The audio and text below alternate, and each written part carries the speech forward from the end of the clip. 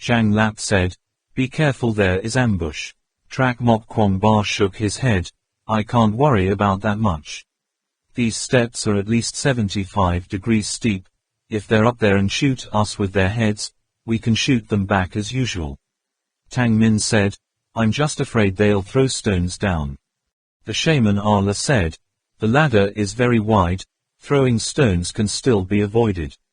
Having come close to the bottom of the stairs, the shaman Allah threw himself forward, then turned to shoot down, covering the people behind. The steps were indeed a bit steep. They used both hands and feet, climbing in a row for 20 or 30 meters. Hearing the roar below, it seemed that Lumo and the others did not chase anymore. Yue Yang looked back and couldn't help but smile.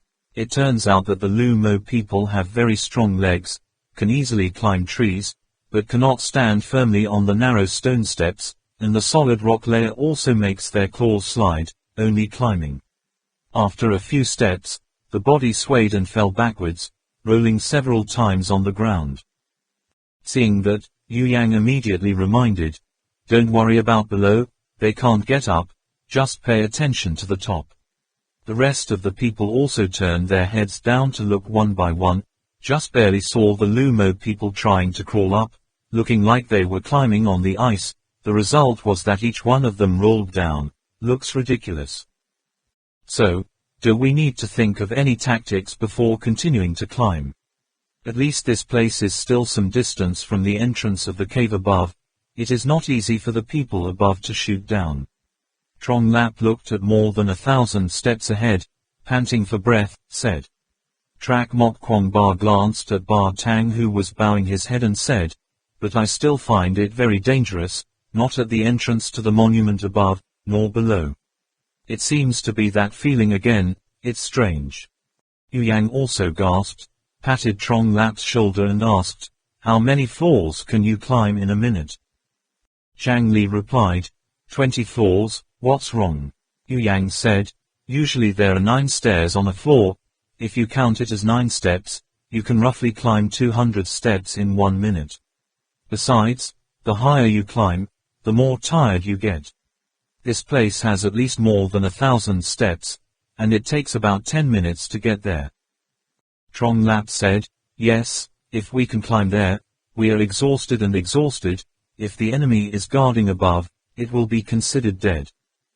Yu Yang shook his head. "It's not that problem.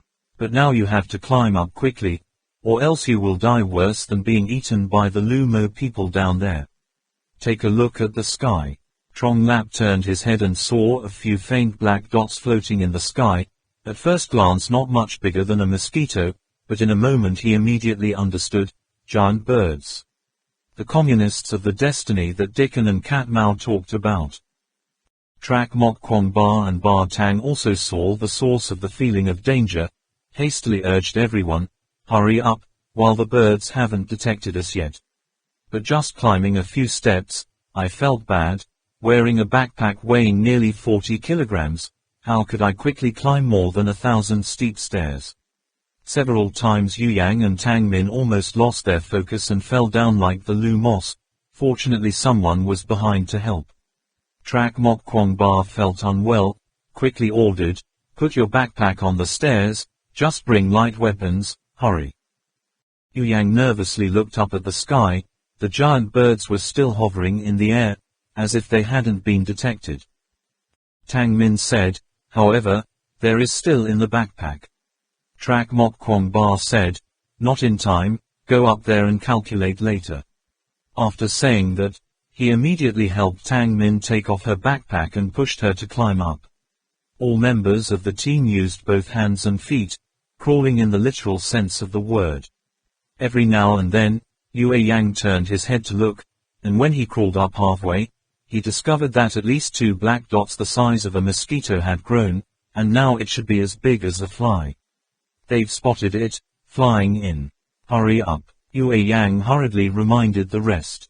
They all tried their best to climb up to the cave. Everyone knew that only up there was hope, not hovering in the middle of this slope, which could not withstand the giant birds. That's okay. Lu Kan Nam injured his leg. Climbing the stairs like this is extremely laborious. Trak Mok Kwangba had to stay behind her, crawling up along the way, at least supporting her 5 or 6 times. In the blink of an eye, the shadows hovering in the air were as big as a sparrow, but Yue Yang looked up.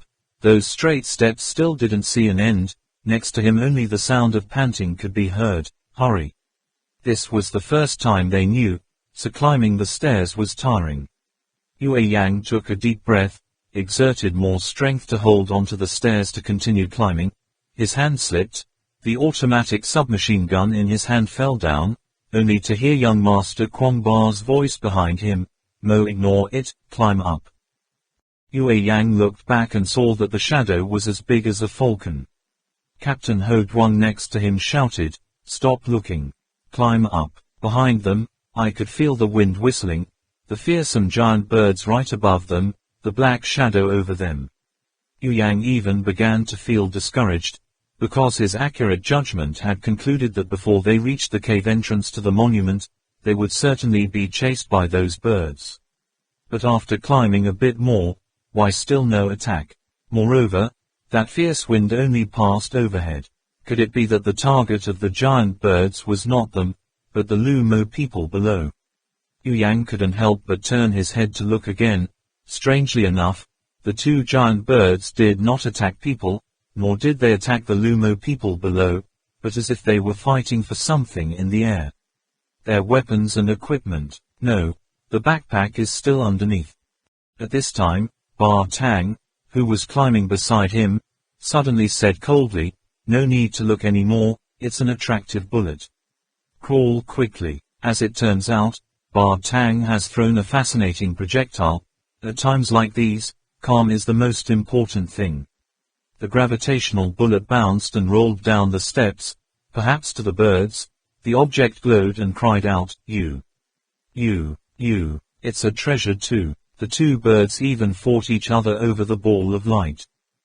While the birds were still arguing in the middle of the stone stairs, Yu Yang crawled up more than 100 steps. Where is the shaman Allah? Only to see the old shaman who was above the entrance of the natural cave poked his head out and said to the people below, there are no ambushes above, everyone go up. Yu Yang was secretly startled. When did he come up? When all of them reached the natural cave without any danger, the 2 birds fought each other with their heads cut and bleeding because of the glowing orb. One failed to run away, the other had a dead orb in its mouth, glowing again, raised his head to look around. His expression seemed proud and pleased. The dilapidated cave entrance was blocked by a large bird carcass. Apparently another group of people shot it to death. The shaman Allah said, there are no people inside. It seems they have retreated deep inside. Yu Yang stood at the entrance of the cave, leaning over to look outside. Along the cliffs, there were small holes everywhere, like a giant beehive. Until Trong Lap called, what are you looking at? You don't want to come in here. Yu Yang was the last to enter the cave, doubting in his heart, this is not a natural cave, but formed by man-made destruction. In the past, the top of this cave must have been built into some kind of palace or something. Step over the giant bird carcass, into the cave. Yu Yang looks to the left. This cave keeps stretching out the width of the cliff. The pillars of light shining down from the holes above shine on the stone pedestals and broken statues, forming a corridor, full of light pillars. I watched for a long time, but I couldn't see the end. I could only see the pillars of light crisscrossing each other and the dust floating inside the light column. The wall behind the stone statue seems to have a lot of frescoes, but now it's all peeled off. Only the base of the wall has a few patches of patchy color. What is this? Zhang Lap asked. He stared in amazement. From these destroyed rubble, he could imagine how big the stone statues were in the past. Trong Lap was standing in front of a still relatively perfect bird's head, yet his height only reached the lower edge of the beak. The shaman Allah explained, these are, perhaps, the most primitive deities of the ancient Hindu religion. Don't tell me you guys, even I've never seen these images before. However, the traditional Taoist religion worships the gods of the 3 realms, gods in the sky, Tanabas in the middle, dragons in the bottom. These statues must be canopy. Unfortunately, the computer is below, so I can't look up the documents. As soon as Tuang Man entered the cave, he quickly pulled Lu Can Nam to check the wound. Lu Can Nam leaned back against a broken statue to be bandaged by Tang Min. The two murmured and talked about something, smiling faces. When Trak Mok Kwong Ba saw this, he couldn't help but secretly rejoice in his heart. The ground was covered with a thick layer of dust, leaving countless footprints. Yu Yang observed and said, "There must be 5 people, 3 of them are over 6 feet tall. You can see the footprints, they went deep into the ruins before we came here, leaving only one guardian name. The other guy saw us, or heard the gunfire, and ran off to gather with his comrades, so his footprints seemed a bit more disordered. This person is about 1.65 meters to 1.7 meters, about the same height as the other. The blood stains on the ground showed that some of them had been injured, but how many were injured, and how they were injured is unknown." Tang's father also noticed the blood stains on the ground. There were a few places where the blood remained, not completely dry. He stepped forward, put his index finger to dab a little, brought it up to his tongue, licked it, then sipped it meticulously like a drug tester, and finally spat out the blood and saliva. After trying several times, Ba Tang came to the conclusion, there was blood from 4 people, including 2 who were seriously injured. Yu Yang had never seen Ba Tang reveal this trick, admired it, and quickly asked curiously, "How do you know that? Ba Tang, can you teach me?" Ba Tang laughed bitterly, "Tasting a lot of dead people's blood, you will naturally be able to distinguish them." Yu Yang shivered, not daring to ask any more questions. Lu Can Nam also said, "Ba Tang must have tasted the difference in the blood in the arteries and veins. Footprints on the ground show us, in which one person is limping, the other hand is seriously injured, may have been severed, there is still blood dripping along the way, and it is also mixed between arterial and venous blood." The shaman Ala added, "His center of gravity is slightly tilted to the right, perhaps the injured hand is the left hand." Trong Lap asked, "So, what do we do now? Go in or stay here?" Ba Tang snarled, "Of course we're going in. They have 2 seriously injured, their weapons and ammunition are almost exhausted, why not kill them at this time, why wait for them to recover and come back to bite us?" After that, he rolled his eyes and stared at Trak Mok Kwong Ba. Trak Mok Kwong Ba frowned slightly. Captain Ho Duong also expressed his attitude, "Yes, we should take this time to throw stones into the well." Tang Min said, "But, they've already been seriously injured. If it were us, they'd probably give up, right?" A cruel smile appeared on Ba Tang's face. He stepped closer to Tang Min, and shouted out every word, "Don't forget that even their comrades are not spared, let alone we.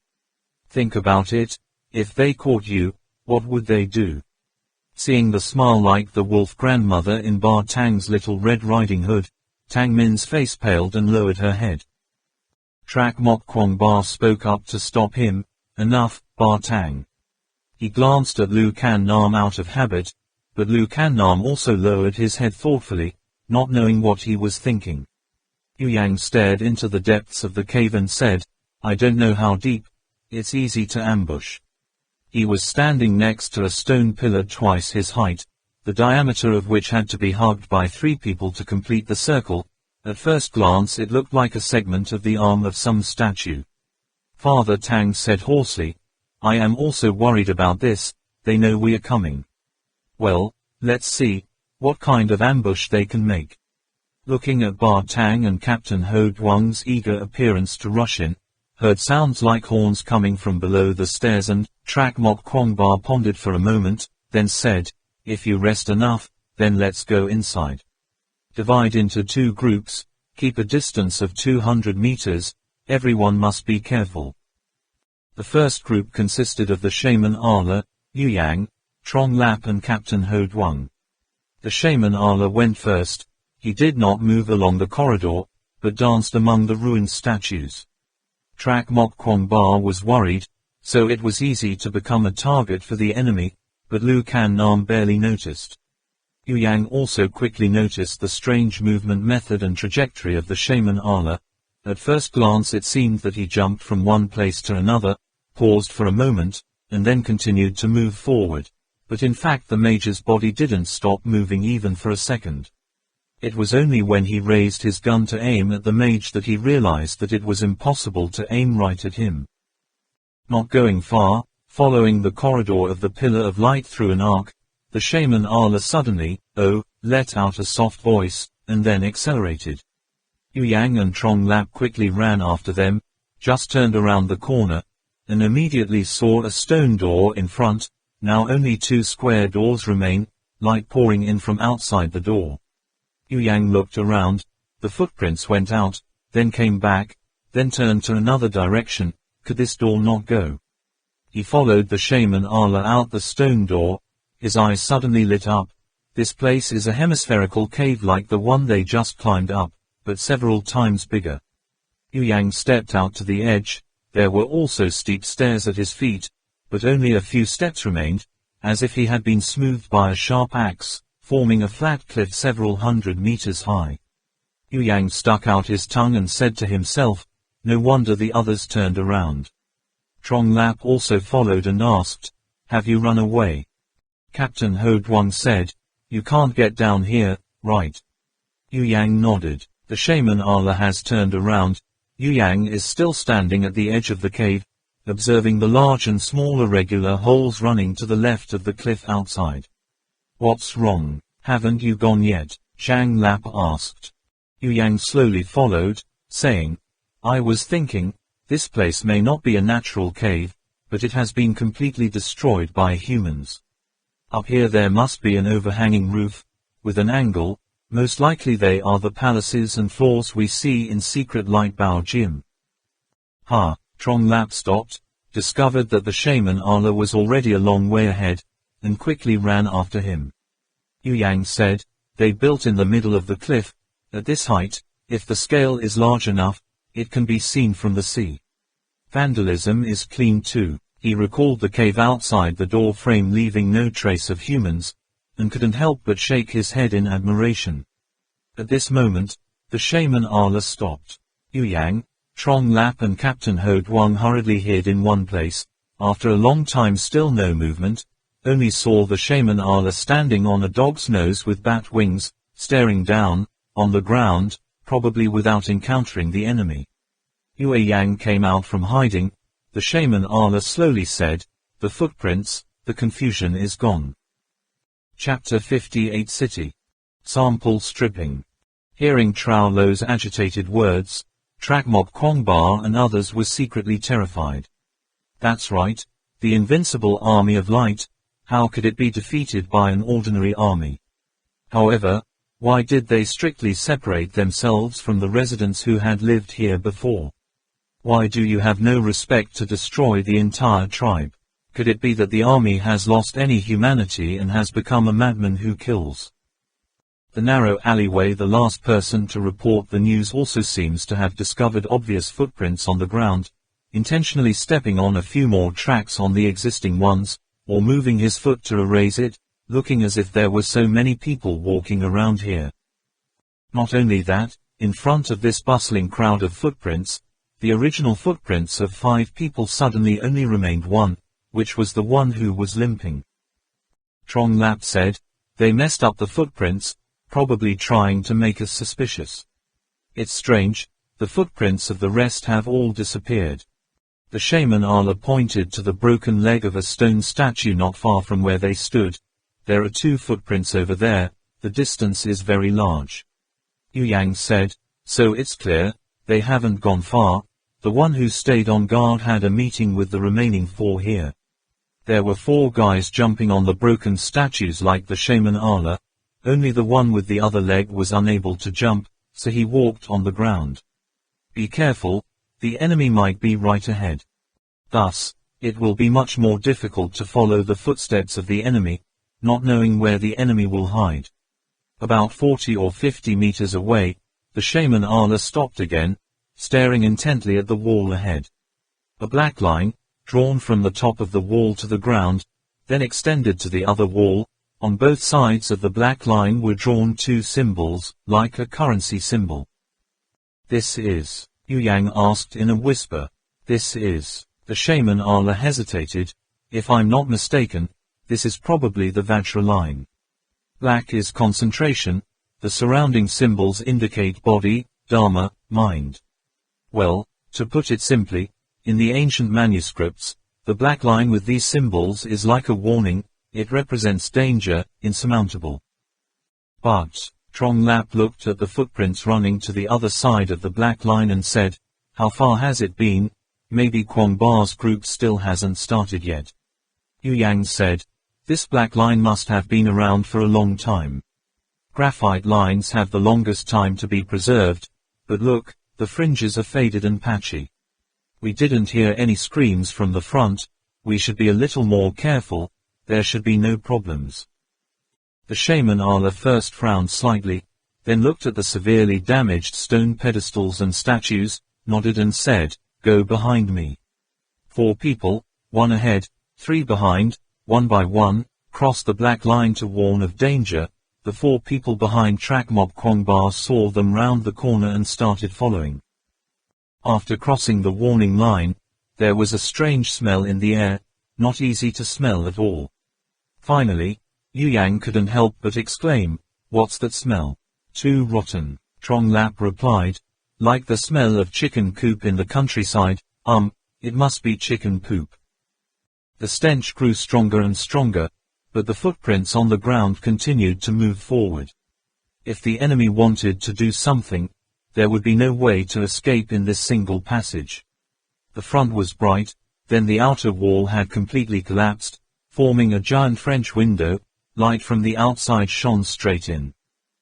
Zhang Li said to Yu Yang, "Tell me, will they jump straight from top to bottom?"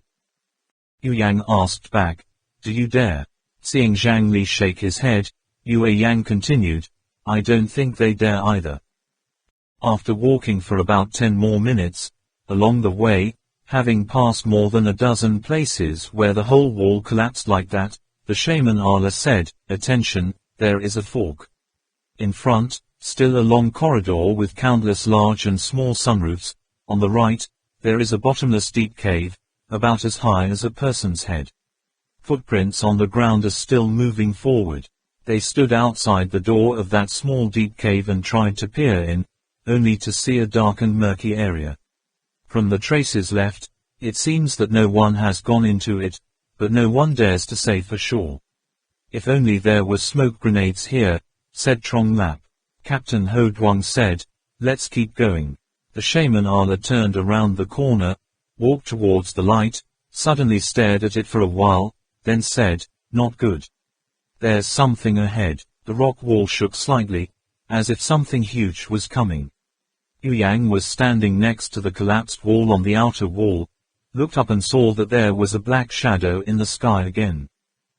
The smell of bird droppings, the black lines, instantly linked together. At this time, the tremors on the cliffs became more and more obvious. "Not done, this is the bird's nest," Yu Yang cried out. Captain Ho Duong and Trong Lap were both stunned. The shaman Allah turned around and stood between the 3 of them. The cliff continued to shake, something fell off, with 2 pieces of black wire, like a wristwatch. That thing was no stranger to them, Black Storm. Back at Hyeon Kong Temple, it was this that made them suffer enough. "Do not run, not keep up any more." The 2 shouts were from Captain Ho Duong and Magician Allah, respectively.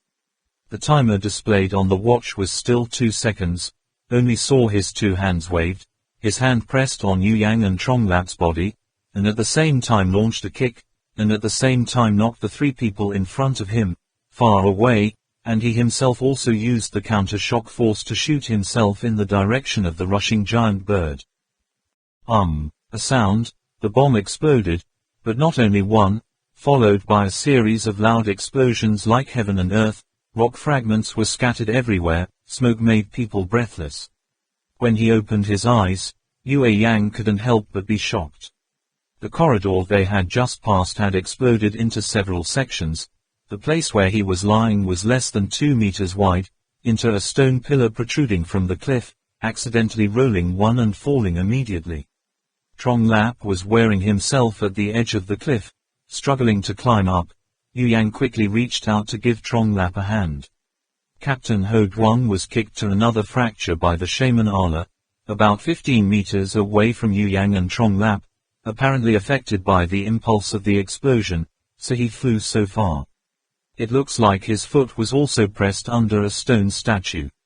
And where is the shaman Ala on the other side? Yu Yang didn't see him. He seemed to have disappeared at the turning point ahead.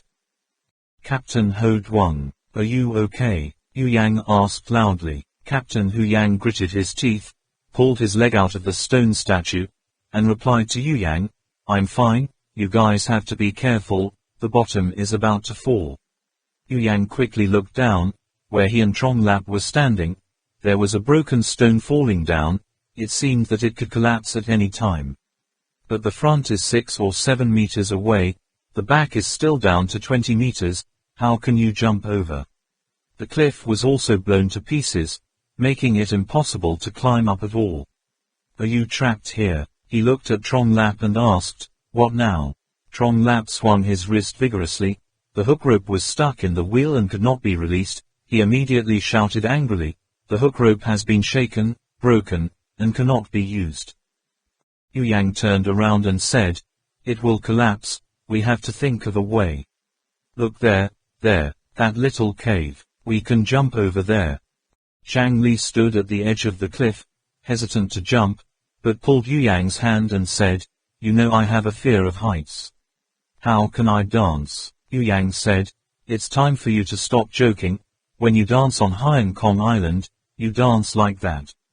After saying that, he took a deep breath, jumped up, and then steadily descended to the dark cave entrance. But when he turned around, Zhang Lap was nowhere to be seen, so he poked his head out the door of the cave and loudly called, quickly jump over here. What are you waiting for? Trong Lap still dared to look down below. Back at Hainan Kong Island, it was dark and dark below, couldn't see anything, took up all the courage to jump and pass, but here, you can see clearly, the cliffs are flat as if they were just broken. A hewn axe blade, underneath the green treetops like spikes pointing up, too high. There was a crack at the base of the protruding part where he stood, and that protruding lava block could collapse at any time. Yu Yang frantically shouted, idiot, jump. Trong Lap hesitated, took a step back, and then ran as fast as anyone, but when he came to the edge of the foot, he did not put his strength down, but rushed into the middle of the air. Stupid, Yu Yang scolded, then raised the butt of the gun. Trong Lap quickly caught it, his whole body hit the cliff. Yu Yang had to work hard to pull him into the cave. On the other side, Captain Ho Duong also staggered to his feet and said to the two, stay where you are, I'll go and call the Kwong Ba youths. Yu Yang said again, you are also careful, Captain Hu. Returning to the cave, looking at Trong Lap sitting on the ground, he asked, I say, how can you be afraid of heights? Trong Lap shook his head, I don't know, when I was in the army, I never had that happen. But at that time, it seemed that there was no such thing as a high-altitude battle. Maybe the houses in my hometown are all short. Ah, that's right, what do we do now? Just wait here. Yu Yang looked deep into the cave, then glanced at Trong Lap again, smiled and asked, go inside. See if you can. This small cave is not very deep, but turning around a bend, the light is immediately blocked, dark as ink. Yu Yang walked forward, stopped for a step, carefully groping the ground with his feet, lest he miss a step into the void, or step on some trap. Zhang Li put one hand behind Yu Yang's back, to ensure distance between the two. A little faster, okay. It's dark like this, can't see anything, how fast can it be? Why not turn on the lights? They all have flashlights on their automatic submachine guns. Idiot, if there were enemies inside, wouldn't we be exposed already? Shush, there's light.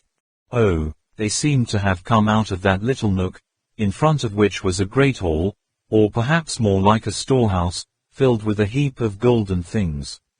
Smaller columns of light outside from the 4 directions and 8 directions, intersecting each other, just like sunlight shining through a basket. Oh, big rich. The two of them were attracted by the dazzling yellow color in front of them. It was a huge pile, piled up like a small mountain, at least 10 meters high. Those small columns of light shined upwards, instantly reflecting a kind of light that people couldn't resist. Yellowish. In addition to a large pile in the middle, there were also countless golden statues around, all of which were destroyed, but still bright and dazzling. The light was dazzling, no matter how ugly and unsightly, no one disliked it. As soon as the explosion sounded, 4 people crawled up from a collapsed cliff. It was Taimi, Max, Ivan and Ho2. Follow us, well done. If they don't explode, let them play with those birds. Taimi laughed. Poor son of Lei-Ba. Ho-Su said. Shimi sneered. You know his weakness, you can't help but be happy with luminescent things. It's good to let him stay in there with those things. He suddenly waved his hand, lowered his voice and whispered, hurry, there are still people. Trak Mok Kwong Ba's group ran very quickly. As soon as they heard the explosion, they immediately ran, although they were prepared for the enemy to escape by turning, but they did not expect him to explode the whole wall. Rock, this is really too cruel. Trak Mok Kwong Ba rushed up first, was running. He suddenly felt alert, immediately rolled to the ground, and at the same time heard Ba Tang shouting, there is an ambush. 2 bullets passed through the shoulder, only felt a burning sensation, then heard the gunfire. Just 1 step behind, the bullet would most likely have passed through his chest. As soon as he fell back, gunfire was heard. Ba Tang, Lu Can Nam, and Tuang Man all hid behind the stone statues. The enemy also seemed to be hiding behind the statues on the opposite side. The 4 people in front did not know how life and death were, and Trak Mok Kwong Ba's heart felt like it was on fire, but the guys blocking the front were also extremely difficult to deal with. Their shooting techniques are all very accurate, just move a little bit, and immediately jump to a barrage of bullets. How about now? Trak Mok Kwong Ba turned his head to look for help, only to see Duang Man and Lu Can Nam hiding behind the statue on the left, and Ba Tang was nowhere to be seen. Lu Can Nam lightly shook his head, signaling him not to move. It is necessary to immediately think of a plan of action, quickly solve the enemy in the way. The calculations run through at breakneck speed in Trak Mok Kwong Ba's head. Clack clack clack, a gravitational sphere was thrown out, which began to squeal, beep beep. TCHTSK. Gunshots rang out, and it exploded. Taimi took out the magazine, installed a new one, said to Ho2 in front, if you still play this game, think we are monkeys. Trak Mok Kwong Ba glanced at Lu Can Nam's suspicious eyes, as if asking what he was going to do. He couldn't even think about it anymore. Bullets were fired from 3 different directions. There was 1 person in the front about 50 meters in front, about 40 meters in front there was another person, beyond the place where the outer cliff collapsed, 2 more people revealed their shadows. The enemy hides very well, can see the only way through the narrow gap between the fragments of the statues. The whole person is completely hidden behind the stone statue. While he only needs to put 1 foot out of cover and immediately take the bullet. Shotguns can't reach that place, unless you throw the grenade right where they hide, otherwise it won't do anything to the enemy. But in his corner, the largest opening to throw a grenade into was less than 10 centimeters. From 50 meters away, but want to throw a grenade into a hole as small as a fist, afraid that no one in this world can do it. Why is there no loophole? Calm down, calm down. Trak Mok Kwong Ba thought to himself, then focused on analyzing the situation. What if you go straight through? There are 3 people in front and left, reacting in front and back. Even if they can rush to the front, they cannot safely retreat. There was only 1 person in the front, and he was still the closest, but he also hid the most skillfully, between 3 adjacent stone pedestals about 2 meters high. On the head there was a stone pillar crossing, forming a worshipping the shape of the word, mourn, men, hiding in there is like hiding in a bunker.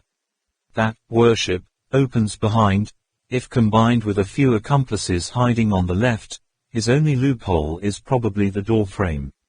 Because the stone pillar above and the pedestal below did not completely match, there was a hole in the upper part of the blockhouse, where Trak Mok Kwong Ba could see the changing shimmering light inside. He thought to himself, thinking he could throw a grenade at it. If he threw a grenade in from above, when it exploded, the shock wave would not affect him, otherwise the other accomplices would be jammed. The problem now is how to get to the front, how to climb to the top of the bunker. During the whole process, how do I not get hit? At this time, Trak Mok Kwong Ba suddenly remembered the shaman Allah. That's right, the Major's mobile method. No, I can't do it. Then use a method that the opponent can't expect. That's right, use it that way. Don Rock is about 1 meter and 8 feet tall, equivalent to my height. Can I jump that high? Looks like I have to take a risk. After calculating, Trak Mok Kwong Ba immediately put the automatic submachine gun on the ground, adjusted the position of the Steyr mini machine guns on both armpits so that it was easiest to pull out, then took out 2 attractive bullets, right hand holding a grenade. Before Lu Can Nam and Tang Min's surprised eyes, he smiled confidently, swung his hand and threw the first attractive projectile, drawing a beautiful curve in the air. At the same time, Trak Mok Kwong Ba ran out from hiding, but he did not run in the middle of the road, but followed the wall of the cave inside, his body tilted, followed the wall and ran up, using the technique of running on the wall, practiced countless times. Borrowing the body's javelin, he can climb up to 3 or 4 meters along the wall, and then run 7 or 8 more steps along the width of the wall. Taimi certainly did not expect Trak Mok Kwong Ba to rush through this way, until he discovered that Trak Mok Kwong Ba had already bypassed the obstacle and ran about 20 meters more. At the same time, the second gravity bullet was also thrown by him.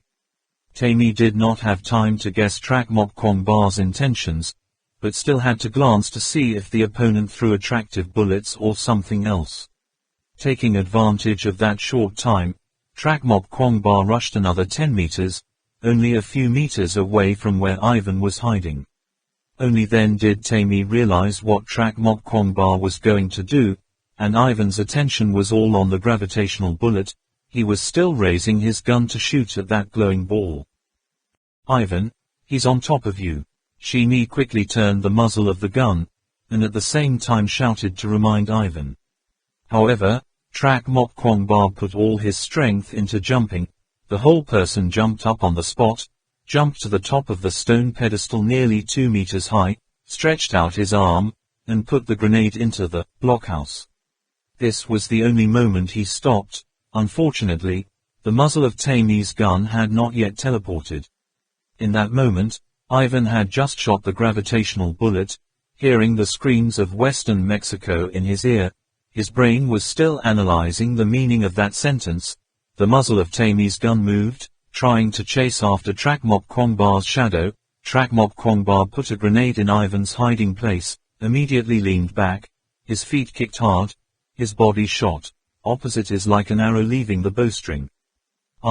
Flames flashed, smoke and dust splashed, bullets passed through Trak Mok Kwong Ba's sideburns. He turned around and landed. While hovering in the air, both hands pulled out a pair of Steyr mini machine guns, fired at the enemy in the dust, and at the same time took advantage of that smoke to shield, dashing to the side, left. Lu Can Nam and Ba Tang also coordinated to support him. With no more obstacles, Trak Mok Kwong Ba went up the cliff again with an extremely beautiful movement, both hands holding the gun, running like flying over the wall. When his body was parallel to the ground, he suddenly turned 3 times, 160 degrees. The movement is as beautiful as a skater flipping through the air. The body was rotating.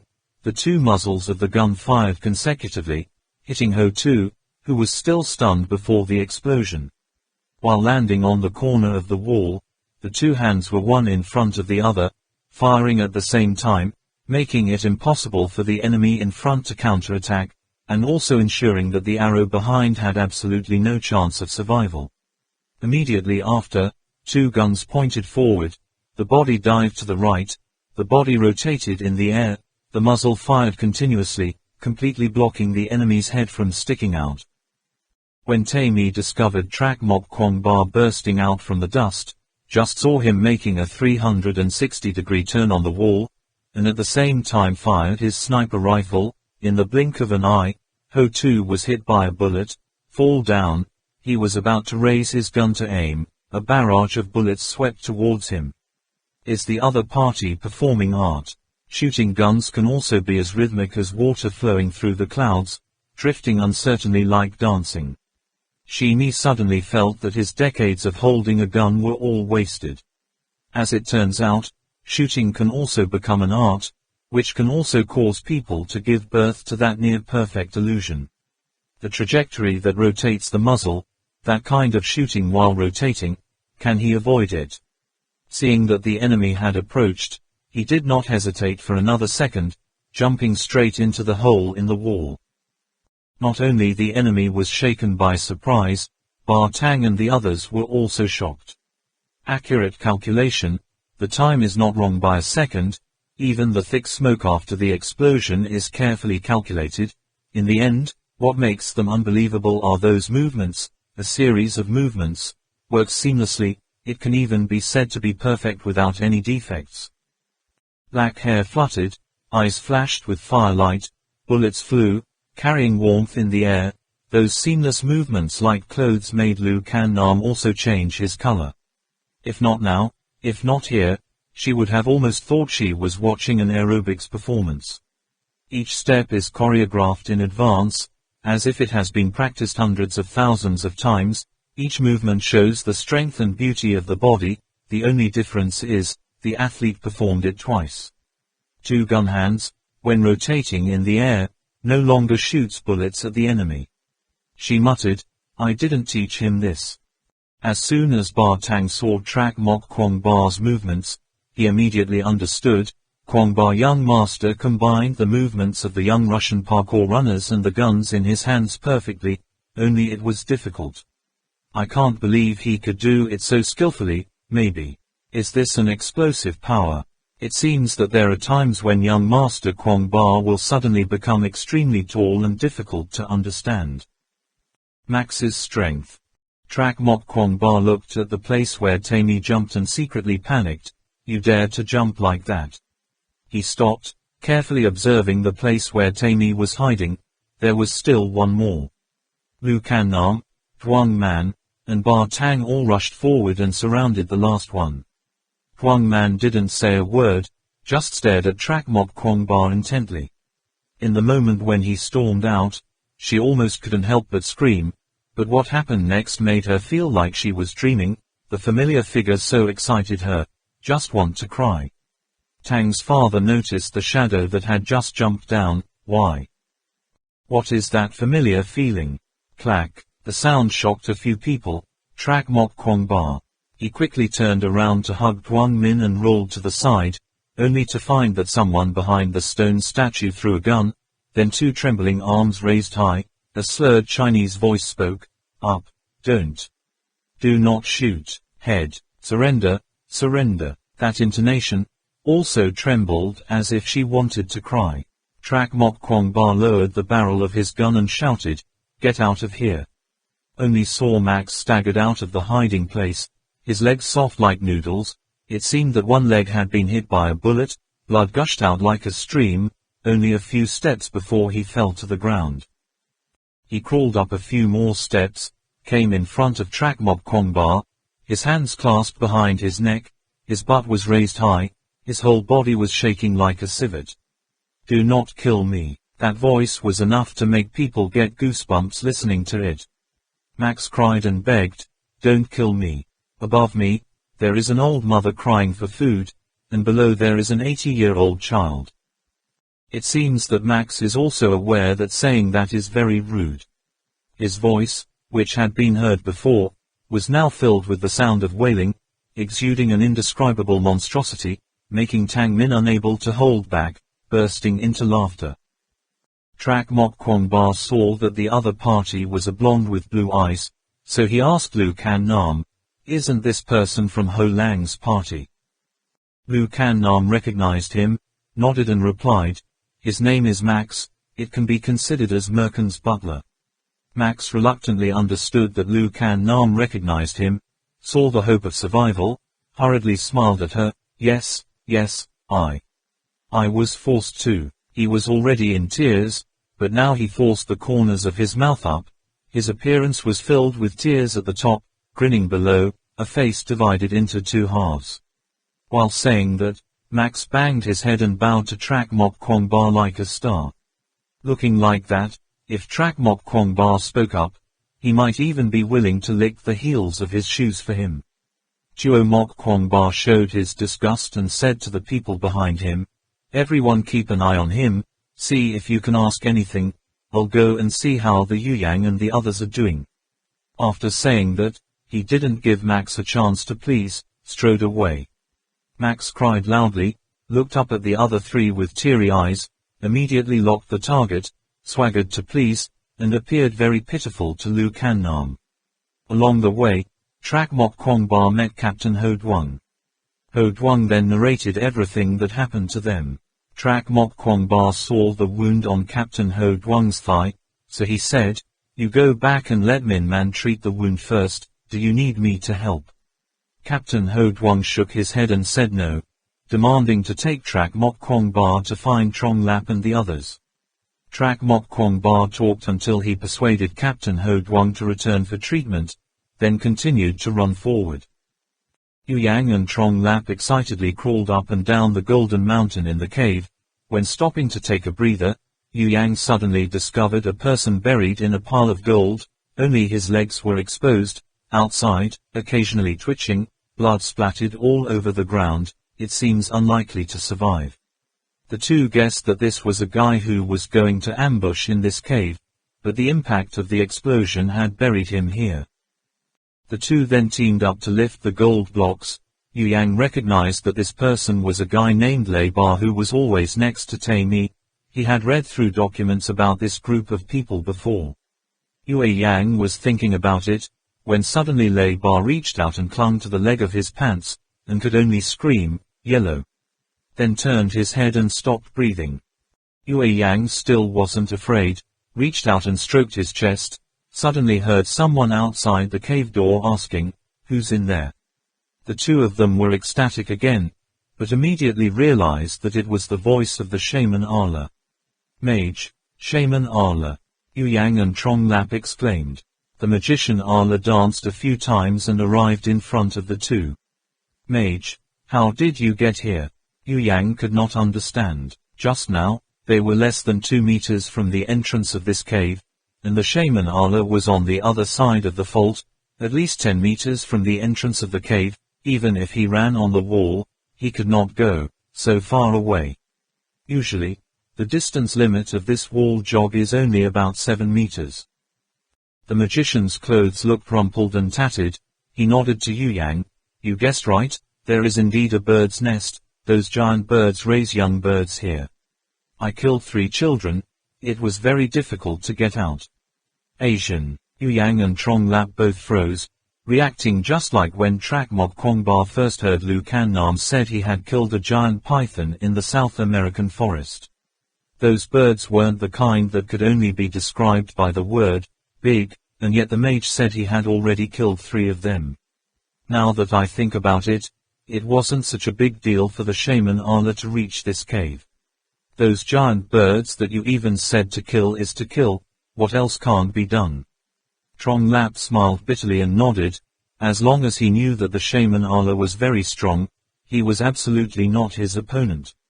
He pointed to the golden mountain, smiled and smiled at the shaman Arla. "Sorcerer, we discovered this gold treasure. It's a lot, it's all gold here."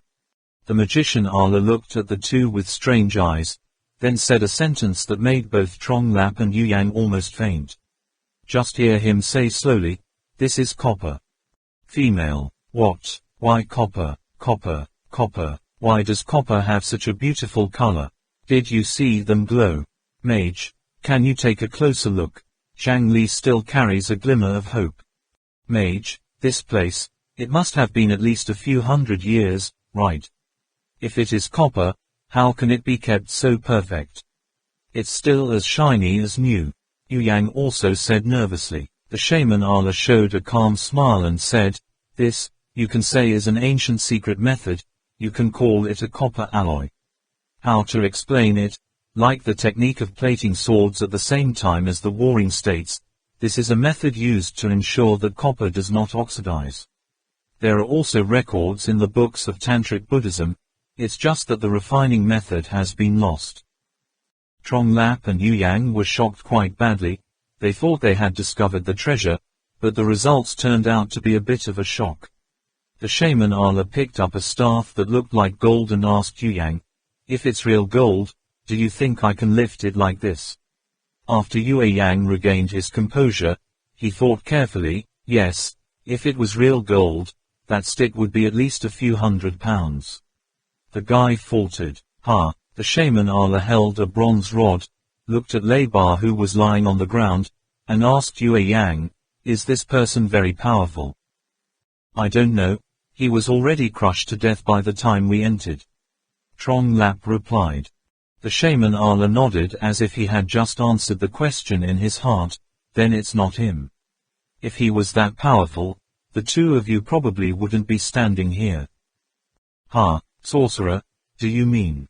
Yu Yang quickly asked. The shaman Allah rolled his eyes around the hemispherical cave, saying to the two, this place, before you guys arrived, there was a fierce battle.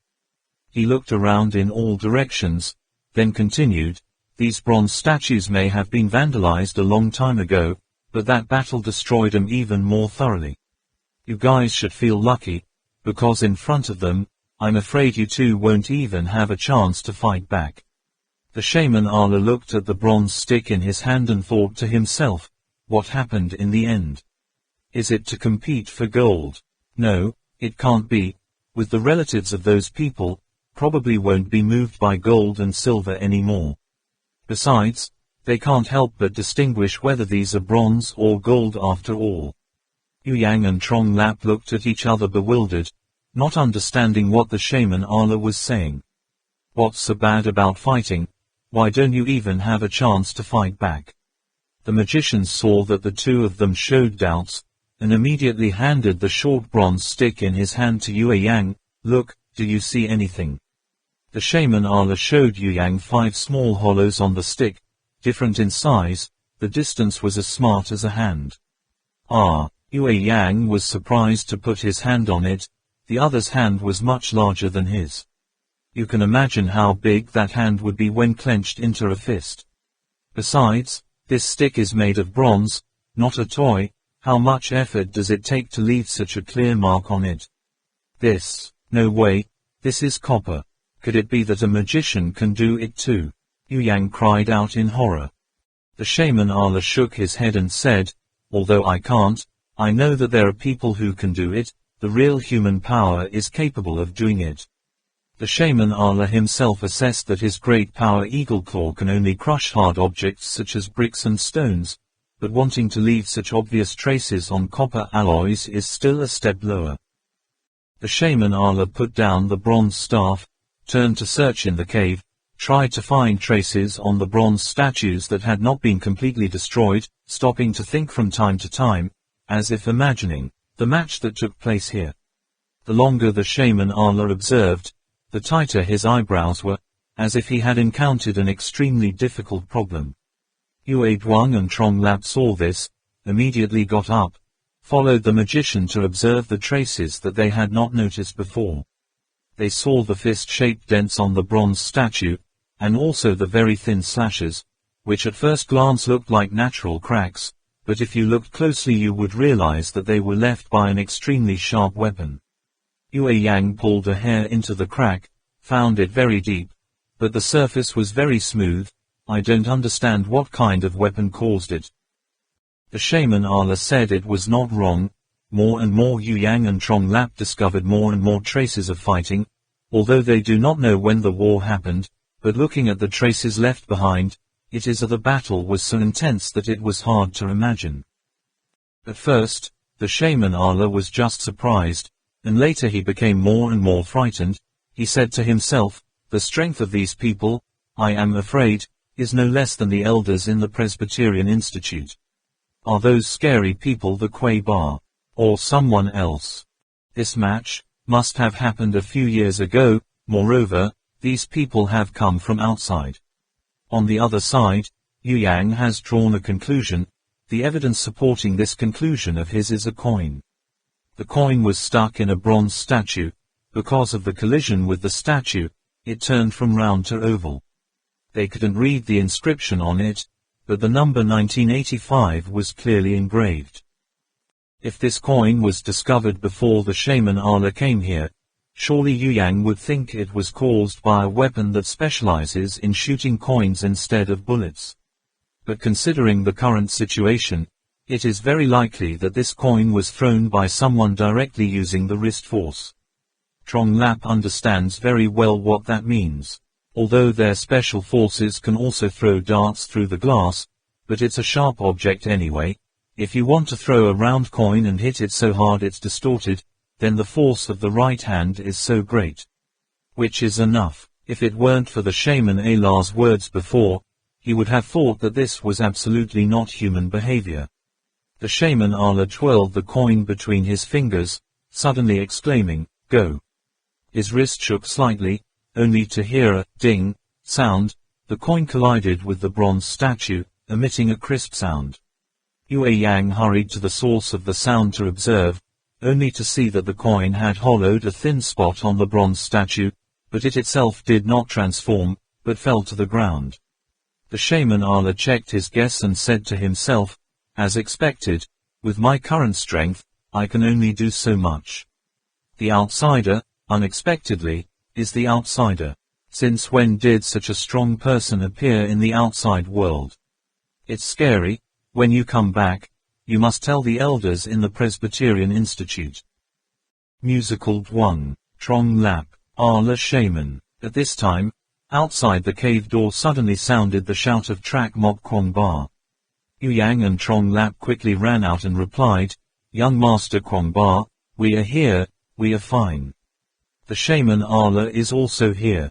We are here. Lu Can Nam's voice was heard saying, without ropes, they can't get through.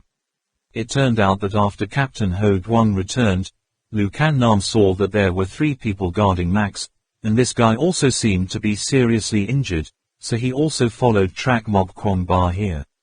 Trak Mok Kwong Ba patted his head. It was really confusing. The rope was left in the backpack under the stairs. He immediately asked Yu Yang and the others to wait patiently for him and Lu Can Nam to come back and get the rope.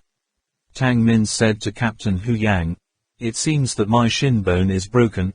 I have to wait for a while to brace you. Tang's father stared at Max. The muzzle of the gun always pointed at him. This Max at first seemed to be lowering his head motionless, but in fact his eyes were still rolling non-stop. At this time, seeing that Duong Man had briefly checked the wound of Captain Ho Duong, he hurriedly moved up. The mirror the old man's face was strained with a very unsightly smile, and he said in slurred Chinese, Sister, can you help me? I'm not done. Blood. The blood keeps flowing. Sister, you are beautiful. Max's nose and tears flowed profusely. If it wasn't for knowing that he wasn't very cute, he would have rushed to hug Min Man's leg, shouting loudly to call her mother. Tang Min blushed slightly. Being called by a man in his 30s or 40 years old, more or less had a strange feeling. She glanced at Max. Sure enough, the blood was still oozing non-stop. The whole leg of his pants was completely dyed red. His appearance was also very pitiful. Tang Min secretly felt impatient, then turned to Ba Tang to consult. Ba Tang stiffened and shook his head, trying to say, just leave his body. Max raised his teary eyes to stare at Tang Min's face, occasionally looking down at his injured thigh, though he didn't say anything, but his expression clearly showed, I didn't expect you guys to do the same. I just had to accept my fate. Finally, Tang Min said, come over here and see. Max turned his head to the side, looking like a son who was both wronged and cleverly letting Tang Man see the tears on his cheeks. Tang Min said, as long as you don't mess around, it's okay. Come on, come over here and I'll take a look. Father Tang frowned slightly. Although the barrel of his gun was still pointed at Max, the distance between Tang Min and that guy was too close. He secretly calculated that if the bullet penetrated the opponent's internal organs, it would probably injure Tang Min. What if shot in the head? At such a close distance, would the bullet penetrate the skull? Tang Min was about to lift Max's pants to examine the wound, suddenly suspiciously asked, "Why is your blood so cold?" If it was blood spilling from an open wound, how could it be so cold? At that moment, she saw a ferocious glint in those pitiful eyes. Before Tang Min could scream, Max grabbed her wrist. Tang Man quickly turned to the method of holding the hand to turn the wrist to capture the opponent. Unexpectedly Max's wrist turned again, squeezing Duang Man's hand. At the same time, that tall figure also circled behind her with unusual flexibility. That injured leg, now it's not injured at all. The whole process took place in a blink of an eye. Bar Tang and Captain Ho Duang were right next to him, but couldn't stop it, only saw Tang Man put his hand on Max's wound and say one sentence. Next, he pressed his body behind her, grabbed Tang Min's wrists with one hand, holding a spear-shaped piece of stone with the other hand, the point of which was only less than a centimeter from Tang Min's eyes. Don't get excited, Max warns Captain Ho Duang and Bar Tang. I don't want this pretty girl to get hurt either. Back off, back up. You, throw the gun over here.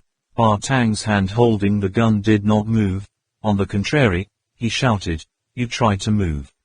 At the same time, his fingers were slowly gathering force. The trigger made a soft sound. Captain Ho Duang quickly exclaimed, don't mess around, Bar Tang. Max did not expect that there would be such a person in the other party, and quickly hid his head behind Tang Min. At this moment, Tang Min suddenly swung his leg backward, kicking the enemy's weak spot. But Max had been forewarned, her thighs clamped, keeping her legs stiff. Seeing that this girl was also not average, he immediately let go of his other hand, leaned back a little, cutting straight into the artery in her neck. Tang Min immediately fainted on the spot. Max pressed himself up again, this time shoving a hand under Tang Min's armpit to keep her in a standing position, with the other still holding the sharp stone pointed at her eyes. Bar Tang secretly panicked. How familiar that method is. They were all trained like that. Judging from the enemy's movements, this Max is definitely a professional special forces soldier. Just now, they were completely deceived by his pitiful appearance. His weak appearance, as if he was about to run out of breath, was just a pretense. Could that bloody wound also be used as a disguise? It seems that the sharp stone was also in the opponent's calculations. It was unexpected to make such a mistake. Max pulled Tang Man backwards step by step. Bar Tang also kept pressing forward, putting psychological pressure on the enemy.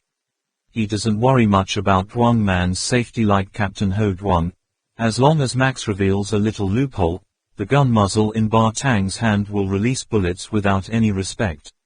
Before leaving, every soldier must prepare to die, absolutely cannot bear the threat of the enemy, need to use blood and iron, regardless of the cost to complete the mission. This is what he were trained. Even if his parents-in-law and children were tied up in front of him, he would never accept compromises with the enemy. Max was also secretly breaking into a cold sweat. Not accepting loved ones, ruthlessly ruthless, such people are really the most feared enemy. He was beginning to regret not having learned more about these people from his master, but fortunately, the wounded bearded man seemed much more nervous than the gunman. You, stop him. Max hid behind Tang Min and ordered Captain Hu Yang.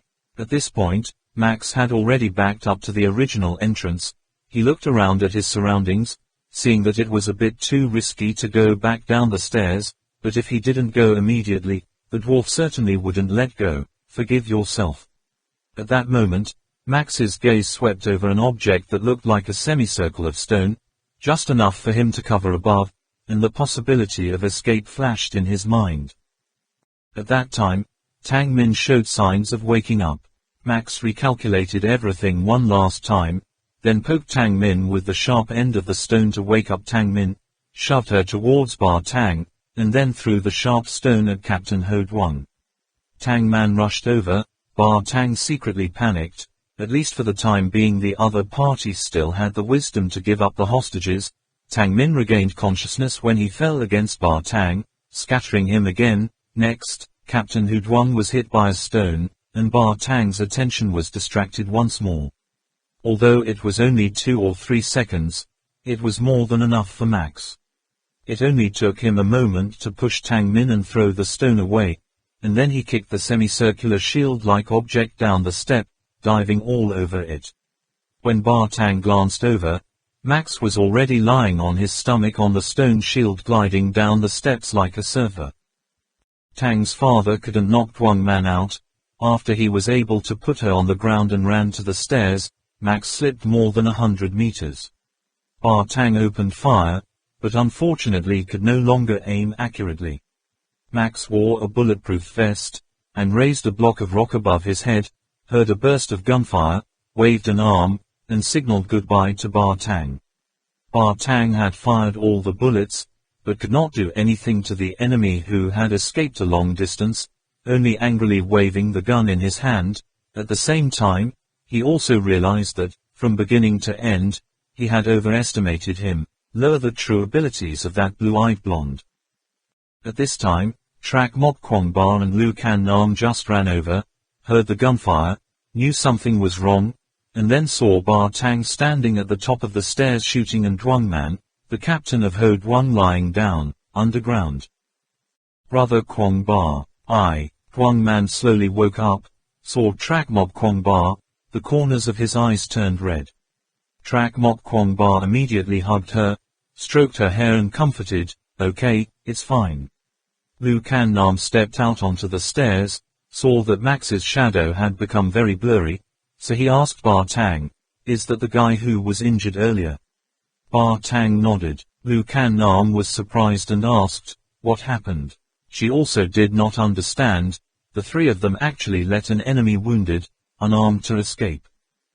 Trak Mok Kwong Ba also reached the stairs, looked up, saw that it was getting dark, and there was no longer a shadow of the giant birds circling in the air, so he said, "Bring your backpack first, save them.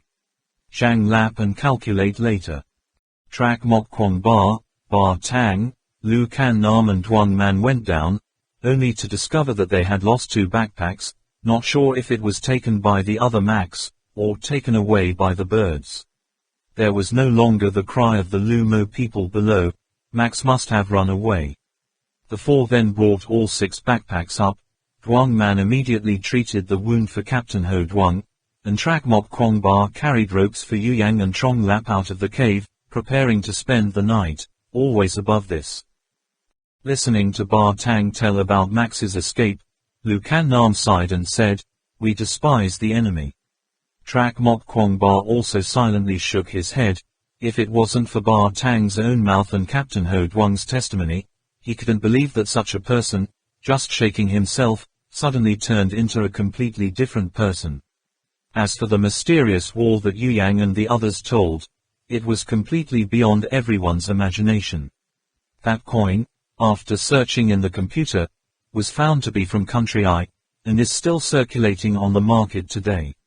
Why does Country I have such a master? The shaman Ala and Lu Can Nam were both very worried, wondering if those scary people had found the temple of Bak Bala or not. If those masters are still here, how can they cope? Those people are definitely not simple opponents like Merkin.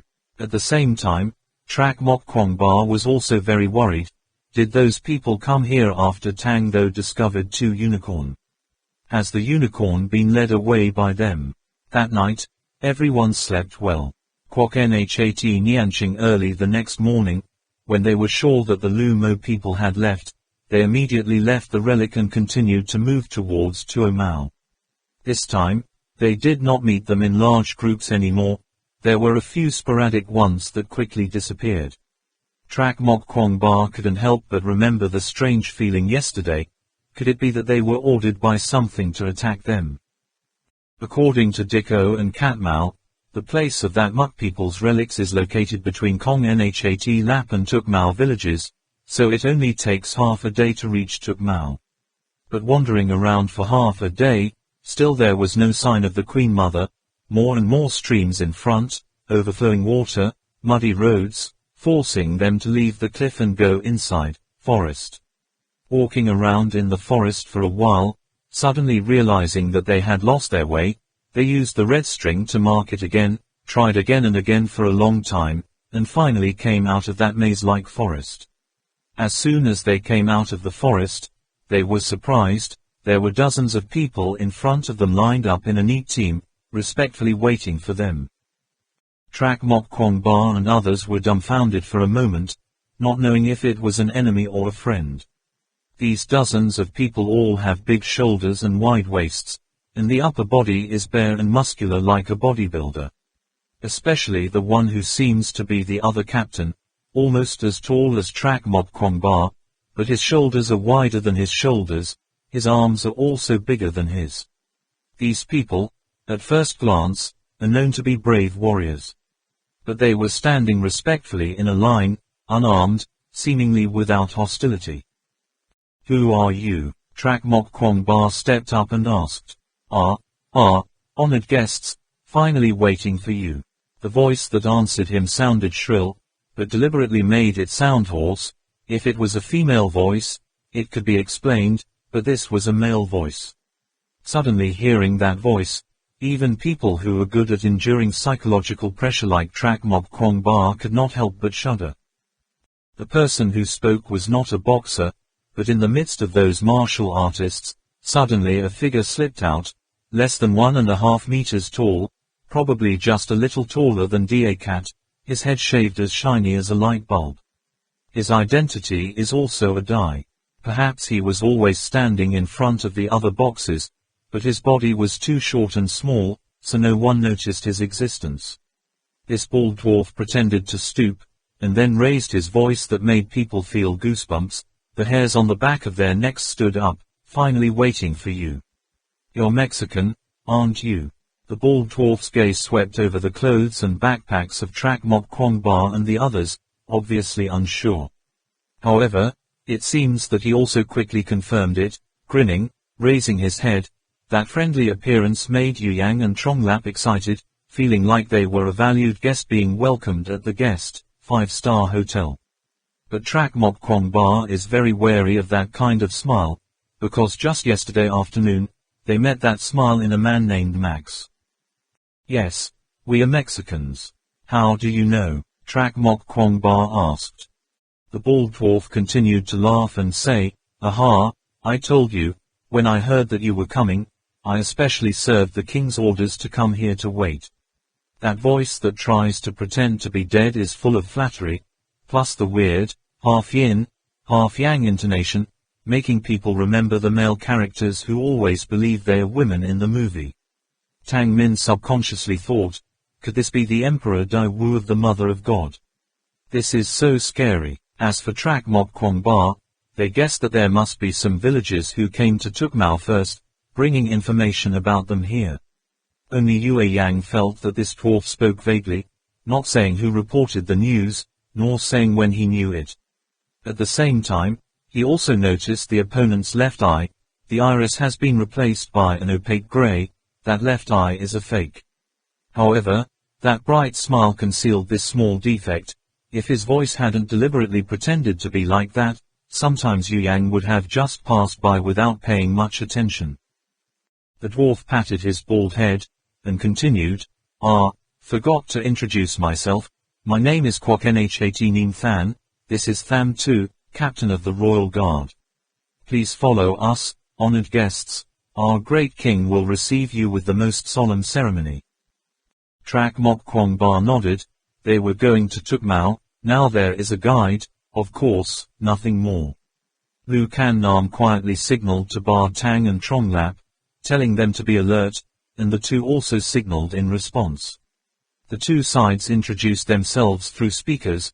Kwok Nhat Nim Than's sharp eyes quickly guessed who was the leader of this team, so Trak Mok Kwong Ba immediately became his great Kwong Ba. Kwok Nhat Neem Than stooped in an inviting pose like a professional receptionist. His short body and awkward posture made him look like a koala. Even Tangman couldn't help but have a problem. Little sympathy. Kwok Nhat Neem Than pretended to have just seen the backpacks on the backs of Trak Mok Kwong Ba and quickly patted his forehead and said, "Let these subordinates help you carry those heavy things. Although they are very stupid and can't do anything good, they can still use some of their health. To be able to give the best for esteemed guests would be the honor of their lifetime. There's no need for this." For a moment, Trak Mok Kwong Ba and Lu Kan Nam exchanged glances. No, how is that possible? This is the job of the people below. Besides, this guy's leg is injured, so he doesn't need our help. If we let the king see us in such a negligent reception, we really don't know what to do. Kwok Nhat Neem Than confusedly clarified, his expression frantic, as if he would be punished by the king for life that is worse than death. That's right, young Master Kwong Ba, just let them take it, or they won't know how to speak. Trak Mok Kwong Ba turned his head and saw that Trong Lap and Yu Yang couldn't wait to quickly take off their heavy backpacks and hand them over to the other boxes to keep them. Now they even turned to help Kwok Nhat Neem Than. Yu Yang just saw Trak Mok Kwong Ba glance at him. He proudly looked down at the gun in his hand, as if to say, "The weapon is still in our hands. There is nothing wrong with looking for a few people to carry a backpack. Impossible." Looking at his ha, he must have wanted to relieve this burden for a long time. In the end, the backpacks were all handed to the boxes to carry. They only carried a few self-defense weapons, following behind. During the conversation, I learned that Kwok Nhat Neem Than was still not Dai Wu, but only a disciple of Dai Wu Da, but martial artists like Tham to still called him great. Trak Mok Kwong Ba did not expect a disciple of Dai O to have such a high position. When they asked about the situation in Tuk Mau, Kwok Nhat Neem Than answered most enthusiastically. However, perhaps because of his smile and voice, Trak Mok Kwong Ba kept feeling that he didn't answer fully, so he turned to talk to Tham too. For this captain of the Imperial Guard, who was even taller than himself, Trak Mok Kwong Ba, on the contrary, felt more sympathy, but this hand Tham to only asked one question and one question, his face from the beginning to the end. In the end, there was no emotion at all. As for Kwok Nhat Neem Than, he always had that standard smile on his face, as if he had been specially trained.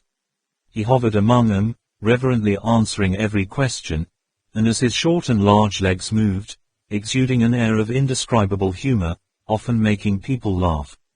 When Trak Mok Kwong Ba's group asked to meet Dai O Dai Dai, Kwok Nhat Neem Than responded without thinking, which made Trak Mok Kwong Ba secretly suspect, but could not say that it was possible in the end, doubt at any point. He suddenly felt very missed Professor Fung Tan, if only his teacher was here.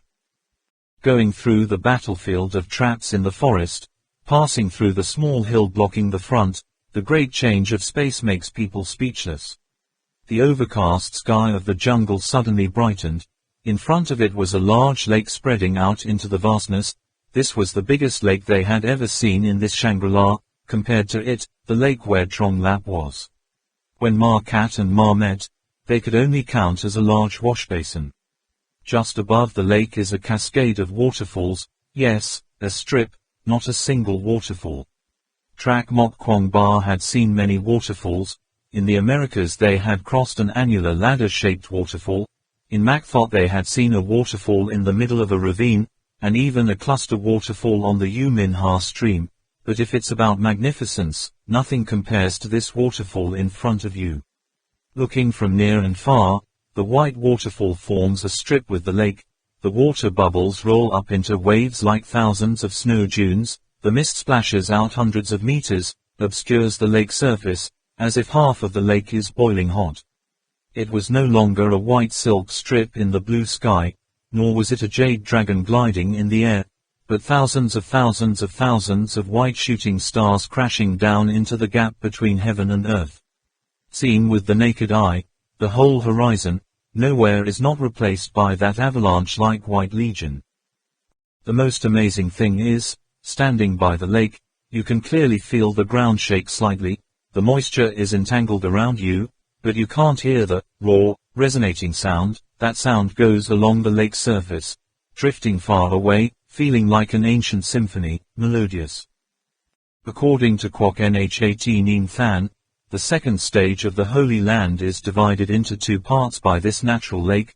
One side is the kingdom of Langbu, the other side is the kingdom of Yaka. The waterfall is as majestic as a miracle. The monument of this creation is called the Silver Curtain, the only wonder in the Holy Land of the four great wonders on this second level. The large lake below is called Nak Nhat Langdo, meaning the Sea of Life. As everyone marveled at the wonder of nature, Lu Kan Nam remained on high alert.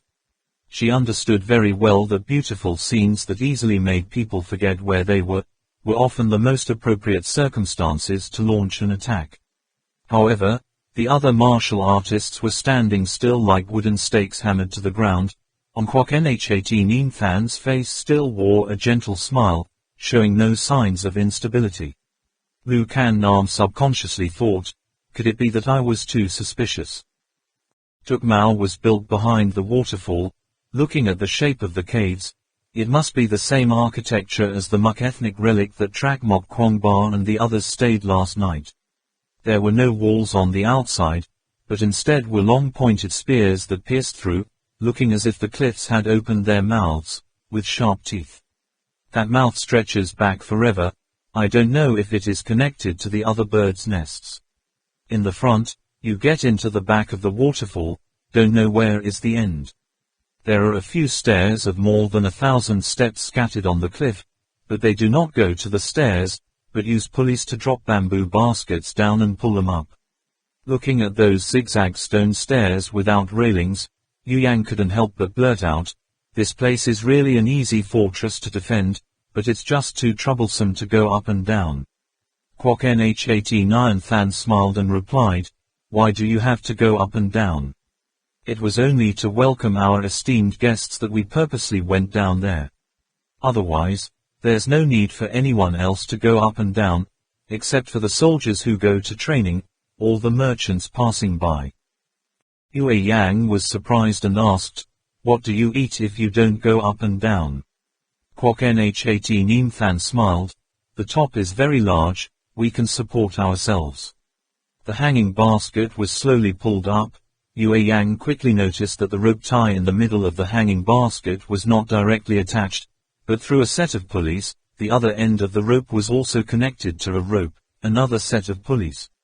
The distance between these two sets of pulleys is about 15 meters, so from the ground up to the Tual Mau, there are about 2 or 3 dozen sets of such pulleys.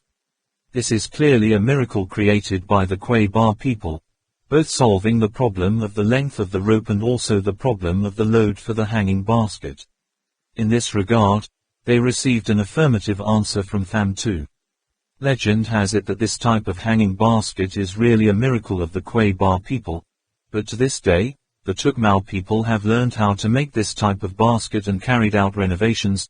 The largest basket can be loaded up to 5 years, 10 cows.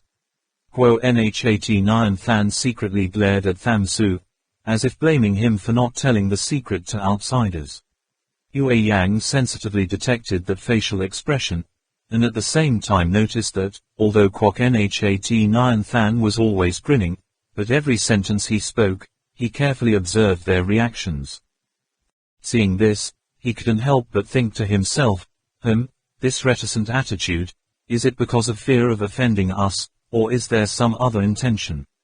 But, we just got here, could it be that the enemy came last night? No, we've already taken the closest route, and moreover, we've caught up with the guys on the same route as us.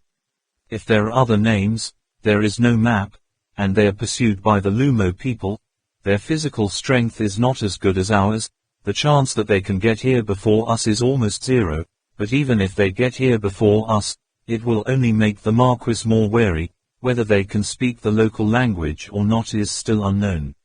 If that's the case, then these marauders wouldn't have welcomed us like that. If Yang ruled out all possibilities, finally came to the conclusion, this guy Kwok Nhat Neem Than is a very good diplomat, perhaps even a confidant next to the king, very good at observing speech, someone else's, but without any malice. This place is also painted with beautiful water. I don't know if there is any marcat waiting for me.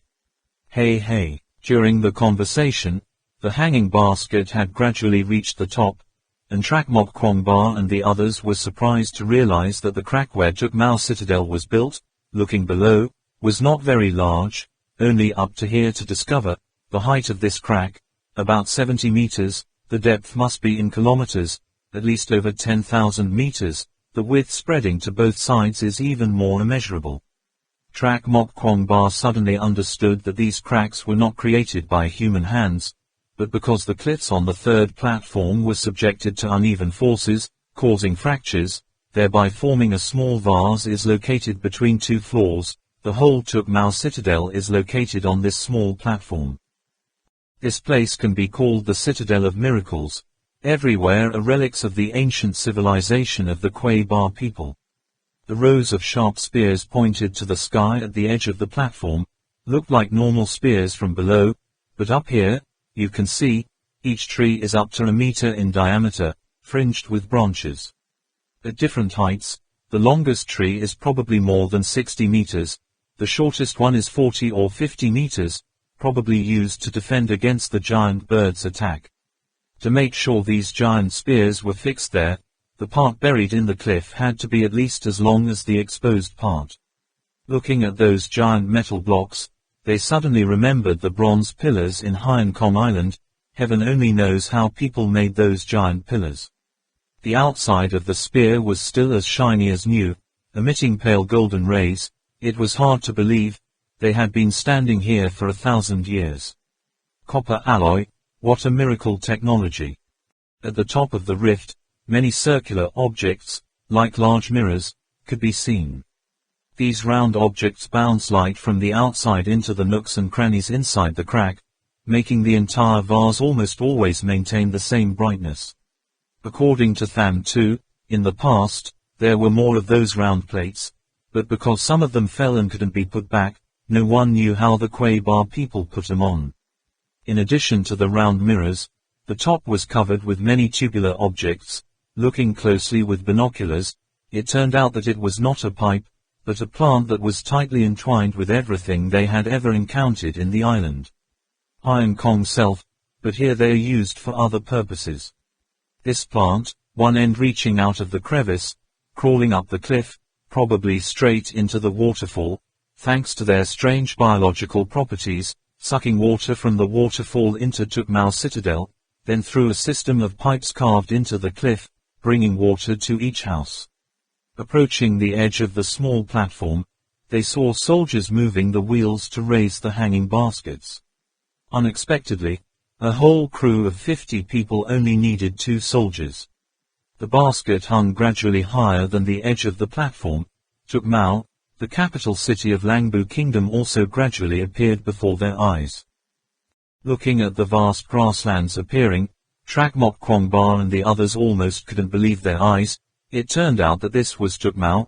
No wonder Dai in Kong Nhat Lap village told them that it was where there is no forest, very open and bright, and not afraid of the attack of the Kong Fade bird. This place is completely different from the place of Muk people. The vast grasslands seem to be covered with a green carpet, countless cows and goats are leisurely grazing, and in the distance are cultivated fields, mainly cultivated Than Koa corn and wheat, in addition to green vegetables and fruits, are divided into growing areas, very neatly planned in a straight line. Looking to the left does not see the end, to the right does not see the end. This place is completely a space completely independent of the old forest below. Captain Ho Duong immediately remembered Machu Picchu of the Incas and Mesa Verde National Park in the US. This Tuk Mau citadel is almost a combination of those two wonders. Looking out, looking down, this Tuo Mau citadel could 100% be considered the highest place they saw on this second platform. The rolling hills are undulating, a blue stripe reaches into the distance, Just standing on this royal citadel is enough to experience the feeling of looking down at the whole world, looking inside, looking up. The whole citadel was built against the mountain, carved out of stone to make houses, layers and layers, rising like terraced fields. The fields and houses were built in alternating rings, reaching below the cliffs of the third floor.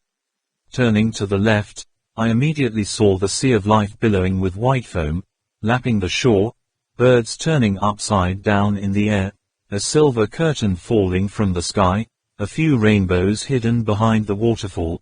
Across the air of the royal city, looking to the right, there is a vast green forest, mountains in the distance, rolling in the forest, all the sound of the wind can be heard, making the trees and leaves flutter like waves, mixing with the sound of water lapping the coast, creating a wonderful symphony. If they were just on the beach of life, the magnificent scenery brought them a feeling of shock to the depths of their souls. Then now when they stand on the royal citadel of the Mother of God, they will enjoy a beauty again, calm, gentle, peaceful heaven and earth, melodious wind, a beauty that can make one's soul pure. The cliffs from ancient times have been red and wild, the vast water surface has been rolling, thousands of years have condensed into a kind of meditation. The person in the middle of that scene, his mind following the wind, his mind following the waves, standing on the top, the feeling that he is a powerhouse looking down at sentient beings unconsciously wells up in his heart. Each person seems to have turned into the mountain, immersed in the calm and quiet, let the clothes flutter in the wind. At that moment, Trak Mok Kwong Ba and Ba Tang were suddenly alarmed. Duo Mok Kwong Ba exclaimed, "Be careful." Ba Tang was already leaning to the side, dodging the attack from behind, and at the same time shouted, "What are you doing?" In the same moment that Trak Mok Kwong Ba spoke, Lu Kan Nam promptly dodged to the side, but Trong Lap and Nhac Duong did not react so quickly. Captain Ho Duong injured his leg. Even more needless to say, Trong Lap was still immersed in the beautiful scenery of Tuk Mau. Suddenly feeling the wind behind him, the thought of dodging just flashed in his head, pinned by the boxer behind. Yue Yang rolled to the ground, was jumped up by 4 or 5 muscular martial artists, and was quickly controlled. Tang Min slanted to one side, just skillfully bumped into another guy's lap. Before he had time to exert his strength, he was held by the other's hands, unable to move. Ba Tang immediately pulled out his gun, but was stopped by Trak Mok Kwong Ba. Seeing that the other boxers had pushed Trong Lap, Yu Yang, and Captain Ho Duong in front of him, Duong Man was also locked by Tham Tu, turned his hand behind him, lifted it up like a chick, his teeth clenched, trying not to make a sound. Lu Kan Nam also pulled out his gun, facing 3 muscular guys. All 3 did not dare to get too close, but did not spread out. The 2 sides growled at each other like that. Our shaman had disappeared during the chaos. There were 4 martial artists lying unconscious on the ground. In Tuk Mau citadel there was a loud shouting. In the distance the screams of chase were heard. Stand still. The smile on Kwok Nhat Neem Than's face suddenly changed, becoming cold and fierce, pointing at the gun Ba Tang was holding in his hand. Put down the weapons in your hands. We know that weapon is powerful, but do you want to put your friends to their deaths first? He silently signaled. Trong Lap, Yu Yang, Captain Ho Duong were immediately pushed forward, and Tang Min was also lifted by Tham Su to hang outside the hanging basket. As long as he let go, she would immediately fall, down from a height of several hundred meters. Lu Kan Nam could not help but be secretly terrified. It seems that, just from the dialogue and gestures, the other party clearly recognized the relationship of each person. At the same time, they are not eager to act, but let them let the guard down. This is a very carefully calculated plot. Could it be that it was all directed by this dwarf? This guy is so crafty. Trak Mok Kwong Ba shouted loudly, "Why? Why did you do that? The prison of the Mother of God, huh? Why?" Kwok Nhat Nyan Than laughed bitterly. "You Zapmi people have seriously injured our Lord Dai Wu, and even pretended to be innocent. We've been waiting for you for a long time. Don't let anyone escape." He glanced in the direction where the shaman Ala ran away, muttering, "I didn't expect that old man to be the most powerful person, I was mistaken." Your Excellency is seriously injured. Trak Mok Kwong Ba understood that someone had come before they arrived at Tuk Mau, and even more so, Dawu Da Sama here was injured. However, the opponent just caught up with them yesterday, so who are those people who came here before them, and seriously injured Dawu Da Sama? Although Yu Yang was arrested, he was the first to react, immediately groaning in his heart, "I missed it." While parachuting, there must have been someone in the crowd that was blown forward by the wind. They jumped down from above directly. The possibility of someone falling in front of us is not impossible. I didn't expect to miss it. Don't waste any more time.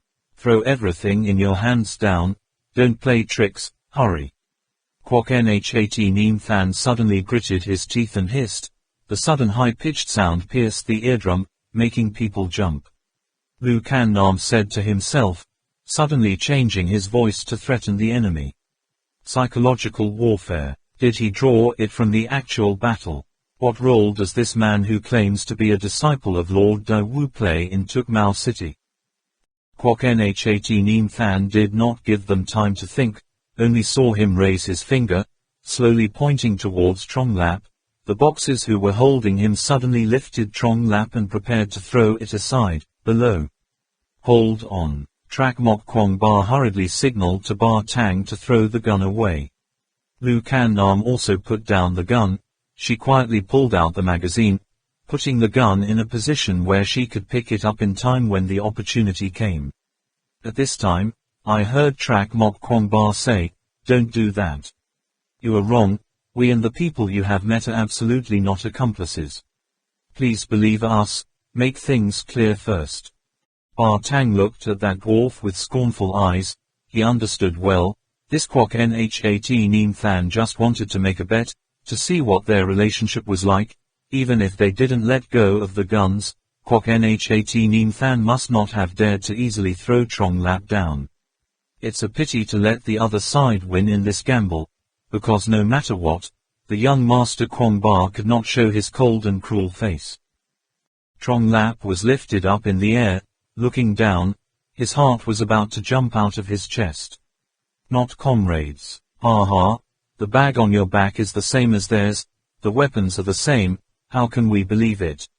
Kwok Nhat Neem Than pointed to a few guns on the ground and sent someone to pick them up. This statement of Kwok Nhat Neem Than made Trak Mok Kwong Ba even more suspicious. Only Yue Yang was able to confirm his speculation, turned to Trak Mok Kwong Ba with a bitter smile, and said to himself, "It's too embarrassing, young master Kwong Ba, I missed it. You have to believe us, we have no malice at all. The villagers of Kong Nhat Lap can testify, we were just passing through here, never had any intention of harming anyone. There's another bunch of people, they have the same equipment as us, that's the villains who kill like crazy, go around plundering." Although he did not understand the internal situation, but Trak Mok Kwong Ba still told the truth. Shen Su pulled Tang Min into the hanging basket and asked, "Lord Guo Nhat Nianqing, what's the time?" Guo Yi Nianqing rolled his eyes and said, "Take them away, separate them and hold them. Catch that old man and figure it out later." Unexpectedly, he hadn't met the king yet and Dawu Da was sent straight to the prison. This place is damp and dark, lying in the middle of the rock, can't see the sun, the smell of mold and blood is strong in the air, making people dizzy, just want to vomit. The torch in the hands of the boxers escorting them could only light up about 5 or 6 meters ahead. In the darkness around it seemed that animals were making, scratching, sounds. Water dripping onto the stone floor resounded. Went up, tick-tock tick, again amplified by the echo in the cave, sounding dizzy. The cave is carved into different prisons, separated by wooden bars. Lu Kan Nam and Duang Man are in the outermost compartment.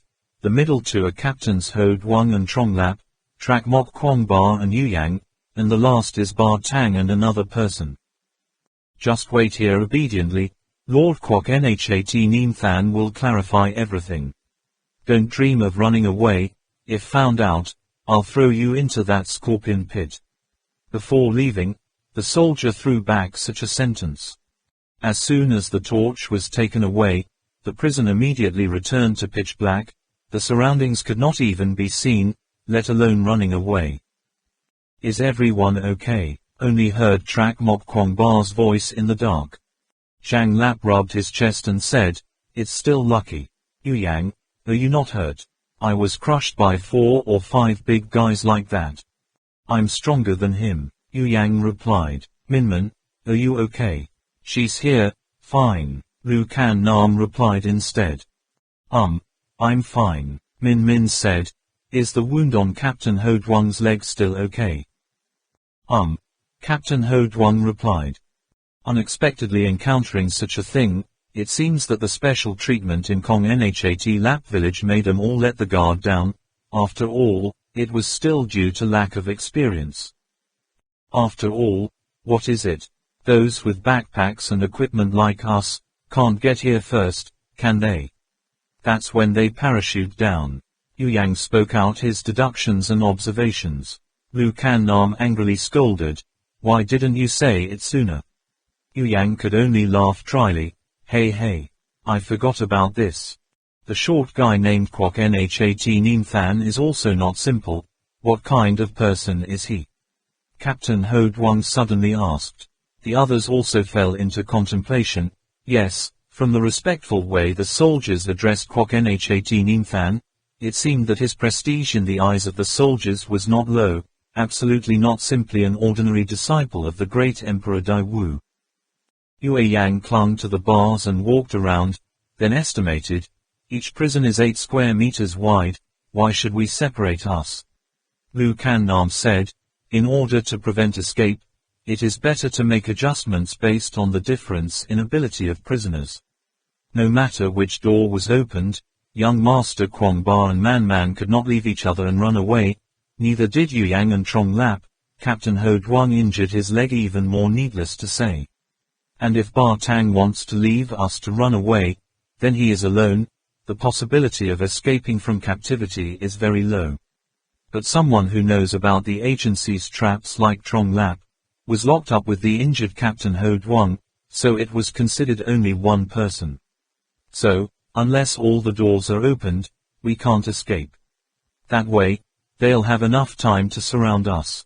I really hope this is just a coincidence, but it is very clear that the other party only observes in a very short time, has already guessed the relationship between us, the same personality characteristics as well as behavioral abilities, of each person. The man named Kwok Nhat Neem Than was a very formidable opponent. If we can't prove our innocence, I'm afraid it will be difficult for us to leave this place in a short time. Yu Yang exclaimed, "It's really good." Trong Lap found the iron lock on the door and said softly, "It doesn't seem that difficult to open." Captain Ho Duang heard the creaking sound of the iron lock and reminded Trong Lap, "Be careful, I'm afraid there are traps." As soon as he finished speaking, Trong Lap immediately felt like a small worm crawled up his arm from the iron chain, froze there, dared not move, until the worm crawled over the back of his hand. He dared to withdraw, adding, "But it's not easy either." Captain Ho Duang said, "Touching what?" Zhang Li scratched his head. "It seems to be an insect or something." Tang Min said softly, "I wonder how the shaman Allah is." Trong Lap replied, "The magician is very powerful, there should be no problem. It would be great if the mage could capture the King Tuo mother alive in exchange for our freedom, ha ha." Yu Yang puffed, a voice, "Idiot, didn't you see the magician knocking down the 4 boxes and then ran away? Relying on force can't solve the problem, let alone the magician Allah never used that method." Why, Trong Lap did not understand. For him, it was very reasonable to use King Tuk Mau in exchange for their freedom. What a fool, the mind is not used to think at all. But your limbs aren't very developed, so why is your mind so simple? Yu Yang sarcastically. Zhang Lap was furious. "You. This guy, if it weren't for your thoughts on women, we wouldn't be in this passive position. Lu Kan-nam said, have you forgotten the purpose of this trip, Trong Lap? If Dawu Sama here is the only one who can remove the goo poison for young Master Kwong Ba, how can we just turn against the mother of the Marquis? Otherwise, we don't need to compromise, open fire while on the hanging basket, we can destroy all those people. Ba Tang coldly let out a sentence. Yu Yang said, there, Mr. Ba Tang is more calm than you. Only now did Trong Lap understand that the relationship was so deep. Trak Mok Kwong Ba said, it's okay, maybe the magician went to find Dai O Dai Dai in Kong Nhat Lap village to testify for us. Oh wow, in the dark, Yu Yang bumped into something and involuntarily let out a scream. Touched something, that developed limbs, what happened again? Yu Yang groped on the ground, then said, it's a log, what's the point of putting it here? Is the seat firm? Trak Mok Kwong Ba also reached out to touch, it's a type of instrument. Can you feel a hole the size of a fist, where the prisoner's feet are clamped, like a shackle? Each of these can hold about a dozen inmates, people who are locked here can't stand, can't sit, can't even lie down, extremely miserable. Yu Yang stuck out his tongue and said, so, our treatment is still quite good. Captain Ho Duong said, why is there such a large prison, but there are no prisoners? Captain Ho Duong just spoke up, they discovered that it seems to be true. Along the way here, it takes nearly 10 minutes, logically speaking, this prison is not small, but no one is heard screaming, the cells are empty, it seems that there are only a few of them. Trak Mok Kwong Ba went to the next room and called, Ba Tang, is your roommate alive or dead? Try asking in their language. Yue Yang mumbled, isn't the inside hand plugged in before? Tang's father called for a few times before someone answered with a hoarse voice, who woke me up? Can't it be so dark like this to be left alone for a bit? His voice rose and fell, like someone reciting a poem. Ba Tang's voice was not so easy to listen to, his pronunciation was very awkward and stammered, why are you imprisoned here? Is there no one else in this place? The other man seemed to have just discovered a few more people in the prison, excitedly exclaiming, in that darkness, could it be the people of the ancient land? Have you crossed the sea of life to this place? He just moved a little, the iron chain rattled. Crossing the sea of life. Father Tang did not understand very well. Trak Mok Kwong Ba in the next room immediately asked, are you a Yaka? Yaka, how familiar is that name? How long has it been since I heard it? 1 year, 2 years, or 3 years? After talking for a while, they found out, this person's name is Jang Dung Tratlu. 3 years ago he represented Yaka Kingdom to come to Tuk Mau to negotiate, just because he made an unforgivable mistake, so he was arrested, imprisoned here, since then lost contact with the country. As for what sin it was, he refused to say anyway, only blaming himself, saying that he had harmed an extremely noble person. That mistake, even if he lost 10 lives, he could not make up for it. From Traolu, they also knew that the very ordinary-looking dwarf Kwok Nhat Nimthan was unexpectedly the most famous general in Langbu Kingdom. In the Great War with Yaka, he had achieved many outstanding victories, overbearing. That false eye of his was shot by an arrow on the battlefield. After being hit by the arrow, he was still riding on horseback, the arrow was still stuck in his eye, swinging his knife to cut off the head of a famous general of Yaka, and suddenly break the siege and escape. At that time, Yaka fought through the Sea of Life, and at the same time blocked all the way back to the Mother of God. Everyone thought that, without Dai Dai's treatment, Kwok Nhat Nimthan would definitely not be able to live. Unexpectedly, he didn't know who he was treated for, returned to health again, and led troops to rescue the rescue, for sample stripping. 3 years ago, the two kingdoms signed an armistice agreement, also promoted by this famous general. The soldiers all worshipped him as the god of war, poke at his height and appearance. Listening to Tram Lu's story, Lu Kan Nam finally understood, No wonder Kwok Nhat Neamthan could have guessed the relationship and characteristics of each of them at the same time, and understood psychological tactics, can silently command and mobilize more than 36 soldiers to cooperate in combat.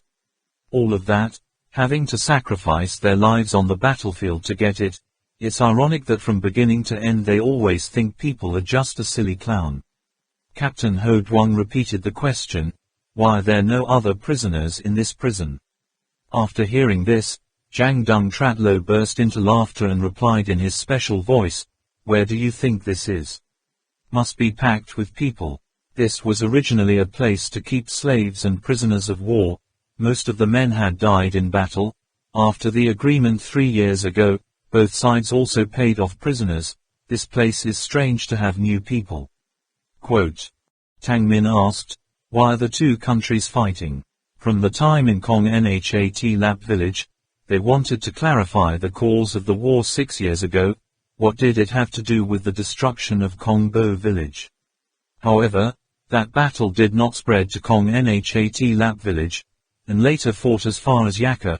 Dio and Kat Mao and Ma Kat did not know very well. This person named Juo Lu was the messenger sent to sign the armistice, must know something.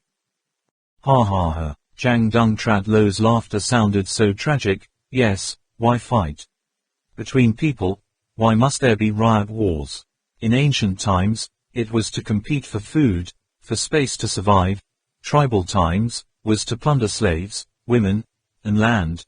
Until the founding of the country, war broke out just because of the hobby of the person with the highest power, maybe because of a woman, a thanker, a treasure or something of no value.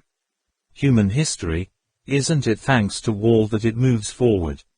Even if it takes a few thousand more years, humans will still be in conflict to compete for the chance to survive. Where I live, with the same low voice as reading the poetry of Jang Dung Tratlo, Trakmok Kwongba and the others gradually had a new awareness of the two kingdoms of Langbu and Yaka. The Yaka kingdom is mainly a nomadic ethnic group, living on the steppe, divided into tribes, once a year. The Langbu kingdom is mainly engaged in farming, divided into settlement villages. The difference between the two kingdoms is determined by the geographical location and climatic conditions.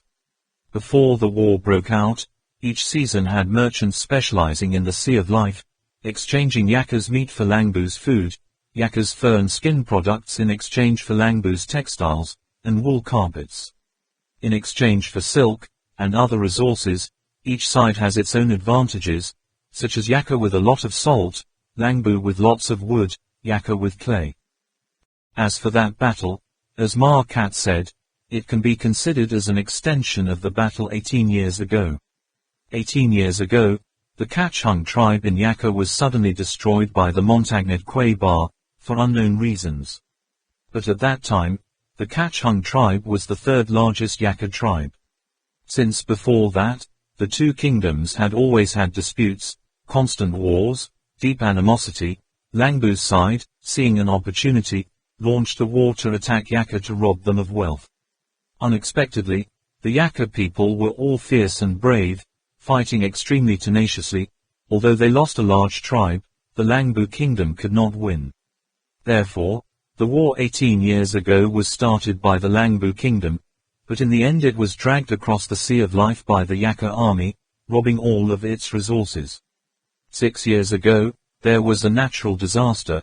The temperature on the third platform suddenly dropped, the snow did not melt, the cold invaded the steppe, causing the cattle of the Yaka tribes to freeze to death, and the situation on Langbu's side is much more pleasant. In addition, after the battle 18 years ago, the strength of Langbu kingdom had weakened, causing Yaka's elders to turn their eyes here, not knowing what the army had found, but Yaka declared war on Langbu. But no one could have expected that, this time, Langbu appeared a name named Kwok Nhat Neamthan, a short man of ordinary appearance who was praised by the Langbu as the god of war. Langbu's military force was not enhanced, completely relying on the clever strategies of Kwok Nhat Neamthan to fight with the Yaka army. The two sides struggled on the two shores of life. The war lasted for 3 years. After 3 years, the people who died of battle, starvation, and disease almost accounted for half of the population of the two countries. Most of them are young men and women. Both sides are exhausted, so they were forced to declare ceasefire. It's Shang Kui Ba again. Why is that? Do the people of Thuong Kui Ba often destroy their entire tribe for no reason? Don't you know how to resist them? Yu Yang listened and felt extremely angry. Against Zhang Dung Trad Lo smiled bitterly. It's easy to say. In history, there has not been a protest, but there has never been a successful one. In my grandfather's time, there was a massive protest. The two kingdoms of Yaka and Langbu united nearly 50,000 soldiers, intending to overthrow the rule of the Thuong Kui Ba people. The soldiers departed from Konbar Thak, rushing to the third stage. The result was, they do not return anymore, not one person. It is said that 3 days later, people on both sides of the life beach discovered that the silver waterfall had turned red, and 3 months later, the sea of life turned into a sea of blood, with the corpses of soldiers constantly. The two countries floated in the middle of that sea of blood. That same night, the top 10 tribes that sent out the most troops were completely annihilated, and in just one short night, they disappeared from the map forever. No one had discovered any traces of the Kui Ba people, but looking at those corpses, it was clear that they had already died before they could even fight back. No one knows how the Thuong Kui Ba people did. They seem to have known everything in advance, and at the same time can freely go back and forth between the 3 floors of the platform like nothing.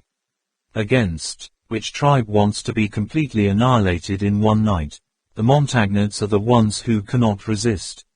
Hearing Trao Lo's agitated words, Trakmok Kwongba and others were secretly terrified. That's right, the invincible army of light. How could it be defeated by an ordinary army? However, why did they strictly separate themselves from the residents who had lived here before? Why do you have no respect to destroy the entire tribe? Could it be that the army has lost any humanity and has become a madman who kills?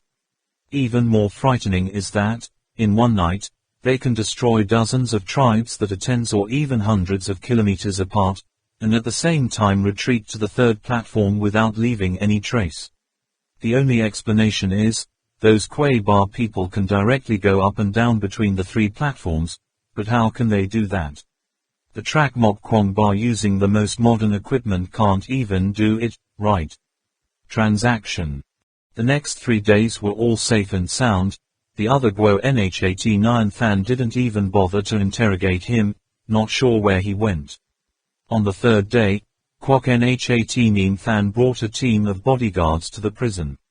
The guards stood in a row in front of the 4 cells, the torchlight illuminating the dark prison. Under the firelight, for the first time, Ba Tang clearly saw the appearance of Zhang Dung Trad Lo. This man was very thin, his shaggy beard covered half of his face, his eyes were sunken, because he had not seen the sun for many years, his skin color was white as if it had been soaked in water. Tram Lo also had to wear handcuffs and leg shackles. He spread his hands towards Ba Tang with a resigned look, indicating that he had committed an unforgivable mistake. Guo Yi Nianqing glanced at the group of people in the cell, and suddenly shouted, "Zhang Lap. Trong Lap is sleeping soundly." Captain Ho Duong looked up at Kwok Nhat9 Than, only to see that his eyes were so fierce, exuding a deep hatred, as if he wanted to rush to bite people. He also did not know what crime Trong Lap had committed against this great man. Kwok Nhat9 Than only thought to himself, could it be that that day when Trong Lap touched the iron chain, it was discovered? This seems to be too beneficial, doesn't it? Kwok Nhat9 Than viciously glared at Captain Ho Duong one more time, nodded and said, "Very good. Very good." Then, he came to the door of Trakmok Kwongba's cell again, this time without asking any questions, but directly said to him, "Tell me, what is the purpose of you coming to our mother-in-law?" Quote, Trakmok Kwongba thought to himself, "Have you started interrogation?" He then replied, "Because I was hit by the ancient Dai Than Lian, when I went to Tuo Mau, I wanted to find Tu Kiat Dai Diu, and ask him to neutralize the ancient poison on my body. Ha! Kwok Nhat Neem Fan took the torch in the hand of a guard and put it inside the wooden bars for a better look. Sure enough, in the nasal cavity and mouth of Trak Mok Kwong Ba, there are light blue streaks, just covered by whiskers, can't be recognized if you don't look closely. Kwok Nhat Neem Fan took out the torch, thought for a moment, then waved his eyes to the bodyguard. The guard immediately walked over to unlock the door.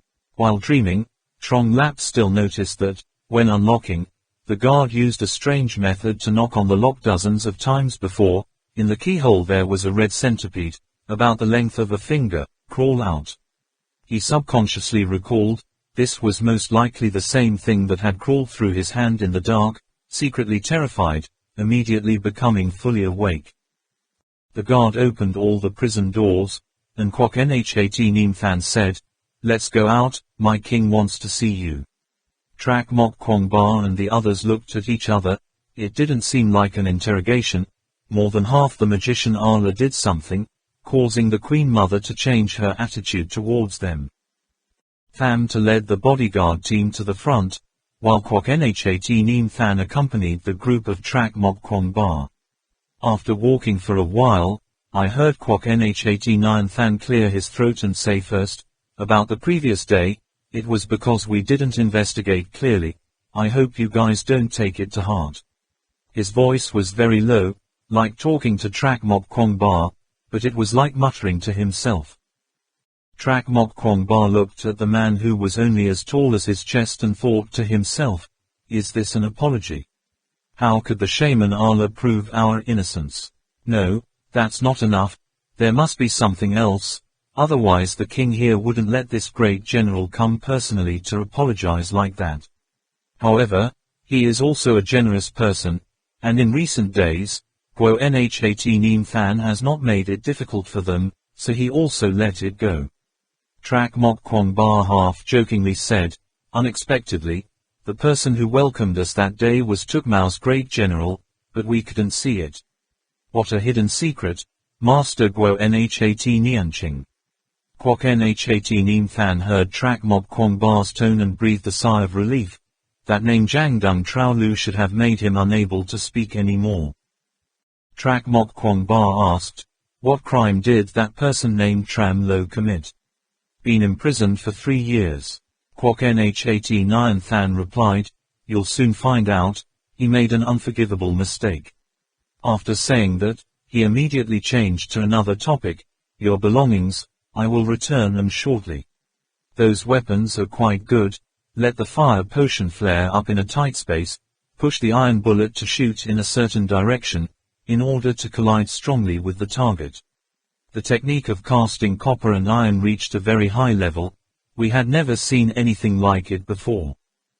Trak Mok Kwong Ba said to himself, no wonder Kwok Nhat Neem Fan didn't pay attention to us in the past 3 days, it turned out to be research on those weapons. This guy is really smart too.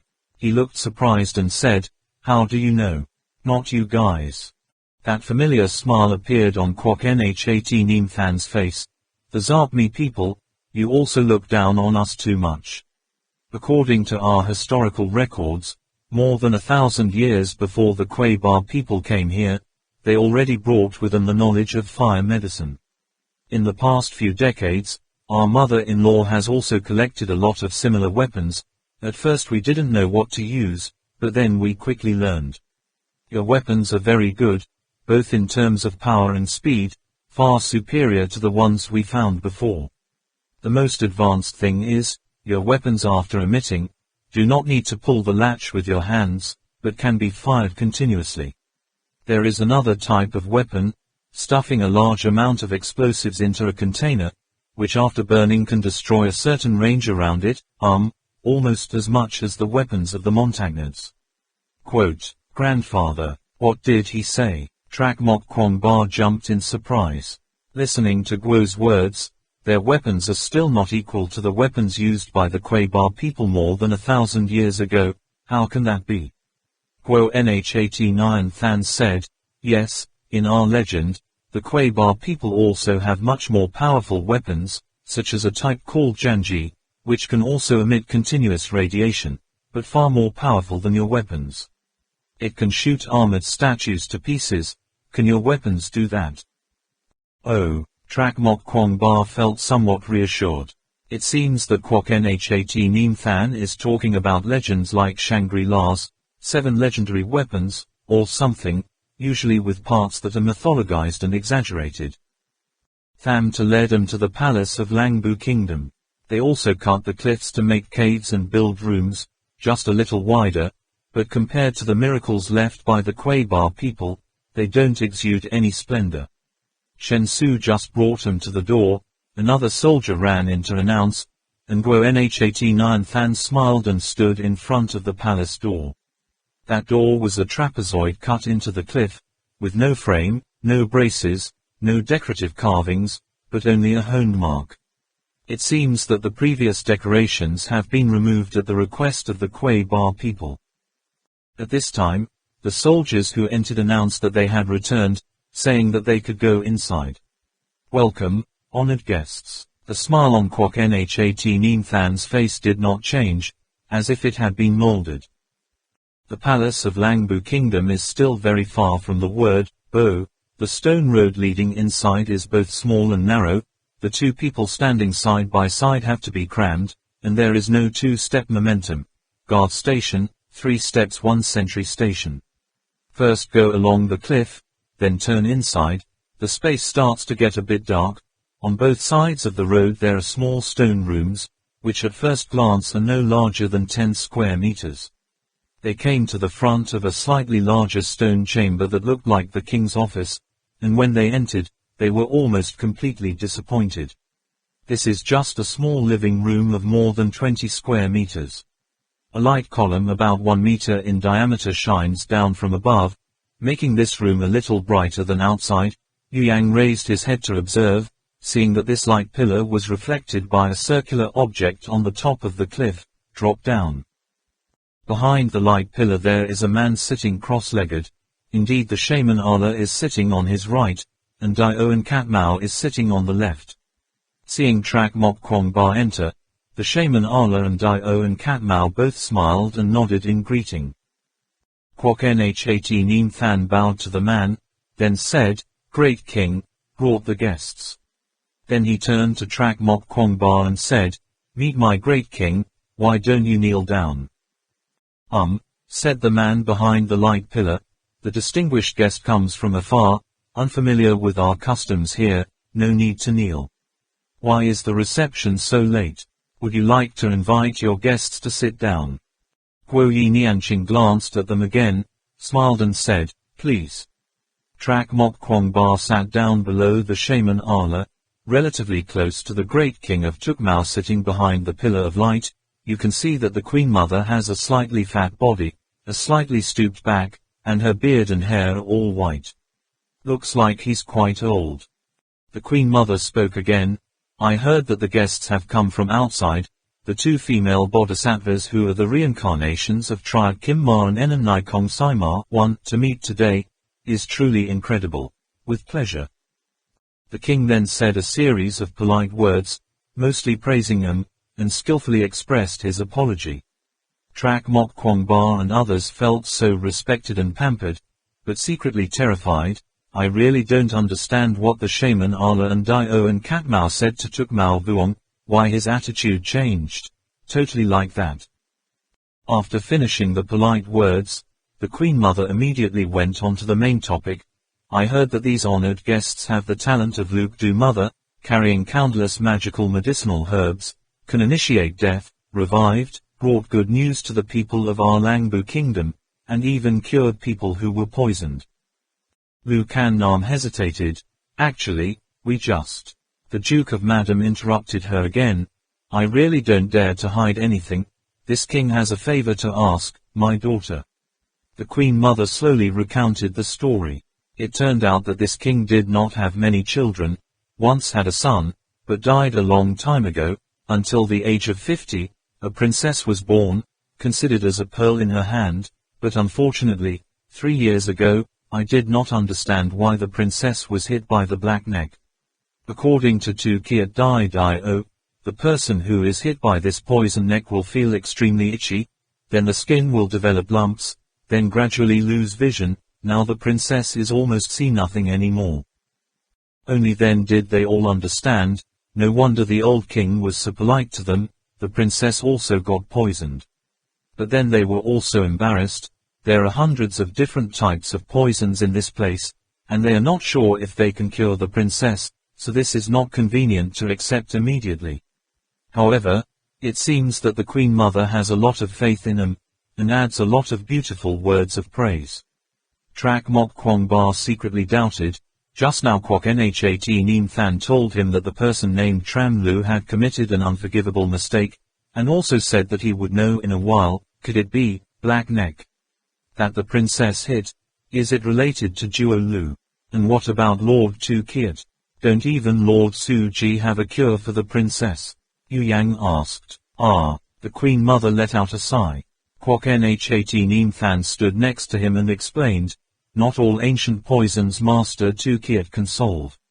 Since the ancient poisons of the Dai Wu were only passed down orally from generation to generation, there are many types of ancient poisons that have been lost, such as the ancient Wansara food heart that was treated by honored guests. Master Ji also has no way of dispelling it.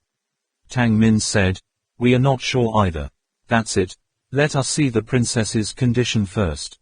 Besides, we also want to meet Master Tu Kiat. This, Kwok Nhat Neem Than frowned and said, I really don't dare to hide from you. Meeting the princess is not a problem, but Master Tu Kiat has just been seriously injured and is now in a period of convalescence. I don't know if he will meet you guys. Taste no more. Even Dai Wu and Cat Mao can't get a favor from Master Tu Kiat. Tang Min immediately said, it doesn't matter. Master Tu Kiat's wound, maybe we can treat it. Is that so? Great. For some reason, when he said that, Kwok Nhat Neem Than's face suddenly revealed a very happy expression. After meeting with the king, Kwok Nhat Neem Than returned them their backpacks and part of their weapons, but weapons with great destructive power were not returned, such as grenades, hand mines, hand grenades, light, portable rocket launcher. Guo Yi Nianqing said, I hope they can understand him. Trak Mok Kwong Ba also understood the intention of the other party, so they did not say anything more. After that, they were led to the place where Tu Kiat Dai was staying. This place is hewn out of a triangular door, big and small, and the entrance is both long and narrow and murky. Trong Lap looked up and saw that there was a round glass on the top of his head that reflected light, but inside the passage, there was no light at all. Taking the status of being the only disciple of Master Tu Kiat, Kwok Nhat Neem Than told them to wait outside for a while so that he could enter first to announce. Not long after, he returned and said, Dai Wu Da Sama only agreed to meet with Trak Mok Kwong Ba and the two female guests, so as not to disturb the rest of the master. I hope that the three of you can come in one by one. Others, I'm sorry, I invite you to follow Tham Su to rest. Our great king has prepared a sumptuous dinner for you. Trak Mok Kwong Ba was the first person to follow Kwok Nhat Neem Than into the passage. Just past the turn, this place immediately became pitch black. The light was blocked outside. Kwok Nhat Neem Than reached out his short chubby little hand, grabbed Trak Mok Kwong Ba's hand and said, follow me, don't touch the sides and top of the head, there are deep walls there, very dangerous. Deep wall. Trak Mok Kwong Ba first heard this term. Guo Yi Nianqing replied, you should know that the residence of Lord Dai Wu, even if there is no bodyguard, ordinary people cannot easily enter. I don't know how many times I turned around, before a faint light appeared. Thanks to that little light, Trak Mok Kwong Ba could see clearly what the wall that Kwok Nhat Neem Than said was. There are nets on their heads, countless bats hang upside down, sometimes they wake up startled, and they flutter their wings and fly in the air like a piece of black paper, but the two walls on both sides really give people goosebumps. Countless insects that Trak Mok Kwong Ba do not know the name of are pinned down, the belly is stretched out, the limbs are tight, leaving no space open. What's more, these insects have 4 legs, some 6 legs, some 8 legs, all of them are still alive.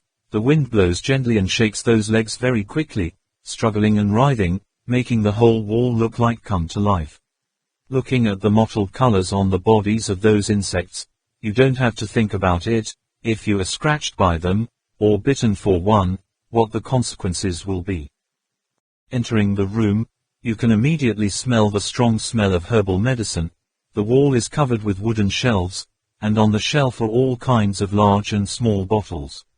On the wall, on the tabletop, even on the floor, were painted with strange and mysterious symbols. Looking through the light column, you could see the air in the room rising in clusters, floating, blue clusters, purple and blue clusters.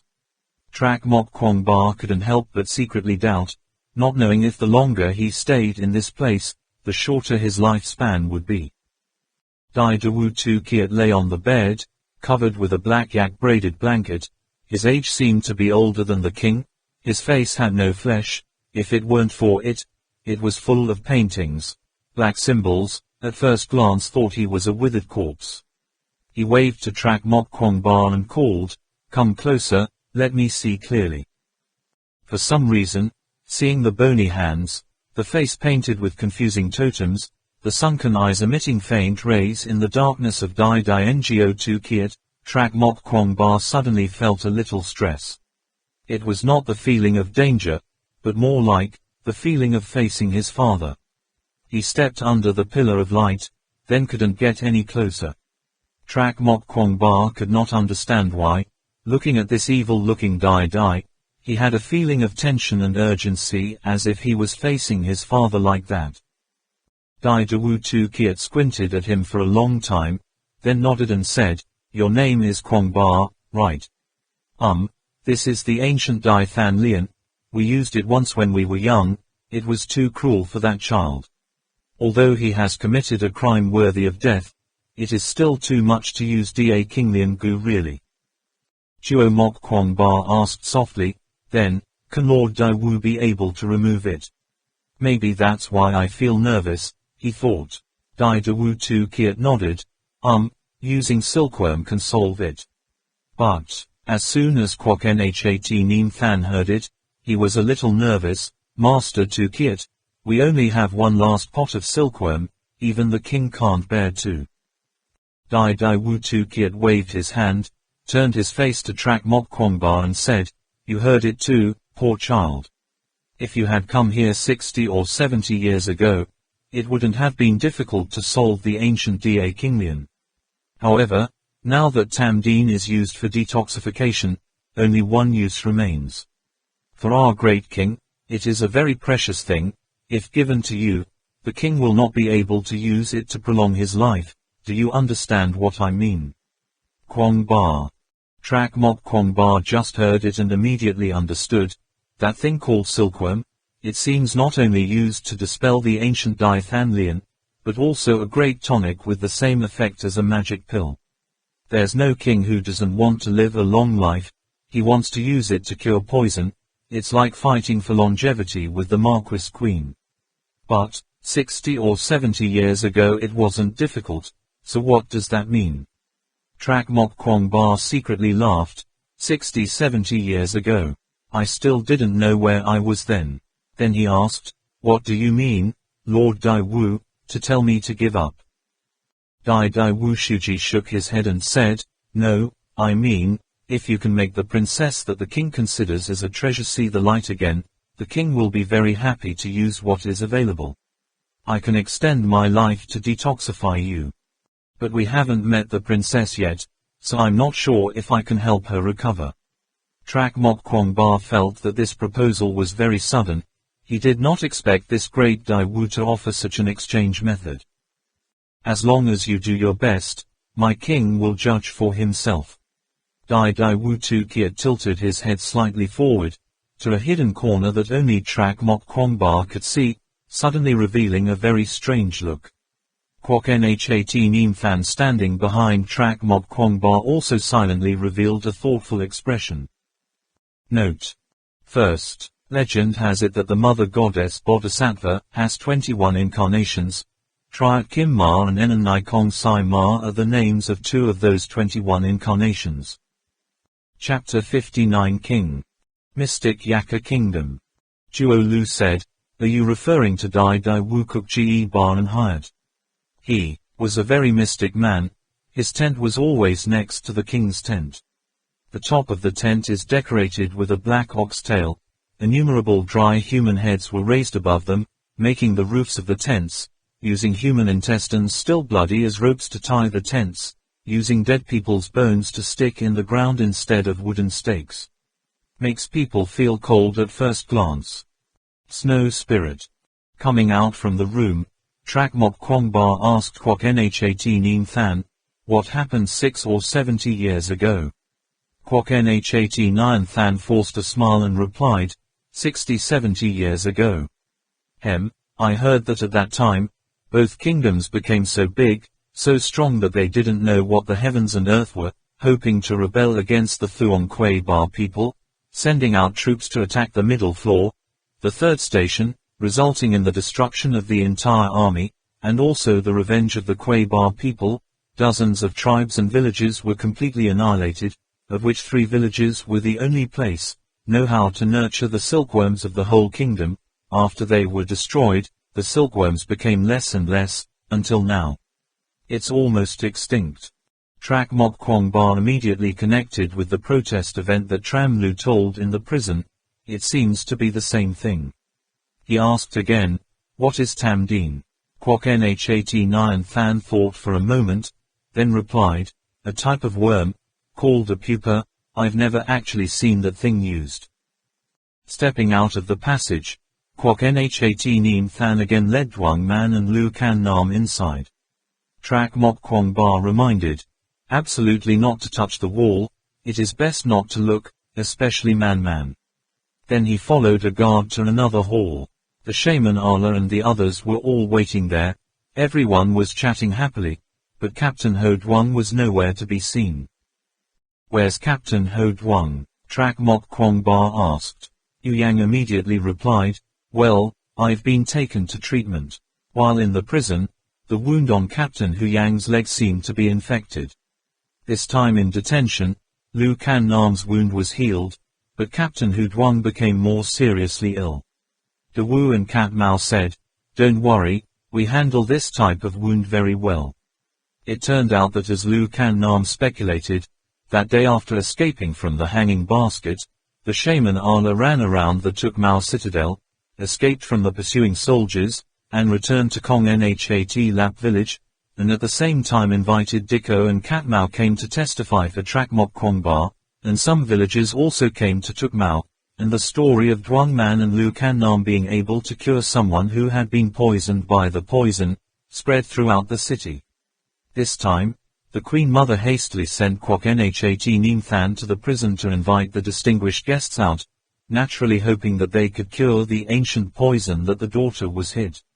Trak Mok Kwong Ba also recounted his meeting with Dai Dai and Tukiat.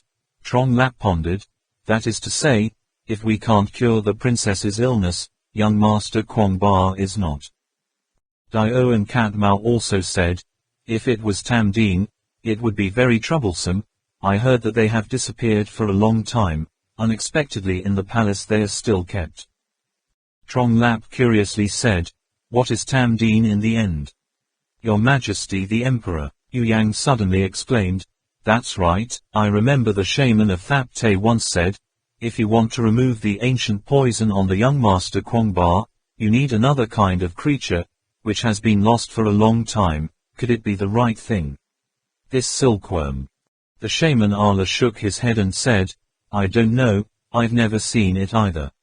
It would be great if the West Tower mage was here. He seems to have stumbled across drawings of that kind of creature in ancient books.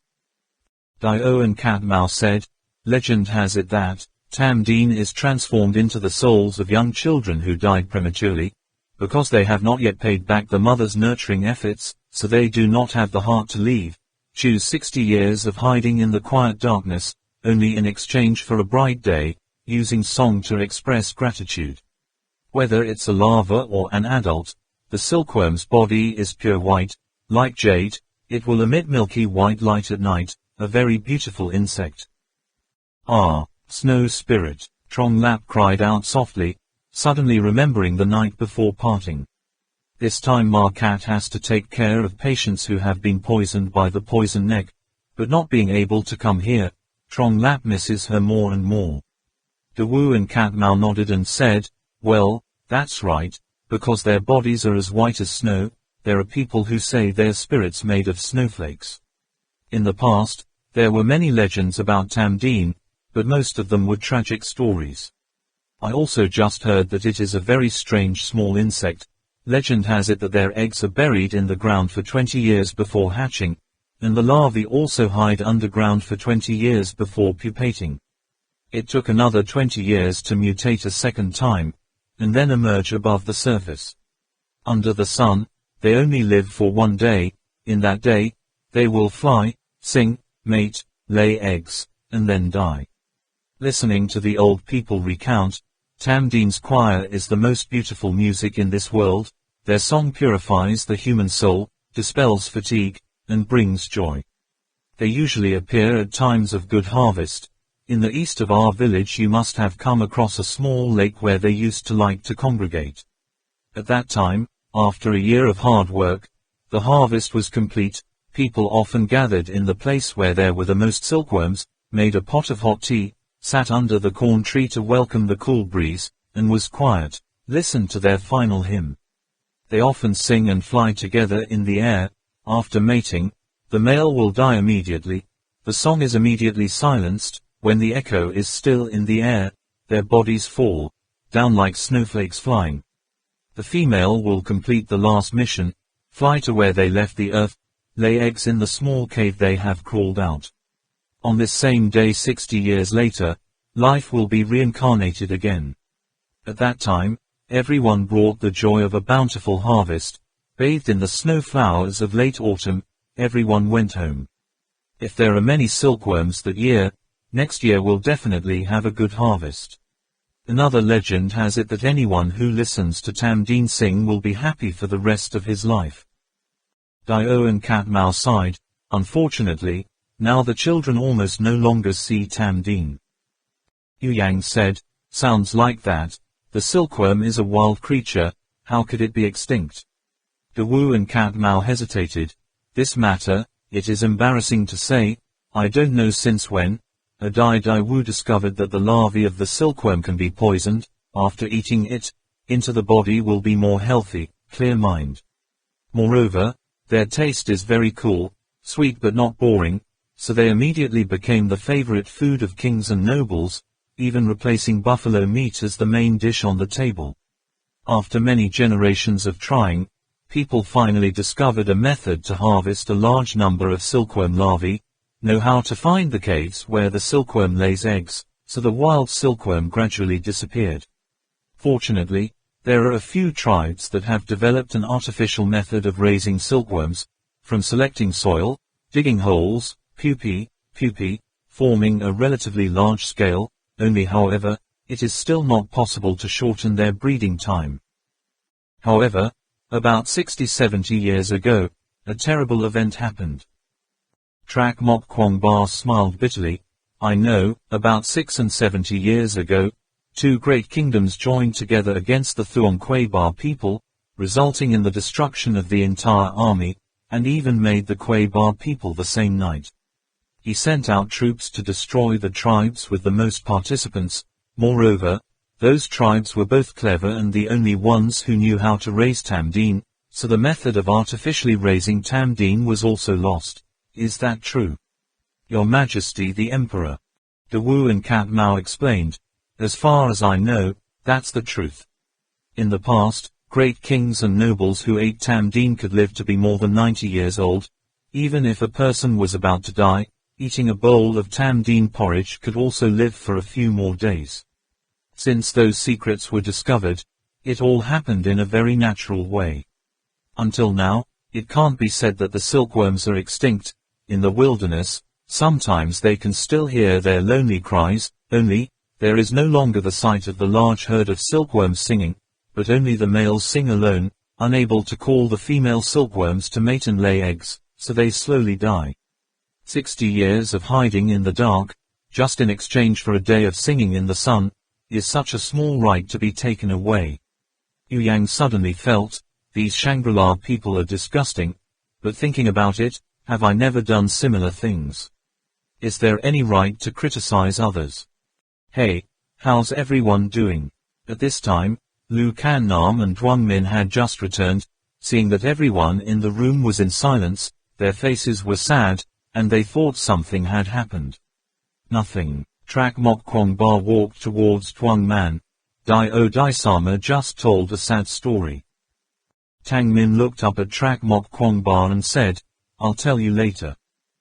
Lu Kan Nam said, we just came to see where everyone is, now we have to go see the princess.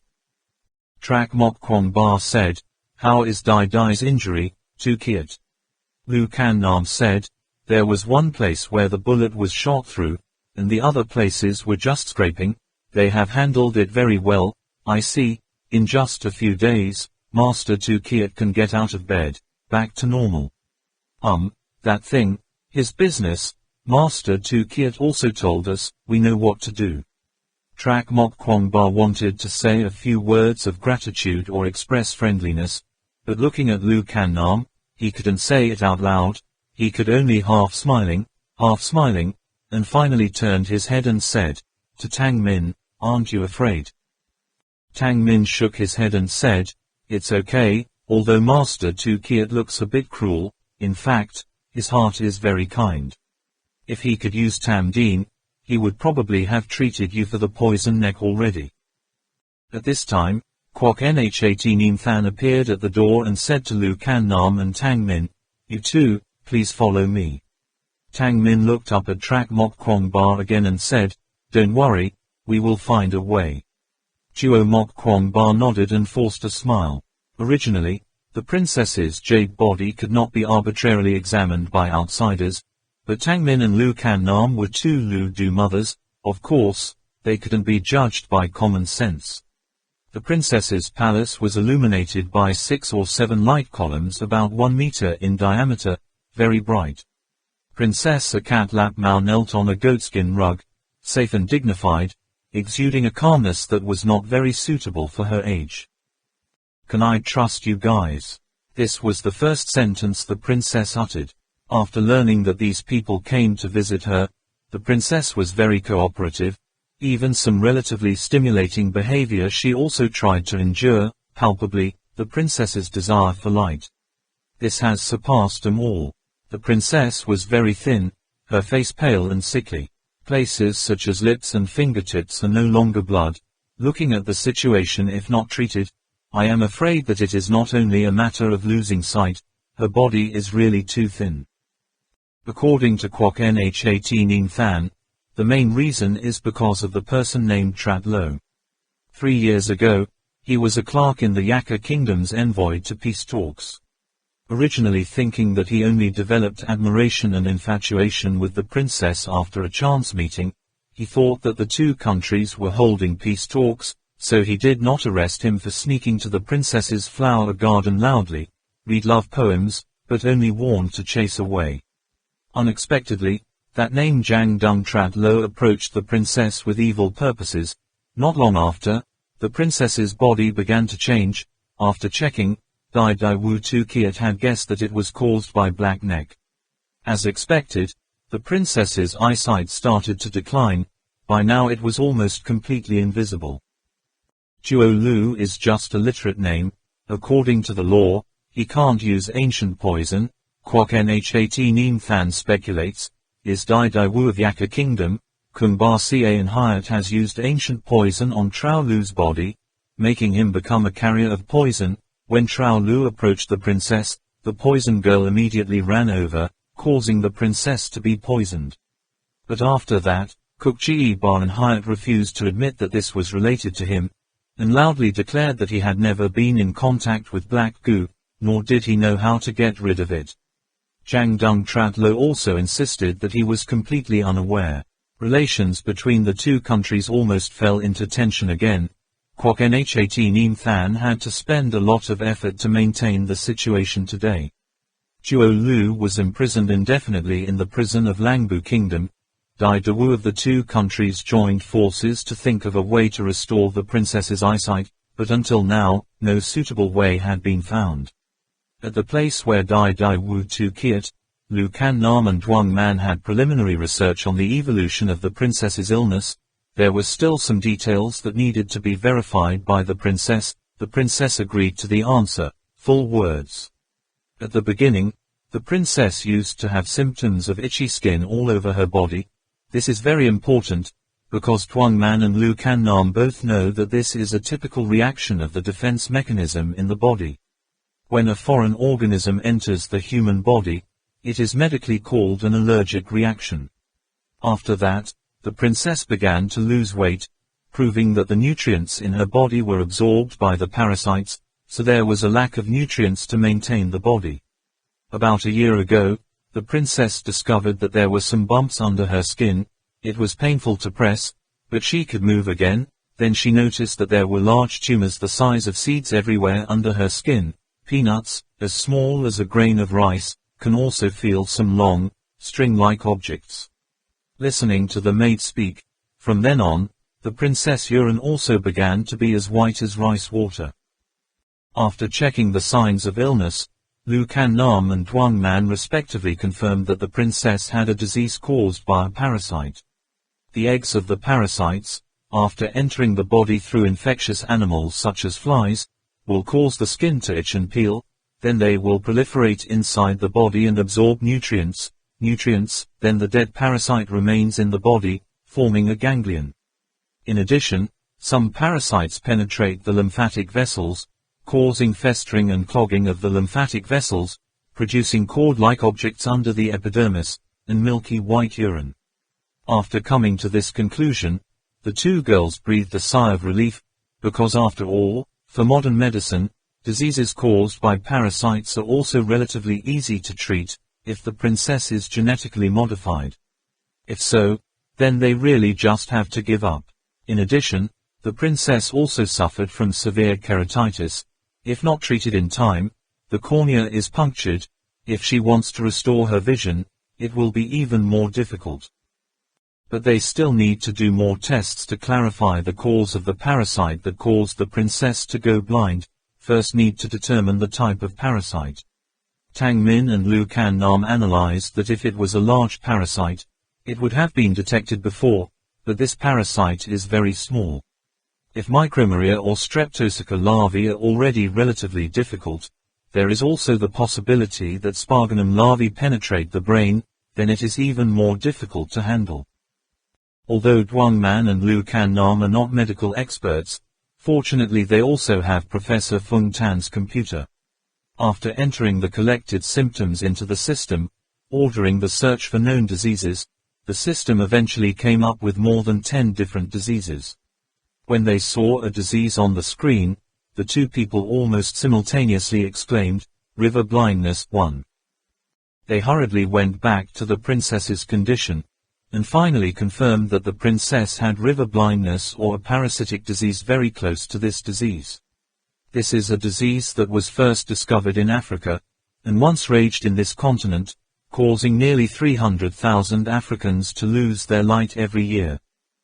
Data show that river blindness, also known as onchocerciasis, is common in tropical areas, most commonly in Africa and South America, transmitted by black flies or midges. This black mite often spawns in small rivers with fast-flowing water, hence the name river blindness. Onchocerciasis larvae survive in human skin, enter the body of the black fly when they feed on blood, and develop into larvae that cause disease in it, and then transmit it to other hosts when the black flies suck blood. The larvae mature in a year, simultaneously forming subcutaneous nodules, ranging in diameter from a few millimeters to a centimeter. Parasites inside the ganglion can be up to a meter long, coiled into a ball, and the female can live in the lymph nodes deep beneath the skin for about 15 years. The male moves between the nodes, and periodically fertilizes the females. They can produce several million larvae per day, which mainly migrate below the epidermis and invade the eye. What worries them is that, at the moment, there is no specific drug that can deal with this parasite. The only method that is effective is to perform surgery to remove the lymph nodes under the skin, time in combination with other drugs. Tang Min grabbed the princess's stick-thin arm, reached up, saw all the tumors and blocked lymph glands, thinking about the possibility that each lymph node could be a parasite. The insect was a meter long, feeling cold all over. Lu Kan-nam also grabbed the princess's other arm and asked, "What do you think?"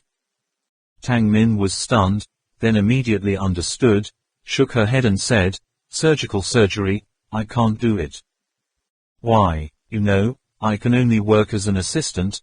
I have never held a scalpel. Moreover, our surgical tools are not completely suitable for use in this case. Even if we can get rid of the lymph nodes under the skin, but what about deeper, inside the joints and in the internal organs? We can't do it. That said, we can only temporarily control keratitis. However, Min, can you tell me why the princess has river blindness but the people around her aren't contagious?" "I think, because there is no infectious material, that black fly is not suitable for living in this environment. Someone must have intentionally taken advantage of. That is to say, we can assume that this is a premeditated act." Princess Lamar heard that the two of them changed the way they talked, and smiled and said, "You two, still can't do it, right? It's okay." Lamar has long accepted this fact, perhaps, because the father ate too much silkworm, the heavens punished him like this. "No, Lamar, that's not it, we need to double-check." Tang Min quickly replied. "Really, can I trust you guys?" "Rest assured, we will definitely try our best." Note. First, river blindness. River blindness. Tuang Man and Lu Kan-nam continued to check on Lamao's body while talking to her to distract attention. During their conversation, they noticed that this princess had been in the inner palace for a long time, almost completely unaware of what was happening outside the palace, much less need to talk about things in the outside world. She just knows some old legends and stories, probably also heard from the palace maidens in their leisure time. When the princess heard that Lu Kan-nam and Tuang Man rushed out from home, she immediately inquired about Duo Lu. Tuang Man and Lu Kan-nam find it strange. Isn't that person named Trat Lo the main cause of the princess's loss of light? Princess Lamar shook her head and said, "No, Trao Lu is innocent. I believe he didn't do that, but just wanted to give me beautiful poems. The reason why I am like this must be because my father ate too much silkworm. I am only the one who bears the curse on your behalf." Her long eyelashes fell, and then she sighed softly. Tralu must have suffered a lot. Tang Min couldn't help but think to herself, poor little girl, because she doesn't heartlessly hurt anyone, she still believes that she is cursed. Maybe doing that will make her feel a little better. They quickly started a conversation with the princess. Princess Lamao inquired about Trao Lo, and then kept repeating words like, "Father's age is advanced, and I have a disease in my eyes, so I can't take care of him, I'm really sorry." Tuang Man and Lu Kan-nam took turns gently advising her, so that she could be reassured, and her mind was also somewhat comfortable. But the test results made them extremely uneasy, because the 3D color ultrasound results were exactly as Tang Min predicted. The princess not only had lymph nodes under her skin, but also in her internal organs. Worst of all, there was also a ganglion in her skull, pressing on the optic nerve, which was the real cause of the princess's eyesight decline. This result made them temporarily unable to think of a feasible way. If there were only lymph nodes under the skin, they might as well take the risk, but craniotomy is not something that someone who has never had a surgical knife can easily experiment with. However, Princess Lamao was very optimistic and relaxed, talked to Lu Kan-nam and Tuang Man for a while, on the contrary, comforted them, "It's okay, I've been this sick for a long time, you two are so dedicated to visit me, I can't even thank you in time. Actually, before everyone came here, my father gave me some good news. Yaka Kingdom has replaced a new Dai Dai Wu, The new appointed Dai Dai Wu is said to be 10 times more powerful than the previous Kuk Chi Bar and hired. The messenger has also been sent. The sisters said, this disease can be cured, then, I think, it will definitely be cured. The new Great Dipper, Lu Kan Nam asked, when did it happen? Princess Lamar replied, Father also just heard this news a few days ago, seeing that the new Dai Dai Wu came down here from the 3rd floor about a month ago. Everyone is speculating and knowing. Where does he and the Montagnards have any relationship? Saying this, she nodded slightly. So, everyone doesn't need to worry about my illness. As for the work of young Master Kwong Ba, I will help you request your father. The father is not a stubborn person, I think. He probably wouldn't turn down his daughter's request either. Tang Min and Lu Kan Nam quietly looked at each other. With the situation in front of them, I'm afraid there is only one way left. Princess Lamar said, wait until my eyes are completely healed. I must see the face of that young Master Kwong Ba. That person must be tall and handsome. That's why you two are so concerned, right? Huang Man and Lu Kan Nam both did not make an appointment, but both looked away to avoid each other's eyes. They examined the princess for more than an hour before leaving her palace. As soon as Tang Man and Lu Kan Nam walked out, Kwok Nhat Neem Than immediately put on a warm smile and kindly asked, what's wrong? Is there any way? Tang Min apologetically replied, we know what the princess has, and we know how to treat it, but we can't cure it. Hearing Tang Man's reply like that, Kwok Nhat Neem Than's face immediately revealed a look of surprise and fear, both happy and worried, with a very complicated expression. So, what does that mean? You know what disease the princess has, and know how to treat it, but you can't cure it. Tang Min had to work very hard to explain to Kwok Nhat Neem Than that they did not have the tools and techniques to treat the princess, but only the theoretical answer. Kwok Nhat Neem Than pondered for a while, then said to the two, I know what you need, please follow me. Tang Man and Lu Kan Nam suspiciously followed Kwok Nhat Neem Than to another stone room. He took out a cowhide bag that was tied with great care, and inside was filled with all sorts of bizarrely shaped tools. These things, most of them are made of silver or copper alloy, many of them have very sharp blades. There are curved items like fishing hooks, or shapes like pincers, scissors, wrenches, saws, axe blades. What is this? Looking at the strange but extremely sharp tools in the shape of the letter Gong 1, the shape of the letter T, the shape of the letter Earth 2, Huang Man and Lu Kan Nam were all confused. Their first impression when exposed to these things is to speculate that these are probably painful instruments used during interrogation and interrogation. Tools. What you need are tools that can cut skin, flesh, bones. Kwok Nhat Neem Than explained again. Tang Man and Lu Kan Nam gradually understood. Kwok Nhat Neem Than hopes they can use these bizarre shapes that look like torture instruments to operate on Princess Lamar. No, no, no, no way. How can this be used for surgery? Can't. Tang Min hurriedly waved her hand, and took the time to explain once more. Kwok Nhat Neem Than finally understood. Tang Man and Lu Kan Nam had never even seen those surgical tools, let alone used them. He sighed and said, unexpectedly, you are like Master Tu Kiat, could this be the will of God? Tang Min heard this and asked, what do you mean? Kwok Nhat Neem Than then explained, it turns out that after examining the princess's body, Dai Dai Wu Tu Kiat also said that it was necessary to remove those lymph nodes, but did not know how. These tools are made by the master of the master of the master. Passed down by Great Master Tu Kiat, the usage has been lost for a long time. In the end, Dai Dai Wu Tu Kiat only had to prescribe some medicine for the princess, saying that it could slow down the weakening of eyesight, but could not cure the root cause. Why? Is there really no other way? Kwok Nhat Neem Than's expression made it impossible to tell if he was happy or worried, or perhaps both.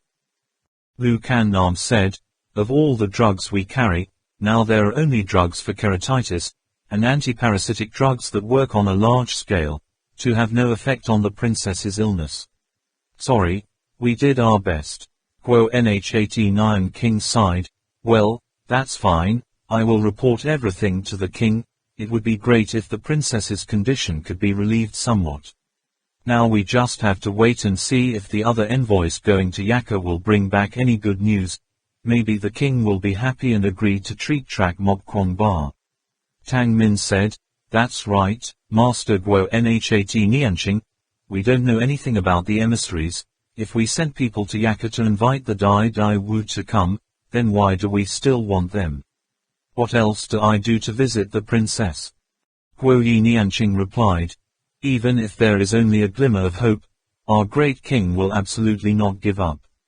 After learning that Yaka Kingdom had a new great DM, that very night the emissaries set out.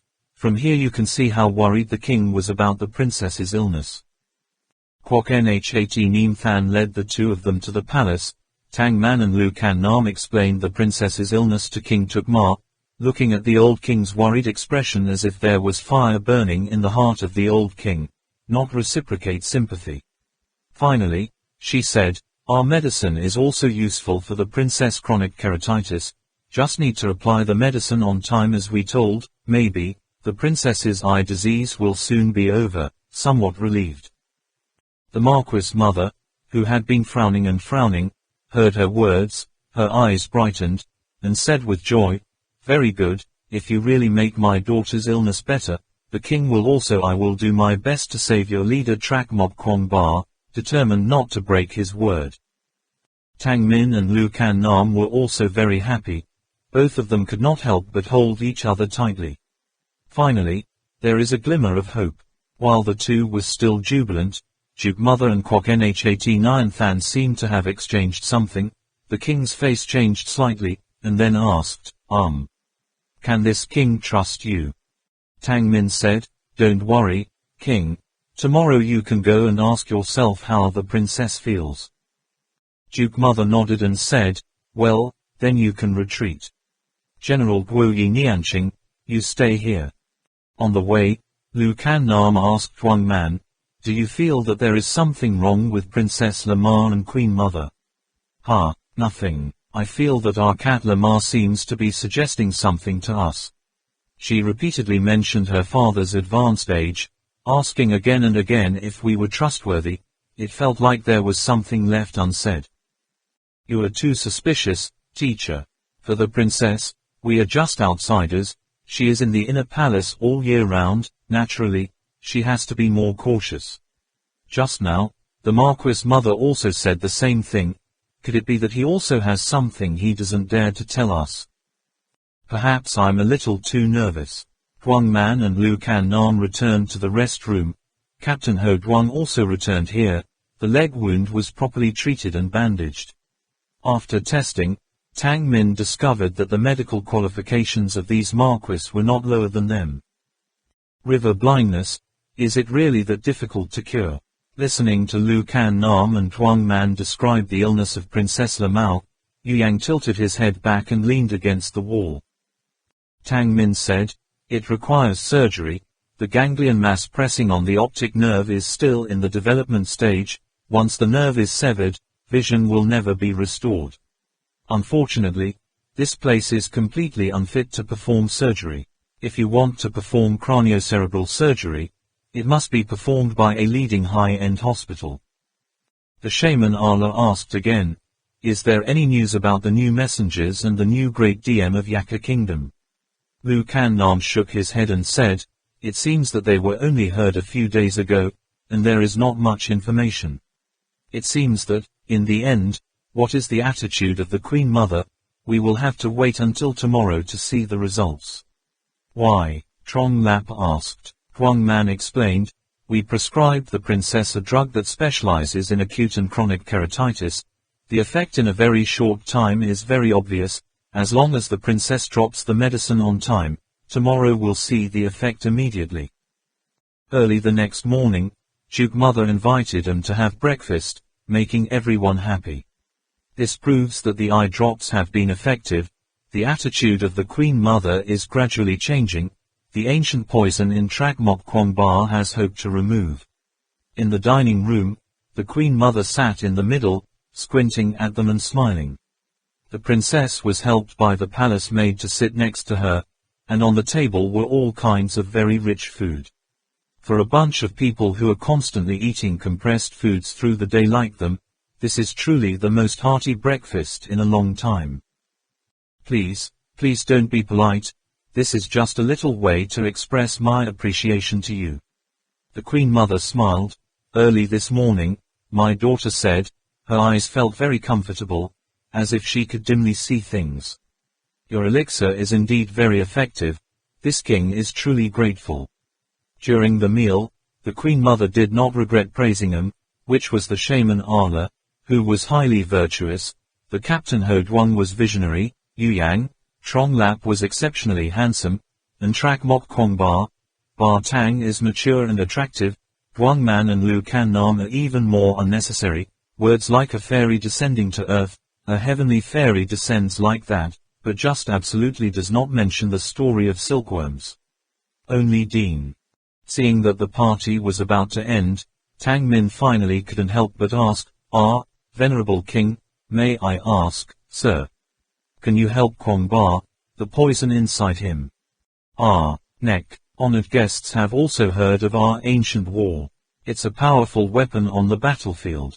Respectful King, she did not refer to the battle ancient, but the poison neck on Trak Mok Kwong Ba. Our captain, Master Tu Kiat said that it is necessary to use the silkworm that only the noble country possesses. Therapist, he accepted our request. As long as we help cure the princess's eye, he will help us treat the young Master Kwong Ba's illness. The princess's illness? We have exhausted all our strength. As for the illness of young Master Kwong Ba, I don't know how the king prepared to help us. We need an answer from you. Seeing that this Marquis mother was really obnoxious, Lu Can Nam also didn't want to pretend to be polite to him anymore, and said it directly. Father, even Princess Lama also showed a hint of anger, looking up at the Duke of Mother.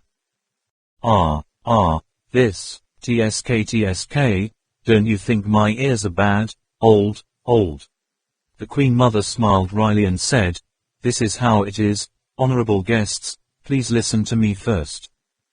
At this moment, a soldier ran in to announce that Kwok Nhat Neem Than had asked to meet. The Queen Mother angrily shouted, doesn't he know that I am having dinner with honored guests? What's the matter now? The soldier quickly replied in a low voice, it concerns the emissaries. Oh, the Queen Mother stood up and said, let him in. Kwok Nhat Neem Than quickly walked in, put his mouth close to the ear of the Queen Mother and whispered a few words, then glanced at Trak Mok Kwong Ba and the others. The Queen Mother frowned slightly, also surreptitiously looked at Trak Mok Kwong Ba, her eyes full of uneasiness, making them all secretly bewildered. How did the incident happen? But what does the other messengers have to do with them? Sure enough, the Queen Mother heard Kwok Nhat Neem Than whispering for a while, then uneasily clasped her hands together, grimacing, dear guests, I really don't know what to say. The envoys I sent to Yaka just returned, they brought news. Well, their new Dai Dawu agreed to treat my daughter's illness, but, on his condition, it was silkworms. What? Yu Yang and Trong Lap almost jumped up at the same time. Why do you want to turn back? What is this? Both angrily questioned at the same time. Kwok Nhat Neem Than hastily used a unique tone that only he can dissuade. Dear guests, please be less angry, less angry. This news, we just received it. The Queen Mother spread out her hands, pretending to be helpless and said, honorable guests, this is also a matter of necessity. You see, this. Princess Lamau knew that the incident was related to her, and could only keep silent. The Queen Mother immediately sent the palace maid to bring her back. Captain Hoduang thought to himself, is there such a coincidence? Could this be just a pre-arranged play? Not quite the same. How can there be such a coincidence? We didn't come, no one needed the silkworm or something, we just showed up, everyone wanted to rob it. Yu Yang couldn't help it and said it out loud. After saying that, he saw the shaman Allah glaring at him. Sure enough, the faces of the Queen Mother and Kwok Nhat Neem Than were not very pleasing to the eye. After a while, Kwok Nhat Neem Than reacted. The male voice did not sound male, and the female voice did not sound like a woman, saying, "Oh my, dear guests, you have misunderstood. The truth is, silkworm can cure all diseases, prolong life. Who in our two kingdoms doesn't know? Is there anyone who doesn't want to own it? It's just that the Yaka people didn't stand a chance. The new Great Dawu obviously also knows it's a good thing, and also knows that our king loves the princess very much, so it's only natural to ask us for such a thing. But, we arrived first, but you can't make the princess fully recover either. Grandfather, you guys." The two sides began to fall into a deadlock situation. Tang Man gently held Trak Mok Kwong Ba's hand, so worried that he was about to cry. Trak Mok Kwong Ba smiled and comforted her. "Fate likes to tease people, let's just pretend this never happened." Ba Tang quietly asked, "Kill them all and take back the belongings." Trak Mok Kwong Ba quickly shook his head. "Does Yaka's Umbrella Emperor guarantee to cure the princess's eye? Probably not. He hasn't even met the princess before." Captain Ho Duong scratched the itch right, pointing out the crux of the matter. "That's right. What if he just wants to get rid of your silkworms?" Yu Yang quickly followed. The Queen Mother rubbed the wrinkles on her forehead. There is no other way.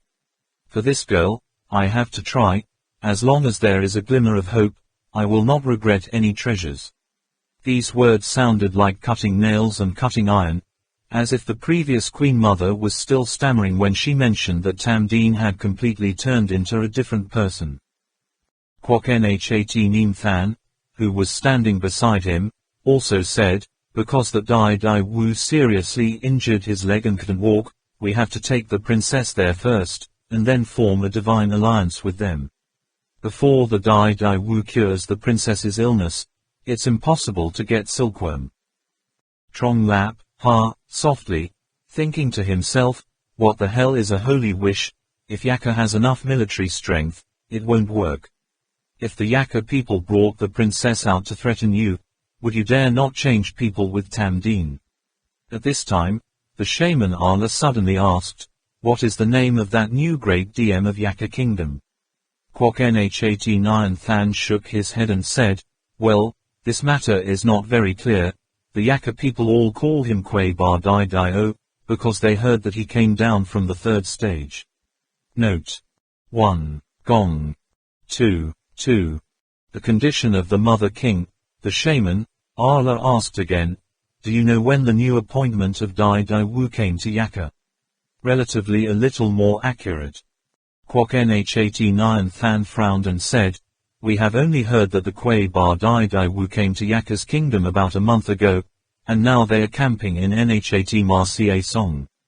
Before that, it seems that in a Nhat, the nomads discovered him. At that time, that Dai Wu was very badly injured. He claimed to be a man from the third stage." The shaman Allah mused, as if thinking about something. The Queen Mother showed concern and explained, "It's not that I don't want to use Tam Deen to save Trak Mok Kwong Ba's life, it's just that I really didn't expect such an unexpected thing to happen, King." He let out a heavy sigh. Kwok Nhat Neem King's only eye circled around, and suddenly said with a sour voice, "Tam Deen only has a little bit of it. If you want to divide it, it's definitely not enough, unless..." "Unless how?" "Unless you go to the Kwei Ba Dai and negotiate on your own, see if he will yield or not." Kwok Nhat Neem Than tried to hide the smile that was flickering on the corner of his lips. "What a dog fart. How can we negotiate with Yaka Kingdom's great DM umbrella?" Captain Ho Duong shouted angrily. At this time, the shaman Allah stood up, stooped and said, "Your Excellency, if we could invite and persuade the new appointed Dai Wu to come here from Yaka, I wonder if you would agree. Using silkworms to treat our leader's illness." The Queen Mother in surprise stepped closer to the mage, as if she did not dare to believe that the shaman Allah would dare to accept Kwok Nhat Than's proposal. He stammered suddenly, Sir, I mean, can you invite Kwai Ba Dai Dai Wu to come here, please come here. Of course, the Queen Mother did not feel secure about letting her daughter go to Yakka. After the war, the relationship between the two countries was inherently not good. But if it was possible to invite that great diva to come here, then the situation would be completely different. The others were also surprised with wide eyes and flat eyes looking at the shaman Allah. It was obvious that it was just a sarcastic statement by Kwok Nhat Than. The sinister smile on Kwok Nhat Than's face also disappeared, replaced by an inexplicable doubt. Yes, we are willing to give it a try. The shaman Allah calmly said, I just don't know, will the king be willing to establish a divine alliance? France, magician, Allah shaman, Duke Mother was also dumbfounded, did not dare to believe his ears anymore. He looked at the shaman Allah for a long time before he made up his mind, gritted his teeth and said, okay, if you can really invite Dai Dai. Yakka's family came here to visit the king's princess, but the Kwai Ba Dai Dai Dai did not ask for Tamdeen as remuneration, then that amount of silkworms will of course be used to treat Trak Mok Kwong Ba's illness. The king is willing to make a divine covenant with you. Saying that, he stretched out an arm. The shaman Allah also extended his hand. At that moment, Kwok Nhat Than suddenly raised his voice and shouted, hold on. He walked over to stand between the Marquis Mother and the shaman Allah, whispering a few words in the ear of the Queen Mother. The old king's face changed a few times, occasionally nodding his head in understanding, then raised his head and asked the shaman Allah, you are outsiders here, how can I trust you? Will you obey the divine covenant? What if the other Yakka's Dai Dai umbrella had another way to treat Trak Mok Kwong Ba's illness? What if you can't invite Kwai Ba Dai Dai? On the contrary, you offend him and make him not agree to visit my daughter's hospital. There are too many unspecified factors, so I can't believe you so easily. Encountering such an unexpected event, the shaman Allah was unexpectedly also a bit out of control, at least in his eyes. There was a murderous intent that he had never seen before. Kwok Nhat Than suddenly felt cold on the top of his head and didn't understand why. But in just a moment, the shaman Allah was able to overcome himself, only slowly asking, then, what should we do to make you believe? The Queen Mother did not answer, but only glanced at Kwok Nhat Than. Kwok Nhat Than covered his mouth with his hand and whispered in the ear of the king for a while. Finally, the Queen Mother nodded and said, well, we can form a holy alliance, but you can't go all the way, you have to leave hostages, and at the same time bring Kwai Ba Dai Dai Wu back here in limited time. Otherwise, your hostages will become tributes for disrespecting heaven, don't you think? Such conditions seem too harsh. What if your deadline is too short? What if the Great Dipper really had a reason not to leave Yakka? Does that also mean that we broke the covenant?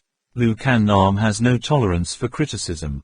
This problem, the Queen Mother thought for a moment, then said, don't worry, the time given by the king will definitely be reasonable.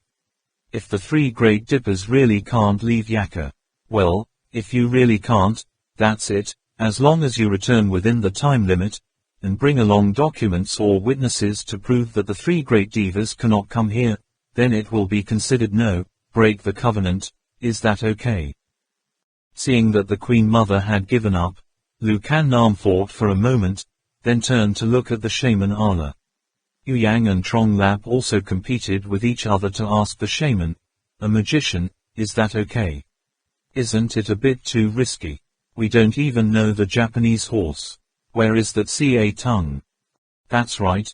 Moreover, the condition of this old tortoise is obviously very unfavorable for us. If we can't get back on time, he'll open his sword to the hostages. I disagree. The shaman Allah heard the sound and was startled, looked at Trak Mok Kwong Ba in surprise, only to hear him resolutely say, I can't let anyone stay here as a hostage. Life and death have numbers, I don't want to force it. I wonder, how can I risk the life of anyone in the group? The shaman Allah calmly said, but this is our only chance, there is no other way. If I say, I'm 90% sure we can do it, don't you want to take a gamble?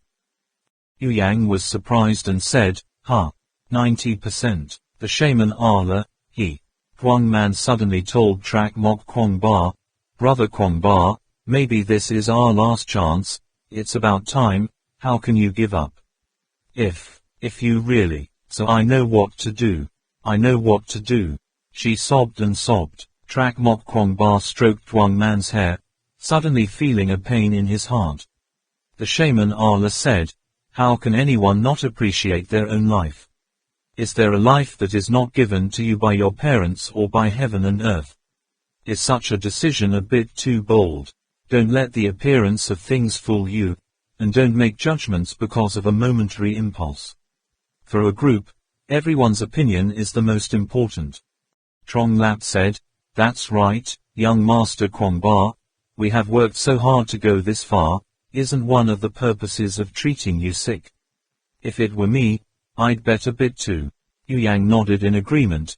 If the magician is 90% sure, I also agree. Lu Kan Nam said, we should try. Man raised his teary eyes to look at Trak Mok Kwong Ba.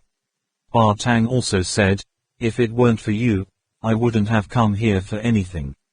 Trak Mok Kwong Ba's heart was full of hundreds of threads, looking at his teammates next to him, thinking about those who were buried in the endless darkness, he suddenly felt guilty. It could be said that they all died because of him. The promises he made before leaving, unexpectedly he could not fulfill. At this time, Captain Ho Duong suddenly spoke up and said to Trak Mok Kwong Ba, everybody go, I'm staying here. Trak Mok Kwong Ba was startled and exclaimed, Captain Ho Duong. Captain Ho Duong laughed and said, there's no need to be so exaggerated, just act like life and death are not equal, just separated for a few days. My leg is injured, just need to rest for a few days to regain strength, take advantage of being lazy, ha ha. Trak Mok Kwong Ba stood silently in front of Captain Ho Duong, not knowing what to say. Ho Duong patted him on the shoulder, smiled and said, don't forget, you promised to lead everyone there, and also bring everyone back safely. If he fell, how would he fulfill that promise? Professor Fung Tan only has a good student like you. Unfortunately, what kind of destiny do you have here? When he returns, he won't risk his life to find me. But you, don't worry, you forgot, my life is big, I'm Ho Duong, ha ha ha. Trak Mok Kwong Ba rolled his eyes and looked back at everyone's faces. The scene seemed to bring him back to when he was lying in the hospital room. Each face was stubborn but still smiling, so familiar that it made his heart must tremble. Everyone's words at that time, he still remembers clearly. Young Master Kwong Ba, he once said, he never gave up. In the most dangerous moment, he did not leave me, and at the same time made me believe that he would not abandon anyone.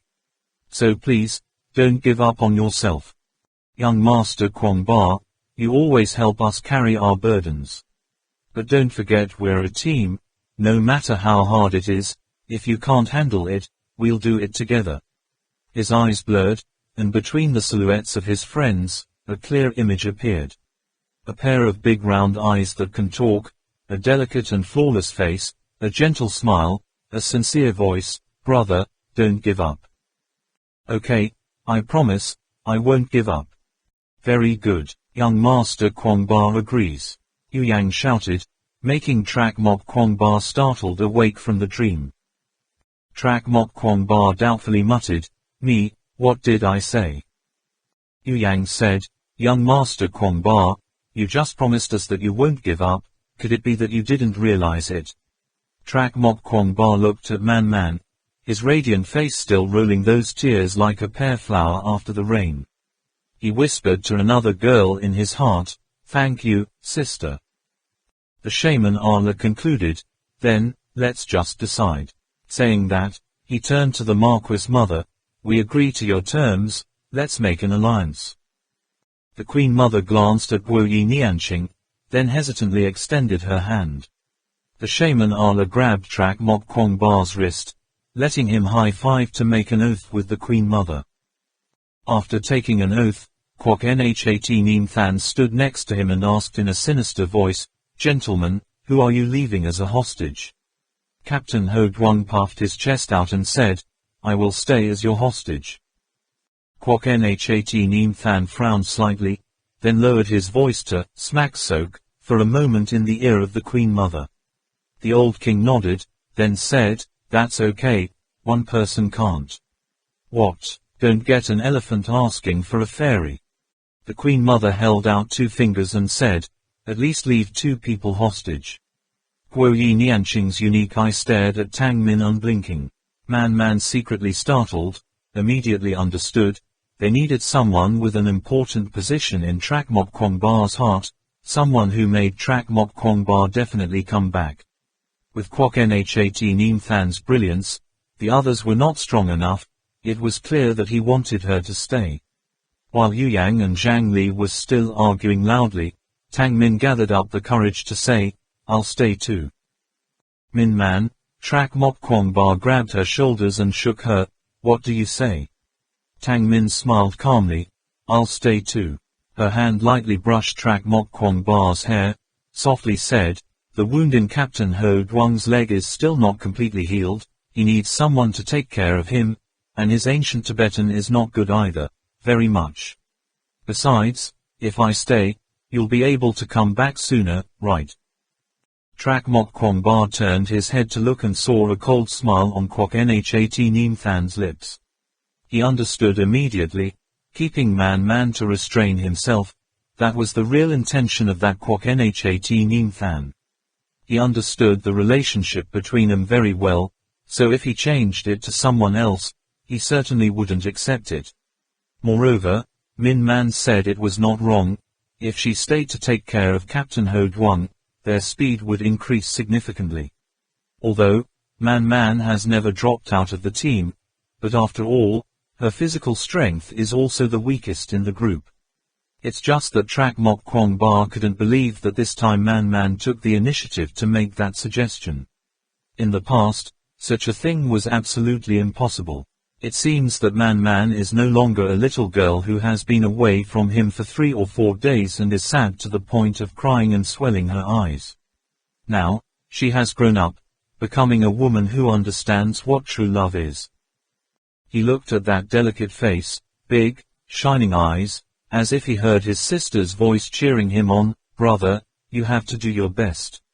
The 2 of them looked at each other with 4 eyes, deep and boundless love. Trong Lap looked straight into the face of the Queen Mother and asked coldly, "Are you satisfied?" The Queen Mother turned her head to look at Kwok Nhat Neem Than. The bald dwarf, unexpectedly, continued to press his mouth against the ear of the Marquis Queen and murmured for a long time. The Queen Mother listened while nodding her head like a drunken chicken. Tang's father clenched his fists, making creaking sounds. If he had a weapon with him, I'm afraid he would have opened fire a long time ago. After Kwok Nhat Neem Than finished speaking, he stepped aside again, as if this matter had nothing to do with him. Duke Mother cleared her throat, then said, "There is one more thing. Since our envoys have already negotiated with the 3 great divas, if we go again now, we will have to give them an explanation, satisfactory. In addition, if you send only 1 follower to show you the way, you will not show much respect for the kingdom of Yaka. So this time, our people will not follow you." "What did he say? We don't even know the way, how can we go?" When Yu Yang heard it, he raised his voice and made a fuss. The Duke of Mother said indifferently, "The king just said that we Tuk Mau people won't follow you, but he didn't say that he didn't show the way. There will be a person familiar with the situation and terrain in Yaka to guide you to visit Kwei Ba Dai Dio. He is Jiang Dung Trat Lo who used to share a prison with you. He has been locked there for 3 years, there is no use in keeping it, the king will pardon him and let him return to the old land. Therefore, this event will be a personal matter between you and the 3 great divas, and has nothing to do with the relationship between the 2 kingdoms of Yaka and Langbu, do you understand?" Yue Yang sneered and said, "So it is, it's convenient." The shaman Ala nodded to Trak Mok Kwong Ba, acceptable. The Queen Mother turned to look at Kwok Nhat Than, only to see him nod slightly. Then, the new Queen Mother said in the voice of a victor, "Okay, then follow that agreement. The envoys sent by the king, from departure to return, take 3 days before and after, because you still have to go and persuade Kwei Ba Dai Dio, the king gives you 1 more day, so sure enough.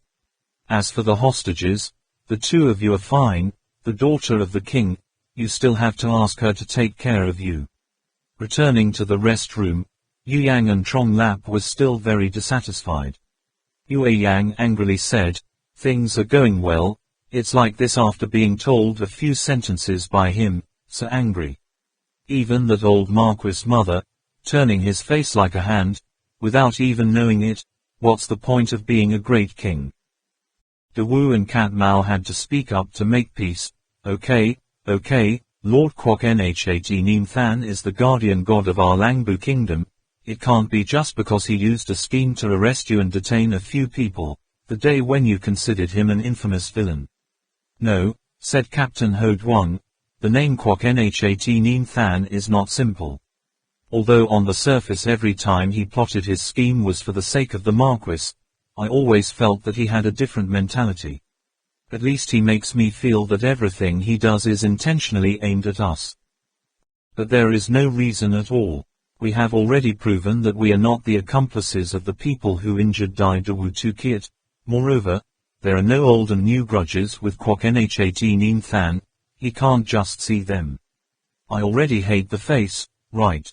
Could it be, because the first time we met, we laughed at his body, so he held a grudge in his heart? It can't be, we didn't mean to make fun of him that day." As soon as he mentioned the problem and what was difficult to understand, Yu Yang immediately began to think seriously. De Wu and Cat Mao smiled and said, "Koan Nhat Neem Than is not what you imagine. He is good at strategizing, invincible, being able to reach an agreement with Yaka Kingdom, bring peace today, his merit is the greatest. The temperament and heart of Guo Nhat Nianqing can't be so narrow-minded." Zhang Lap said disapprovingly, "Then why does he keep aiming at us? He's been giving us trouble all day, too. Can't say it's aimed at you." De Wu and Cat Mao said, "Just like Captain Ho Duong just said, everything Guo Nhat Neem Than does for the sake of Tuk Mau. He's only known you for a few days, doesn't know anything about each other, but your weapons make him unable to stay alert. If you want to help Yaka, won't that become a huge threat to our Langbu kingdom?" Lu Kan Nam, the shaman Ala and Yu Yang understood at the same time. Neither of them thought of this aspect, although they only had common weapons, but just like Ba Tang said, just enough ammunition. Killing everyone here is not impossible. They just never thought about it. But every time I think about Kwok Nhat Neem Than's appearance and tone, I find him even more obnoxious. Yaka Ambassador Lu Kan Nam said, "This guy Kwok Nhat Neem Than cannot be underestimated. He is a very knowledgeable person in psychology. When we negotiate with the Marquis, he is always observing the facial expressions and movements of every single one of us. In fact, he is very much like a street vendor. The more we show that we need the item, the higher the price he will charge. Dealing with this type of person needs to be very careful. It will be difficult to gain benefits from him, but it is easy to fall into a trap. He can even rely on our facial expressions and movements to analyze each person's personality, habits, and weaknesses." Yu Yang hesitated. "So, the louder Trong Lap and I, on the contrary, the more our weaknesses are revealed." Lu Kan Nam only smiled indifferently. Yue Yang was embarrassed and glanced at Trong Lap. Ba Tang said hoarsely, "No matter how many tricks he has, just one bullet is enough to solve it." The shaman Ala slowly said, "Actually, from the beginning until now, we have always looked down on this great man Kwok Nhat Neem Than. That's why he was put in a weak position a few times without knowing who to call. Every time he takes off, he can hit our weakest spot, making us defenseless, and at the same time feeling unstoppable. If we could have stood in the position of Kwok Nhat Neem Than to think about the problem a little earlier, perhaps it would not have turned into the situation like today. Kwok Nhat Neem Than, Kwok Nhat Neem Than, that is already a scary name. It's only a pity that we can only taste his schemes and tricks, but have not seen his general knowledge and demeanor. That person. Yu Yang suddenly asked, that's right, shaman, what is a divine covenant? Is it enough to just clap one hand? The shaman Allah shook his head and replied, it's just the beginning ceremony, just like the engagement ceremony. Tomorrow we'll officially make a pact, set up an altar, offer sacrifices, and report to heaven an oath, agreed upon by both parties. Once you report to the gods of heaven, just like people today have signed a contract, whoever violates, after death, the soul will be banished to hell, forever tormented. Then isn't this covenant very ambiguous? Yu Yang asked surprised. The shaman Allah smiled and calmly said, this is the ancient way of doing things. It can be said that for those who worship the gods, this covenant is much more effective than the constraint of the law. The next day, they were led by the guards to the altar of Tuk Mau citadel. Trak Mok Kwong Ba was stunned for a moment. This sacrifice was really too similar to the one in his memory. Countless large stones are arranged in concentric circles. In the middle of the altar is a 3-story circular platform like the Temple of Heaven in Beijing. Just the stone pedestal in the middle of the altar is replaced by a high stone pillar, faint. Now, around the stone pillar, there are tributes to be used for sacrifice. Dai Diko Tu Kiat is also busy with his staff to arrange everything on the altar. The Queen Mother was already waiting above. The others stood in a concentric circle below. Kwok Nhat Neem Than also brought a group of people to arrange work under the altar. Busy going back and forth, seeing Trak Mok Kwong Ba coming, he immediately instructed his subordinates a few sentences, then stepped back to welcome. Kwok Nhat Neem Than looked up at Trak Mok Kwong Ba and said, have you decided yet? If you want to regret it now, there's still time. Trak Mok Kwong Ba calmly looked straight at Kwok Nhat Neem Than and suddenly saw Da Kat's shadow. As an opponent, Kwok Nhat Neem Than was the type he hated the most. As a friend, Da Kat Dia Real is the type of person he likes to know the most. The same person, but the difference is so big. The auspicious hour had come. The shaman Allah instructed a few sentences, then let Trak Mok Kwong Ba sign the divine covenant by himself. Then, Dai Dawu Tu Kiat performed a series of elaborate rituals, inviting all the gods in the sky. In front of the image of the gods, Trak Mok Kwong Ba and Tuk Mau Buong together loudly read the agreement, drank a large bowl of wine, broke the alliance bowl, took a big knife to cut a large piece of meat. The people outside sacrificed. The piano began to dance and sing, as if the alliance had been established. The next day, when the sky of the Holy Land began to shine with colorful rays, Trak Mok Kwong Ba and the others stood on a hanging basket. Captain Ho Duong, Man, and Dawu and Kat Mau all stood outside, and Kwok Nhat Neem Than led a group of soldiers to guard them. All the words that needed to be said had been said from the previous night. Today, Min just stubbornly smiled. In fact, there was an encouraging smile on everyone's face. They have gone through so many life and death dangers together. Now in the team there are 2 people who have to temporarily part ways, stay in a strange place, day by day not knowing what awaits them ahead. Therefore, they all secretly blessed each other. Their eyes looked straight, their eyes met, revealing complicated emotions. Then, the pulley slowly rotates, the hanging basket begins to lower. The eyes of the 2 groups of people before and after were still tightly intertwined. After the hanging basket was lowered for more than 10 meters, Yu Yang suddenly found that in Guo's eyes, there was a hint of a heavy murderous intent. There was no mistake, it was definitely murderous intent. Yu Yang knows that in this world, there can be love without reason, but it is very difficult to have hatred without reason, and moreover, it is the hatred that is etched in the bones. He thought to himself, what is it all about? What's that look like? Before coming to Tuk Mau, we have never met the Kwok Nh89 Than, and Guo Nh89 Than can't be Merkin's accomplices. What reason does he have to hate us? Until the shadow of Trak Mok Kwong Ba disappeared from view, Kwok Nh89 Than called an underling to instruct a few words. The subordinate received the order to run away. A few dozen minutes later, a dove flew up into the sky, towards the waterfall. Kwok Nh89 Than sent a team of bodyguards to escort Trak Mok Kwong Ba. The leader, named Nha Chao, was one of the brave men who had welcomed them the day before. On the way, Nha Chao told Trak Mok Kwong Ba, "It is impossible to directly cross the Sea of Life from the edge of the cliff, so the giant whirlpools will engulf all boats. If you go near the edge of the platform, too, there is a risk of being hit by the waves to the floor below." So it took them a day to go around that big lake, to a place called Nhat Waterfall, where it only took half a day to reach the other side. According to Nha Chao's description, the Sea of Life is shaped like a gourd, and Nhat Waterfall is the knot of that gourd. If Yaka and Langbu want to move together, they must cross the sea here. So Langbu gathered heavy troops to defend at Nhat Falls, and Yaka also built Nhat Ma Ca Tung Citadel on the other side. Jiang Dung Trat Lo was finally released from the dark prison that had imprisoned him for 3 years, but there was absolutely no sign of joy on his face. Yu Yang saw him as if he was carrying a heavy heart, so he asked the reason, but Tram Lu just faltered and didn't answer.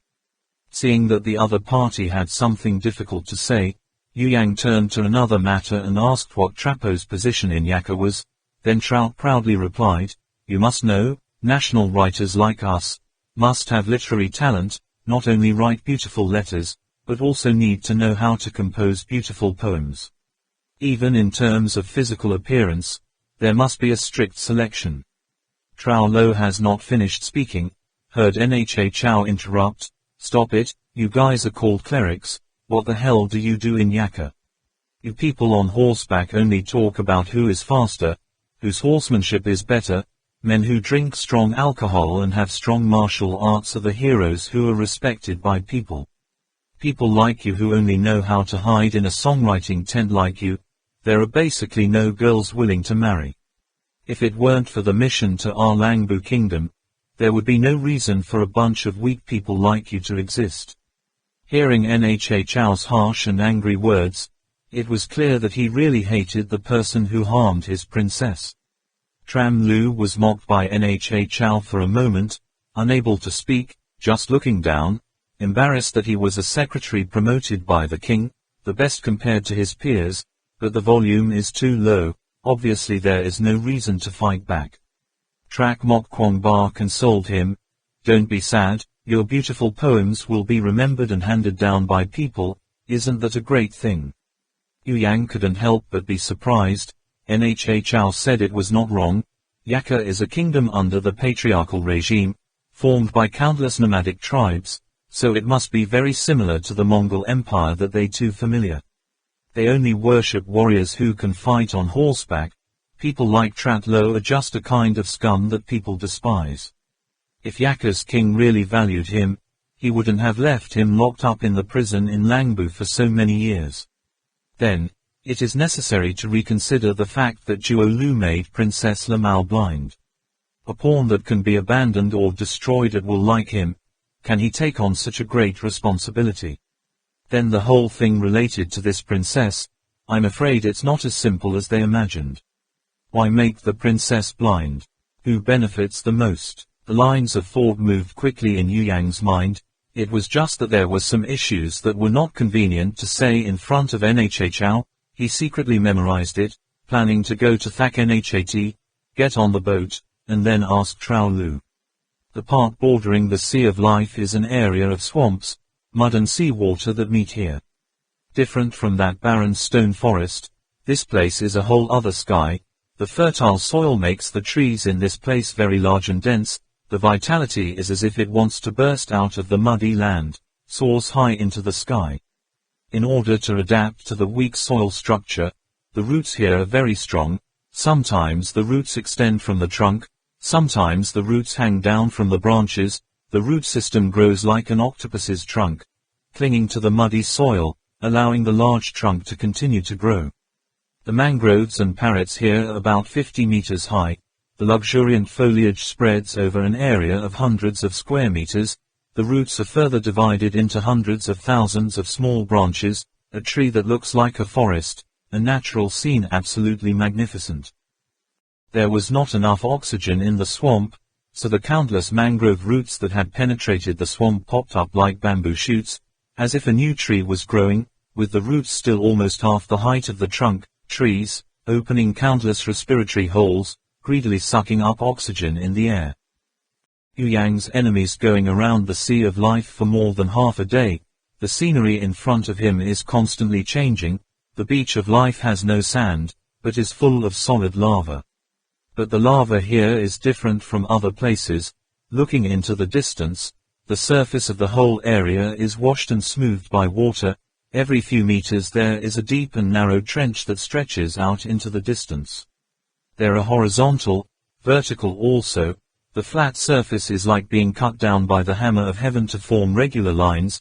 Horizontal and vertical intersect. The person walking in the middle is like walking on a giant chessboard of heaven and earth.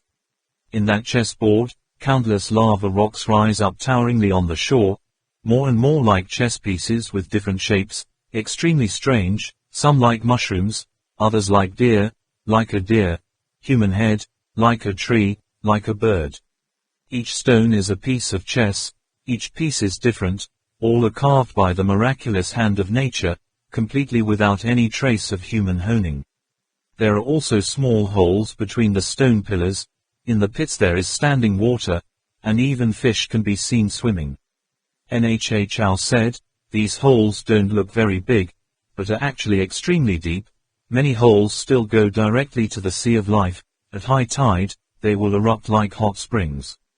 It seems that this huge lake, called the Sea of Life by the people here, is probably the result of thousands of years of continuous flow, and red rock mountains, water, and wind have created a wonder of nature.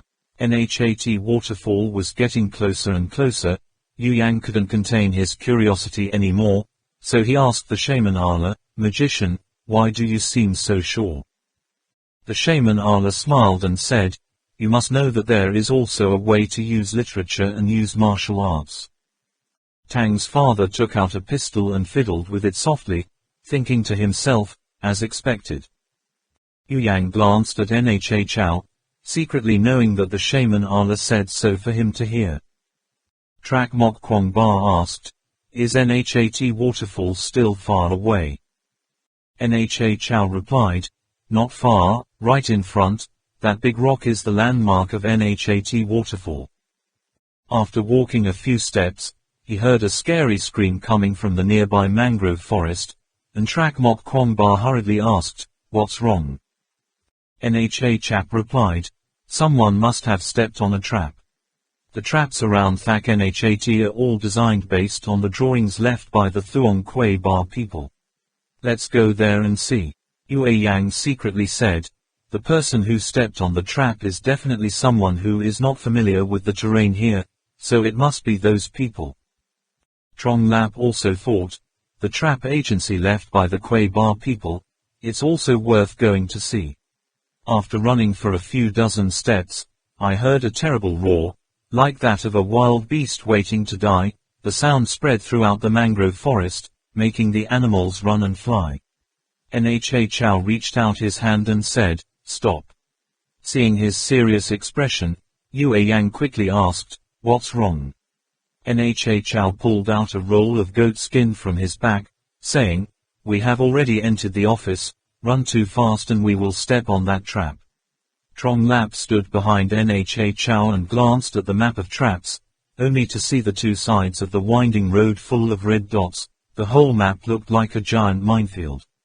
Zhang Li was shocked and said, what is it? So many pitfalls. Nha Chao pointed to the roots of trees rising out of the swamp, saying, this is not a young tree, but the roots of a large tree. They plunge into the swamp, then back up again. The branches and rhizomes are extremely elastic toughness. The Thuong Quay Bar people taught us to pull those mangrove branches into the cellar. The ropes and the fixing nails were all below the surface of the mud. Over a period of time, the ropes and wooden nails all rotted away, but the branches did not, unaffected, still growing very well below the swamp. Now, those crumbling wooden ropes and nails have all become extremely unstable. Just a little carelessly stepped on, it will turn out like this. Saying that, Nha Chao bent down to poke his hand in the mud, broke a piece of tree root, and then arbitrarily threw it into a place about 10 meters away. Mangrove roots stick into the mud, swallow, on 2 bubbles, sink. Trak Mok Kwong Ba all held their breath attentively, waited for about 30 seconds without any response. Trong Lap and Yue Duong turned their heads to look at Nha Chao questioningly. Only Nha Chao raised his right hand, said, "Wait a little longer."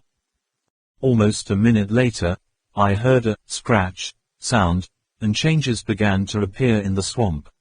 At first it was as if a snake was crawling under the water, then the mud was rolling up, as if countless fish were squirming, then there was the sound of broken branches, cracking. Each set of mangrove roots suddenly left the mud swamp, shooting up into the sky like sharp swords.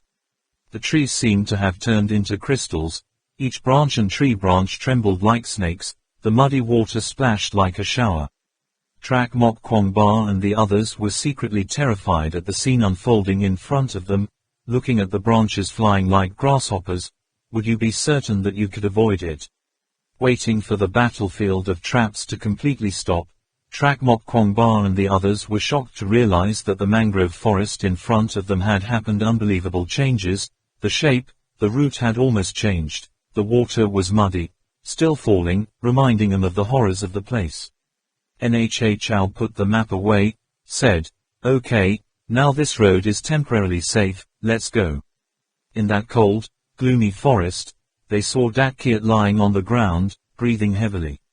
He was leaning against a large mangrove tree, his body drenched in loose mud, his arms stretched weakly along the side of his thighs, the huge hole in his left shoulder that had stopped bleeding, white bones and muscles tightly entwined, blood and mud mixed together. Those who saw that scene, no one dared to believe that the person was still alive. The muscles under Yue Yang's eyes twitched, although that person's hair was drooping and mud covered his face, but the fierce look under his hair immediately reminded him of someone. And Dat Kiat's eyes also stopped on Yu Yang's face for a moment, then quickly revealed his contempt. "It's Dat Kiat." The first person to call out was Trong Lap. It's not that Yue Yang didn't realize it, but just temporarily couldn't believe that he could meet him again in this place, didn't expect him to be so seriously injured. It's true that heaven has eyes. Tran Van Kiat. Yue Yang's eyes turned red, and he coldly snarled, "Ah, Yu Yang ha." Tran Van Kiat bowed his head and smiled coldly. The story of Nhac Duong and Tran Van Kiat, Trak Mok Kwong Ba and all of them knew about it, so no one spoke up, quietly waiting for Yue Duong to solve it himself. "You didn't expect this to happen, did you?" Yu Yang stepped forward. "Really?" Tran Van Kiat raised his head, only to see that his hair was drooping, his face was covered with blood and mud, the corners of his mouth were raised, his eyes flashed with a fierce light, crazy, excited. His voice was full of temptation. "Kill me." Yue Duong, who had already raised his gun, saw that appearance of Tran Van Kiat, suddenly froze, shook his head, lowered the gun, and said, "No." Tran Van Kiat struggled to raise his hand, his fingers formed a gun shape, pointed at his head, and said, "Shoot here." The bullets go inside, like shooting a watermelon, red, white, black, any color is available, ha. Ha ha, shoot away, shoot away. Coward boy, whoa, whoa, you. Do you only secretly denounce people? Ah, I forgot you were the best insider, now you're an insider too, aren't you? Tran Van Kiat said while observing the reaction of the people behind Yu Yang, although all was silent, but he could see that the sentence had an effect. Yue Yang calmed down, turned around, seemed to have let go of the burden in his heart, and let out a sigh. "Let's go." Zhang Lap confusedly asked, Aren't you going to take revenge? Yu Yang said. I don't think my aunt and uncle would expect me to open fire on someone who has completely lost the ability to resist. Even if he is a criminal.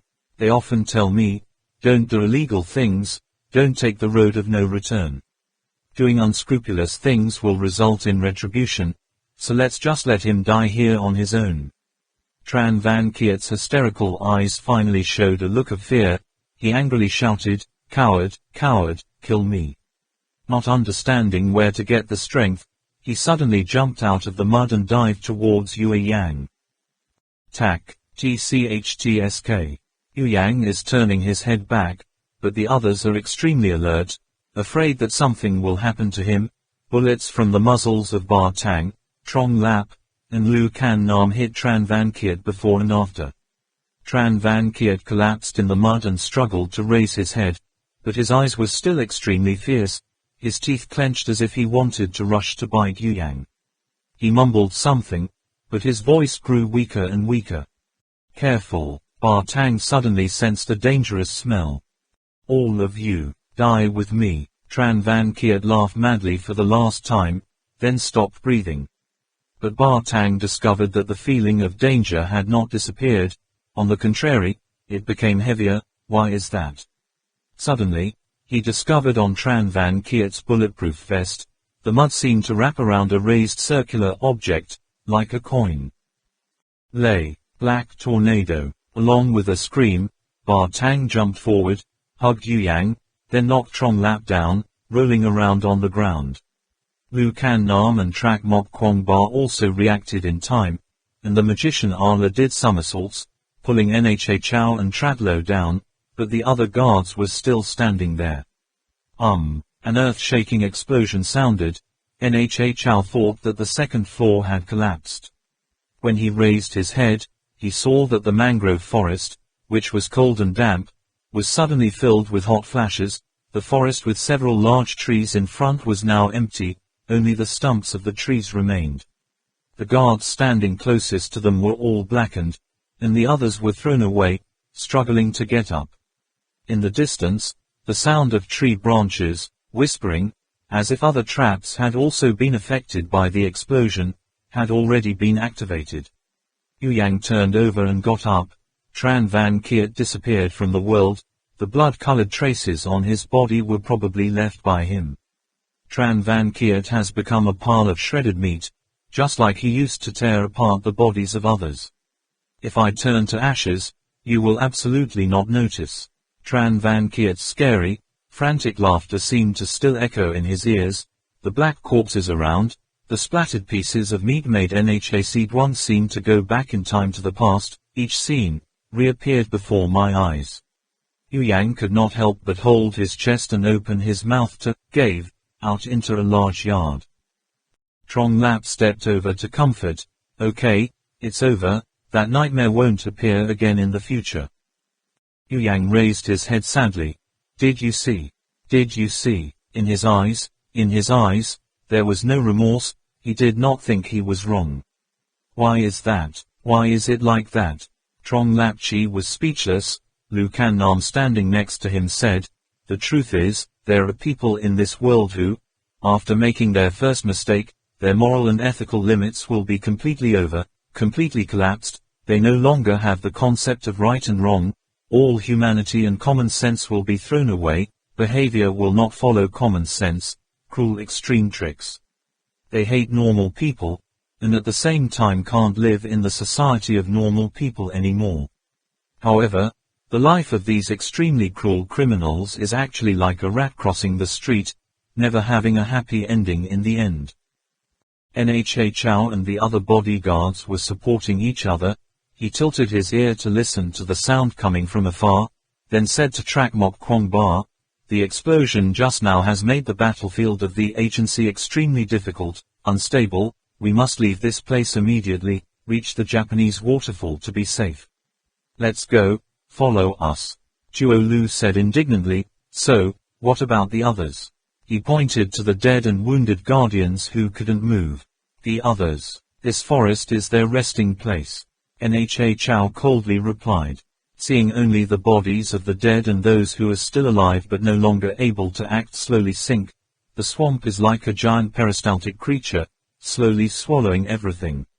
When they arrived at Nhat Falls, the sky was already sunset, and the multicolored clouds were even more brilliant.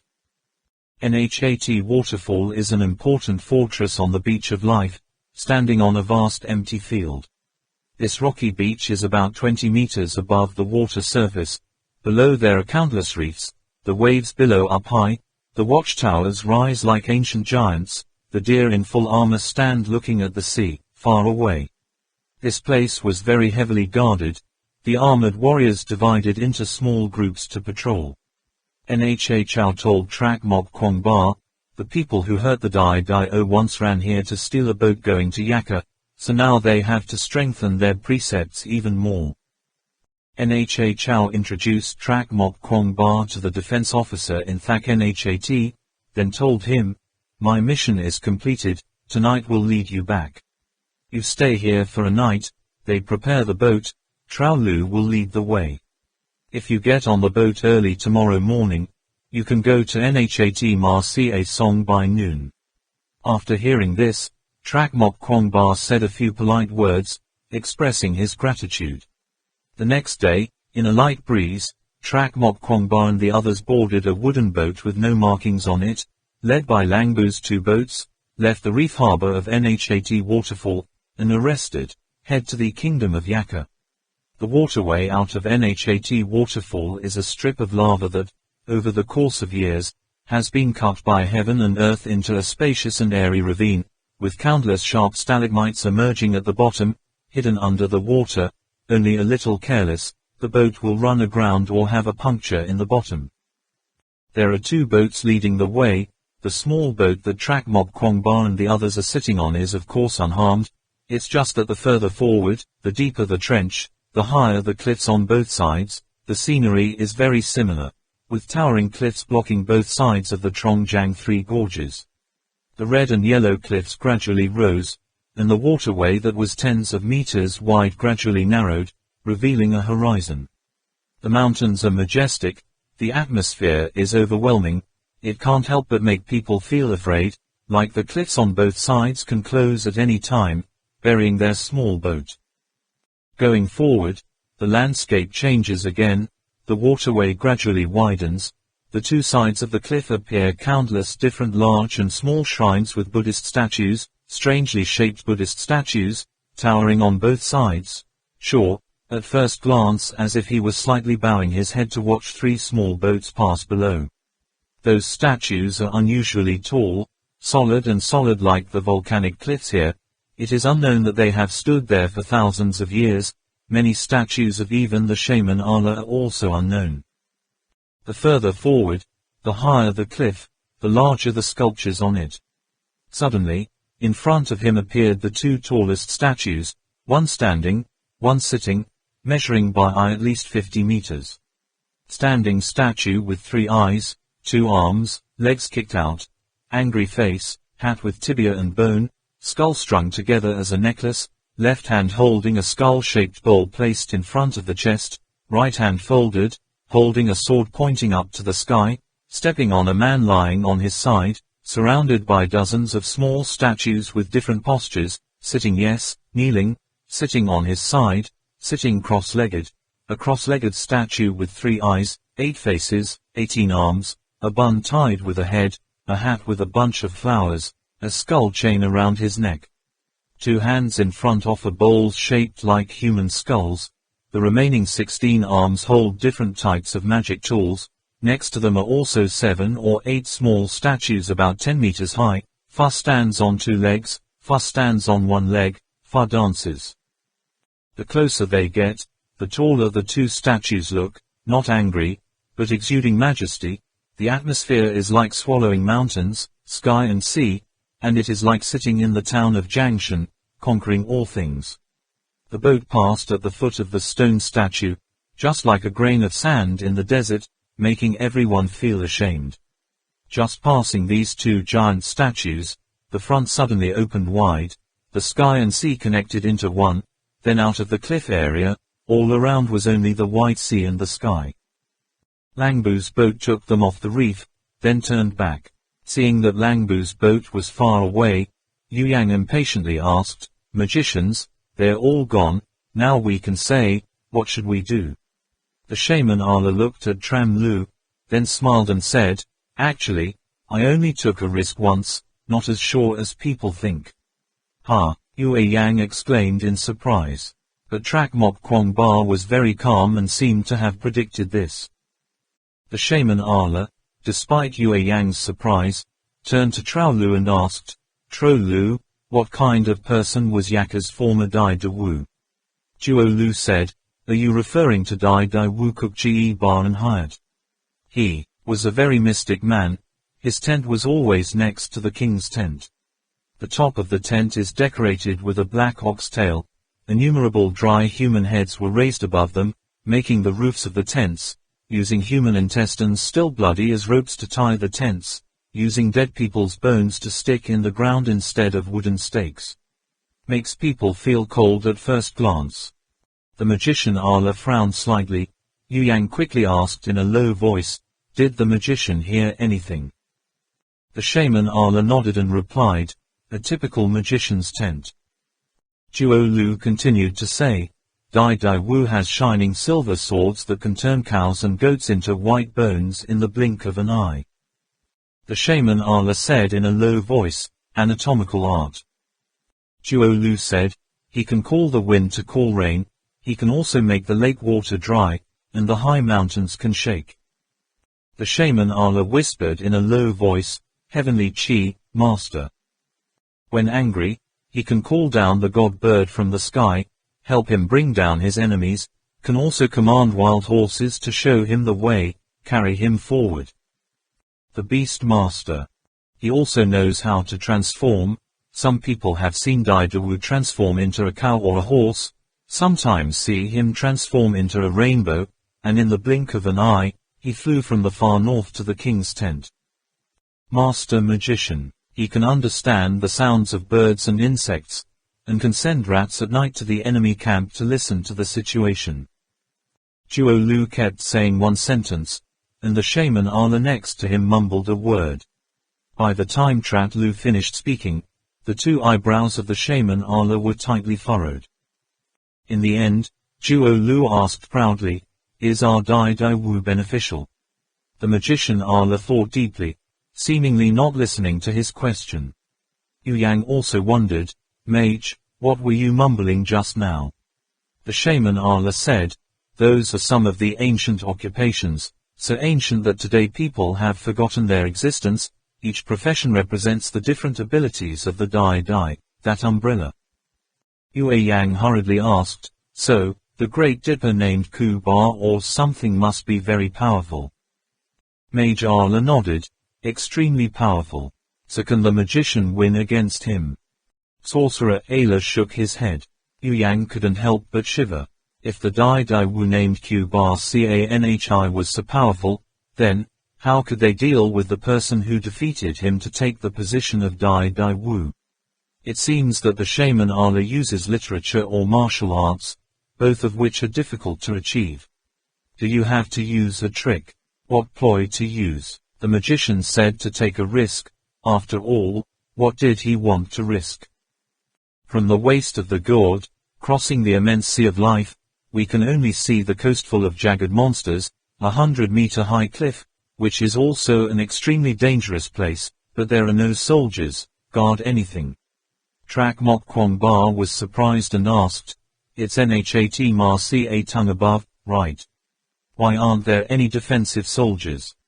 Tram Lu shook his head and replied, "No, you have to go ashore and then you have to go a bit more to reach Nhat Ma Ca Tung. It's not very far. Why is there no need for defenders?" Ha ha, it's not that Tram Lo is boasting, but we have only ever fought against Langbu by Yaka, but there has never been a story of Langbu's army crossing the sea to fight Yaka. We Yaka soldiers are the bravest. Yu Yang nodded and said, "That's right, Yaka is a nomadic tribe-based kingdom with no fixed base. The Langbu army crossed the sea here, either they couldn't find an attack target, or it was very easy to fall into a guerrilla war on the steppe, which would be very passive. Lu Kan Nam added, not wrong. Moreover, Langbu has enough food and clothing, a comfortable life, and the nomads on the steppe are more inhibited by natural factors, so the division into two factions defending and attacking is even more obvious, markedly. After disembarking, looking over, I only see a densely packed forest area. Without going through this forest, it is difficult to see into the distance. Trong Lap said, it's no different in Langbu. Duo Lu shook his head, just go and you'll find out, there's a big difference. Lu Kan Nam asked Trak Mok Kwong Ba, have you noticed the coast on either side? Trak Mok Kwong Ba nodded, the coast in Yakka is a bit higher than the other side of Nhat waterfall. Lu Kan Nam looked at Ba Tang again. Ba Tang said somewhat reluctantly, the plain is constant, so this means that the terrain on the Yakka side of the coast is higher than Nhat falls. It is likely that this second stratosphere terrain is higher from west to east. The closer you get to the area above sea level, the more the mode of growth and the type of plant will change. Yu Yang said, oh, no wonder, that is to say, go to the eastern end, that is to the highest point of the second platform, which is also the closest to the third floor, you can climb from there. Lu Kan Nam listened to the practitioner's discussion and nodded with satisfaction. 5 minutes later, Yu Yang asked again, Zhao Lu, how far is it after all? Didn't you just say you'll be gone for a while? Tram Lu replied, over there, do you see that circular bump on the cliff? After disembarking, walk towards it about 1,000 steps and you will arrive at Nhat Ma Ca Song. Yu Yang raised his head to observe, there was a large red birthmark on the cliff that formed naturally, but if they counted 1,000 steps to get there, then they had to get very close. He asked again, but what is ahead? Do you remember wrong? Duo Lu shook his head, impossible, although I haven't returned for 3 years, how could this be wrong? Trong Lap said, or did your tribe choose another place to camp? Duo Lu resolutely said, how can that happen? Nhat Ma Ca Song is below the red mark, hasn't changed for 1,000 years. Come on, this is the place. Tram Lu led everyone through the dense forest, and in front of him appeared an empty land, the size of dozens of football fields. There are forests on all sides, but here is a vast lawn, a small river flows through the forest, and finally flows to the Sea of Life. Only thing, in front of them is just an empty land, without any tents.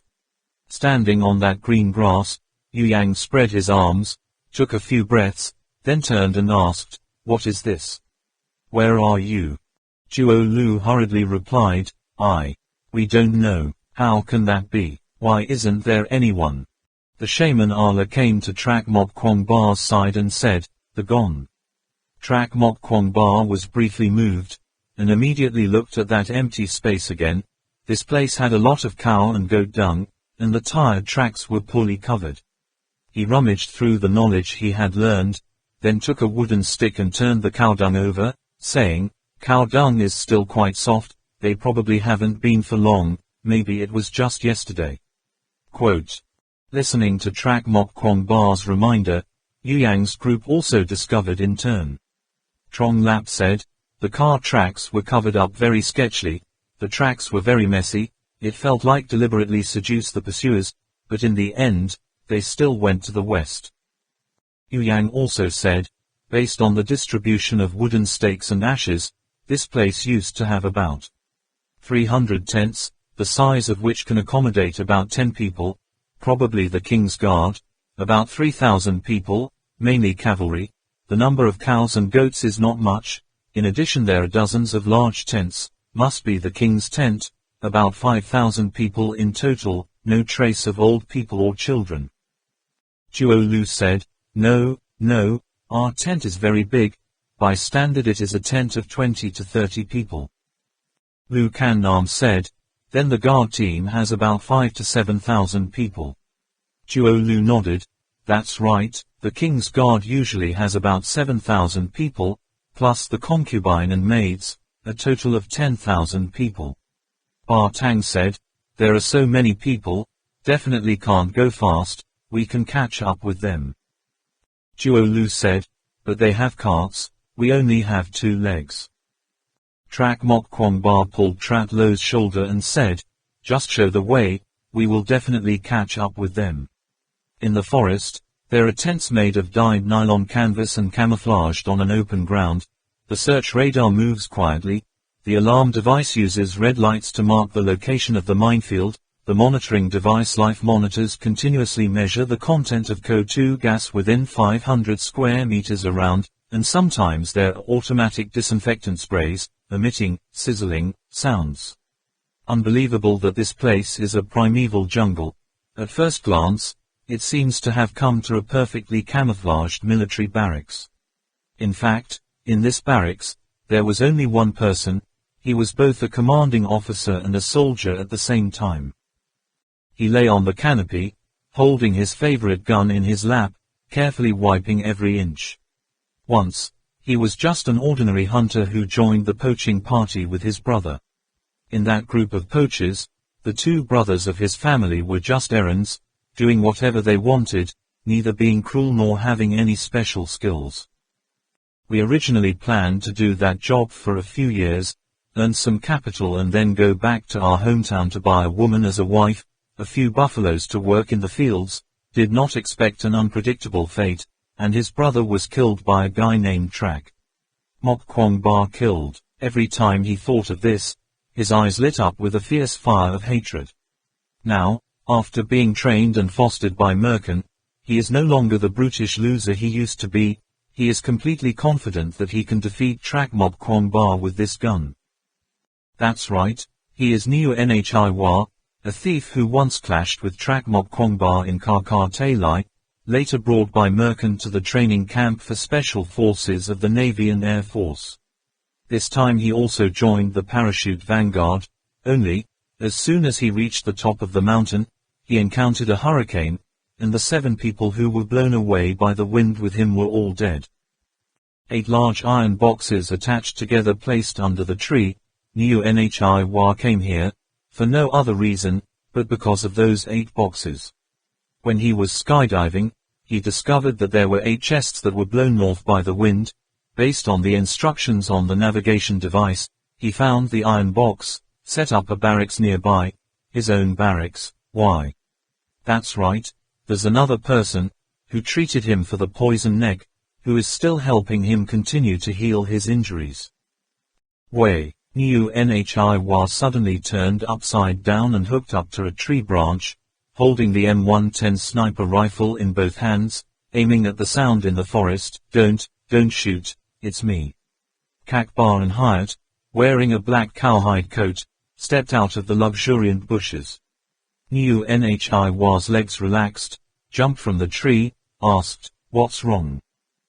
Kung Ge Ba in Hyatt replied, "The king's tent has left Nhat Marseille Song, now it is probably on the way to Jia Queen, are you sure you can deal with him?" Niu Wai shook the gun in her hand and said, "Don't look down on this thing of mine." On. Niu Nhiwa was talking, suddenly his thighs twitched slightly. He said to Kubar Ca in Hyatt, "Your technique is not as good as that old man in Langbu, it's been so long and it still hasn't healed." Kung Ba replied, "I am missing some herbs, otherwise your wound would have been healed for a long time."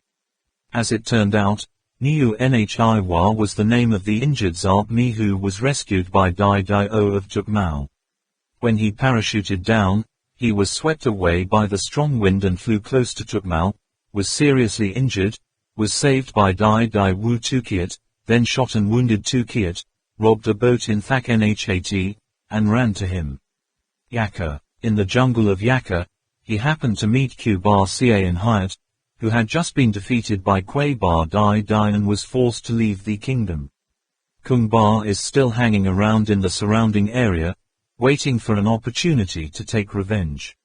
When Niu Wai demonstrated the power of modern weapons to him, he immediately thought that this was a good opportunity for revenge, so he took the initiative to treat Niu Nhiwa's injury, hoping that Niu Nhiwa would help him pay. Enemy. Niu Nhiwa, who thought he was just an Aboriginal guy, didn't realize how dangerous the people next to him were, even vaguely accepted the offer right away. He didn't know how to speak ancient Tibetan, but Q-Bar did not. With amazing memory, in a short time, he was able to use modern Chinese to express his intentions. The two of them had been in this forest waiting for a while, but the Go-3 Great Diva rarely appeared, and it was difficult to find an opportunity to strike. They have been waiting forever near Nhat Ma Sia Song. Now that the king's throne has begun to move, Kung Ba thinks that the opportunity has come, so he comes to discuss with Niu Nhiwa. Two people lying down on a lava rock hidden deep in the forest, looking down from above, Niu Nhiwa asked, "Are they sure to come over here?" Kung Ba replied, "Well, it can't be wrong. If you want to go to Jia Queen, you must go through this place. At that time I will block the way of the king. Those guards are all my subordinates in the past, they probably won't do anything to me. Then I will challenge the old man, lure him to appear, then you just need to aim at his head and shoot." Niu Wai said, "Yes, I remember you said, you have to wait another month or two before you move out, right? Why did you leave earlier?" Kung Ba replied, "My confidant said that it was because Langbu had a group of Zapmi people who wanted to find the old man, apparently wanting to invite him to Langbu to do something. According to the agreement of the two sides, it was impossible for those people to meet the old man, so they moved out earlier than expected." Niu Wai said, "The Zapmi? You mean?" Kung Ba said, I heard that the equipment is the same as you, but they say they are not in the same group as you." Ha! Niu Wai's eyes flashed, and quickly asked, "How many of them are there? Do you know what the names are?" Kung Ba replied, "There seem to be 6 people, the leader is named Trak Mok Kwong Ba." "Hey, where are you going? This is the road that the king's party will definitely pass." Before he finished his words, he saw Niu Nhiwa carrying a gun and running towards Nhat Ma Sia Tung. "Rest assured, I will help you deal with that old man, but first kill my enemy." Niu Nhiwa spoke from afar. Chapter 60 Secrets. Pretend to find the way back. Dharma Master Arla said, because the tantric practitioners are like the West Tower shaman, their physical energy is equivalent to Buddha nature, and the higher the cultivation level, the more benevolent and compassionate they are. If they encounter hungry tigers or falcons, they would rather cut their own meat to feed them than refuse to take action to kill the precepts. Actually, in the eyes of those great masters, people like me do not have any Buddha nature. So we're training like martial arts monks, and they're actually looking for a way back. The thief who shot Niu Nhiwa ran like crazy in the forest, secretly shouting in his heart, unexpectedly, "The last opportunity has come. Brother, I can avenge you. Duo Mok Kwong Ba, you must die this time." From childhood to adulthood, whether fighting or stealing, he always had his brother by his side, wandering around here and there. His brother is his half-life support.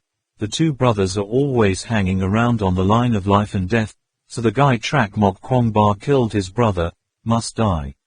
As for the fact that his brothers and sisters did all the illegal work, killing countless people, Niu Nhiwa was completely ignored. His logic was very simple, they did this, just to survive. Just for survival, no matter what you do, it makes sense. Whoever stood in his way had to die, and whoever pulled his feet would die, but his brother couldn't die. Only his brother can't die. Trak Mok Kwong Ba, Trak Mok Kwong Ba. Wow, don't be so quick, don't be so quick. Trak Lo hugged one of Trak Mok Kwong Ba's legs tightly and shouted loudly. For someone who has never been in contact with a rope, the feeling of swinging around like that is absolutely not just exciting, it must be said to be terrible. Trak Mok Kwong Ba took advantage of the situation in the forest, flipped their wrists, swung their hooks, and then threw themselves up like a swinger in a circus troupe swinging from one swing to another. Now that they are so familiar with the features of this type of hook shooting device, only the size of Tram Lo's body, just seeing that the front is about to hit a huge tree. They're so scared that they don't dare to open their eyes, let alone show the way to someone. However, while swinging at such high speed, Yu Yang could still clearly see the direction of the car. Yu Yang gently landed on the ground and said to the people behind him, "Here, the track is split in two, which way do we go?" Tuo Mok Kwong Ba also descended. He said to Yu Yang, "Check which road has traces of large vehicles and most of the cavalry passes." Next, he turned to Trao Lu again and asked, "Where do these two roads lead?" Tuo Lu was still so scared that he didn't dare to breathe hard. He was completely dumbfounded. Yu Yang carefully checked it again, then said, "The king's tent goes to the left. That's the way to Jia Queen." In the end, Trat Lo was able to regain his composure. Tuo Mok Kwong Ba asked, "Did Dai De Wu and your king ever separate?" "No, the king's safety is at least half in charge of Da De Wu. All the guards combined can't equal one Dai De Wu." Tran Lo confirmed. "But if they deliberately do not sit on the king's large carriage, but switch to a small car. But, real bad, there's also a chance they won't change cars." Trong Lap said. When Father Tang heard that, he became angry and shouted, "What do you say when you say that?" Yu Yang said, "The problem is not there. The important thing is why did they suddenly leave Nhat Marca song in such a hurry? How is it related to us? If that's the case, then I'm afraid this is a game of Kwok Nhat Neem Than. Back to the old problem, why does he hate us so much? After all, what have we done to his interests?" Lu Kan Nam said to Trak Mok Kwong Ba, "There is no time to think about this now. Which direction is it going? Can you decide? We can't split up and chase after each other." Trak Mok Kwong Ba glanced at the shaman Ala. The magician Ala nodded and said, "Well, we just came to invite Yaka's Dai umbrella. If it comes to conflict with their army, it's not good at all. As for what happened in the end, if you meet Dai Wu first, you will probably know the bottom line." Trak Mok Kwong Ba said, "For the nomadic peoples, each tribe has its own scope of power and route of travel. The other tribes are not allowed to invade and interfere. The head of the alliance can set and change route as well as travel time. But if he wants to change, is it necessary to send a small group to inform the other tribes?" Tuo Lu nodded repeatedly. "Ah, that's right. The king will send an envoy to inform the other tribes of the change of time and how to move." Trak Mok Kwong Ba looked at the tracks left by the car, saw that it was very neat and tidy, the horse's feet were straight, and then affirmed, "Go to Jia Queen." "Let's go, Tran Lo." Tuo Lu's face changed slightly, almost pleading, "Don't be so quick this time, okay?" Niu Nhiwa rushed through the forest. He saw that his hot blood began to boil up. "Brother, this time definitely. Certain. I will definitely kill Tuo Mok Kwong Ba." Suddenly, he suddenly stopped. A gust of wind carries information from afar, an earphone that increases his hearing 100-fold, plus special training. He can now even distinguish between sounds, bar of rats within 2 square kilometers. The information that the wind gives him is, there is an object moving at high speed in the forest, even faster than him. From the sound of branches and friction can be noticed, the line represents the sound. The bar rose and fell in a sinusoidal shape. Wasn't that the sound of running on the ground? Was something jumping, or was it swinging?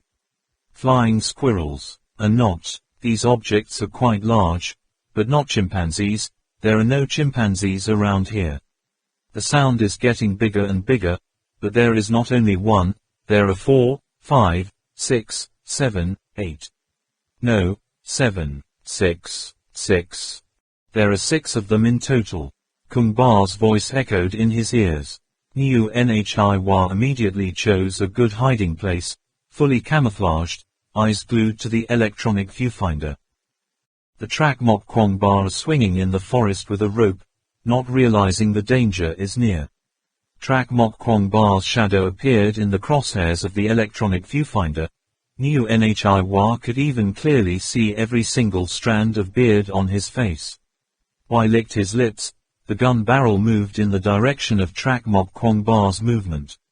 Rather, wait for me, it will be over soon. Should I give him my life now, or make him suffer enough? His fingers squeezed hard, bang, a bullet flew away. A big gust of wind came up ahead. Trak Mok Kwong Ba was squinting his eyes looking for branches to throw a hook in. Suddenly, a spark flashed right in front of him, like a meteor in the sky, night sky. How can that be? Is it an illusion? But right after that, the tree next to him spewed some wood chips and shot him in the face. Trak Mok Kwong Ba turned his head and saw that the trunk of the tree seemed to have been cut out by a small knife. He immediately understood what had just happened. At the same time, Ba Tang also felt cold, as if someone used an ice knife to gently cut his chest. He was surprised, suddenly heard Trak Mok Kwong Ba loudly shouting warning, someone's sneak shot. The six of them pulled the rope at the same time, quickly lowered to the ground, and hid in the low bushes. Tuo Lu was shocked and did not understand what had happened, but by looking at their faces, he also knew that the situation was very serious. Death wind. Niu Nhioa gritted her teeth. The resistance of the wind slowed down Trak Mok Kwong Ba's swing speed, causing bullets to pass in front of the opponent. He pointed the muzzle down, continuing to search for the target. Yu Yang looked at the slit on the tree trunk and said, "The bullet was shot in the direction of the wind from the west, he was on our left. Ammunition like this is probably a sniper rifle, at least 500 meters away from us." Trong Lap took out the electronic binoculars, searched for a moment, then shook his head and said, "No target." At this time, Niu Yi's body was covered with twigs and vines, his face was also covered with mud and leaves, only his eyes and black gun muzzle were exposed, not to mention a few hundred steps apart, even if it passes in front of him, as long as he lies motionless, it will be difficult to detect. Trong Lap adjusted the binoculars and leaned slightly towards Tram Lu. Tram Lu still hasn't regained consciousness, just touched it and fell out, the whole person pressed on a tree. Lu Can Nam suddenly jumped up and pressed Tram Lu to the ground. A spark had quietly penetrated where Tram Lu had just stood, leaving a series of holes in the leaves. Things. What's going on? What happened? Plaster Ho looked at the round hole in the leaf and said confused. Ba Tang said coldly, "Don't move, you'll die." Tram Lo heard that his soul was lost. Yu Yang said, "The shot was very accurate, he just moved a little and he noticed it. It's strange, since when did such a name appear among those Ho Lang?" He said as he bent down to pick up a stone, then threw it with his hand, and the stone hit a nearby tree. Only heard a tack sound. The bullet blew the stone that had just fallen to the ground far away. Trong Lap said, "Not so standard." Yu Yang said, "Fortunately, but he must have used a small multiplex viewfinder, otherwise he would not have been able to monitor movement in such a wide range." "Right, we have radar, don't we? Let's see where his location is." Zhang Lap shook his head and said, "Radar can only detect moving objects." Yu Yang said again, "As long as he fires a gun, there will be a moving object." Trong Lap understood, immediately opened his backpack to get a small radar set. Niu Yi looked at him without blinking, even his breathing stopped. His mood is now extremely excited, that is the feeling of excitement of a hunter when he sees his prey fall into a trap, although there is still no movement, no sound, but he has locked it, cut the range of the enemy's activities. As long as the wind blows the grass a little, he will not hesitate to fire a shot. The last two shots didn't see any blood. Scouting my location, huh? I'm almost perfect in disguise. Want to find me? Don't dream. There's movement again. What is that? Well, so it's our equipment. Looks like they picked up a few mercan items for us, no wonder. Niu Nhioa opened fire again. Tack. Trong Lap froze. The radar had not been raised above the top of his head and was broken by the enemy's shot. What kind of thing is this? Lu Can Nam said, "Shoot one at a time from the same position. The enemy only has one. Everyone wait here, don't move. Magician. The magician Allah nodded, and Lu Kan Nam divided the left and right directions and sneaked back. Why is there no movement? Niu Yi stared at the viewfinder, starting to feel suspicious, but then he quickly regained his composure and remained motionless.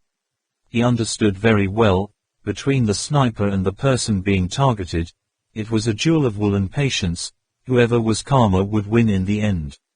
This place is damp and cold, and there are disgusting insects, let me see how long you can endure.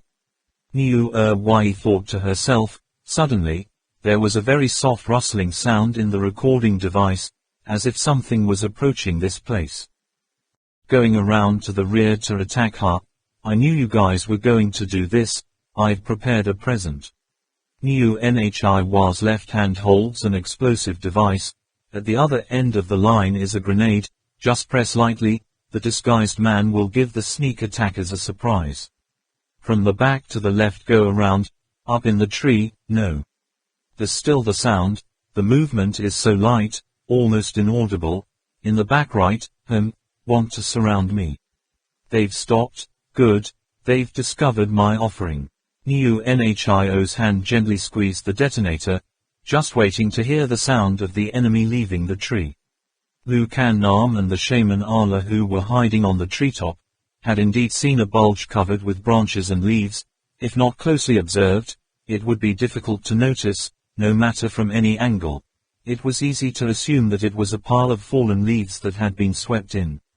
But the enemy had clearly overlooked one problem. This place was not a park, and no one was sweeping the fallen leaves, so it was clear that someone had purposely gathered the fallen leaves in one place. This location is indeed a very good place to ambush the Trak Mok Kwong Ba. Lu Kan Nam gestured with his hand to the shaman Allah, used twigs and rocks to distract the sniper's attention first, then quickly jumped down to subdue the enemy. The shaman Allah nodded, but he still felt a little doubtful in his heart. Is this position a bit too obvious? Is this guy not afraid of someone behind him aiming at him? But Lu Kan Nam had thrown a branch about 10 meters in front of the sniper. When the branch was about to touch the ground, the two of them left the tree at the same time. Niu Yi captures this change precisely. Welcome to the hell. Y gently pressed the button on the detonator. The branch just touched the ground, the pile of leaves was still motionless. No, okay. The shaman Allah suddenly jumped. In this tense confrontation moment, humans absolutely cannot be so calm. The magician suddenly snapped his wrist, shot the hook rope backwards, swing people away. Why is the magician? Lu Kan Nam's reaction was also extremely sharp. As soon as he saw the shaman Allah like that, he was also about to shoot the hook. But at that moment, there was a sudden burst of white light in front, and right after that, there was a deafening explosion. Before the explosion sounded, Niu Nhiy switched the ear device to soundproof mode. After the light flashed, he quickly turned on the sound amplification mode again, got up and looked for someone to go back, sneak attack. How can that be? No people, no sounds, not even breathing. How did we miss here? Niu Nhiy suspiciously searched for the spot where the bright grenade had just exploded, changed her glasses to infrared life detection mode, none. There were no red dots around that signaled the existence of living things. The sound just now, can't it be an illusion, or is it some small animal? Exploded and flew away, damn it, it's a waste of my time. Niu Yi turned around and returned to the ambush point. After Niu Nhioa turned to leave, the shaman Allah brought Lu Kan Nam to poke his head out of the frozen lagoon. When the flash of the grenade flashed, the shaman Allah knew that something had happened. He turned his back to the light, raised his face and howled for a long time. The hiss coming from the waste room was enough to resist the sound of that flash grenade. As soon as the howl stopped, the effect of the flash grenade was no longer available. The shaman Allah immediately found Lu Kan Nam, leading her to the nearby lagoon. At this time, Niu Nhiy is still in a state of soundproofing. In just a brief moment, the shaman Allah used the unique method of Tantric Buddhism to order Lu Kan Nam, hold your breath, calm down. Although Lu Kan Nam couldn't hear or see, her body's touch was still the same. Her legs felt the cold up to her knees, knew she was in water or swamp, so she took a deep breath. One breath, synced together with the shaman Ala, hiding away from the search of Neutralizing. On the other side, the power of the flash grenade also startled the Trak Mok Kwong Ba. Yu Yang said, "Is it a flash grenade? Has the spear been discovered?" Yu Yang said that he was about to rush out, but Ba Tang reached out and pulled back, calmly saying, "It's useless to rush out." Yu Yang stared blankly at Ba Tang. He understood. What Ba Tang meant was that neither the teacher nor the shaman Ala couldn't deal with that guy. "We just went to kill ourselves, but told him if you continue to wait here, you will feel more uncomfortable in your heart." Trong Lap also said, "The officer said, the enemy only has one. If he is dealing with her and the mage at the same time, then we can move, at least leave the range of our surveillance." "He got it, young Master Kwong Ba, I see." Wait, Trak Mok Kwong Ba also knew that it was necessary to immediately make a judgment. If the enemy was still monitoring him, then this was the best opportunity to act. In his mind he calculated, the speed of sound is 340 meters per second. After using a flash grenade, usually the thrower has to wait 2 or 3 seconds before entering the battle.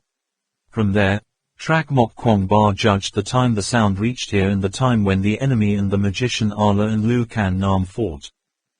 Act. The 5 of them immediately moved in a different direction, but Tram Lu was already limp, running and staggered as if he was about to fall.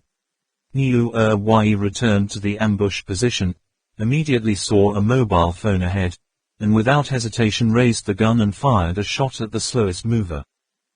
On. Tuo Lu roared in pain. The bullet was already lodged in his left shoulder, but it didn't seem to have penetrated. Trong Lap shouted, "Tro Lo has been hit by a bullet." The 5 quickly lay down. Trak Mok Kwong Ba and Ba Tang looked at each other, feeling a flash of fear in their hearts towards this enemy. At the same time dealing with Lu Kan Nam and the magician Ala, could it be solved so quickly? So are the opponents really too scary, or do they just have one name?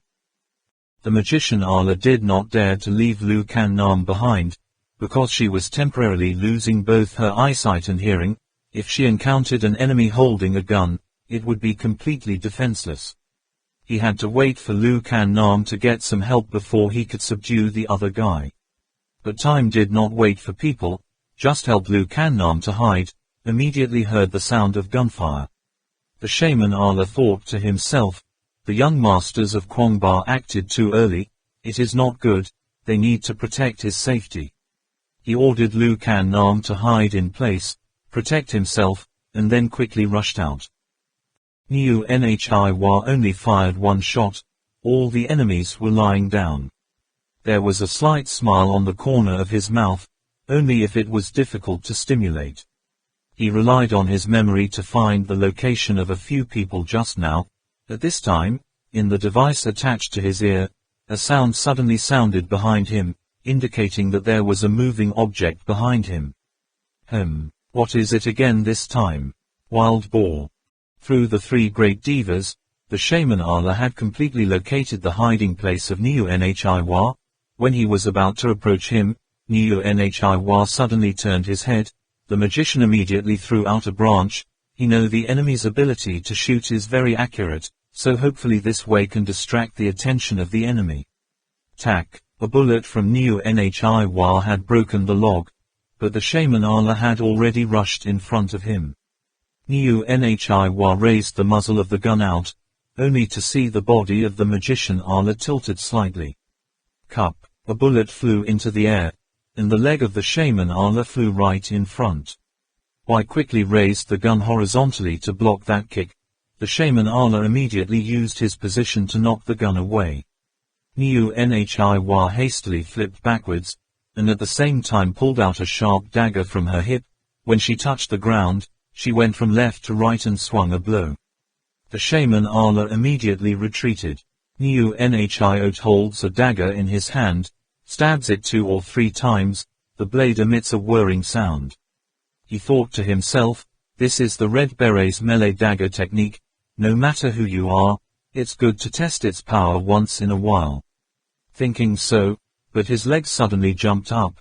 A piece of mud flew towards the magician Allah. The magician quickly raised his arm to stop him. His body tilted, suddenly saw a cold light flash in the middle of the gap in the mud, knew that it was a dagger, and immediately put one hand on the ground. The person turned around, his legs were like a god dragon out of the sea, and he kicked a few feet in quick succession. Neutralizing saw that his attack was locked, his body leaned back slightly, the dagger was thrown out like a flying knife, and at the same time, he stroked his hand on his side, holding an M500 pistol. The magician Allah knows the power of this weapon, immediately reaches out to catch the dagger, flips his wrist and throws it back. Neutralizing didn't even have time to fire, but was stabbed in the wrist by the tip of the knife. At this time, both of them were in a state of leaning back. Neutralizing laughed loudly, his foot kicked hard to shoot up another large piece of mud, his left hand picked up the M500, turned and ran, but still did not, forgot to turn around and fire a shot, completely without looking at anything.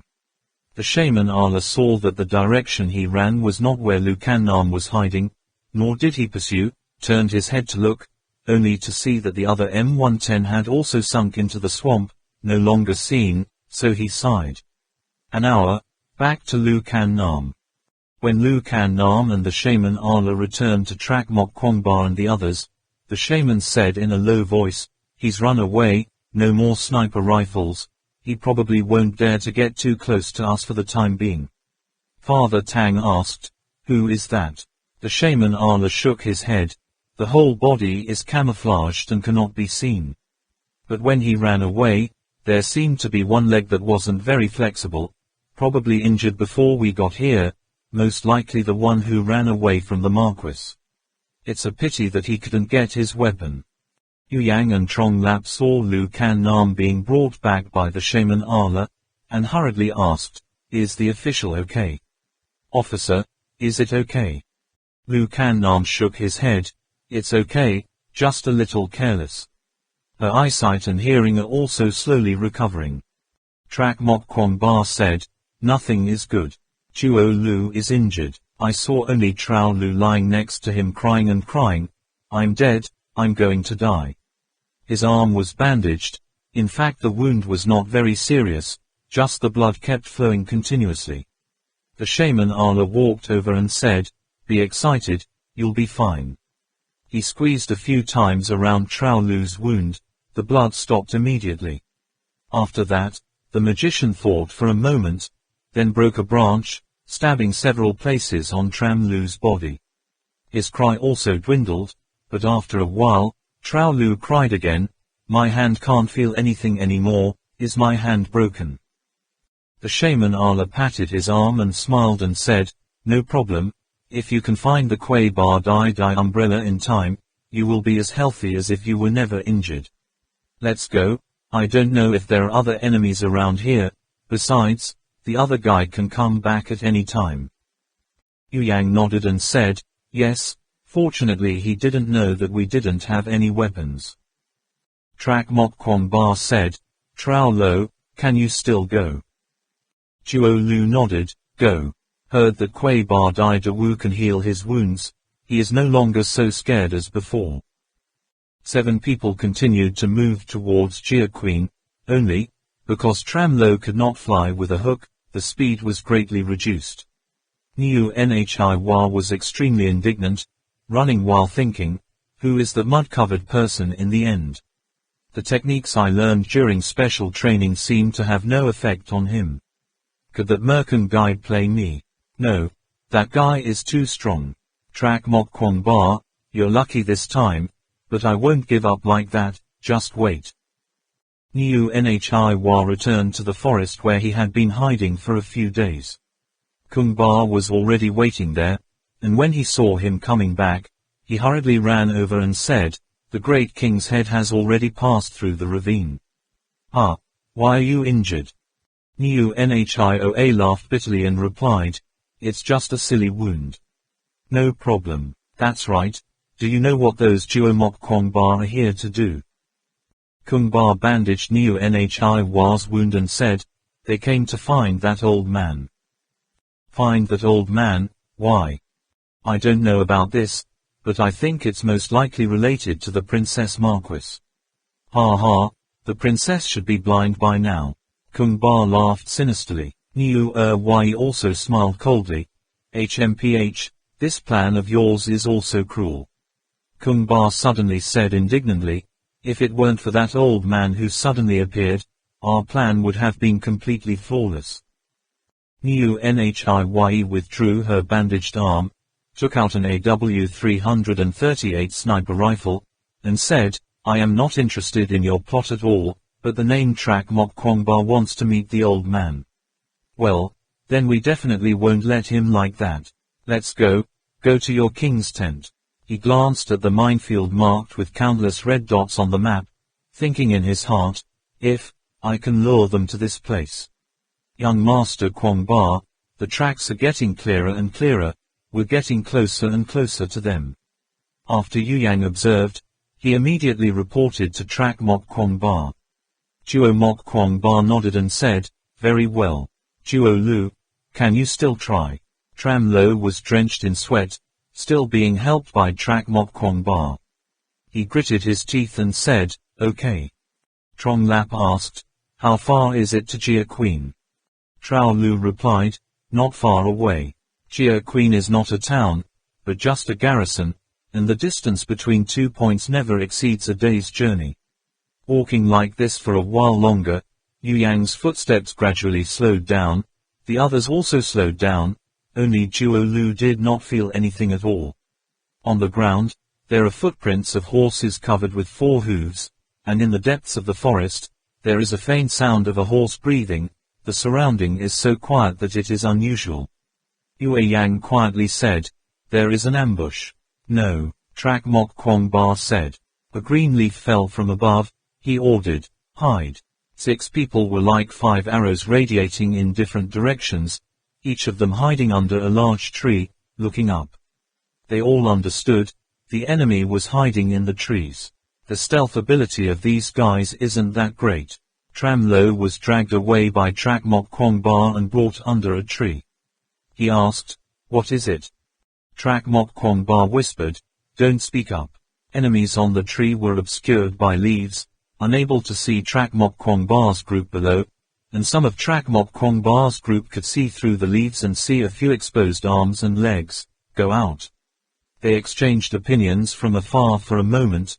This group of people was probably about 20, all dressed in the style of the natives, that is to say, the occurrence rate of modern weapons was very low, they can only face bows and darts. Sure enough, it wasn't long before the people in the trees had run out of patience, feeling like they didn't know where the besieged people were, and I was, on the other hand, exposed. The people below, get out of here, you're surrounded. The opponent used the ancient Tibetan language. Trak Mok Kwong Ba and others looked at each other and smiled. Of course they couldn't just walk out. But Trat Lo cried out, isn't Ba Trat Captain? I have heard his voice. I'm here, Tram Lo here. Trash letter here, don't shoot arrows. The man on the tree replied, Trash Lo. Are you Jang Dung Trat Lu? Aren't you locked up in the Marquis? Duo Lu said, yes, but I have been released. Ba Trat Captain, that's you, where is the king? I want to see the king. Saying that, he was about to get up and go outside. Trak Mok Kwong Ba pulled a little. Trao Lo had no strength left, could only turn his head to be angry at him. Trak Mok Kwong Ba said, wait. He has a very clear feeling, things are not so simple, the question of that Captain Ba Trat is full of doubt. Sure enough, another person on the tree spoke up, don't listen to him, Jang Dung Trat Lo has already died in the prison in Langbu, this has been reported by my subordinates for a long time. These people want to assassinate our king, kill them all. Duo Lu's face turned pale and he shouted loudly, you. Who are you? You lie. The other said, if you are Duo Lu, would you dare to stand in the open for us to see? Duo Lu said, what's not to dare? I am Jang Dung Trat Lo. If you are the king's bodyguard, you will surely recognize me. Idiot, that's a trap. Trak Mok Kwong Ba reminded. Trak Lu ignored Trak Mok Kwong Ba's warning, used his strength to tear off his shirt, rushed out from where Trak Mok Kwong Ba and he was hiding, stood in the middle of the space and shouted, I am. The words have not finished. An arrow has coldly whistled a shot. Tram Lo stared blankly at the arrow, didn't have time to react. Fortunately, Trak Mok Kwong Ba followed closely behind, suddenly leaping up like a tiger to pounce on prey, pressing Trat Lo's whole body to the ground, so he escaped. The two of them rolled around and hid under another tree. This time, Trao Lu didn't dare to come out anymore, only trembling, and asked, Why? Do they not believe me? Only the voice of Captain Bar Trat rang out. He is Tram Lu. Li Ji, why did you shoot arrows? Li Ji said, I received news that Duo Lu has died a long time ago. How could he appear here? Must have colluded with the Langbu people, plotting to assassinate our king. Bar Trat said, then you also have to ask for clarification before calculating. All my guards listen, no one can shoot arrows. Lai Xie shouted, Bar Trat, don't forget that I am the commander of this action. Even though those guards are all yours, but, how dare you disobey the king's orders? Bar Trat groaned, damn it, then said nothing more. I only heard the man named Lai Xie give an order, go down, kill them all for us, don't let any of them escape. You've seen their movements just now, these assassins are extremely powerful, absolutely don't be soft-hearted. Otherwise, you will be the one to be killed. Yu Yang in the distance used his hand to signal to ask what to do. Trak Mok Kwong Ba is also embarrassed. If he acts here, it means he has already made animosity with the Yaka people, so can they still invite the Dai Dai umbrella? If you don't take action, why sit around and wait to die? It is indeed a dilemma. He glanced over at the shaman Ala, asking if there was any way to tame these guards. The shaman Ala gently shook his head. The number was too large, but they had already tasted the power of these brave men. If they didn't kill them, they would definitely stick around and not let go. Soldiers holding weapons one by one climbed down from the tree, getting closer and closer to where Trak Mok Kwong Ba was hiding, and it was not good to shoot, not to finish. The bow in Yue Yang's hand pulled out and then returned. The place of his fist was soaked with sweat. The situation was extremely dangerous. At that moment, in the forest suddenly came a thunderous roar, stop. Hearing that shout, the Yaka soldiers dropped their weapons one by one. Trak Mok Kwong Ba and others were suspicious, only to see a horse-drawn carriage coming out of the forest, 4 snow-white steeds all wearing armor, the same size, each one exuding extraordinary temperament. All the soldiers turned to the carriage and bowed. The driver coldly glanced at him. It seemed that his status and position was also much higher than the guards of this great king. Duo Lu rushed out again, tears welling up in his eyes. Great king. Lord, God is Tram Lo. This is Jang Dung Tram Lo. Last, I finally met the king. Bar Trat, a tall and stocky man, with a slightly pitted face, an axe in his hand, walked over, knelt down beside Tram Lu, and at the same time said to him, it's not the king, it's Dai O Dai Enan Tan, duty of our Yaka. Bar Trat pays homage to Dai O Dai Sama. Dai Wu Daren in the car said, where is Li Ji? Bar Trat stammered, just now when the master came, he ran away. The subordinate is powerless, unable to hold him back. Lord Dai Wu almost sighed softly, as expected. Suddenly his tone changed, and he said in a low voice, friend in the forest, you've been following me for quite a while. If you don't come to find me, then quickly go. Only the car screen seemed to move slightly, as if something flew out. As soon as the curtain was slightly ajar, the shaman Ala breathed a sigh of relief. In the distance, Niu Wei let out a "ah" sound. His injured arm was stabbed by something again. This time, he couldn't even see what it was, and he was stabbed through. The wound was extremely small, but the pain felt 10 times stronger than being stabbed by a dagger. Wei turned her head to look, only to find that the thing pierced his hand and sank into the tree, leaving only a tiny tail. He carefully pulled it out and saw it, not expecting it to be just a silver needle, like the one used in traditional Chinese medicine, as thin as a hair. He changed his face, quickly picked up the AW-338 from the ground and ran away, at the same time asked Kung Ba, "What is the background of that old man?" Kung Ba said with a stiff face, "I don't know, I just know that he's so powerful that he doesn't look like a human anymore. Unfortunately, the last piece I left behind is also exposed." Wei said, "Think of a way to call him here, maybe it's still useful for us." They're here for that blind woman, aren't they? They'll have to return to the Marquis soon, right? We can set up some obstacles on their way back, follow me. Saying that, the two immediately ran away. In the forest, Trak Mok Kwong Ba and the others all stood out. Although they did not know this Lord Dai Wu, he did not seem to hold any ill will towards them. Trao Lu did not forget the purpose of this trip, hurriedly said, "Lord Dai O, Langbu people, oh no, these aren't me people, they have something to ask to see, I beg you." Lord Dai Wu interrupted and said, "I know. Isn't that right, Jiang Yong Juo Lu? 3 years ago you were unjustly wronged, now you can go back, the king would be very happy to meet him.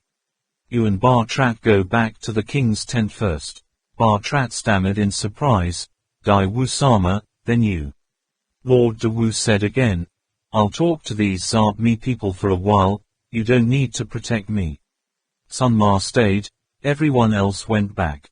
Bar Trat, you go back and report to the king, let's say that our speculation has been confirmed, and there is no need to mention about Lycia. Bar Trat and his subordinates received the order, immediately brought Tratlo back to King Yakka's tent, leaving only one person named Tun Ma, who was also the other driver. Waiting for the Bar Trat people to go far away, the shaman Arla said, "Finally found you." Juo Mok Kwong Ba and the others were all dumbfounded, only to hear that the Kui Ba Dai Dai from behind the curtain also replied in Chinese, "Finally, I can wait for everyone." That voice sounded so familiar. When the three great dicks lifted the car's curtain, they were even more surprised to exclaim, "West Tower Mage." Lord Dai Wu was sitting cross-legged in that carriage, although he had put on the black robe of a wizard, his head was covered with a scarf, and his ears and nose were all wearing rings, but if that was not the magician of the West Tower, then who else would enter here anymore? No wonder the Chinese voice just now sounded so familiar. What's going on in the end? West Tower Mage, didn't you? Why did you become Yakka's great umbrella? They all asked. The West Tower shaman smiled softly and said gently, "I'm very badly injured, I can't walk anymore. I just know I'm here waiting for everyone. I know, everyone will definitely find it here. Get in the car and sit first." Experience of the West Tower magician. The car is very spacious, sitting 7 or 8 people without feeling cramped. Seeing that they were all settled in the car, the shaman of the West Tower said, "Let me ask first, what's the matter with everyone coming here looking for me?" Trak Mok Kwong Ba replied, "Like this, we're in Tuk Mau." He briefly told the story of being imprisoned in Tuk Mau, then forced to go to Yakka to invite Dai Dai O to see the princess's eye disease. Captain Ho Duang and Man Man were held hostage. To the shaman of the West Tower, the points are not very clear, some people Lu Kan Nam, Yu Yang, Trong Lap. Added again. The West Tower mage frowned and said, "There are only 4 days, now 2 days have passed, that is to say, what if you don't return in 2 days? Hu Yang and Min Min will be killed." Juo Mok Kwong Ba nodded, "That's right." The West Tower shaman immediately said, "Tun Ma, go to Nhat Ma Ca Tung." Sun Ma outside called in, "Lord Dai Wu, it's a bit late now, it will be dark in the sky." The West Tower shaman said, "Light the torch when it's dark, we want to reach the beach of life before dawn." Let's go. Sun Ma, yes, one sound, then pulled the reins, and the 4 horses jumped up and ran off into the jungle. I don't know because of the tension, or because there are too many doubts in my heart. On the contrary, I don't know where to start asking. The first 3 minutes since the car turned, the cabin was very quiet, only hearing the sound of wheels rolling over the mud made flat sounds. Allah Shaman said, 90% sure, is that what it is? In the end, Yu Yang still couldn't help but ask. Before the shaman Allah had time to speak, the shaman of Thapte replied, this matter, I am very sorry, everyone, before that we did not have time to negotiate, and arbitrarily made a decision. At that time, we thought like this, because at the start there were many people, and we had to take care of each other. We were afraid that the opponent would come to Bakbala temple first, so I decided to go ahead alone. If it's just me, it's at least a lot faster than all of us. Sir, how can you do that? We were floating on the undersea at that time, weren't we? Trong Lap couldn't help but ask immediately. After all, at that time they were still in the middle of a dark sea, stretching out their hands in front of them without even seeing 5 fingers, surrounded by countless carnivorous monsters prowling. The Wizard of the West Tower smiled and said, it's also thanks to the floating equipment that you designed. Trong Lap suddenly understood. The magician is talking about that inflatable ball. As he remembered, that pneumatic ball could not only reduce the momentum of falling from above, but on the water was also a very good boy, when the person moved inside the small ball, at the same time also causing the large ball outside to move at a fast speed across the water. He asked again, but, how did you leave the boat?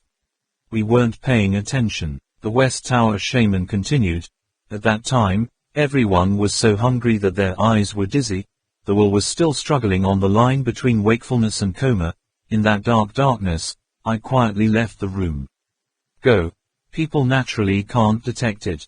Me and the shaman Allah have both practiced the sun and the sun, so it doesn't matter if I don't eat for a few months, but everyone can't. Yu Yang said, the shaman Allah is also real. At that time he should have told us a word, but deceived everyone into saying that the shaman of the West Tower was gone. We thought he was. Well, young Master Kwong Ba is still very pitiful. He spoke half jokingly, but his tone was full of displeasure and questioning, as if he was blaming the shaman Allah who still didn't trust them. Shaman Thapte shook his head and said, you can't blame the shaman Allah. He is just a low-ranking gach fruit. Without my orders, naturally he can't tell everyone. Moreover, young Master Kwong Ba's expedition has all kinds of people from all over. We can't guarantee that everyone can be trusted, right? Yue Yang immediately remembered Zhao Zhuangsheng, and as many words as he wanted to say, he got stuck in his throat. There was a brief silence in the car again. Trong Lap saw that the atmosphere seemed awkward, so he said, but fortunately, we finally met the mage of the West Tower. Even more unexpected, the mage became the great DM of the Yaka Kingdom. But we heard that Yaka's great DM umbrella came down from the 3rd stage over a month ago. But what is this? The West Tower shaman smiled and replied, let's talk about how everyone gets to the Tual Mau first, okay? Trong Lap was stunned for a moment, then briefly recounted how they landed, went to the first platform, then based on the map, found the Kwei Bar village, and reached the 2nd floor from there, then went west again, finally reaching the Tual Mau. Shaman Thapte nodded and said, everyone really depends on the map in Hong Param Quang Bao Jiam. Trong Lap was surprised and asked, what's that? Shamans don't go that way. The West Tower shaman shook his head, when we study the map in Hong Param Quang Bao Jiam, because the data in our hands shows that, within a distance of nearly 100 kilometers blocked by fog in the Himalayas, there are 2 mountain ridges spreading downward into a pyramid. Each floor is about a few hundred kilometers wide, in which there are not many monstrous creatures, so traveling will waste a lot of time. So I didn't follow the route outlined on the map, but climbed straight up from the lowest floor. What? This time, it wasn't just Trong Lap. Besides the magician Arla, the others were surprised, and Lu Kan Nam also unconsciously sat up straight. It must be known that, in their hands, they have specialized tools for climbing, and even climb from the nearest first and second platform, but it is very difficult to get there. Not only does the West Tower mage have no tools, only using his bare hands, moreover, he also climbs over 2,000 meters of arched cliffs inward. How can human strength do that? Duo Mok Kwong Ba stared in horror at the shaman Arla. It seems that these secret cultivators are not simply a few months of not eating and drinking, they are almost constantly challenging the limit of their endurance, human body. Yu Yang finally understood. The magician of the West Tower directly climbed to the second platform, and from there climbed straight to the third platform. It only took about 3 to 5 days, and they walking in the forest takes 2 months. No wonder the magician could have been on the third platform down here more than a month ago. However, why didn't he go directly to the temple of Bobala? The West Tower shaman said, sounds hard to believe, doesn't it? Ka, but think about it. In the past when the Kuei Ba people came here, didn't they just rely on the bare hands to climb to the upper floors? Not only that, they also transport gold Buddha statues and Buddhist treasures weighing up to 10,000 tons. Okay, let me tell you more. Then I reached the second level of the platform, which is a step to the north of this place. That place is very close to the shortest place between the second and third floors. Moreover, I also discovered, so this place really has people born in this place.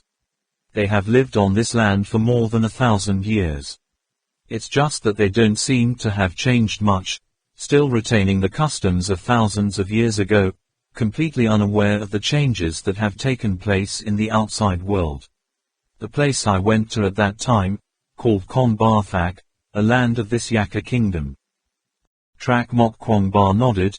They had heard Dio and Tuk Mau talk about this place, in short, a place very close to the third stage. Shaman Thap Te continued. The nomadic people on this steppe are still as hospitable as thousands of years ago. I stayed at the house of a shepherd named the Chow for 2 days. At that time I was too impatient, did not pay much attention to what the Chow said about the Thuong Kuei Ba people. I thought, maybe I will have the opportunity to interact with the people of Thuong Kuei Ba, even if something is not good. If I want to withdraw without harm, I can do it. Speaking of which, the West Tower mage couldn't help but frown. Yu Yang said, Tap Te mage, you just said that you're seriously injured and can't walk anymore. Is it because of those Shang Kuei Ba people? They were all cold. If even Tap Te magicians can't escape those Thuong Kuei Ba people, then how can they get past the area controlled by Thuong Kuei Ba people? The West Tower mage didn't answer, slowly unrolling the goatskin blanket that covered his thighs. On, Trak Mok Kwong Ba and the others exclaimed in unison, only to see that the 2 magicians' legs from the knee down had been severed, now only 2 thighs remained. How did this happen? The people of Shangwa Ba are too cruel. Zhang Li stood up excitedly. The West Tower shaman motioned for him to sit down, his face showing an embarrassed expression. I'm ashamed to say that, I haven't even seen a single Shang Kuei Ba person, so I've been seriously injured. Trong Lap surprised, why? How can that be? Did you get caught in a trap? The West Tower mage shook his head and smiled bitterly. It's not a trap, this one, I'm sure everyone knows. Saying that, he glanced at Bartang meaningfully. The fear in Bartang's eyes immediately appeared like that of the West Tower mage, and everyone else immediately understood. Wolf, a warrior of the Kuei Ba people, Yu Yang exclaimed. The West Tower mage nodded. Yes, I did not expect. Just reached the third platform, I encountered a pack of wolves. I couldn't judge if they had any malice or not, so I had to take action first, never expected. I am not their opponent. I fought and backed away, backing up to the edge of the third platform, intending to use the temporary hook to go down to the floor below, but I didn't expect that. The West Tower magician's expression suddenly changed. Those wolves, their legs are smaller than ours, using their sharp claws can run straight across the extremely narrow cliffs, so I bought a lanyard, myself. The result was falling from the 3rd floor, let alone breaking a pair of legs. Not dying is already a miracle. Sao, how can that be? Could it be that the mage of the West Tower couldn't fight a pack of wolves? Trong Lap couldn't believe what he just heard anymore. The West Tower mage said, "You haven't met those wolves, so you don't know." "I have never met a pack of wolves like that. Their position is offensive and defensive, fast as lightning, silent as ghosts, let alone fight, just resisting continuous attacks, continued from all 4 directions and 8 directions was enough to make him unbearable. My feeling is, this pack of wolves is a unified whole, like an army. They have a commanding officer, an attacking soldier, an auxiliary soldier, and even a soldier in charge, sneak attacks and interfere with the enemy's line of sight. I think, that must be the warrior of the Thuong Quay Bar people." It was really scary. There was a layer of sweat on Bar Tang's forehead. The description of the West Tower shaman reminded him of the scene that year when a group of elite soldiers in his army was slaughtered by wolves. Can't even the West Tower mage deal with the warriors of the Shang Quay Bar people? "So how are we?" Yu Yang muttered. The West Tower shaman said, "No, it's not like that. I didn't know it at the time, but now I understand. Those wolves also have their own territory. Between territories there are buffer zones, whose territory and movement route are fixed. As long as you don't enter their territory, you won't be attacked." Regarding this, I asked someone to find some of the old heroes who had gone up to the 3rd platform. As long as they showed the way, it wouldn't be a problem. The problem now is not how to get to the 3rd stage, but in everyone. "Do you know, why are those guards stopping you? And why do I have to run straight into the forest to find everyone?" Duo Mok Kwong Ba shook his head. "I don't know." The shaman of the West Tower said, "The man who ordered to surround everyone earlier was named Lai Xie, a minor general of this Yaka kingdom, defeated several times in a row, but it is said that he is very good at flattery, so he was very favored by King Yaka. His specific job was probably to gather information for the Yaka tribal alliance. Yesterday, he suddenly came to report to the king, saying that he had received news. The last time Langbu sent someone to invite me was unsuccessful. This time he sent another group of people, with evil intentions towards me. King Yaka believed it to be true, and on that day ordered the camp to go to Jia Queen. I didn't know about this, so I didn't think it was everyone, nor did I know what happened. But early this morning, Lai Xie surreptitiously led a group of people out of the barracks, all of which were the royal guardians of King Yaka.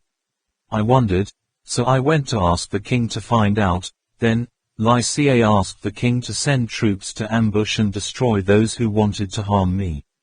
It should be known that Yaka and Langbu had just finished a long battle, and had only been resting for 3 years. King Langbu, no matter how worried about his daughter's illness, could not dare to do such nonsense. Okay, Dai Dawu is a position equivalent to the Prime Minister, but also a holder of divine power. In some ways, this position is even higher than the king. King Langbu wants to deal with me, so it is no different, declare war on Yaka. Therefore, this behavior of Lai Xie can only explain that he wanted to prevent those people from coming to see me, although I don't know why, but I immediately thought of everyone. In fact, even if it's not for everyone, I definitely have to come and check it out. Because of this Lai Xie name, I always have the feeling that he is the scheming of Kumbar Xie and Hyatt. Now it's certainly gone, certified. Trong Lap said, "What's wrong with this?" The West Tower shaman said, "This is a long story, I'll just say it briefly. First of all, let me tell you about my position as the Great Dick Umbrella. At that time I was seriously injured, was rescued by the nomads and taken to a place called the Blood Ring to recuperate. To thank the people who saved me, I treated some simple illnesses for their family members, such as pneumonia, dysentery. Unexpectedly this news quickly spread throughout Yaka. Even Dai, Cook Bar Ca and Hyatt, was also shocked. He sent people to assassinate me, but I was chased away. Of course, I only found out about this later." Yu Yang interrupted. Why Why should he send someone to assassinate you? The West Tower shaman replied, because the medical techniques I performed have threatened his position. In fact, not long after he failed to assassinate me, King Yaka sent his bodyguards to pick me up, and I also cured some of his concubines suffering from some of his common ailments. Qbarca and Hyatt thought of some unique moves, but they all failed. That's when I started to be wary of him. After that, he officially challenged me again. Whoever failed will have to leave. Did the mage win against him? How should I put it? Even if it's a win, I'm the Great Dipper of Yaka Kingdom after all. Is it possible that the West Tower magician has studied the ancient poison even more deeply than the great diva Yaka? This can only be said to be a coincidence.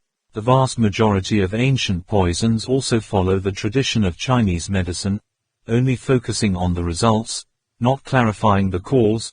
That is, they know how to do so will lead to consequences, but why doing so will bring about those consequences, they do not know. The guy who refused to give up his hand, saw me easily treating the diseases he had to give up, thought that my skill in using poison neck was much higher than his, so he challenged me to argue. In terms of medical theory, I am not inferior to him. Moreover, regarding the origin and effects of ancient poisons, my explanation is also much more thorough than his.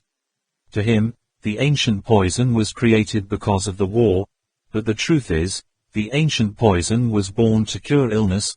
On this point there are many scriptures that have recorded the arguments of the ancients. He can, no matter how beneficial it is, it cannot be more than the summation of the sages for thousands of years. If he directly competes with me to see who is more harmful, I certainly can't be equal. In the first place, if he didn't send assassins to deal with me, but directly used the ancient poison, while being defenseless, I would probably have a hard time escaping. The West Tower mage paused for a moment, then continued, actually, in the situation at that time, even if I could win, I wouldn't be able to do this die umbrella. The bottom line is that when I examined King Yaka's concubine's illness, I discovered this guy's plot. So far, he has been silently giving the king a chronic poison to drink. At the same time, he also brought medicines that made people unable to bear children, saying it was a fertility enhancer for the king to take. So after the 3 children of King Yaka died in battle one after another, on the battlefield, so far he has not had an heir. Once King Yaka died, Kumbar would be able to single-handedly hold the great power of the whole kingdom.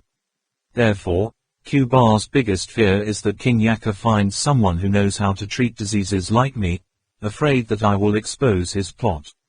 After my plot was exposed, he was immediately locked in the death cell, unexpectedly still able to get out. Therefore, I think that in this Yaka kingdom, there must be many high positions held by his confidants. Yu Yang said, impossible. We don't even know that the mage of the West Tower is the new great DM of Yaka kingdom. How can they connect us? The West Tower mage said, I have never revealed my identity and purpose, otherwise, they would not have considered me to be Kwei Bar Dai Dai, who came down from the 3rd floor. Could it be because of Tam Deen? Trong Lap exclaimed in surprise, the shaman of Thap Te wants Tam Deen, so it's because. Thap Te shaman nodded, yes, I didn't expect people to have problems in Tuk Mau, because I heard that Tam Deen only had one last pot left, so I decided to take it back first and keep it for Kwong Ba, young master. Now, Langbu's Dai Dai umbrella has agreed to wash the blood for young master Kwong Ba by himself. Of course, there is nothing better. Anyway, I only read in the bibliography to know how to operate. Dai Dawu Tukiat must be much more proficient. Trak Mok Kwong Ba gratefully looked at the shaman of Thapte, did not expect everyone to waste so much energy because of him. Yu Yang thought for a moment, then said, not good. Guo Nh89 Than also said that silkworm is a very precious thing. Even if it is taken out as a condition, it is normal. It must be impossible to relate. Let's be together. The West Tower shaman said, if that's the case, then the problem is with everyone. Trong Lap wondered, how can you say that? It's also impossible for Li Ge to know that we've known each other before. Preventing me from seeing everyone is not beneficial to him, and we can't do any harm to him when we meet. It can only be explained that his ally asked him to do so, and his ally must have come from Langbu.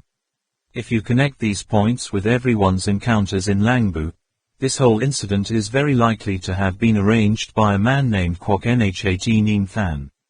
The West Tower mage said calmly. This time it was Lu Kan Nam who asked, "What is the purpose?" "What is your purpose?" The West Tower shaman said, "If everyone can't return to the Royal Mother on time, what will happen next? That's what he wants to achieve, at least now he is planning like this, position." Trak Mok Kwong Ba quickly said, "The magician means, he wants to kill Captain Ho Duong and Min Man." The West Tower mage raised an eyebrow, or just one of the two, the other just used to cover up the real purpose behind. The master of the West Tower said, "I have also heard a lot about this man named Kwok Nhat Nim Than. He is a general who is very good at using tactics. There are many generals of Yaka who have been in the past, tasted the loss in his hand, but they all showed great contempt for this man's strategy, saying that it was not a righteous duel, but only playing behind his back. However, they were satisfied with Guo's behavior to promote peace talks 3 years ago. After all, the battle has lasted too long. Still the same thing, we don't have any conflict of interest or threat to that guy Guo Nhat Nianqing. Why does he have to push us to death?" The West Tower shaman shook his head and said, "That is not certain. Just like when I was initially assassinated by Kung Ba, I also didn't know anything about him at all. Perhaps inadvertently, everyone did something to harm the interests of Kwok Nhat Nim Than, so he came up with the intention to kill people." Yue Yang thought about it for a while, then shook his head, "Nothing. If we say there is something special, then our treatment of Kong Nhat Lap villages can only conflict with Dai Dik Ngo Tu Kiat. It has nothing to do with Kwok Nhat Nim Than. Besides, is there anything else that infringes on Guo's interests?" Trong Lap said, "Does the weapons we carry make him feel afraid?" Yu Yang shook his head. "Our weapons have all been taken back. What is he afraid of? Are we afraid we can make a bunch of other weapons?" Zhang Li nodded. "Well, this is also possible." Yu Yang said, "No way, then he won't let us go like that. Moreover, in his eyes, those weapons are still not up to par with the weapons of the Shang Kui Ba. Besides, the guy who came to Tuk Mau before us even shot and wounded Dai Wu Tu Kiat. Didn't he also carry a weapon?" Speaking of this, Yu Yang suddenly froze, turned to ask the shaman of the West Tower, "Sorcerer, did you hear that the peace treaty 3 years ago was promoted by Kwok Nhat Nim Than?" The West Tower mage nodded. The two sides have conducted peace talks twice. The first time was Guo Nhat Nim Than who personally led people to Yaka. The second time, another senior Yaka general came to Langbu. Then, the one who allied with Kwok Nhat Nim Than in Yaka is the king, or is it Q Ba? Nhac Duong asked again. The wizard of the West Tower was stunned for a moment and said, "You mean?" "Yes, that year, the person who signed the peace talks with Kwok Nhat Nim Than was Q Ba Can hired." Yu Yang raised his head and said, "If Kwok Nhat Nim Than is an ally of Kung Ba in Langbu, and Q Ba's purpose is to seek the power of King Yaka, then Kwok Nhat Nim Than also wants to." Before, he always wondered, if Princess Langbu's eyes were blind, who would benefit the most. Now the situation seems to have cleared up. Trong Lap exclaimed in surprise, "You mean, the person Kwok Nhat Nim Than really wants to deal with is the King Tuk Mau? But I don't think their relationship is that bad, right?" Yue Yang coldly said, "This is his scary place. If it weren't for us from the perspective of outsiders looking in, if it weren't for the West Tower magician to expose the civil riots in Yaka, I'm afraid it would be hard for us to think about it, and it's hard to believe that Guo Nhat Nim Than secretly dealt with King Tuk Mau again. This is the smart place of a conspirator. On the surface, The relationship between him and King Langbu is very close. In foreign affairs, he plays the role of a messenger of peace between the two kingdoms. In the military world, he is the supreme commander. Won a glorious victory. Of course, no one would associate him with someone who could usurp the throne. I kept doubting. The two countries have been fighting for so many years. The hatred can be said to be deeper than the sea, but why does Langbu have the upper hand to offer peace talks? How can he negotiate successfully? But if the story of him and Yaka's Dai De Wu, who had peace talks 3 years ago, turned into a plot to change the reigns of the two real power holders of the two kingdoms, then their interests would be united. So, after the peace talks, the princess was blind, and at the same time, Cuba also started to take action against King Yaka.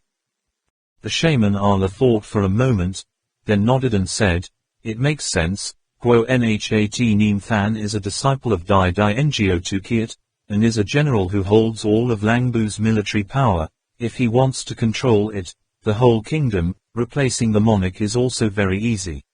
If after becoming Dai De Wu, he also becomes the king of Langbu, then he will become a supreme monarch who holds both kingship and theocracy. Nothing can be forced anymore." Yu Yang mutters, "Ko Nhat Nianqing, this person is too scary. He is very good at disguising himself as a small character that is not worth seeing, and he is extremely close to the person he wants to deal with. Hid ourselves deeply, no wonder we suffered in his hands like that.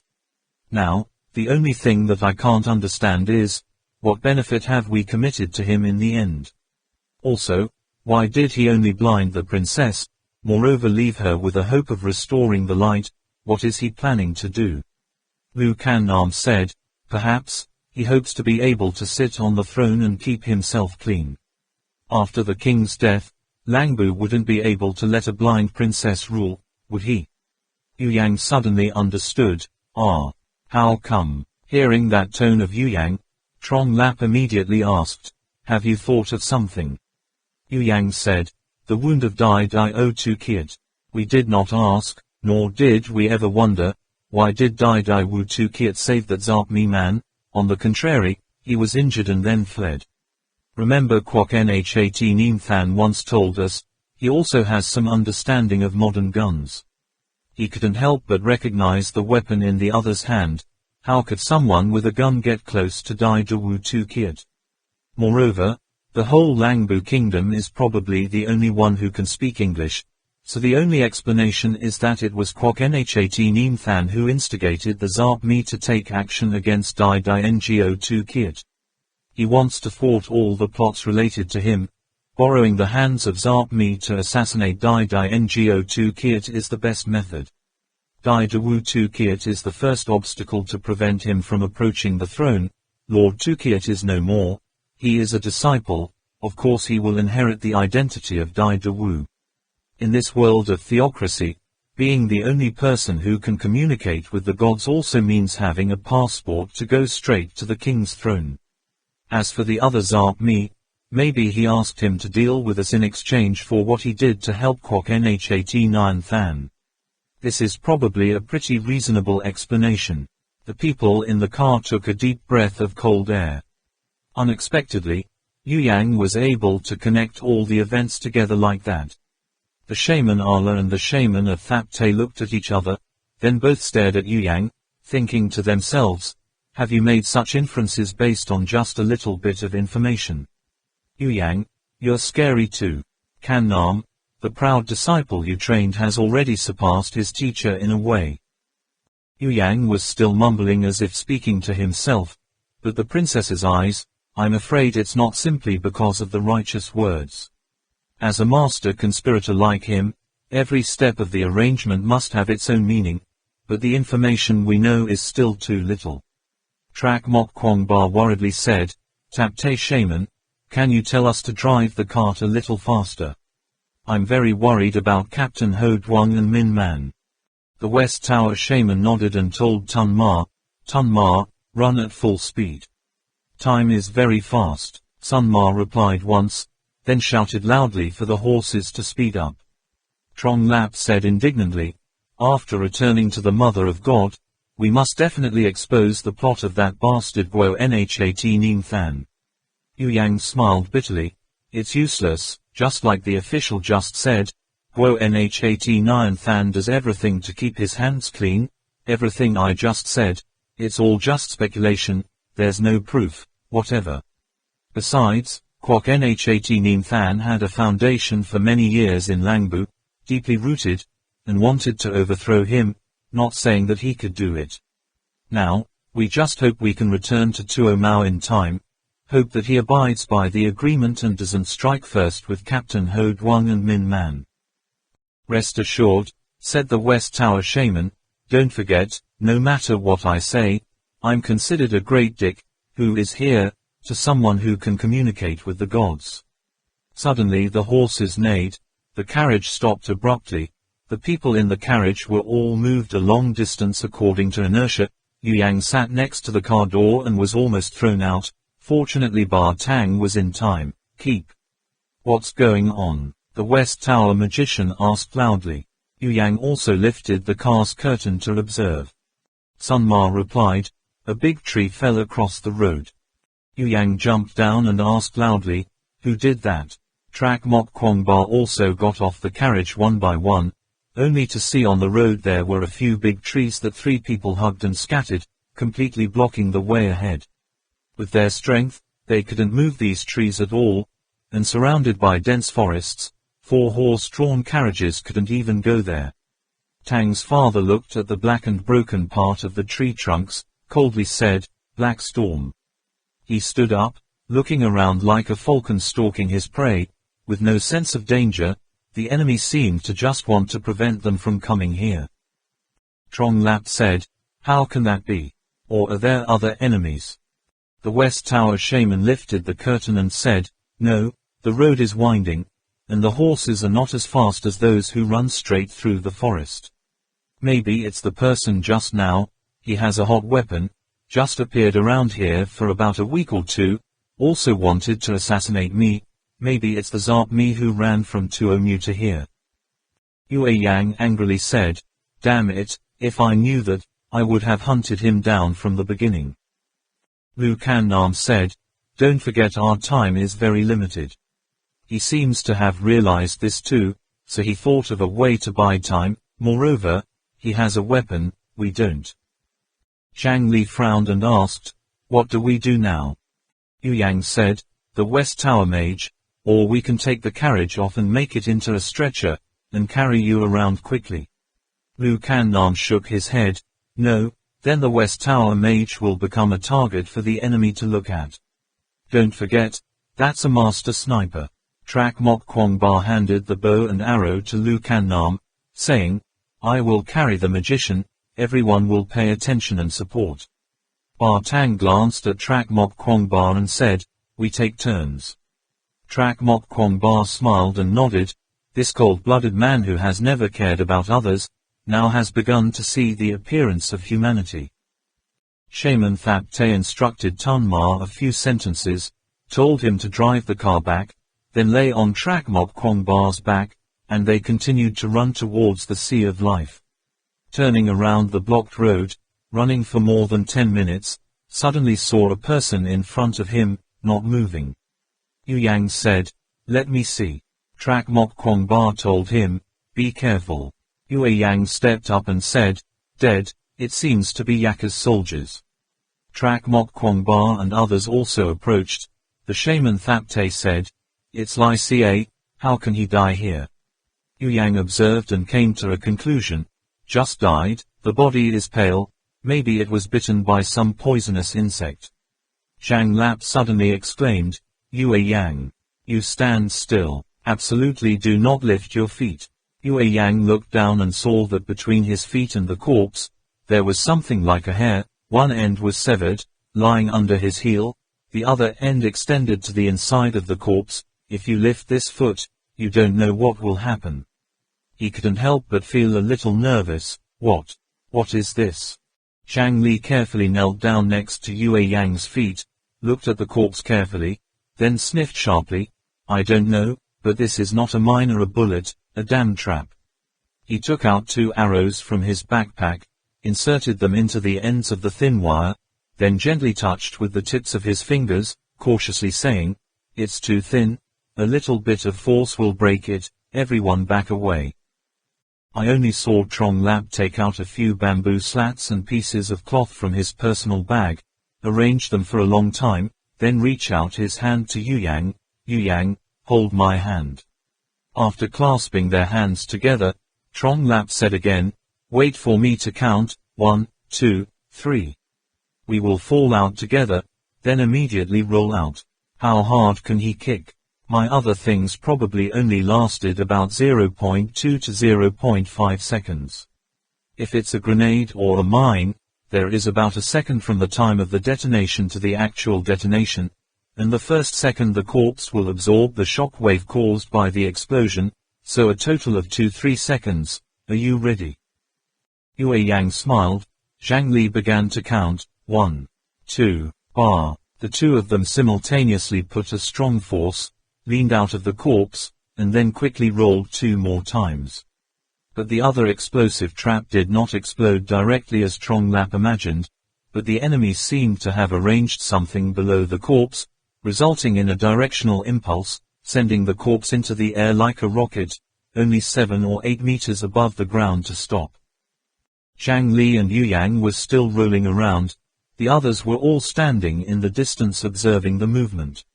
Zhang Li and Yu Yang stopped, also looking up at the corpse that had been shot into the air. Trong Lap asked, "What are you doing?" Before he finished his words, he suddenly saw the corpse's abdomen like a bag that had been opened wide open. Inside there were countless small black dots gushing out. Just listen to the shaman of the West Tower, shouting loudly, "Ancient poison! Run away!" Trong Lap and Yu Yang quickly got up and ran. But those small black dots did not spread straight down like beans, but splashed in all 4 directions and 8 directions. Both Trak Mok Kwong Ba, Arla Shaman were also within the range of influence. The shaman of the West Tower shouted again, "Stand back, all back." Zhang Li and Yu Yang were the closest to the dead body. Some black dots had already passed them. Trong Lap discovered, it turned out that some insects were still alive. There were silkworms, grasshoppers, mantises, cockroaches, beetles. Most of them could fly, children jump, everywhere. Not knowing how far they ran, Trak Mok Kwong Ba and the others did not see the small black dots that kept jumping back and forth. Shaman Thap Te said, "It's ancient Thi, I hope Trong Lap and Yu Yang are okay." Moments later, Zhang Li and Yu Yang also ran over. The West Tower mage said, "You weren't touched by those insects, were you?" Trong Lap thought for a moment, "Are you sure it's okay?" The West Tower magician grabbed Yu Yang's wrist, only to see that on the back of his hand there was a green spot, the size of a soybean seed, like mold. The West Tower shaman hurriedly told Trak Mok Kwong Ba to kneel down, then tore off a piece of his shirt, soaked it in mud, flattened, with a sound, stuck it on the back of Yu Yang's hand, and calmly said, "You got poisoned in the neck." "Ha," Yu Yang said, So you got poisoned in the neck. Baby, will you be okay?" The West Tower mage sighed. "It's difficult to say, there are many types of ancient poetry. It remains to be seen what poison the other party has poisoned Lycia. Everyone checks their own body holes, cross-checks each other, absolutely no place is left. It's not a matter of playing a poison neck." The rest of the people were divided into pairs to cross-check each other. Yu Yang asked again, "The West Tower mage, your situation is not too serious, is it?" The West Tower mage shook his head. "I don't know, I have to find the person who killed the poison, he can't run far. This kind of poison neck needs to be prepared and used immediately, and it can bite the owner at any time, so there must be an antidote on him." After checking each other, the others were not poisoned, but in Trak Mok Kwong Ba's heart, there was one more worry that could not be stopped. Suddenly there was a noise in the forest. The shaman Arla said, "The poisoner." Trak Mok Kwong Ba said, "Chase." As soon as the words finished, he carried the magician of the West Tower and ran. The others also shot out their hooks one by one, swinging between the trees in the forest, but the sound was extremely strange, sometimes in the east, then in the west, but there was no sign of anyone. After a while, the sound suddenly disappeared. Yu Yang said, "Don't chase any more, we are getting further and further away from the sea of life." At this time, there was a sound in the distance again. Trak Mok Kwong Ba said, "Don't worry." The West Tower mage said, "It's okay, we can go all night, as long as we reach the shore of life before dawn." After another chase, they finally surrounded the poisoner in the forest. He looked a bit pathetic and disheveled at first, lying on the ground, but there was no sign of fear on his face. "Reject Bar Ji and Hyatt, deliver the antidote, we will let you go. The person you want to deal with is me, it has nothing to do with them," said the West Tower mage.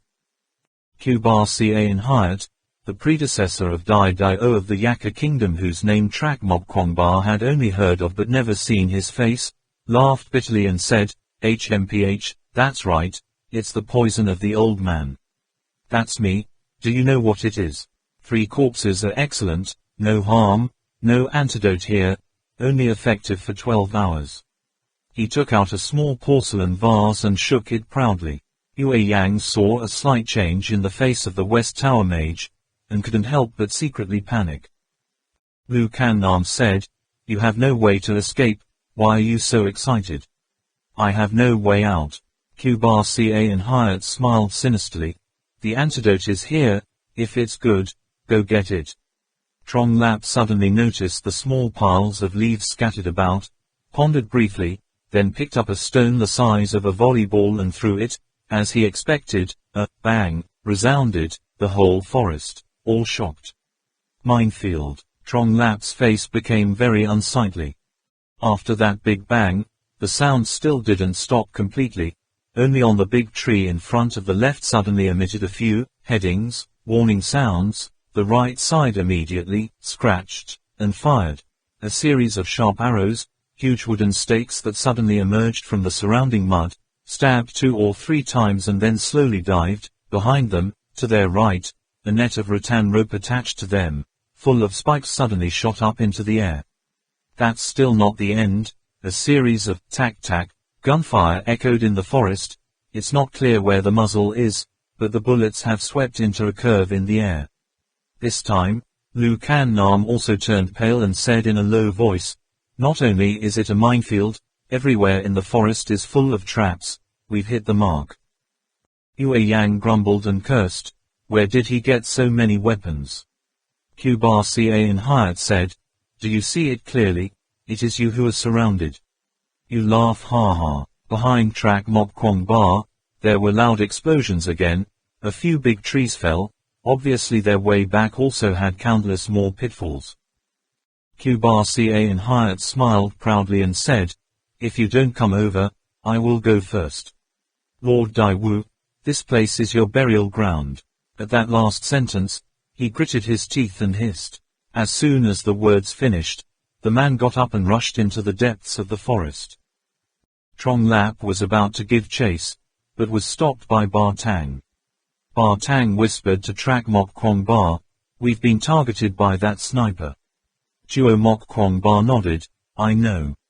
In the distance, Niu Nhiye looked through the electronic binoculars and saw Trak Mok Kwong Ba's serious face, secretly laughing in his stomach. "Trak Mok Kwong Ba, finally one day you fell into my hands. Now you don't even dare to move, you have to stand still and let me aim. I have to give you a taste of suffering. This first shot, should I break your left arm or shoot off your right ear? Too many options is also annoying. Stop it, just shoot randomly, or, let's make you eunuch, haha." Niu Nhioa aimed at Trak Mok Kwong Ba's young thigh and pulled the trigger. Right at the moment he pulled the trigger, suddenly another person appeared in his vision, just right in front of Trak Mok Kwong Ba. "Really dead dog," Niu Nhioa cursed silently, forced to look back. The West Tower magician, who was on Trak Mok Kwong Ba's back, suddenly turned around and blocked his face. Trak Mok Kwong Ba was also surprised, but right after that, he immediately saw a spout of blood on the mage of the West Tower, and immediately, he understood what had happened. Yu Yang shouted loudly, "The enemy's target is young Master Kwong Ba." Right after that, all of them stood in front of track mob Kwong Ba, encircling an arc. Nhioa looked back a second time, only to see track mob Kwong Ba being surrounded by the rest.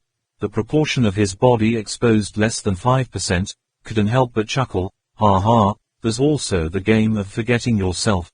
Because of you too, track mob Kwong Ba, I respect these subordinates of yours already. However, I didn't expect you to be so weak, relying on others to protect you, then, I just shoot randomly. In the middle of this minefield, you can't run anywhere, just stay there and make a target for me to shoot." But for a moment, he couldn't laugh anymore, only saw the people in the other viewfinder, the front row kneeling down, the back row standing still, at the same time swinging their arms, moving their backpacks forward, 2 rows backpacks piled on top of each other, forming a spherical shield. Niu loudly cursed, "Damn dogs, they are really well trained." Behind that spherical shield, track mob Kwong Ba cried out, "Tap Tay Magician. Is the mage of the West Tower all right?" Yu Yang and others also asked. The shaman of the West Tower shook his head and said, "With age, the body is no longer as flexible as before." Lu Kan Nam said, "Tap Tay Mage, your wound is bleeding, it needs to be treated immediately." Lu Kan Nam opened his backpack, prepared to take out a bandage to treat the wound. The West Tower mage shook his head and said, "No need, let me do it myself."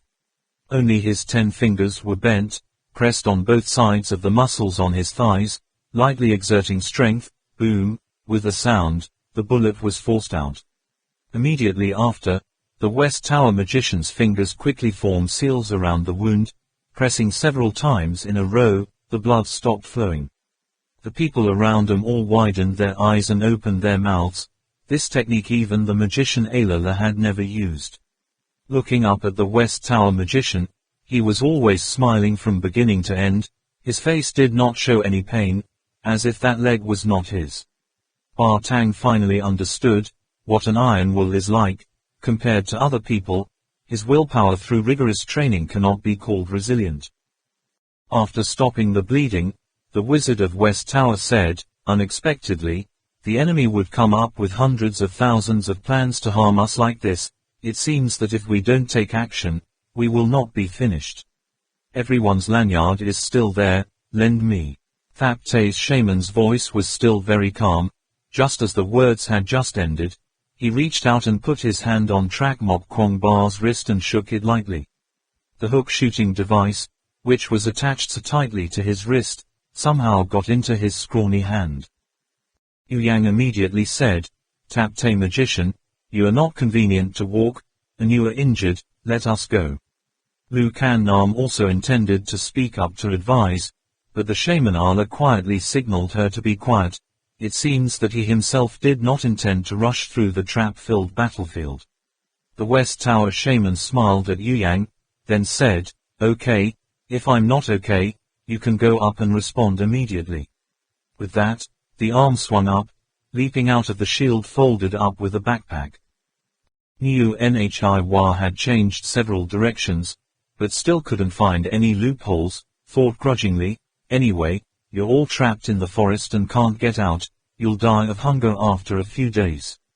No, if they have our equipment, I'm afraid it's hard to starve in a short time, but why can't we see them using weapons? How come? Let me get behind your shield. That's right, using that. It's still not very stable, but... What's that?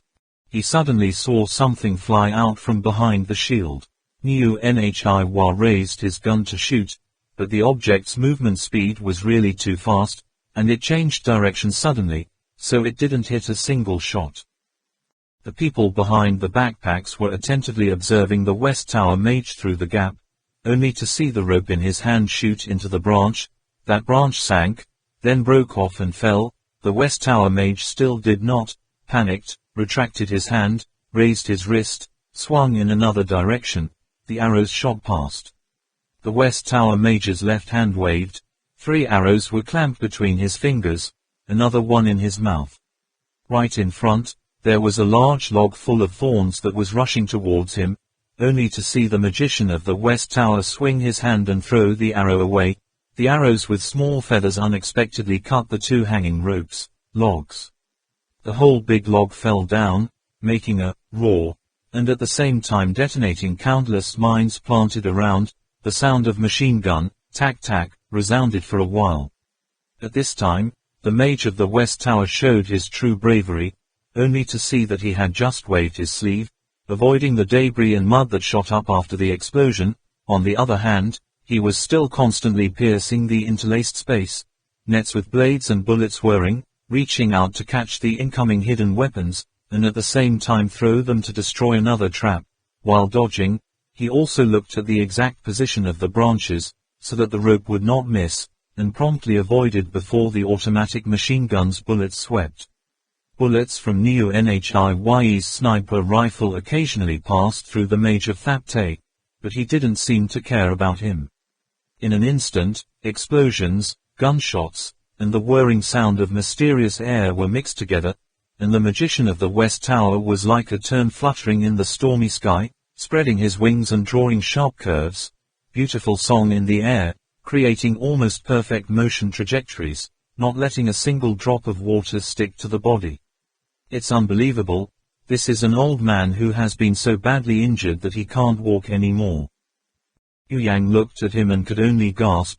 Now he knows that just now he said that the mage of the West Tower rushing up was just a joke. In the middle of this dense forest of traps, I am afraid that I have not gone yet.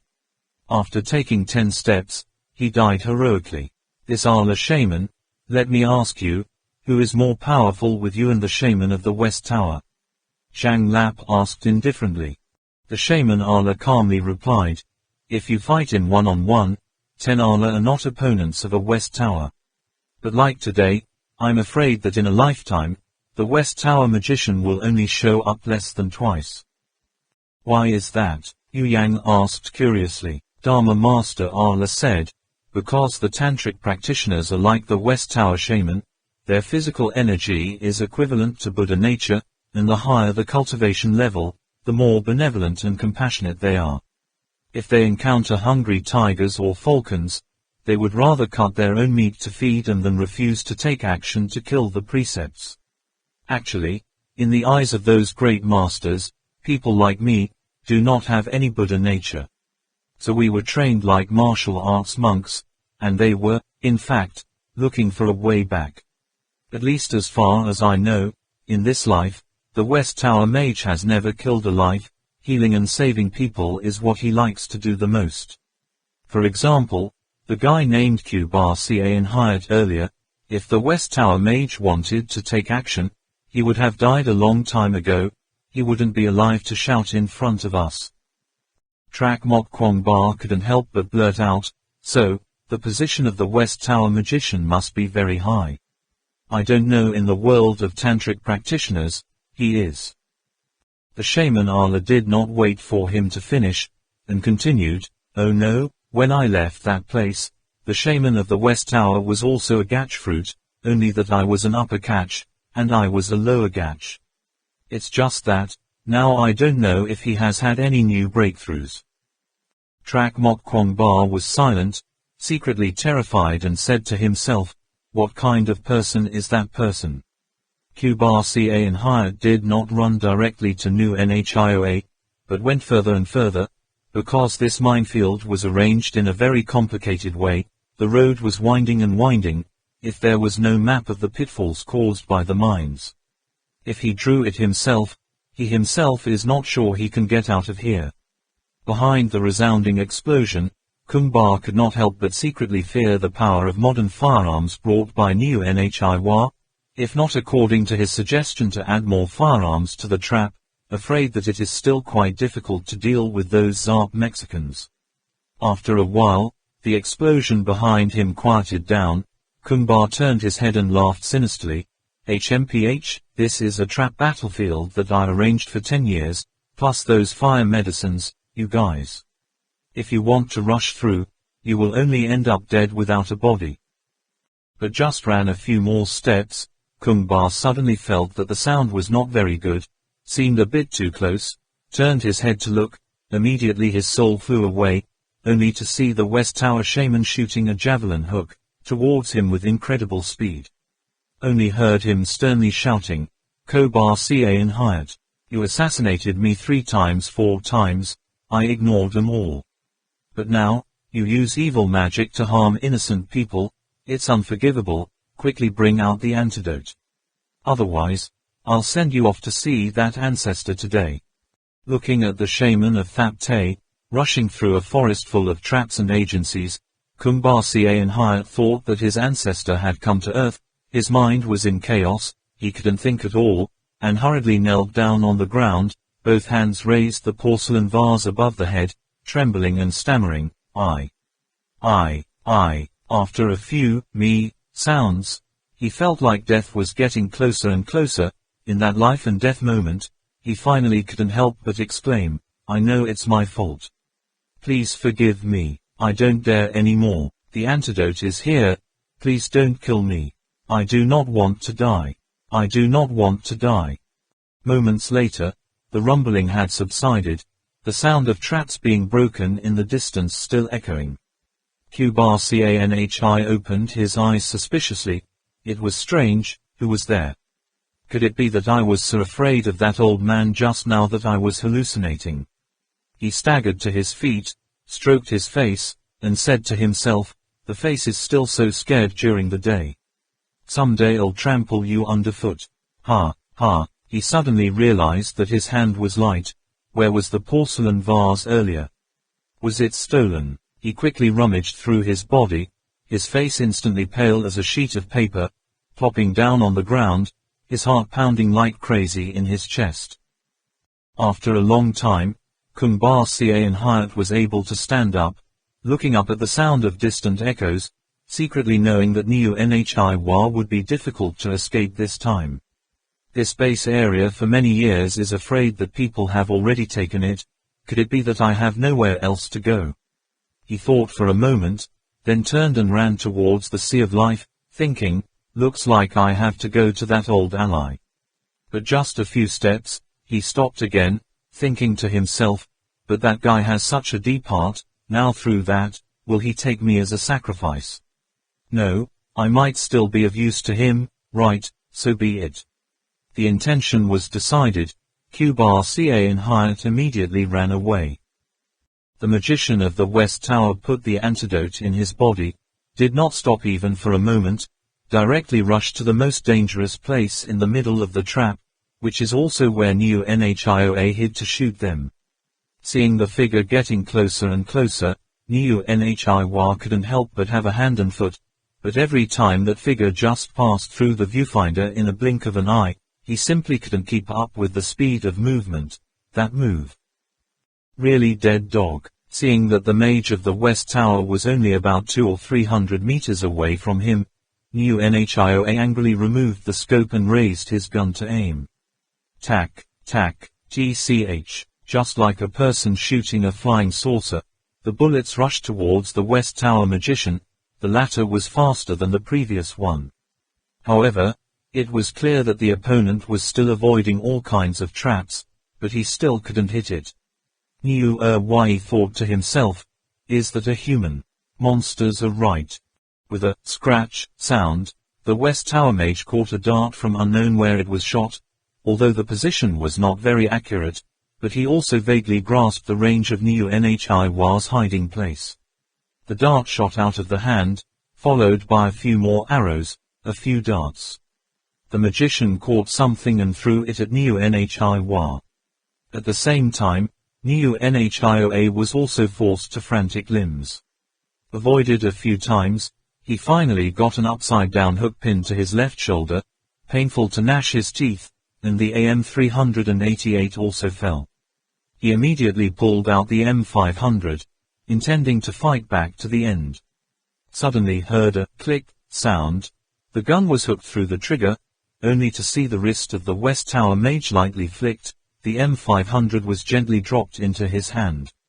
The mage clung to the tree with one hand and the gun in the other. Neutralizing stood on the ground, one hand holding the wound on her left shoulder, looking up at the monster on the tree. Just listen to the shaman of the West Tower say, "Why are you shooting at us? Are you one of them?" Sign. Neutralizing growled bitterly, "If you want to kill, kill, don't waste words. In this life, I can't kill Duo Mok Kwangba. Even if I die as a ghost, I won't spare him." The shaman of Thap Te was stunned for a moment and said, "Young Master Kwangba, what enmity do you and him have?" Neutralizing looked at the strangely dressed person in front of her eyes, not sure if the other party was an enemy or a friend, but she looked like she didn't want to kill herself, so she coldly, a voice. The West Tower Mage again said, "If this is a problem for you and him, then you should also face it and solve it once. This trap battle must have a final point. Where is it? Is it in that camp?" A few minutes later, led by the shaman of Thap Te, Trak Mok Kwangba escaped from the minefield and arrived at the small barracks of Neutralizing. Yu Yang loudly exclaimed, "So this guy picked up a set of equipment boxes, no wonder there are so many weapons. Ha ha, good luck this time." As soon as he finished speaking, he ran to open a box of weapons and ammunition. Trak Mok Kwangba asked, "Where is that sniper?" The West Tower Mage pointed, "He's in there." Entering the tent, Neutralizing sat on the ground, not knowing what the West Tower shaman did, but his face clearly showed a languid expression. Trak Mok Kwangba froze for a moment, said, "Is it you?" Neutralizing gritted her teeth and said, "That's right, didn't expect it." Trak Mok Kwangba, "Do you know how I've spent the past 2 years? I hate that I can't cut your bones and eat you alive. Give me back my brother." Trak Mok Kwangba frowned. Trong Lap standing next to him couldn't help but say, "Hey, you shot your brother yourself. How many people have you killed with guns? According to the law, both of your brothers have died dozens of times already. They want to kill me, we don't shoot, are we waiting to die? You all want to chase and kill us." Neutralizing stared at the ground, her face still very fierce. Trong Lap snorted and said, "We don't go poaching, who wants to chase and kill?" Trak Mok Kwangba said, "Neutralizing, your brother died under the gun of your own gun. Moreover, since you set foot on the path of poachers, you must also know that you do not have a good ending. Already, you risked your life to poach. How much money did you make? Is it not enough to live like this? Don't you feel very weak?" At this time, Yu Yang excitedly ran in, carrying a weapon with a very complete electronic system. "Young Master Kwangba, look at this, good stuff." Chang Li was dumbfounded and exclaimed, "Here, this is OICW's XM-29 submachine gun, which isn't it still in the process of research and production? Oh my gosh, they." Ba Tang also ran in, coldly holding 2 SCAR guns of American Special Forces soldiers, giving Trak Mok Kwangba one. Yu Yang happily introduced to Trong Lap, "Look here, this one, laser distance measurement system, automatic target finding, explosive bullets, electronic control of sparks, hee." Lu Kandam also came in with a weapon and asked, "What is this guy doing?" Trak Mok Kwangba looked at Trong Lap. Trong Lap looked at Yu Yang again. Although they have all experienced combat, but no one can do it with an armless man. Yu Yang tilted his head. Next to him was Ba Tang. Father Tang said, "Give it to me." The West Tower Mage sighed and shook his head. Trak Mok Kwangba nodded. At this time, Neutralizing, who had been lying quietly on the ground until now, suddenly jumped up, ripped off the hem of his shirt, and unexpectedly wrapped the explosive black storm on his chest. Only to hear him roar, "Open fire, everyone in this tent is dead. Duo Mok Kwangba, you and I will die together," finished speaking, as if he wanted to rush to Trak Mok Kwangba. Yu Yang and Trong Lap quickly blocked in front of him. Unexpectedly Neutralizing rolled back, slipped out of the tent, and threw the small piece of black storm explosive like a wristwatch back. Yu Yang and Trong Lap quickly shouted, "Run!" Its bullets. Note. 1. Short for Objective Individual Combat Weapon, the name of a high-tech personal weapon development program. Chapter 61 Captain Who's Death. Positive. In the forest, 6 horses were rushing away like lightning. It was the group of Trak Mok Kwong Ba and the others. They encountered a group of black-clad soldiers using bows and arrows. The result, needless to be said, the other group of soldiers could not stop them even for a minute. On the contrary, they provided a few more strong horses. Only thing, in the early morning, it took a little time to take a boat to go around the shore, and now the situation was getting more and more urgent. Trak Mok Kwong Ba and the others all froze, leaving the wind like mountains, invisible whip-flapped. Everything has been carefully calculated, from the enemy blocking the way, to the escaped Macs, the traps. There's only one thing they don't think about, that's the weather in Shangri-La. The narrow road met Trong Lap backward, pressing on the pole supporting the tent swayed as if it was about to fall. Suddenly, Lu Can Nam slowly walked over, picked up a piece of black storm explosive from the ground, said to Yu Yang and Trong Lap, "The back has a pressure-sensitive membrane. Once it is attached, it cannot be removed. Have you forgotten?" Yu Yang shyly scratched his head, he, and smiled shyly. Lu Can Nam casually threw the piece of black storm to Trong Lap, saying, "The explosives have been taken out, it's just a fake." Yu Yang suddenly shouted, "Dai, don't let him run away." Opening up the tent door, Niu Nhi's shadow has disappeared ever since. The West Tower shaman said, "Forget it, cause and effect reincarnation. Everything has to be contingent. He is too attached to hatred, afraid that life will not be comfortable."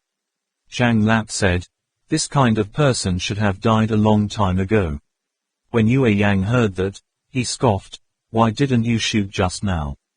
Trak Mok Kwong Ba advised, "Stop talking, rearrange your weapons, clean up, we will continue on the road soon." The West Tower shaman said, "It's getting dark now, I can't see the mine's mark just now, I'm afraid I'll have to stay here tonight. However, this place is quite close to the beach of life, leaving early tomorrow will not miss much time."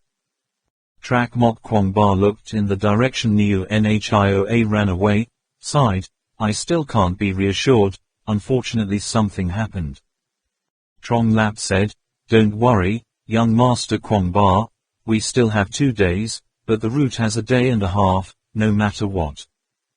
Trak Mok Kwong Ba said, "Don't forget the Kwok Nhat Nimthan, he was able to inform the people on Yaka's side to stop us, then when we return, I am afraid that it will not be as peaceful as when we departed."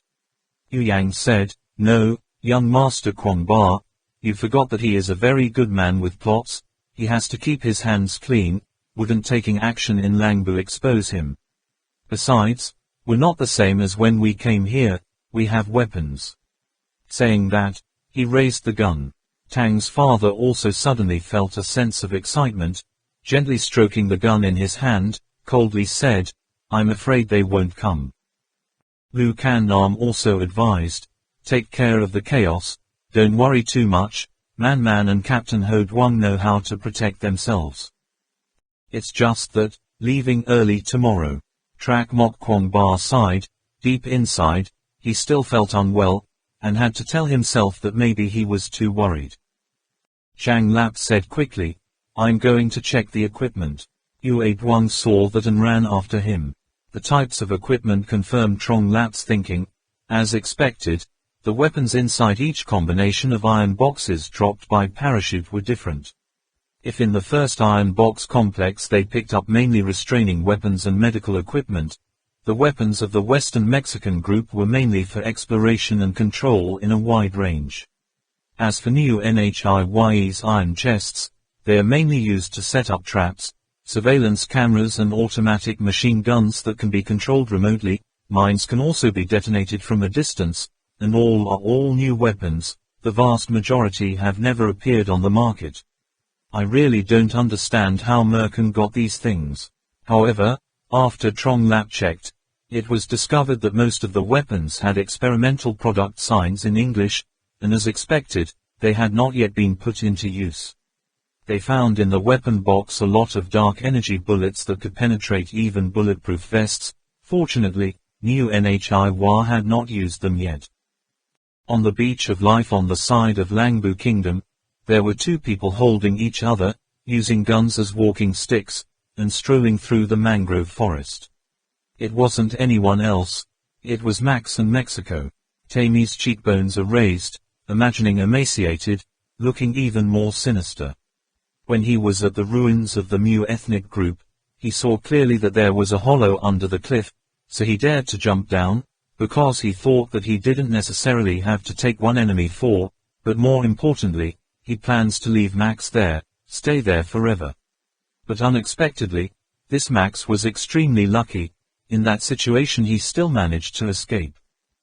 These days, the two of them followed the signal to go west. Max still tried his best to please Western Mexico as before. But Tammy is not blind, he can see the shadow behind Max's sloppy appearance, can survive in that situation without any injuries, absolutely cannot rely on only lucky as he said. Reaching a lagoon, the two stopped. In front of them a large tree had been blown apart.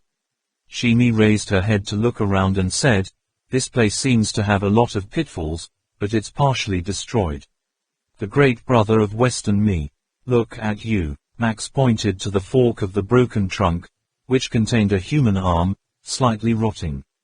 Shimi pulled down that rotten arm, looked at it for a while, and then said, "Dakiat, it seems that he was blown to death here." Max said, "Definitely Trak Mok Kwongba did it. Are they around here? This place has so many pitfalls. There must be a village, maybe those Trak Mok Kwongba are in the village. Should we go around? Boss?" As he spoke, he appeared to be trembling with fear. Tammy sneered, "It's a bit too much for a village to defend like this. Moreover, this place is not suitable for farming at all. It can't be a village, it must be some kind of military stronghold. That lake seems impassable, so there must be boats here. No need to be so afraid of those people. If there is a village or stronghold in front, they will be in the light, and you and I in the dark. They must be afraid of us." At this moment, a horn suddenly sounded in the distance. Tammy's face stiffened and cursed angrily, "You bastards, come again, run." On Yaka's side of Life Beach, several guards were scattered on the ground, and in the shipyard, a series of different types of boats were arranged in order. Kung Ba Ca and Hyatt stood on a small sampan boat about to leave the wharf, raised the torch in his hand, looked at the boats lying in a long line, and said to himself, "Old friend, I will help you one more time. It can be said that I've given my all. I hope you don't disappoint me." After saying that, he swung his hand vigorously, and the torch flew over the row of wooden boats. Early the next morning, Trak Mok Kwongba was the first to wake up. The fact that he hardly slept at all, he sensed that they had missed something. Moreover, he could hear Min Min shouting in the distance. Last night, Trong Lap and Yu Yang and the others changed everything in their backpacks. Powerful modern weapons were stuffed inside, bags of ammunition filled to make them feel energetic, overwhelming force flowing throughout the body. Before setting off, Trong Lap spent half an hour to arrange and adjust the minefields and traps. Anyway, they could not carry all the belongings in the iron box complex. Moreover, later on had to go through Yaka to get to the third platform. If they had time, they would come back here to get it later. But when they ran to the shore of life, a thick black smoke billowed up, making everyone feel cold. Trak Mok Kwongba said, "What I was worried about finally happened." Yu Yang said, "It's Kuba Genhi, only he knows where the boats are hidden." Ba Tang also snarled, "The magician of the West Tower can no longer be merciful to the enemy." They quickly put down their backpacks and took the time to cut down trees. Unfortunately, the wood on the beach is very dense, unable to float on the water. They had to go further to find light but sturdy trees. When they were able to assemble a wooden raft that could be launched, half of it was lost. Day already. Painted alone, when the wooden raft was bobbing on the sea of life, suddenly a hurricane brought hail down the fence. The small wooden raft was completely uncontrollable. By the time we all got to the shore on the Langbu side, wet and wet, it was already dark. Yu Yang exclaimed, "Young Master Kwong Ba, here we go, we've come to Langbu." Ba Tang raised his head to look at Shangri-La's squiggly grey sky like a giant snake, and said, "The color of the sky is very bad today, it may fall earlier than usual." Trak Mok Kwong Ba said, "No matter what, we can't stop at Thak Nhat today, we will immediately go ashore to Langbu, only when it's completely dark. In the pitch-black space of Shangri-La, no matter how good a person who knows the direction is, it is impossible to walk through the forest with 5 fingers in front of him and can't see anything, let alone countless predators and other pitfalls." However, when they approached the reef, the Langbu side did not send a boat to pick it up. Zhang Li immediately opened his mouth to curse, "I really hate it. There's no need to be so pretentious." Yu Yang shook his head, "No, everyone look. It's a 3-leaf boat. The boat ahead also hit the reef. Looks like something happened at Japan Falls." A wave came, the wooden raft bobbing up and down. When all of them were exhausted and crawled to the shore, everyone was surprised to see the corpse lying on the ground. "Shoot wound," Yu Yang said. Zhang Lap asked in a low voice, "Is that Niu Nhiye's name?" Yu Yang shook his head, "No, these people died yesterday. At that time Niu Nhye was still in Yaka, someone else did it." "Max," he and Lu Kan Nam said in unison. Trong Lap observed the wound and then commented, "The standard M16 bullet, the point of fire, on each soldier's body at most only 2 bullet wounds, firing both accurately and quickly. Kill all the soldiers guarding the Japanese falls, they still have enough firepower." Trak Mok Kwong Ba's hands clenched tightly. Their enemies were scattered everywhere, like countless fleas. When they were not paying attention, they suddenly rushed out and took a bite, and by the time they discovered it, they had already run away. But at this life and death moment, all of them came out in droves, one after another blocking his way, as if they had discussed it before. He didn't have much time to think anymore. It was most important to leave this place littered with corpses, and return quickly to the Marquis.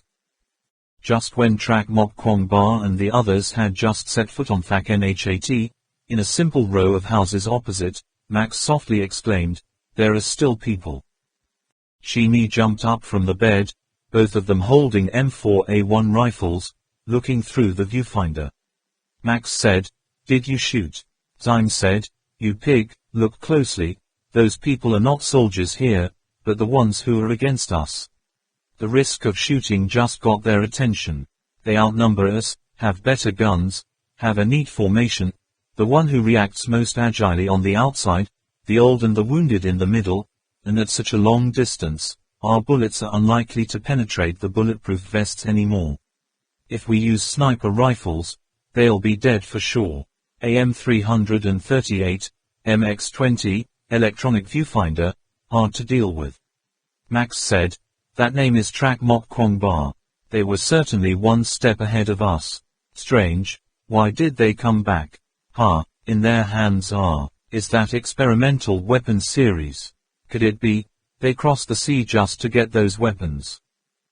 Shimi touched the scar on her face. "Didn't you say that the prisoner we captured told Bo Bala the temple was on the 3rd floor? You have to cross the sea to get up. There's only one way, right? Is there a problem with your ears or is the translation wrong?" No, that's not it. I've spent a lot of effort learning the language of the people here. I'm sure you can't go wrong." In front of Tammy's doubtful eyes, Max said hurriedly, as if he was scared to the point of sweating. Tammy was pleased with this symbol of Max, although he also knew that there was some artificiality in it, but seeing that appearance of the other side, it really made him feel like he was on a high throne.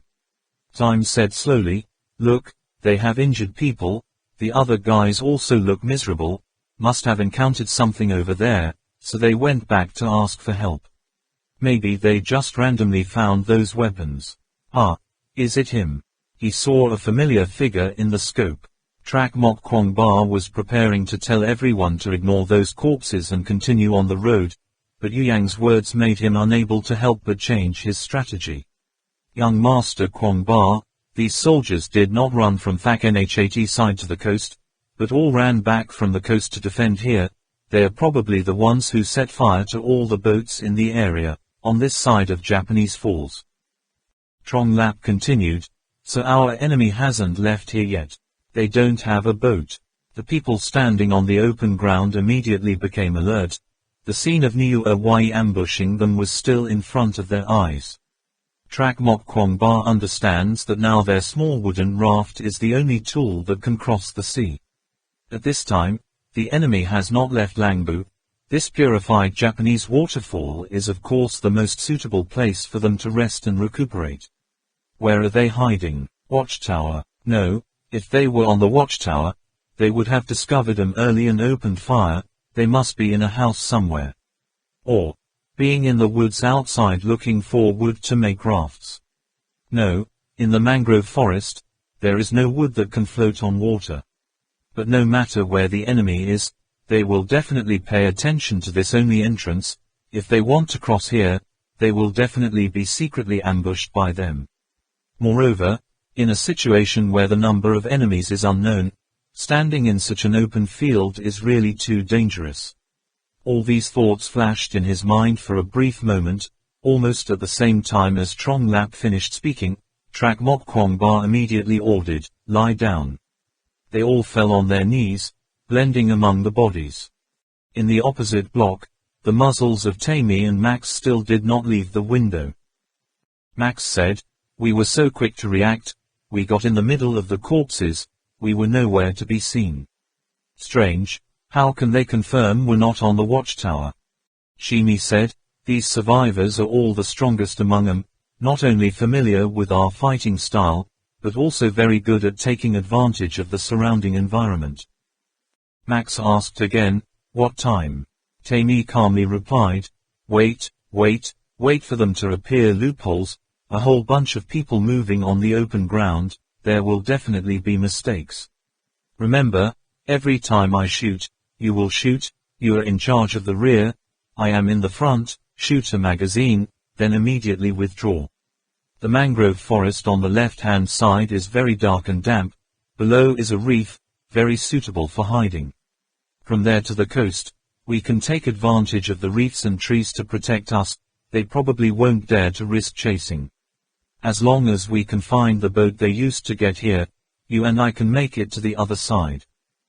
Trong Lap whispered, "Are they hiding on the watchtower? I seem to see a flash of light." Yue Yang grumbled softly, "Just a little mouth, being discovered now. We have to find some shelter." Trong Lap grumbled, "This is a large field, where can I get a cover?" Lu Kan Nam said, "They are not on the watchtower. It is a very easy target to attract other people's attention, although it has a very good surveillance effect, but at the same time, it is also easy to be attacked by the enemy. That flash is probably a mirror. They must be trying to lure us up there. Or maybe we'll be ambushed halfway up." At this time, Ba Tang suddenly said, "They are in one of the other houses, a place where they can both look up at the watchtower and monitor this vacant lot." Yu Yang asked, "Brother Ba Tang, how do you know that?" Ba Tang coldly replied, "The way of the green spider, giving way to the most thought-provoking enemy. These soldiers also got hit by this strategy and lost their lives. Using enemy corpses to attract the attention of other enemies, which is a typical example in the Special Forces combat curriculum." More and more he was able to assert that his old friend was definitely around. Trak Mok Kwong Ba calmly observed the surrounding situation, and at the same time recalled the scene when they looked at Thak-Nhat from the outside. Teleport to the right, keeping the formation, from the window into the block on the right. Past that is the forest. Beyond that is the reef. Now that it's getting dark, the circumstances on that side are in our favor. His judgment was similar to that of Tammy, and at the same time asked, "Tapte, are you okay?" The West Tower shaman replied, "I'm fine, remember to be careful when moving." Absolutely do not rise above these corpses. Green spiders fighting style, movement. Max said. They saw the backpacks rising and falling slowly, like the spines of a giant animal, didn't see them. Sheeny tightened her eyebrows and said, they also moved to the left. It's strange, they're obviously not going to fight us, aren't they afraid of us ambushing in that row of houses on the left? He glanced around, imagining the location of Trak Mok Kwong Ba and the others, immediately said, they judge based on the direction the corpse fell in the light, that left side is too dark, unfavorable for surveillance. Stupid Max, yesterday you dragged those corpses away, now you don't have to deal with this. Max said frantically, they're getting closer and closer to that block on the left, what now? Tammy said, that place is very beneficial if you want to enter the reef and the forest. But it is very difficult to destroy us, and doing so is like leaving an empty place behind. It seems that they are eager to leave here. Very well, then we let them pass, in the woods anyway. Maybe they'll get a standing ovation. Sheeny laughed wickedly and said to Max, we withdraw to the right. Max wondered, why don't you go ahead and block them? Tammy immediately scolded, you fool, when you and I get close to that side, they'll see us too. Do you think the two of us can kill all those people? Approaching the window, Yue Yang was surprised and said, young Master Kwong Ba, it seems that there are people in the house. As the window does not close, the tree's shadow swings. Trak Mok Kwong Ba also saw, he understood, at this moment just a little wrong judgment, someone will immediately be injured, absolutely cannot make mistakes anymore. He still remembers when he first came to Thak Nhat, all the windows were closed, because it was often very windy here. But now that the windows of the whole block were open, why did the enemy open the windows? For convenience of observation, attack or run away. No, their purpose is prolonging time and misleading the opponent, just like Zhu Liang's unsuccessful plan. This is a form of psychological strategy. Perhaps the enemy is teleporting to the left, if their speed is fast enough, fearing that they will come behind me, then we will still be trapped here. But in this situation, venturing into the house is also very dangerous. How many of them are there in the end? Unfortunately they left one guy hiding inside the swinging curtains, so what? Yu Yang just finished his words. Trak Mok Kwong Ba also had his own judgment, Arla Shaman. The mage Arla was the only one of them who could enter the house to scout the situation. The two legs of the shaman of the West Tower have been broken, making it difficult to walk, and have absolutely no advantage in this flat land. The magician Arla understood the intention of Trak Mok Kwong Ba, who was in front of the teleporting formation. Seeing only the two arms and legs of the magician at the same time exerting force, still maintaining the stooped posture, the person jumped through the window and went inside. Looking at that dance posture of the shaman Arla, Trak Mok Kwong Ba unconsciously recalled when Lu Kan Nam trained them to perform this move. Once explained, this method of dancing using both hands and feet is easy to listen to and call. It's an antelope dance, a little harder to hear. It's called a frog jump, but in some special situations, it's very useful. At this time, the shaman Arla in the house gave a safe signal. Trak Mok Kwong Ba said, quickly, everyone in the house. One by one, each person used that frog jump to jump in through the window.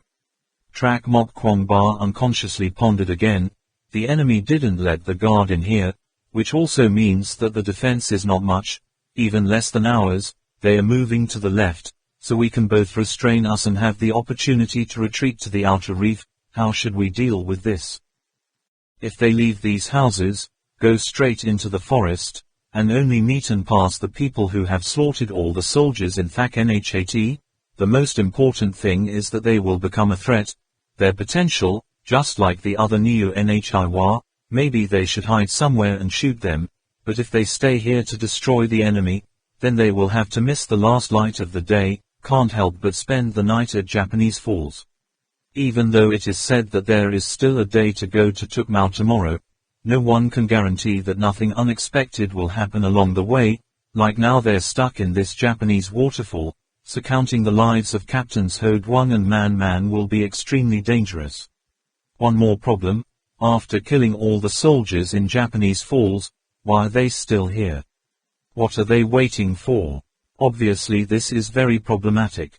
Leave him alone. For problems that cannot be guessed, Trak Mok Kwong Ba chooses to temporarily set aside, making a decision, to deal with the danger of Dwang Man and Captain Ho-Dwang first.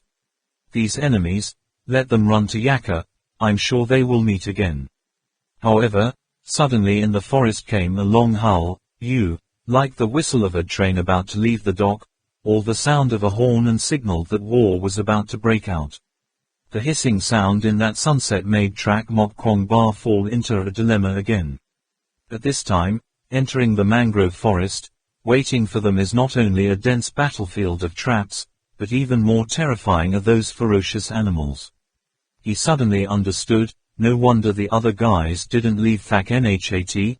Either there was no boat, the other was that there were countless assassins in the forest lurking, their enemies were also trapped here. At this point, it is clear that the enemy wants to rob the wooden raft, has a wooden raft, wants to go to Yaka or go around the Japanese falls. Even the guys, if they want to leave this place, they might have to use that wooden raft. Thinking through this point, Trak Mok Kwong Ba immediately decisively ordered, prepare to fight, don't let them rush. Zhang Lap was surprised and asked, but, aren't we in a hurry to return to the Mother of God? Lu Kan Nam shook his head, can't be in a hurry, can't you guys hear the sound just now? It is the cry of the Lumo people. Our enemies were also surrounded by those assassins at Japanese falls, that's why they didn't leave here. Now they're trying to rob our boat, and right now, I'm afraid we'll need that raft too. The shaman Allah said, I can carry the shaman Allah and rush to the Mother of God first. Trak Mok Kwong Ba protested, no, it's too dangerous, we don't know how many dangerous lizards there are in the forest. They are not traps that can only stay in one place, but are all living things, working together like a pack of wolves. I cannot rest assured with the wound of the West Tower magician.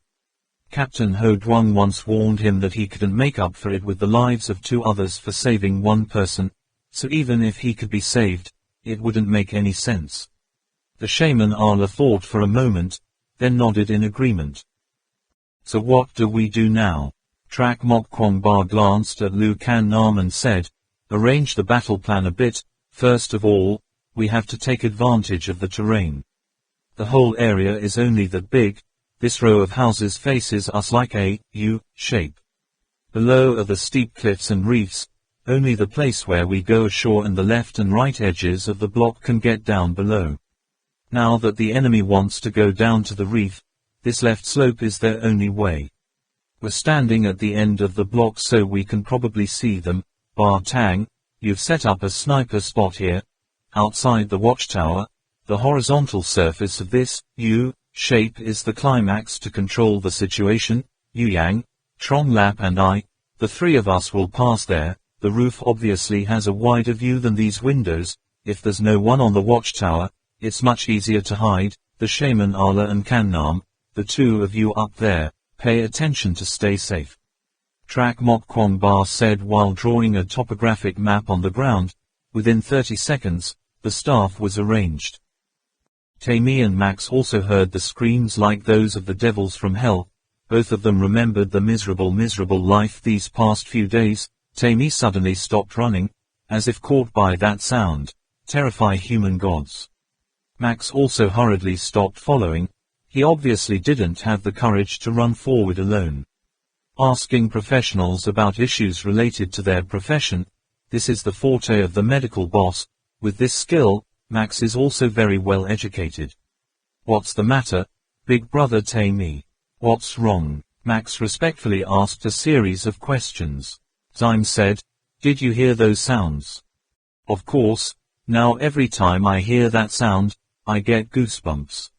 So tell me, did our opponent hear it? This is a matter of course, that sound is very far away. so you can't move forward anymore.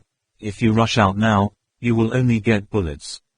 She, while observing the surroundings where she was standing, said, if it were me, I would at least leave 2 snipers waiting. The roof is the peak of control. I also sent people to take it. Moreover, they also sent another group to go around the block to encircle.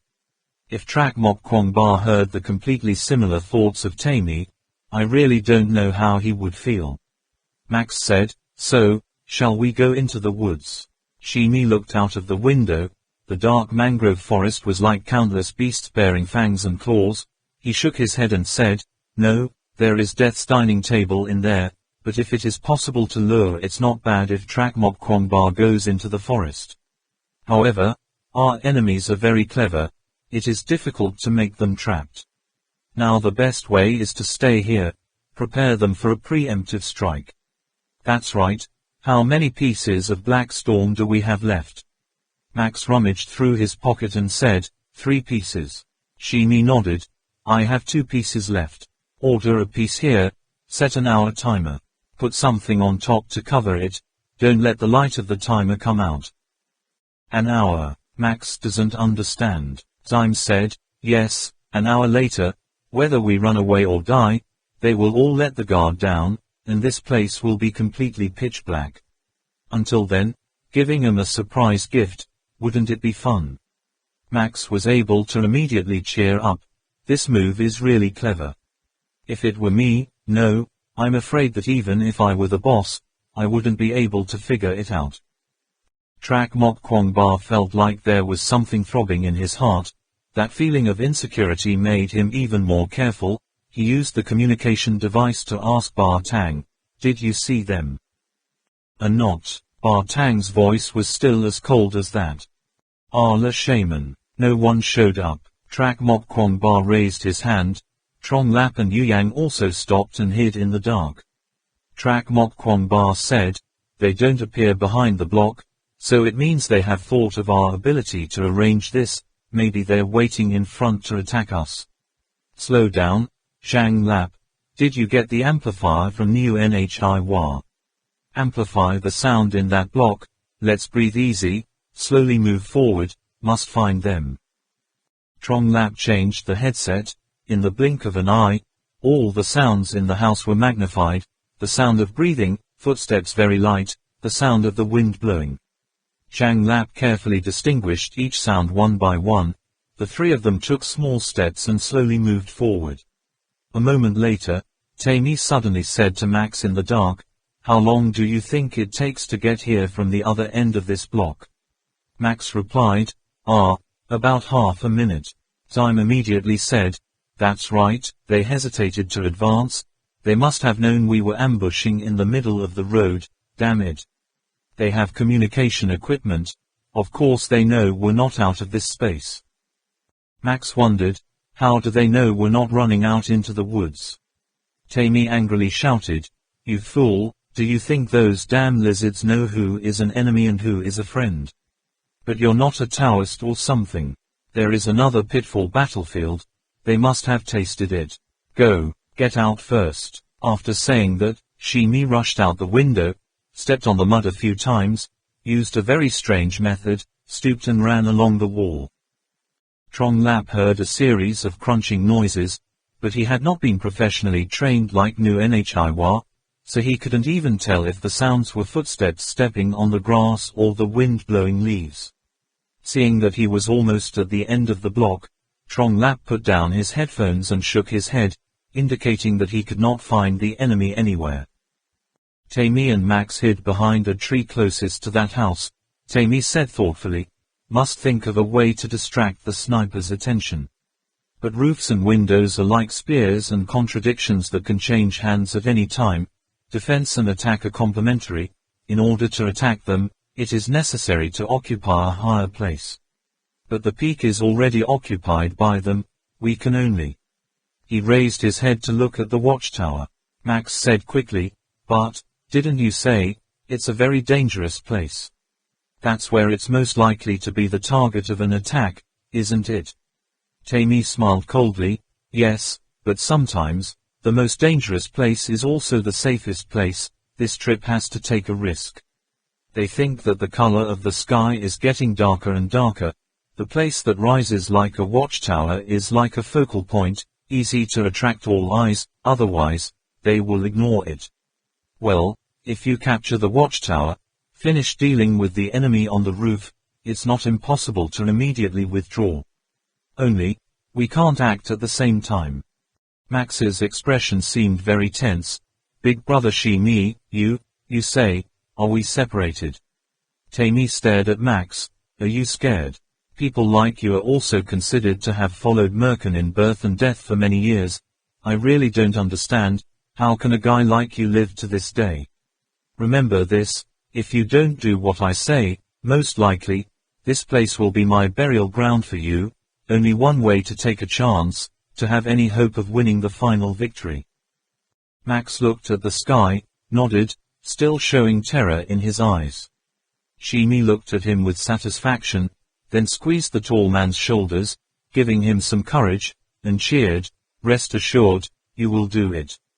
Now, I need you to get around behind them, then. In the dark, a ball of lightning flashed with red flashes of red light, rolling out. This is the attractive bullet that Tronglap used last night to make use of the leftover equipment, that flashing red light. It is easy to think of weapons like bombs or flash grenades. But the truth is, that little ball only flickers red, there's no danger at all. However, if the enemy is really in the house, they will surely react quickly. Whether it is shooting or jumping through the window to run away, they will all be revealed. There was no movement, there were no people in that room. Trak Mok Kwong Ba could not help but be surprised. Did they grow wings and fly away? Or, which has no enemies at all, is it all just misjudgment? Tronglap breathed a sigh of relief, lowered the barrel of the gun. Phew, it seems that we are too suspicious. No, there are enemies, they are outside the window. Trak Mok Kwong Ba looked at the window swaying in the wind and confirmed it with certainty. Tronglap quickly raised his gun and said, why, are they crazy? Outside is the territory of the Lumo people, or are they so scared that they can't think ahead? Yue Yang nodded and commented, young Master Kwong Ba said it was not wrong, they used to ambush here, just a little before we arrived, just left. He pointed to a corner of the house, that side had very obvious traces. Trak Mok Kwong Ba said, in the mangrove forest, there is a trap battle, between the Lumo and Thak Nhat people there is still a buffer, they probably use this buffer zone to carry out swindling tactics. The question now is, what do they want to do next? His thoughts whirled around in his mind. Why did the enemy leave this place? That is to say, they know the guys they've been on alert for. Yes, we haven't seen them yet, but the enemy has been watching since they set foot on the shore. They know what their numbers and weapons are, they leave, proving that their weapons and numbers are not equal to mine. But going around that buffer zone, is really like dancing on the line of life and death. Their purpose is probably to steal our small wooden raft, but now our side has occupied all the high points, how do they get to the reef? At this time, Professor Fung Tan's words suddenly rang in his ears. When you hesitate, don't be afraid to ask everyone's opinion, especially the opinion of experts. At this time, there are still 2 combat experts of the Special Forces who have yet to say anything. Gentlemen, do you have any suggestions? Tuo Mok Kwong Ba asked. Through the communication device, the information they received was the same. Lu Kan Nam immediately replied, their purpose is to rob our wooden raft. They evade like that, at least proving one thing, that they consider themselves to be in a weaker position.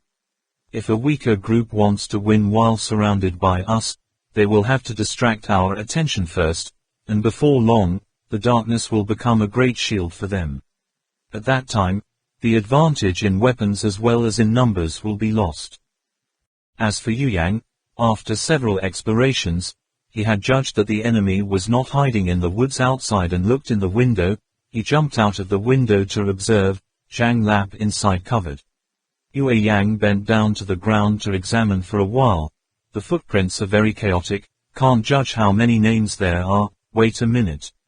Although the depth of the footprints is slightly different, the shoe prints are the same, only 2 sizes. That's right, only 2 sizes. What is the disorder of the footprint? Father Tang suddenly asked. It is clear that the enemy is moving forward and backward, making the 2 rows of footprints turn into rows, and also deliberately stepping on it and then letting it go lightly. If you don't stop and look closely, it will be difficult to notice. Okay, Yu Yang finally added. It's probably nothing special. The average person with a little training can easily do it. But Ba Tang still asked, look closely, are most of the footprints strong front and back? Yu Yang nodded. It looks like the front half of the foot is pressing down more, but the bigger shoe mark is very normal. How far do those camouflage footprints last? I don't know, I see footprints like that all the time. It's strange, the time is very short, how can it leave such a long camouflage trail? Or am I wrong? Is there a nail on the window or something like that? Father Tang asked again. He seemed to have grasped something. It was rare for the Trak Mok Kwong Ba to see him asking the same thing over and over. No, replied Yu Yang, but there's a nail hole, what's the use? Tang's father did not answer, but there seemed to be a cold, sound in his nose. Lu Kan Nam commented, the enemy has only 2, they want to avoid our blockade. It is much harder to distract our attention, they act collectively, do not dare to risk separation, probably do not have communication equipment, fear of separation, they cannot help each other. Moreover, they have never appeared in our field of vision since the beginning. Even though we can't see them, they can't know how we arrange them specifically. I think, they also only rely on inference to judge the situation on our side. If they can rearrange in places they can't expect, maybe they can reap something. No, Ba Tang interrupted, they see us. What? Those open windows aren't simply meant to fascinate enemies. It's called the Blue Spider's Mirror Dance. On the uniform of the Blue Spider Squad, even the most trivial things, such as buttons, or decorations of military emblems and medals, also have their own effects. They are like the rearview mirror of a car, which can provide us with a lot of information in special circumstances. Next to that open window, just a small hat nail can make us completely reveal ourselves in front of the enemy. These technically proficient members of the Green Spider detachment didn't even need to measure and adjust. While running away, they could still accurately position dozens of reflective items like hat nails. Through reflection of light, all the necessary information can come into his sight. Brother Ba Tang, you mean, on the enemy side there's a guy who used to be part of your previous Green Spider squad? Yu Yang wondered, are you sure? Ba Tang replied, yes, your judgment about the footprints outside the window is very accurate. There are really only 2 people, one of them using the unique set of methods of our Green Spider squad, specialized to fascinate enemies while still running at high speed. He never took a step back. This technique is called clacket leap, using his toes to move at high speed in quick succession. The distance between ordinary people only needs to take 1 step. We can transform into a couple of people stepping on them, right on it. The biggest advantage of this method is that it doesn't affect speed. Although the step is smaller, it increases the deviation of the travel route, but the frequency of lifting and lowering the foot is greatly increased. However, this clacket leap method is only suitable for some specific situations, such as the muddy ground and mangroves that are easy to hide here. Trong Lap suddenly said, Brother Ba Tang, you once said, besides you, there is only one name. Western me, nicknamed the Golden Silk Spider. Ba Tang affirmed firmly. There was an indescribable excitement in Ba Tang's voice. Trak Mok Kwong Ba even felt it. It was an excited signal of a bloodthirsty predator encountering his own kind. He asked, so, how do we change now? If it's the blue spiders, how will they handle this situation? Ba Tang laughed coldly. Mesmerize the enemy. In the woods, Shimi was twirling a metal button, when he suddenly stopped the movement of his hand. On the distant roof of a house, someone was crouching and moving, light reflected through an object. Other reflectors are pre-arranged by him to transmit that information. Although in the button of his shirt, it is more difficult to recognize whether someone is moving or not than to recognize a spider silk thread hanging in the air, but Tammy's eyes are almost no longer human eyes. He still can capture this extremely small information. Sheeny coldly chuckled. Finally found the dead corner in the sight of the sniper point on the right. That old friend must have discovered the special information I left behind. He wanted to kill me like that. Surely he would think, wanting to do something beyond my expectations, the only way to make my vision bewitched, to do so, must be repositioned. Max didn't make it to his destination in time. The idiot would be found in the middle of the road, but with his strength he should still be able to hold out for a while. That's my chance. Tammy was very pleased. Everything was in his calculations. Max catches an opportunity, darting out of the woods, pressing himself against the wall. He did not dare to stay too long in the forest. One is because that place is far from the house.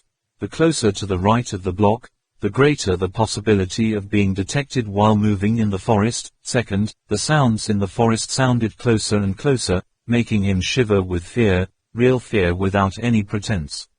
The current location is considered safe, Max thought to himself. Just be careful and you will reach the location Zyme said. It's just, by that time, will Tammy climb up the watchtower and kill the snipers as planned. Max once again rummaged through the entire plan of Sheeny in his head, finding no loopholes, which seemed very reasonable. He hesitated. Should he leave Tammy or continue to cooperate? Anyway, for the rest of the way, having an enemy in front of him is still safer. After pondering over and over, Max continued to follow the edge of the wall, inching closer, sneaking like a rat. Just 2 or 3 steps, suddenly a little dust fell on the tip of Max's nose. He quickly straightened like a pole, pressed tightly against the wall. There were people on the roof. Although the opponent did not make a sound, that very light friction changed the position of the dust on the roof, causing some dust on the edge to fall. Max was so scared that he didn't dare to breathe, and at the same time, thoughts were moving quickly in his head like lightning. Why is there someone on the roof? In his and Tammy's plan, there was no plan for the enemy to also teleport everywhere, so wouldn't he expose himself to the muzzles of the guns? Unless the enemy knows their numbers and equipment, and also knows that they are teleporting, and have already separated. Before he could think more, Max suddenly had a bad premonition. He slowly bent one leg, put it on the window, then spread his arms out. The center of gravity of his body shifted to the other arm and leg, turned upside down, inside the house. He looked like a clumsy turtle, though slow, but didn't make any sound. As soon as Max flipped inside, Yu Yang also followed the edge of the wall and turned around. He was cautiously observing the forest and looking for traces at the foot of the wall. Before Max could breathe in the house, Trong Lap passed from the other side. At this moment, Max is suddenly no longer the coward who trembles when he encounters anything, as if he has turned into a completely different person. Max held his breath, his pores shrinking, and his body began to turn as cold as a wall. The place where he hid was completely in the dark, almost merged with the dense black curtain. The posture was like a bedside cabinet. Even though Trong Lap wore infrared glasses, he was afraid that it would be difficult to recognize him, well, let alone they don't have night vision devices. Just in case, Max was holding a hunting knife firmly in one hand. His eyes were like venomous snakes staring at his prey, but there was not a single bright spot in those eyes. Looking at him now, it was even more terrifying than when he controlled Tang Min. Trong Lap held a gun, searched for suspicious targets in the house, but, according to Trak Mob Kwong Ba's plan, he did so only for the enemy to see, let alone now that the sky was dark. The house is full of dead corners that the naked eye cannot see. Yu Yang walked past the window, waved goodbye to Trong Lap, and Trong Lap also smiled and walked over there. In the dark, Max watched his prey come closer and closer. the hand holding the knife handle slowly clenched. 1 step, 2 steps, 3 steps. Max's pupils constricted, trying his best to calm down the horse's fast-beating heart. Finally, Trong Lap also stopped about 5 centimeters from him. His toe almost touched Max's face. He even smelled the bad smell coming from the other shoe. "Hey, you said see if it works," Trong Lap said. Yue Yang didn't stop, smiled and replied, "You want to hear my way of thinking? In my opinion, maybe only the green spider knows how to deal with the green spider. Continue to comply. It's easy for him to see that loophole if you stand here." After saying that, Yu Yang also disappeared from the window. Trong Lap poked his head out to look. There was still no abnormality in the forest. Max is still crouching at Trong Lap's feet. His patience has reached the extreme, almost can't hold it anymore. At the same time, those closed paws can't be controlled anymore. Sweat drops are fighting for space to get out. But he still tries to endure. Can't kill this person. The enemy has a communication device. Just a little movement, it will shock the rest, then naturally he will become a target to receive bullets, and Tammy could take advantage of the opportunity to do whatever she wanted. Why did the opponent suddenly adjust like that? Could it be that all of this was in the calculations of that Western Mexican? Did he already guess that he would be exposed? He has no intention of rushing to the watchtower, but just need to take the time for him to rob the boat and escape. Very well, I was waiting to use you as a cannon fodder, but I didn't expect you to take advantage of me in return. Tammy, very good, you are very good. Looking at Max now, he doesn't have his usual stupidity anymore. Those venomous snake-like eyes are no different from his master Merkin at all. Trong Lap continued to walk. He did not feel Max's existence, nor did Yu Yang and Bar Tang on the roof. If they knew, this Max guy hid in a corner so small that it couldn't be smaller in his patrol, I don't know what he would think. Shimi quietly waited, but then quickly realized, it was past the time he planned and still there was no movement. Track Mok Kwong Bar still adjusted the position rhythmically. If Max acted according to the plan, it was impossible not to confront the enemy. Could it be that Max had quietly killed one of them? No, these people are all specially trained, and the communication equipment is on all the time. Even if a mosquito flies close to one of them, the others will sense it.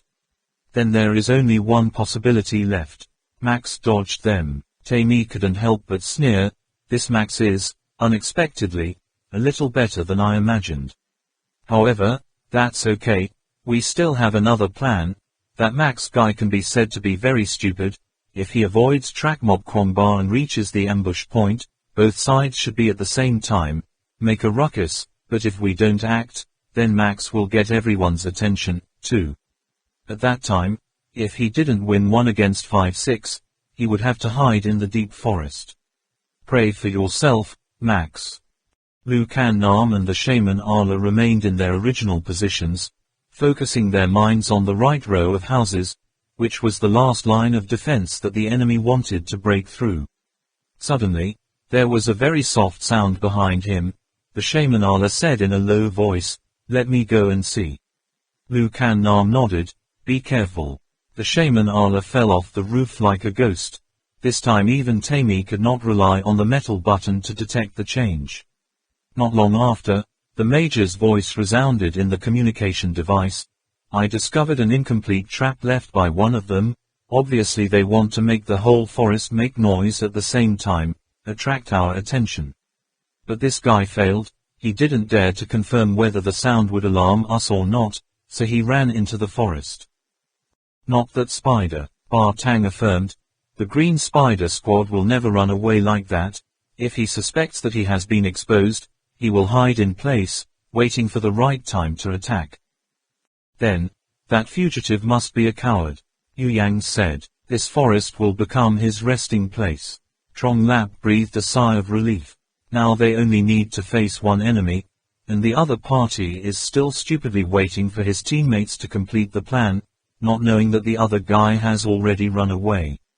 Lu Kan Nam reminded, Don't be negligent, the other guy is most likely a former member of the Blue Spider detachment. In the end they still chose to separate. It seems that they are about to risk their lives and bet once already, if at the same time making the forest trees vibrate, plus the color of the sky right now, it can really distract our attention. The question is, after distracting our attention, what's the next move? Trak Mok Kwong Ba said, they can take advantage of that short time to rush towards the reef, but that is too dangerous. They probably know that, even if we are affected, we cannot ignore it, the edge of that cliff. There is another possibility, that when we are distracted, taking advantage of high scores, this is probably easier for us to overlook. Watchtower, Lu Kan Nam exclaimed, that was one of the 3 places where they thought the enemy might appear. Then we can arrange it in advance, but, how do we make that spider manifest? Zhang Lap asked. We just need to make the forest fall apart for a while and we'll know right away. Ba Tang said. Yue Yang nodded, that's good, it's a poison move. Tammy continued to rotate the button, secretly calculating, the time is also approximate. He took a deep breath and adjusted his mental state, like a 100-meter runner preparing to start. After that, it is necessary to let the mind and body reach the best state. Any opening or small mistake can lead to fatal danger. He looked up at the watchtower. It was a spear pointed straight into the dark sky. The western Mexican pupils dilated, seeing clearly every gap between the bricks on the tower, and even the grass growing on the roof. The state had reached the point where the best level. Having the opportunity to go up there once is not a bad idea, but unfortunately not this time. A series of roughs. As if a wave had passed, the forest in front of him resounded with countless rustling sounds. Max has done it. Tammy began to accelerate, rushing towards the cliff edge with the speed of a 100-meter runner. The U-shaped building blocked the eyesight of Trak Mok Kwong Ba. This opportunity would help him to launch through the blind spot in the sniper's line of sight, run straight to below the watchtower. Then, the trap he set up in advance will give another chance, and the exposed Max also distracts some of the enemy's attention. Then, he will be able to reach the cliff in no time. Favorable way. Unfortunately, Tammy just appeared, was immediately tracked by a sniper on the side of Trak Mok Kwong Ba. Yu Yang said, I saw him, running to the watchtower. Duo Mok Kwong Ba said, narrow the encirclement, no matter what, I won't let him escape. Understood. Shimi leaned on the back of the watchtower, gasping for breath. The rush of running did not make him tired. But because of the incident that just happened, he almost lost his life. Unexpectedly, after redeploying the personnel, the sniper was still stalking this position, not being distracted by the noise at all. Now he can only hope that the enemy does not see him in the scope, but now he wants to rush to the cliff for sure. It's her son, let's risk our lives. Time gritted her teeth and started climbing the watchtower. In Tammy's calculations, if Trak Mok Kwong Ba hasn't discovered him yet, then they can observe the enemy's movements up there.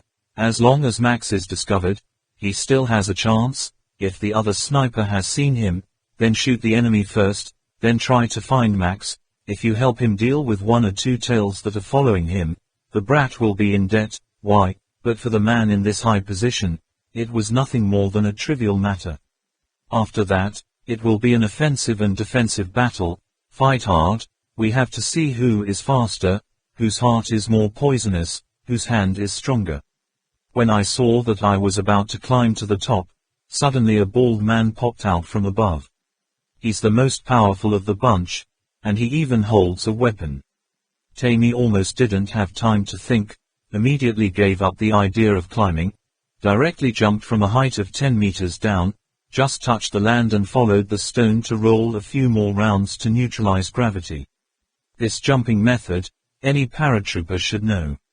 However, when Tammy stood up, there were 3 more guns pointed at her side, one of which was his old comrade in his Green Spider detachment, Ba Tang.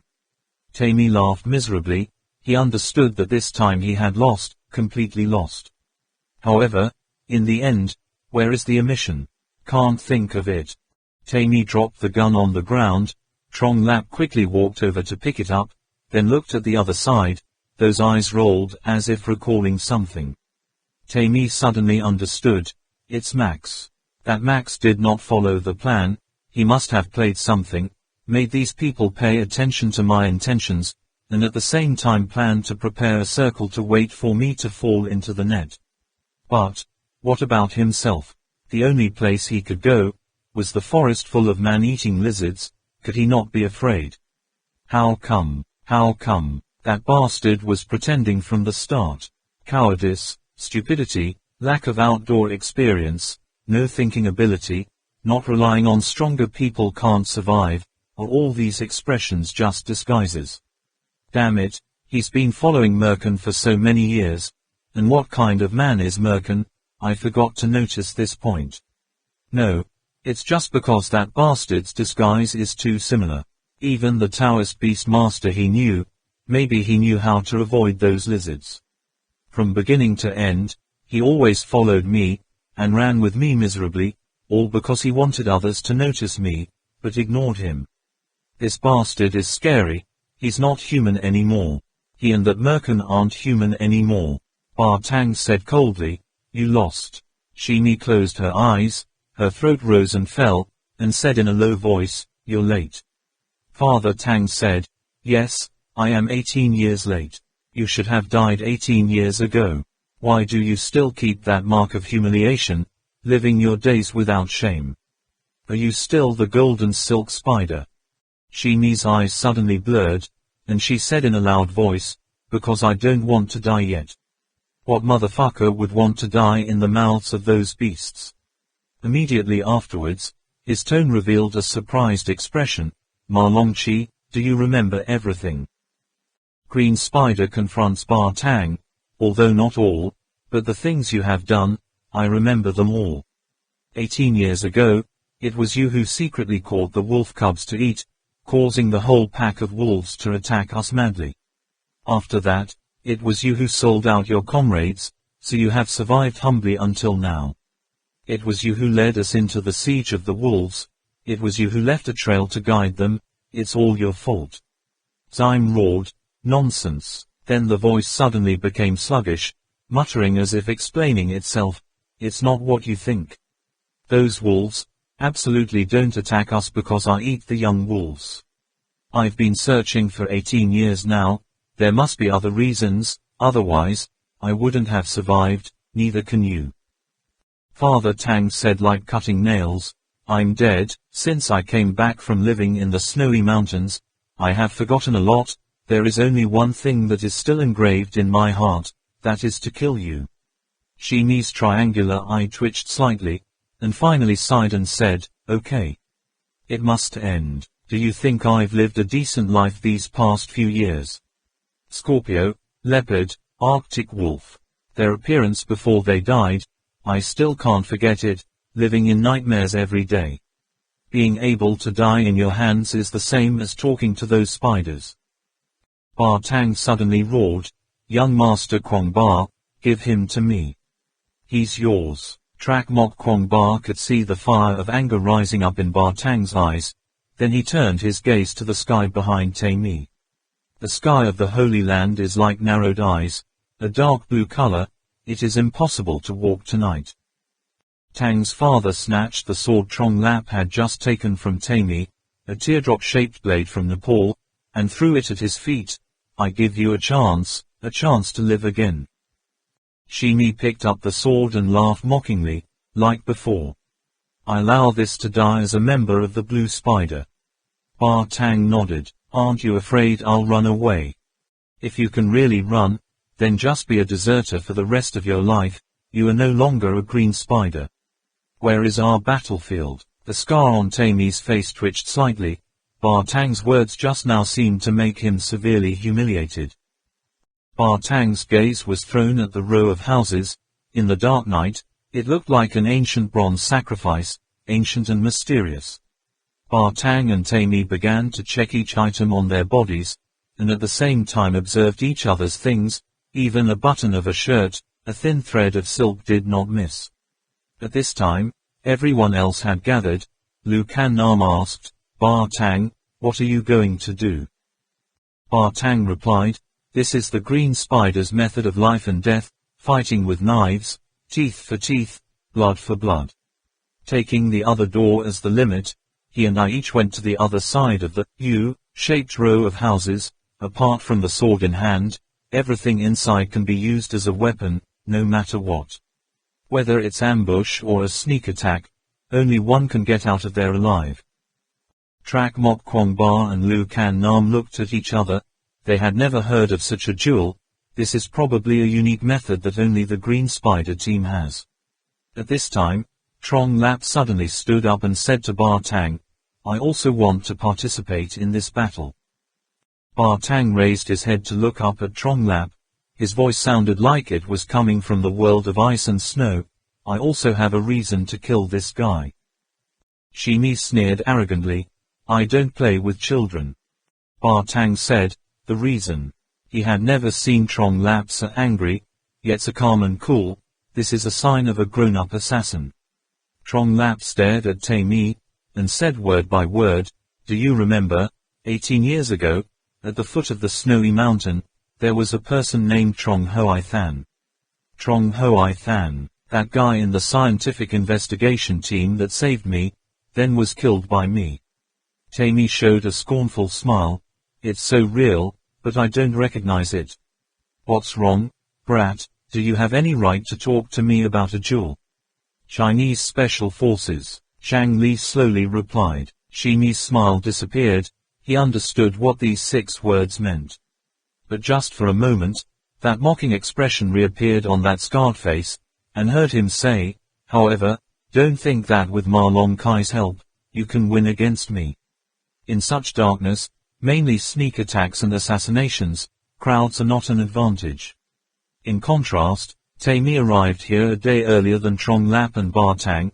That one day time was enough for him to be familiar with each item in the house. Moreover, he also had some arrangements inside it in advance. Already. Trong Lap did not move, suppressed his anger, coldly replied, "Kill you, just a knife is enough." Ba Tang finished the inspection, stood up and said, "Okay, let's start. I want to." "Right." Taimi's eyes stared at the ground. When the sky became darker and darker, the 3 of them entered the house one by one, and the surroundings immediately became quiet. Neither side made a single sound. Yue Yang mumbled, "Are you really not afraid that this Taimi guy will take the opportunity to run away?"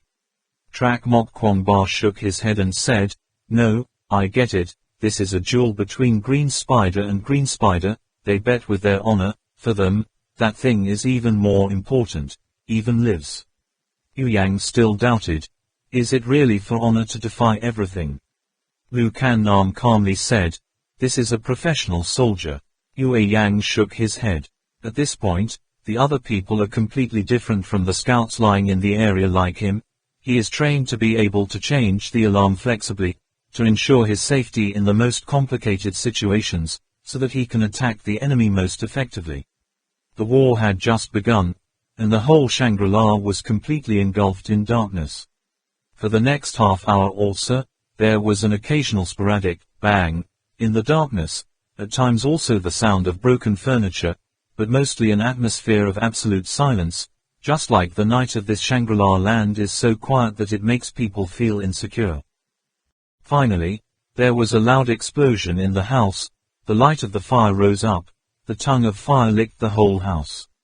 Right at the moment when Yu Yang panicked and stood up, he saw Trong Lap and Ba Tang helping each other run out. Trak Mok Kwong Ba all stepped up to welcome. Lu Kan Nam asked, "Is it over?" Trong Lap nodded. "It's over, the name Taimi will never appear on our enemy list again." Yu Yang said, "Look at you, why are you in such a mess?" Zhang Lap's body was covered with fresh blood. His eyes were filled with the joy of the one who reported the vengeance, laughing and saying, "I'm fine, I killed him with my own hands." Ba Tang also said, "It's all the blood of Shimi, we were all uninjured. Rest for a night, recover tomorrow morning." After saying that, He immediately glanced at Trong Lap with a strange look, as if he still had some praise. Yu Yang has never seen Ba Tang praise anyone. Trak Mok Kwong Ba suddenly asked, "What was that last explosion?" Ba Tang replied, "Probably a piece of black storm was planted before we got in there. Maybe Tammy planned to escape after we escaped, while we were negligent to blow up a sudden explosion, so we should time the future, long counterpart. This is also a time stretch tactic of the Green Spider, which we often call the after-battle requiem. In fact, before the bomb went off, he told us. But even if he doesn't say it, I can guess."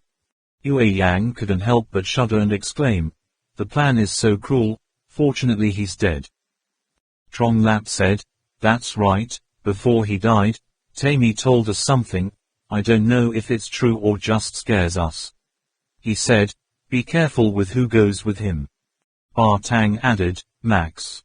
Yue Yang thought that Tammy was killed by a bomb, but now that he heard about it, he knew that it was not the case. Before he died he also warned Trong Lap and Ba Tang or something, so he couldn't hold back his curiosity and asked, "Weston, how did you die?" Tang's father looked at Trong Lap again with appreciative eyes and said, "Assassin, stabbed to death by a dagger from the dark." Yue Yang looked at Zhang Li in surprise. This guy didn't think he could do it. How? Using a dagger to assassinate a member of the Green Spider Squad? No wonder Ba Tang's gaze also changed. Trong Lap sighed softly and said, "I'm so tired, I just want to rest for a while. Phew, we have to sleep outside tonight, the house is on fire." In the distance in the mangrove forest, Max was lying on a canopy of trees, suddenly saw a flash of red flash in the distance, immediately shook his head, thinking to himself, "Timmy is dead, now in the first batch of skydivers, afraid that only me left. Damn it. At that time you shouldn't be greedy and ask to go first. If you go with the boss, it will definitely be much safer." On the vacant lot in Thak Nhat, the fire light filled the sky. Trak Mok Kwong Ba looked at the fire, his heart was as hot as burning. Tomorrow will definitely not let anything happen. At the same time, in a stone room in Tuk Mau, the candlelight flickered, and Tang Min was carefully changing the bandages for Captain Ho Duong.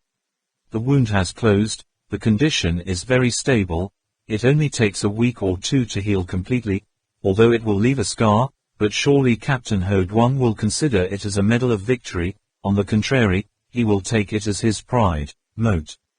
Ho Duong looked at the little girl who was dressing him, feeling like Professor Fung Tan was in his heart at that time. "I was too rude to this girl before, perhaps. It was true that looking at her face caught the picture. It's gone. Let me do it myself, you go to bed early." The friendly voice of Captain Ho Duong resounded. Tang Min shook her head, still gently and attentively continuing to bandage him. Suddenly, she softly asked, "Captain Ho Duong, tell me, Kwong Ba. Him, will he come back tomorrow?" Captain Ho Duong said, "Don't worry, they will definitely return tomorrow." Tang Min said again, "But, didn't I say, it only takes 3 days at most?" "Well, because you miss Kwong Ba so much, maybe they encountered a storm, or staying in Yakka for one more day, they would definitely be back tomorrow. You must know, in Kwong Ba's heart, you are more important than his life." Tang Min shyly lowered her head, her cheeks flushed with a pink cloud. However, the two of them waited until noon the next day and did not see the return of Trak Mok Kwong Ba's group. Tang Min began to be confused. She went to Captain Hu Yang's room again, anxious and worried. They haven't returned yet. Captain Ho Duong was thinking about how to comfort this little girl. Suddenly a figure appeared outside the door, only to see Kwok Nhat Neem Than narrowing his eyes, smiling and saying, "Your time is limited. We're almost there, you two, get ready, I'm here to invite you to the altar." His eyes were wrinkled and thin as thread. "The herd, what altar?" Tang Min exclaimed in panic. "Today isn't over yet." "That's right," said Kwok Nhat Neem Than, "it's true that today is not over, but according to our agreement, when night falls, that's when you die. I will accept it, strictly enforce it. Moreover, the altar is also the highest place in this Tuk Mau, where you can also see if your Quang Ba has returned or not. Captain Ho Duong frowned. It seemed that the situation was not as optimistic as in his imagination, only to hear Kwok Nhat Neem Than again said, I think, maybe Trak Mok Quang Ba and the others have abandoned you. To prevent you from escaping, we must take some necessary precautions. I ask for your forgiveness. Tang Min shook her head vigorously. No. Quang Ba will definitely come back. The people guarding this place are so strict, how can we escape? Where can I run away? Kwok Nhat Neem Than did not explain anything more, waved his hand. The soldiers immediately grabbed Tuang Man and Captain Ho Duong and brought it to the altar. But he himself had not left the room, waiting for the soldiers to take the other two away. In the dark someone spoke. The soldiers must have arrived. Kwok Nhat Neem Than said to the person in the corner, Are you sure they brought Kwai Ba Dai Dai Wu? The other person's tone was definitely 10. Yes, I don't know how they persuaded him. Moreover, he also helped them destroy many traps that took many years of effort to set up. Quote. What about the other Neo Nhiye? This is broken because of him. He has a grudge against the guide Trak Mok Quang Ba. This time if it wasn't for him wanting revenge, we could have conveniently bought time to prevent them from meeting Kwai. After the three great divas, it's not like that old man destroyed many of my traps. Okay, how's that zap me in the end? I don't know, more than half of it is already dead. That's fine, my plan is still unaffected. The man in the dark scolded himself. Of course, your plan won't be affected, but I'm done. However, on the outside, he still showed concern and asked, those soldiers, can you stop them? Kwok Nhat Neem Than sneered, don't worry, it's the Dark Knight army that I personally trained. Even if they cross the Sea of Life, today they won't be able to return to the Mother Goddess in time.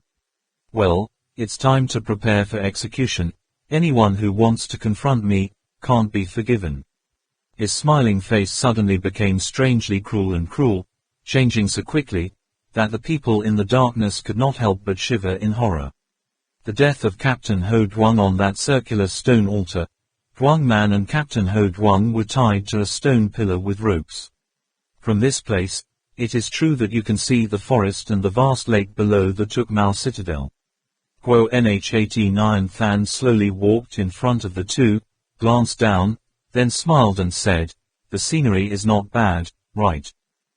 Ha, Tang Min said, they'll be back soon. I believe you are telling the truth, but before that, I want to give you a small gift. Kwok Nhat Neem Than gestured for the soldier to bring a small tray, only to see on the tray a row of empty metal pipes, from small to large lined up in a row. The largest tube was also the size of a thumb. What is this? Tang Min cried out in silence. As for Captain Ho Duong, he immediately recognized that this was a blood collection tube. In ancient times, butchers often used to draw blood from large animals such as pigs, cows. The sharp tip is plugged into a blood vessel. Blood will follow the pipe to flow out of the body, until death. What do you want to do anyway? Captain Ho Duong also asked suspiciously. This. Kwok Nhat Neem Than raised his hand to choose from the tray, smiled and said, the sacred covenant is signed with fresh blood. Whoever violates it must also use blood to compensate. According to the information we received, Trak Mok Quang Ba and the others have not come to Thak Nhat yet. I'm afraid they won't be back today, so let's prepare a little in advance. You lied. He tricked me. They must have reached Nhat Falls, now on the road, we'll be here in a little while. Tang Min shouted loudly. Kwok Nhat Nianqing chose a medium-sized tube, dangling it in front of her eyes, and Tang Min's face immediately turned pale. Do whatever you want to do with me, bully women, but you still consider yourself a general. Captain Ho Duong couldn't hold it any longer. Kwok Nhat Neem Than chuckled and said, don't be impatient, everyone has a share, your blood will only slowly flow out. I will definitely abide by the divine covenant. Before the night completely falls, you will definitely not be able to hold your breath. Captain Ho Duong was so angry when he heard that, this bastard, unexpectedly playing that word game. Is it like tormenting people to death? Why can't the old king see it? Why let him use this shameless trick to harm people? In the end, what happened? Could it be that he let Guo Nhat Nianqing make a mess? Seeing Kwok Nhat Neem Than walking towards Duong Man again, her eyes filled with tears, Captain Ho Duong couldn't help but shout, "Enough, don't harm her. If you're good, you can stab me all the way here." Quote, "TSK TSK. Kwok Nhat Neem Than pretended to be surprised, said, "This is your request. I'm just worried. If Trak Mok Kwong Ba and others come back before dark, but you can't stand it, then it can't be considered that we violated the divine covenant." Captain Ho Duong rolled his eyes and shouted, "Shut up your mouth. Your brat doesn't just know how to scare people." Kwok Nhat Neem Than pursed his lips and smiled, changed to another larger tube, still keeping his usual smile on his face, and walked towards Captain Ho Duong. Captain Ho Duong was not willing and shouted, "I still have one thing to ask. Why do you have to aim at us like that?" Kwok Nhat Neem Than pressed his face against it, stood on tiptoe and whispered into Captain Ho Duong's ear, "Because of you, you have robbed me of the most precious thing. No one can take anything from me." Captain Ho Duong turned his head, looked suspiciously at the dwarf Kwok Nhat Neem Than in front of him, suddenly felt a sharp pain in his chest. When he lowered his head, the blood-drawing tube about 5 fingers long had already been pierced in half. "Into my chest, large drops of blood flowed out the other end, staining the stone table red." Kwok Nhat Neem Than took a step back, and Tang Man cried loudly, "Captain Ho Duong. Please stop, please stop." Captain Ho Duong softened his voice and comforted, "I'm fine, I won't be able to die for a while." He stared at Guo's face and said, "I don't understand, what have you lost in the end? Why did I rob you? You tell me, if it's really where I am, I'll give it back to you right now." "Give it back to me? Ha ha." Kwok Nhat Neem Than's laughter sounded tragic. "No, you can never give it back. It can never be returned." He turned to leave the altar. Before leaving, he also instructed his subordinates, "Watch them, if there's anything, you must report it to me immediately." The head bodyguard standing next to him worriedly asked, "Kao Nhat Nianqing, Master, the king asked me to ask you, is it okay to do this? Are you all right?" Guo Yi Nianqing said with a sneer, "You tell the king, they certainly won't be able to return in time. Moreover, I dare to guarantee, as long as it is not completely dark, that person cannot stop breathing. We have not violated the divine covenant." The captain bowed respectfully. In the forest, 6 horses were rushing away like lightning. It was the group of Trak Mok Kwong Ba and the others. They encountered a group of black-clad soldiers using bows and arrows. The result needless to be said, the other group of soldiers could not stop them even for a minute. On the contrary, they provided a few more strong horses. Only thing, early in the morning, taking a boat to go around the shore also took a bit of time. Now the situation is getting more and more urgent. Trak Mok Kwong Ba and the others all froze, letting the wind like the wind. Invisible whip snapped. Everything has been carefully calculated, from the enemy blocking the way, to the escaped Max, the traps. There's only one thing they don't think about, that's the weather in Shangri-La. The weather is very bad today. By noon, the sky of Shangri-La's giant snake is already grey. Bar Tang estimates that today may fall 2 to 3 hours earlier than usual. These 2 or 3 hours will most likely take the lives of Captains Hu Yang and Tang Min. On the altar, Captain Hu Duong's face was already pale, and large drops of blood were still dripping down. Tang Min was always talking, trying to distract his attention. At this time, she also observed that Captain Ho Duong began to have an abnormal expression, and hurriedly said, "Captain Ho Duong, you can't sleep. Captain Ho-Duang forced a smile and nodded. I know, I don't sleep. Captain Hu Yang, are you starting to feel cold? Tang Min asked again. Do not have. Captain Ho-Duang smiled and shook his head. But Tang Min saw very clearly, Captain Hu Yang's whole body was trembling slightly, and his voice was getting smaller and smaller. Tang Min continued to call, Captain Hu Yang, Captain Hu Yang. This time there was no answer. After a long time, Captain Ho-Duang slowly raised his pale face covered in cold sweat and said softly, This road, everyone has to continue. I'm old and not suitable for this job anymore. Captain Ho-Duang, what are you saying? Tang Min panicked. Could it be? Could it be? Captain Ho-Duang was about to not hear what she said. Captain Ho-Duang still mumbled to himself, coming here this time, it's true, it's the most dangerous place I've ever been. That's right, speak for Kwong for me, tell him. Captain Ho-Duang's voice became smaller and smaller, gradually becoming inaudible. Tang Min cried loudly, Captain Hu Yang. Captain Ho-Duang, there's nothing wrong with you. Captain Ho-Duang, Kwong will be back soon. Captain Ho-Duang, where's the person? Want to come here, I'm begging you guys. Moments later, Kwok Nhat Neem Than came to the altar, observing the state of Captain Ho-Duang.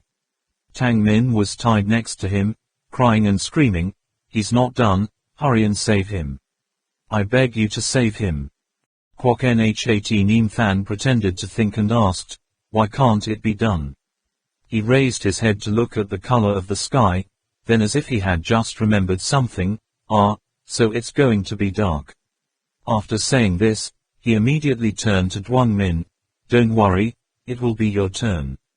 I will give you a quick death, not suffering like this hero. Here it is, a special treat for you. It was only then that Tang Min discovered that the sky was already dark with dark clouds, and indeed, the night was almost covered everywhere. She muttered, Why is this? Kwok Nhat Nyan Than sent soldiers to light the torches, then mumbled incessantly, Time to go, time to go. Like a witch casting a spell to curse someone. At this time, Captain Ho-Duang regained his composure a little, bowed his head and said to Kwok Nhat Neem Than, Hey, dwarf, I ask, after I die, will I be buried in heaven? Heavenly burial. Kwok Nhat Neem Than didn't mind that Captain Ho-Duang called him a dwarf, sneered and replied, It's a rite of passage for a monarch. Are you dead with only skin and bones? Your flesh will be food for the worms of the earth. It's back, they're back. Suddenly, Tang Min shouted loudly, Quickly release him, Kwong is back. Kwok Nhat Neem Than stood on the altar and looked out into the distance. Sure enough, there were a few moving shadows in the dark, but he couldn't distinguish what it was. He did not dare to confirm, lowered his head to think for a moment, decided that he would rather kill a mistake than miss it, so he raised his head and said loudly, That is not Trak Mok Kwong, it is Lumo. Furthermore, it's already dark, according to the divine covenant, I will cut your souls. Not, Tang Min cried out miserably. It's not quite dark yet, you guys have to look. It's not quite dark yet. In the thick dark clouds, there was still a gap, a faint light peeked out from there. The soldiers all looked up at the sky, then turned their eyes to Kwok Nhat Neem Than. Disobeying the divine covenant is blasphemy against the gods, and they begin to hesitate. Kwok Nhat Neem Than angrily shouted, What's wrong? How dare you disobey my orders? One of the soldiers said, But the king. Kwok Nhat Nyan Than angrily shouted, I will tell the great king, now, just follow my orders, act. Before the words were finished, another soldier ran up to report, Bang General. It's Duo Mok Kwong they're back. Kwok Nhat Neem Than looked back, those black shadows were closer, it was 6 horse chopping boards, but still couldn't recognize the person sitting on it. However, the soldiers in front could see clearly. He said softly, it's back, it's good to be back. Just when Tang Man thought he was about to announce his release, Kwok Nhat Neem Than stepped closer to Captain Ho Duong. Kwok Nhat Neem Than put his mouth close to Captain Ho Duong's ear, softly said, "No one can compete for anything from me, no one." Captain Ho Duong suddenly felt his heart throb, then, his throat was sweet, and he spat out a mouthful of fresh blood. Tang Min clearly saw that the metal pipe that was half inserted into the other captain's chest had been pressed by Kwok Nhat Nianqing another quarter. "Do not," she let out a scream, her eyes blurred, and before she was in a coma, she faintly heard the guards shouting, "Who? What are you doing?" After that, Tang Min didn't know anything. On the altar, Trak Mok Kwong Ba and others carefully put down Captain Ho Duong. Blood dyed his whole body red. Looking at him with horror, everyone felt an overwhelming sense of indignation. "Don't touch it." The West Tower magician stopped Trak Mok Kwong Ba's hand. "Spit it out, he will die instantly." Lu Kan Nam said, "He lost so much blood, his vitality started to run out. Do we have spare blood?" "Where?" Trak Mok Kwong Ba raised his head and told Trong Lap, "Go get it." Trong Lap said, "Where is it?" Trak Mok Kwong Ba immediately snapped, "Ask. Want to bring it back here." Trong Lap suddenly remembered, quickly grabbed a soldier, loudly shouted, "Where are our bags? Take me there, right away." At this moment, another soldier was trembling in front of Ba Tang. The God Slayer was so cold that there was almost no emotion left. His eyes indifferently looked into the distance, and slowly asked, "Who did it?" The voice seemed to come from the underworld of hell, ice cold to the bone. I don't know, it's Guo Nhat Nianqing. Master Guo Nhat Nianqing told us to guard here. Where is he? Just now, was here, then, after that, disappeared. Damn it. Ba Tang suddenly raised his face and howled with a mournful cry. Two hands reached out, one hand grasped his hip, one hand grasped the sternum, lifted the soldier raised above his head, then threw it to the ground, stepped on it, looked at it, looked him straight in the eye, gritted his teeth and said in a language he didn't understand, "You keep your eyes on him as he gets killed. Do you keep your eyes open?" The soldier was extremely frightened, his eyes widened, and he suddenly fainted on the spot. Trak Mok Kwong Ba saw Lu Kan Nam running to Duong Man again and quickly asked, "How is she?" Lu Kan Nam replied, "Just in a coma." "Captain Ho Duong, Captain Ho Duong," Hu Yang suddenly shouted. "Captain Hu Yang is awake. Captain Ho Duong." Trak Mok Kwong Ba knelt beside him. Captain Ho Duong tried his best to turn his head, look at him, smile and say, "Tell old Feng, his debt, I'll pay it off." "Captain Ho Duong, you don't owe anything. Keep trying, you'll get better soon. Your network is so hard, have you forgotten?" "Ha ha, no matter how hard it is. I know, rank, people like me can't die peacefully at home, you don't learn from me. Captain Ho Duong, you have to work hard, you can." Trak Mok Kwong Ba worriedly looked at everyone, hoping to find help. He pulled the magician Ala, almost pleading, "Is there any way to stop the bleeding? We can't just let it flow like this." Sorcerer Ala shook his head.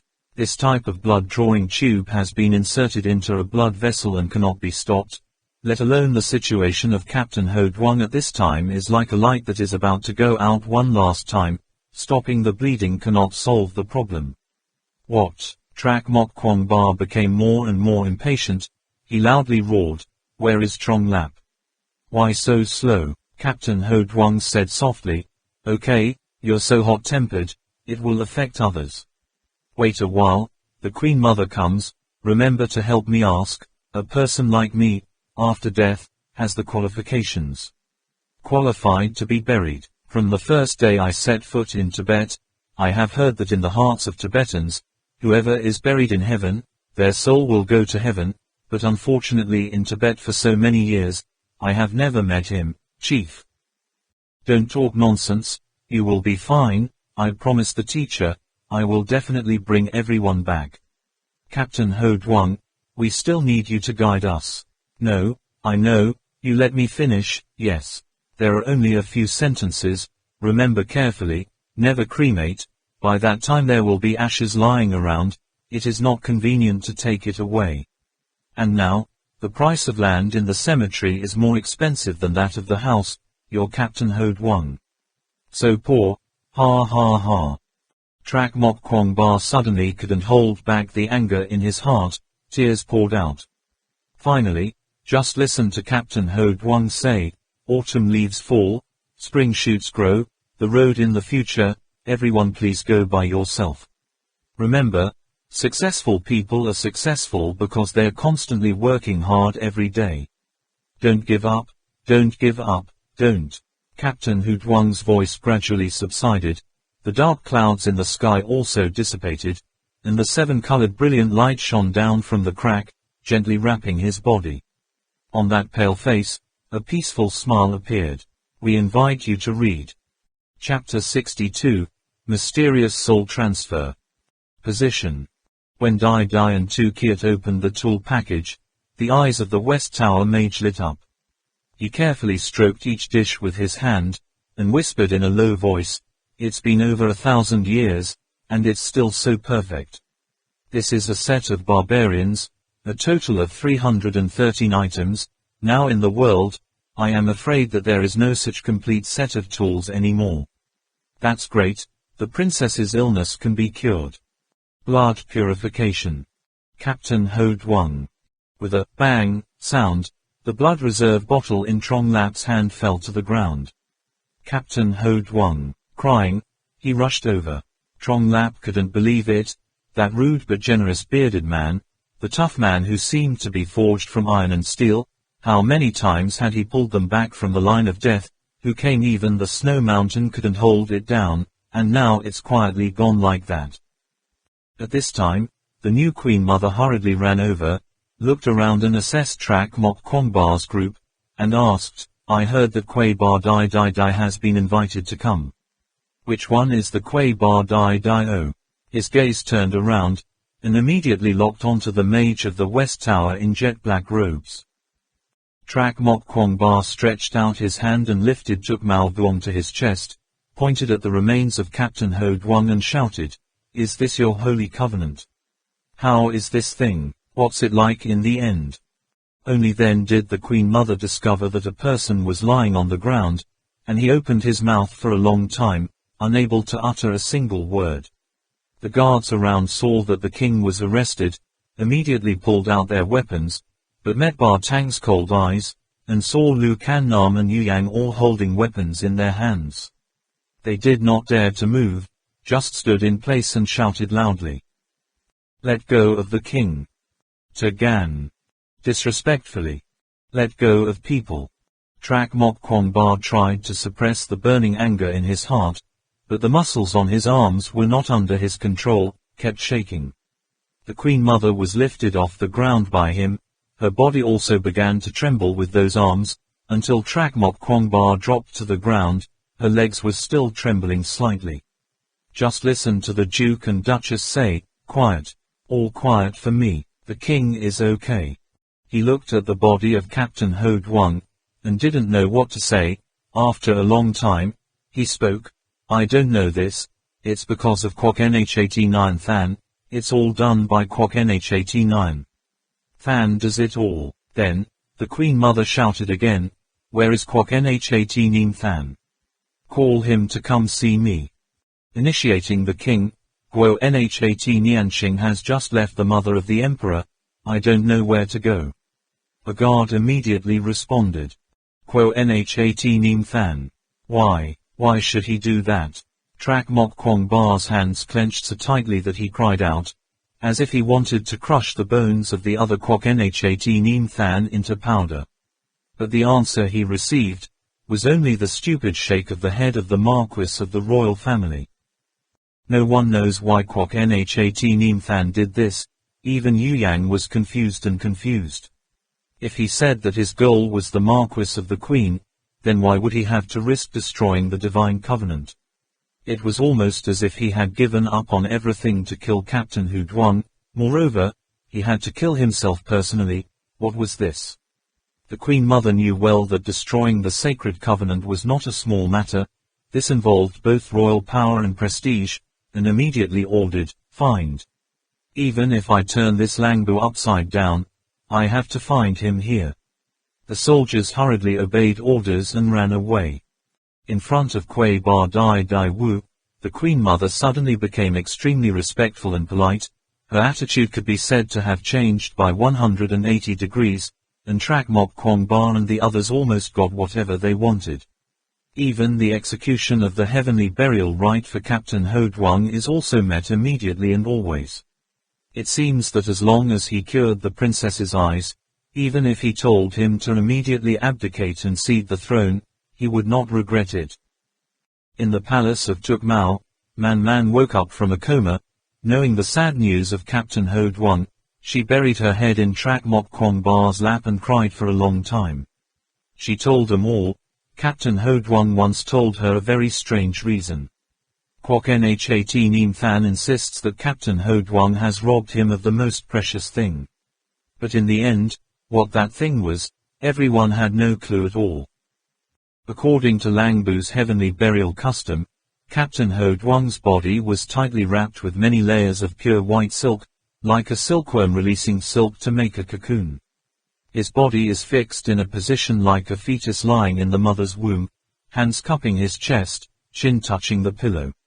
After that, they took him to an empty stone room.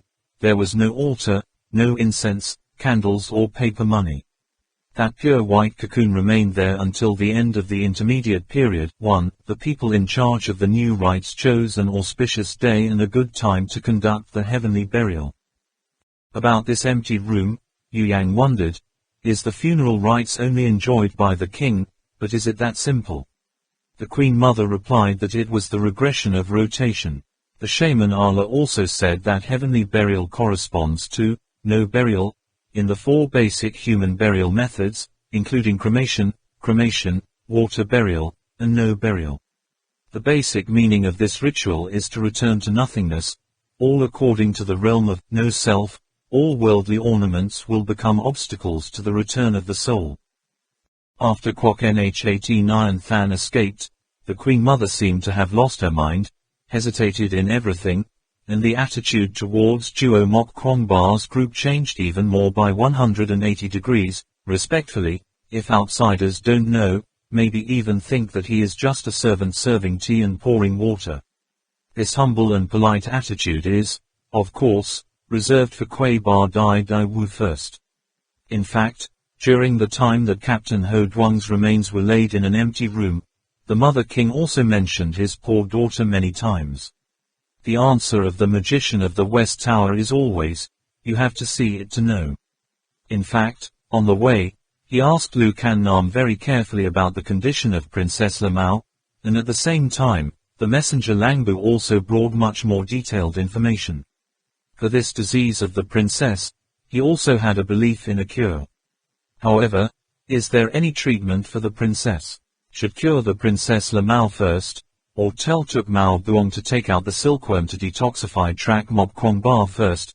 The shaman of Thap Te is still waiting to see Trak Mok Kwong Ba's attitude. After all, one of their party members had just lost their lives because of the sacred pact made with this marquis. The Queen Mother is not blind. He quickly saw the clue. This Kuei Ba Dai Dai Wu is clearly not only acquainted with the Duo Mok Kwong Ba, but also seems to be very familiar. Needs someone here to speak up to save his daughter. He also has a calculation in his heart. What worries him, however, is that the other decision-maker is still in a fit of rage over the death of another member of his team. The Queen Mother still has not forgotten the feeling when this person lifts herself off the ground, then, her life and death may really be only a thin line apart. Every time I think of this, the Queen Mother has no opinion, because over the years, he has relied too much on and respects Kwok Nhat Neem Than's opinions and views. Looking at the anxious appearance, and looking back and forth all day long, Yue Yang wanted to tell this old and confused king that Wo Nhat Nyan Than had been looking at his throne for a long time. Then, this series of conspiracies is not without his connection. especially when he saw that the old king only cared about his daughter, and all other things were not in his heart. Finally Yu Yang could not help but said, "Your daughter's eyes of your daughter, is that all you know? Do you know that Kwok Nhat Neem Than wants to rebel or not? He wants to steal your throne. Dealing with us is just one link in his continuous conspiracy. By the time the throne is gone, what else do you have left?" Unexpectedly, the answer of the Queen Mother made everyone surprised. The king already knew. The old king still kept a nonchalant expression, calmly said, "Don't think that the old king is stupid. In fact, a long time ago, Dai Dai Wu Tu Kiat told me, Kwok Nhat Than is secretly doing something. He had in his hands all of Langbu's army, and yet it was not enough, and secretly trained a team of bodyguards that were absolutely loyal, obeying only his orders. Since then, we know, he just can't seem to wait any longer." Yue Yang was surprised. He had never heard of a monarch who, after knowing his throne was about to be plotted to take away by others, still maintained such a calm attitude, as if it were a king. Of course that's the case. Really unable to understand, he unintentionally blurted out loudly and asked, "Is there a mistake? He wants to take your throne. How can you let his plot proceed step by step like that?" The Queen Mother calmly said, "This throne belongs to him." Seeing that Trak Mok Kwong Ba and others did not seem to understand, the Queen Mother explained, "Ko Nhat Neem Than is my only grandchild. This Langbu can't have a queen, so after I die, the throne will be crowned. This will definitely belong to Y. Now, you understand why I value him so much. I have always treated him like a son, even if he wanted to take this throne. What's more, his reputation in the army was already very high, and in addition, 3 years ago he also succeeded in quelling the years-long war between Langbu and Yaka, becoming the supreme leader of the army team already. Therefore, in this Langbu, he only abstains from me and the great Diko Tu Kiat. If it weren't for your powerful fire, he wouldn't have run away like that. In fact, the only point that makes me wonder is, why should he be so impatient? He wasn't a greedy person for power before, but since the peace talks 3 years ago, it's as if he's turned into a completely different person. Then, even if he used a poison to blind Princess Lamau, can you still tolerate it?" Yue Yang's keen senses realized that perhaps the Marquis Emperor knew something, but he certainly couldn't have a comprehensive view. "What did you say?" Sure enough, the Queen Mother was frightened and stood up, constantly saying, "Impossible. No way. Why did he kill my daughter?" Yu Yang sighed and said, "Yes, why? Why deal with the princess? Why take the risk to destroy the sacred alliance to strike with Captain Ho Duong? What exactly is this guy Guo Nhat Than thinking in his mind?" Everyone was lost in thought. "Hold on." Yu Yang suddenly thought of something, and quickly asked the Queen Mother, "You said that Guo Nhat Nianqing is your grandson. Then he can also be considered as Langbu's prince, right?" The Queen Mother nodded, "Yes, the only prince of Langbu. If he wants to inherit the throne smoothly, does he have to have some relationship with Princess Lamar?" Yes, he must marry my daughter to inherit the throne." The Duke of Marquis seemed to have understood something, muttering, You mean, he killed the king's daughter, is it because?" Yu Yang suddenly pointed at Zhang Li, stood up and said, "I understand. All is clear. 3 years ago, it all started 3 years ago. Why did Kwok Nhat Neem Than blind the princess? Why did he want to kill Captain Ho Duong? I have found the reason. What's the matter in the end? What did you find, Yu Yang?" Trak Mok Kwong Ba and the others were impatient to ask. The death of Captain Ho Duong has indeed brought him too many doubts. Yu Yang didn't seem to be standing very well. He looked at Trong Lap and said, "Perhaps, Captain Ho Duong died unjustly. The person Kwok Nhat Neem Than really wants to kill, I'm afraid it's you." "Uncle, what did you say?" Zhang Li also stood up, facing Yue Yang, his eyes full of surprise mixed with suspicion. Yu Yang then slowly explained, "Remember the fairy tale I used to tell you? The wounded prince met the honest and beautiful maiden, his heart could not resist, became a prisoner of the pure maiden." Diocese and Cat Mau said, "Ma Cat also had a similar experience. The time Kwok Nhat Nyan Than was shot blind, it was Ma Cat who saved him. Oh my God, as Ma Cat me, the person Kwok Nhat Nyan Than loves is Ma Cat me. 3 years ago, when he was seriously injured, it was Ma Ji who saved his life. To win the heart of Ma Cat me, he defied everything, he ended the war, made peace with Yaka. He did not want to marry the princess, so he plotted to blind her. He wants to take the throne, no matter what. These things are all for Ma Cat. I just don't understand why. He mistook Captain Ho Duong for me, the person he wanted to kill no matter what. It was you. You stole his most precious thing, that is Ma Cat's heart. That thing can never be returned forever."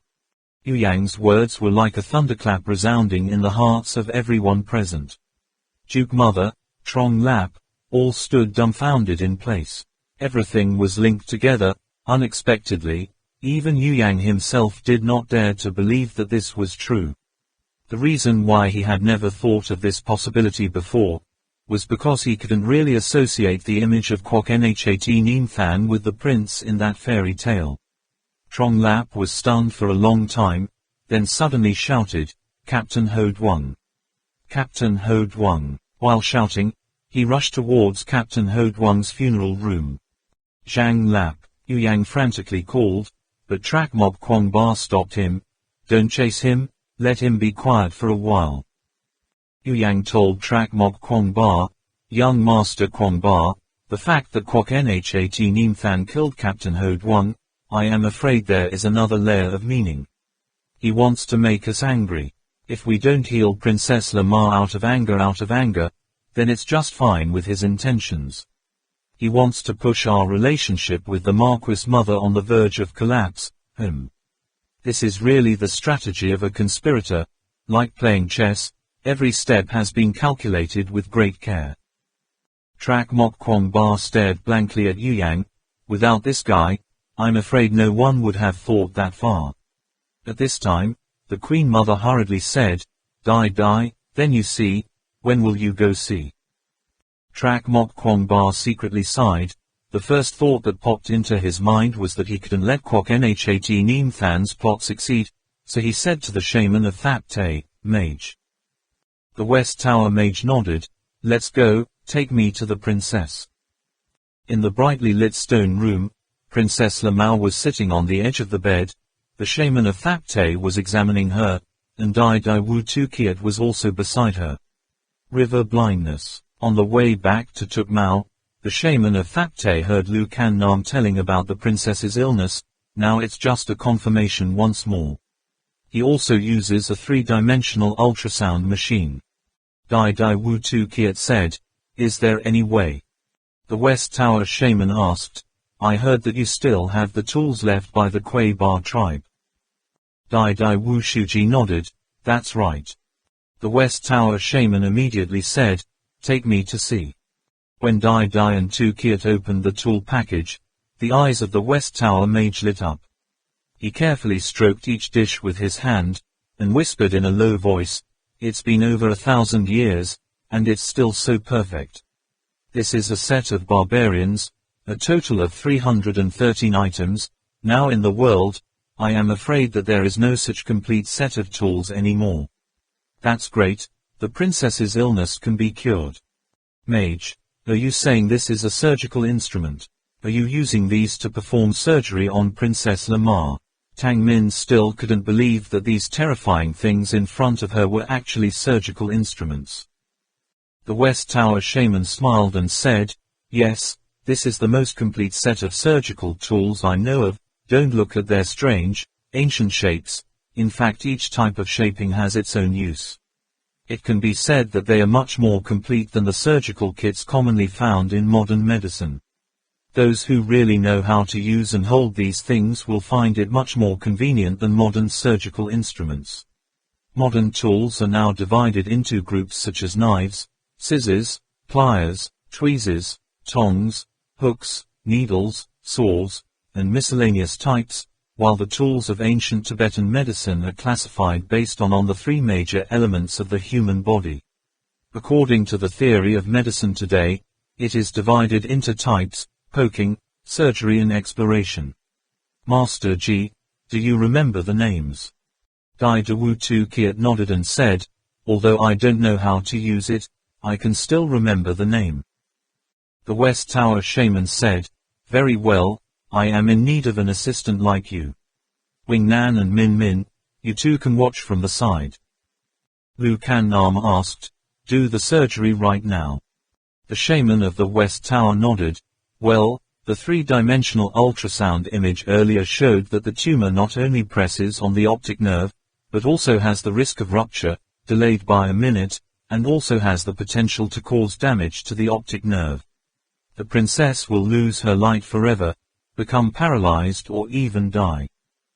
Wait a minute. At this time, Yu Yang suddenly said, where is the silkworm?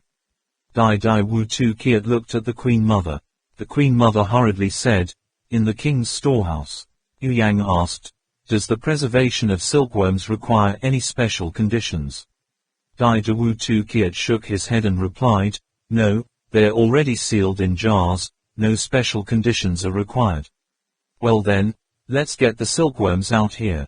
I hope that after the princess's surgery, young Master Kwong Ba can also receive treatment immediately. Yu Yang said. The Duke of Madam nodded again, yes, yes, should be like that, let me immediately tell someone to go get it. I'm going to, Yu Yang said again.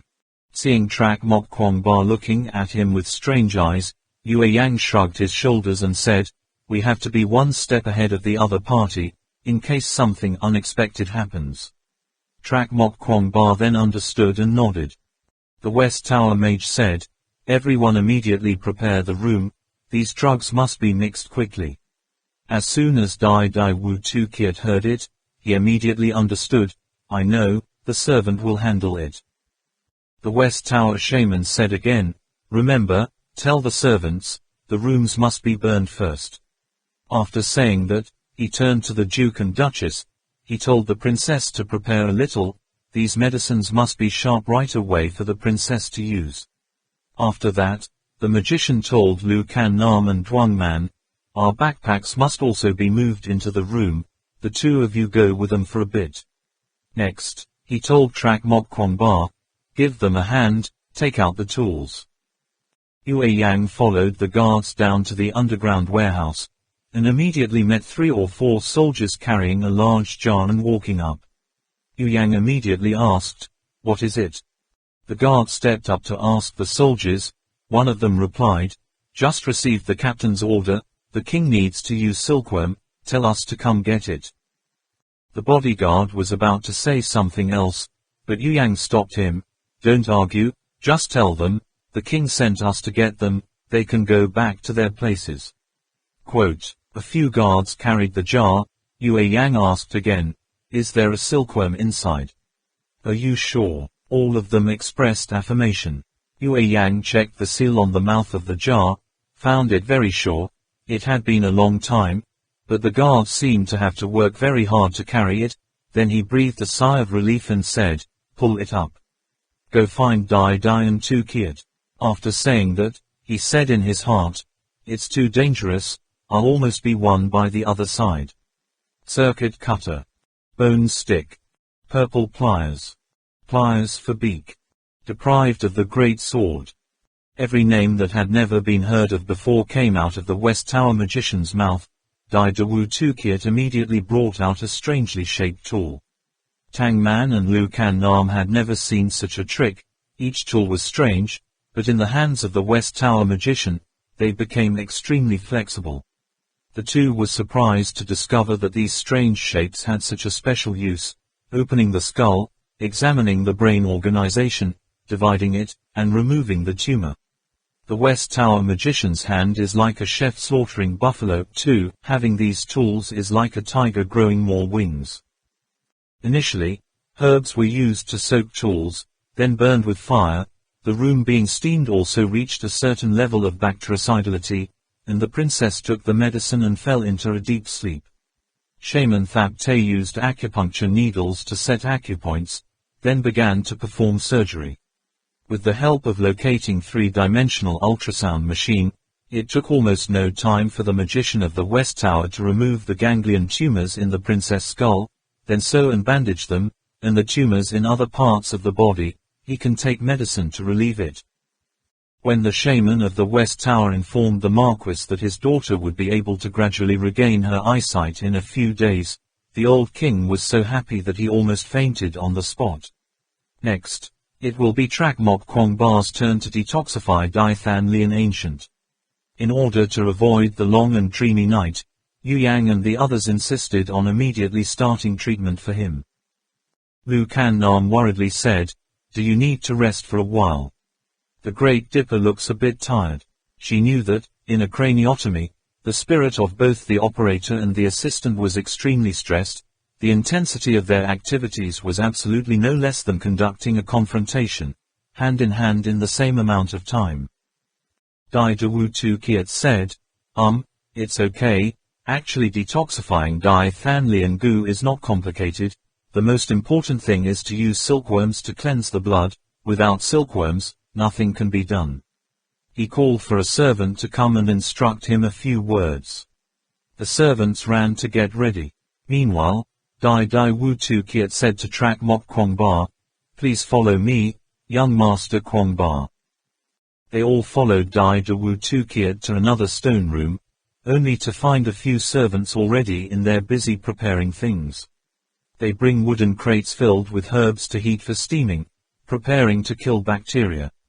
But Trak Mok Kwong Ba and the others immediately noticed the huge white rectangular object placed in the middle of the room. "Blood. Trak Mok Kwong Ba exclaimed in surprise.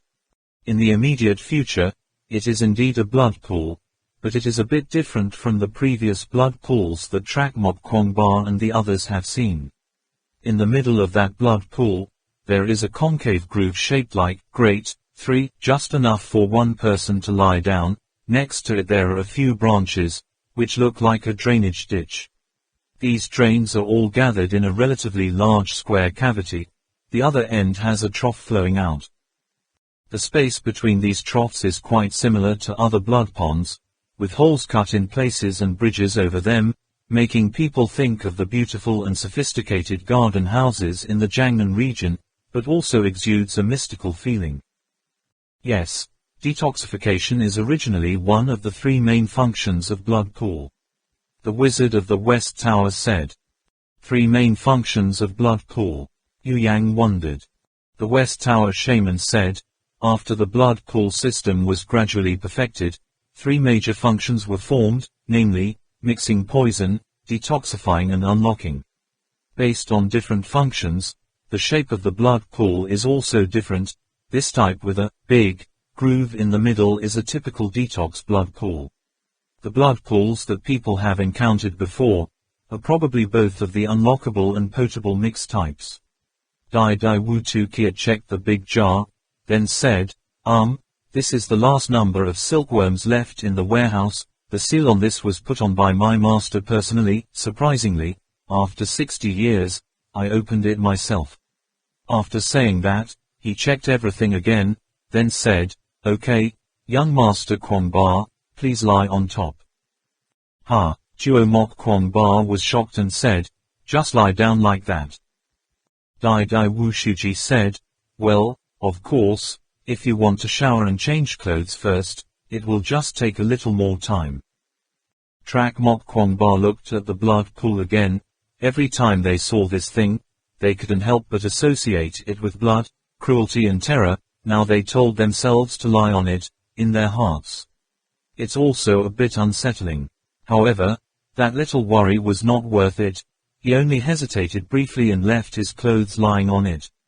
That big, shaped groove is almost designed based on the human body proportions. The hollow in the back perfectly matches the human spine. Lying on it does not feel any discomfort. But soon after, Dai Wu Tu Kiat brought out a heavy weapon, which at first glance looked like a large machine gun or water cannon. At one end of that thing, it was clear that it was the blood-drawing knife that had been pinned into the body of Captain Ho Duong. Duo Mok Kwong Ba jumped up from the blood pool in horror and asked, "Sir, what are you going to do?" Dai Dai Wu Tu Kiat seemed to have known in advance that Trak Mok Kwong Ba would have such a reaction, only calmly saying, "I have to draw blood for you. If the blood is not drawn, how can it be washed?" As if to give Trak Mok Kwong Ba more peace of mind, he explained in detail, "Rest assured, knowing that you will return today, I have already prepared. This thing, which has been boiled in old boiling potion for 12 hours, won't cause any ill effects on your body." Yue Yang mumbled, "What's with this blood washing and not washing game?" No one answered, and after a while, he whispered again, "Is it like washing clothes?" Lu Kan Nam asked in a low voice, "Tapte magician, don't you wash the blood for young Master Kwong Ba yourself?" "No, I have only just read in the bibliography how to deal with the ancient great King Liangu. After all, it is not as good as the great Dik Wu Tu Kiat personally manipulated. However, we can see that Dai Dik Ngo Tu Kiat can definitely change the blood for young Master Kwong Ba. Look at that chain of swords he's holding. Today's technology is afraid that it will be difficult to restore." Tang Min worriedly asked, "How is blood washing in the end?" Shaman Thap Te said, "According to the records, one end of the blood extraction knife is connected to a metal flexible tube. Until the procedure is performed, it will stab the tip of the knife into Kwong Ba's vein or artery, young master. At least in the books I read there is no distinction between veins and arteries. Then the blood will follow the other metal hose to flow into this small hole, and then use a special creature, the silkworm, to wash the blood. On the other side of that hole there was also another metal hose, also connected to the blood-drawing knife. The tip of that blade will plug into another blood vessel of young Master Kwong Ba. The whole process is quite similar to dialysis in chemistry, but in terms of principles and methods of using its organism, I fear it is much more complicated." Seeing Trak Mok Kwong Ba looking in his direction, the West Tower shaman nodded and said, "That's the process."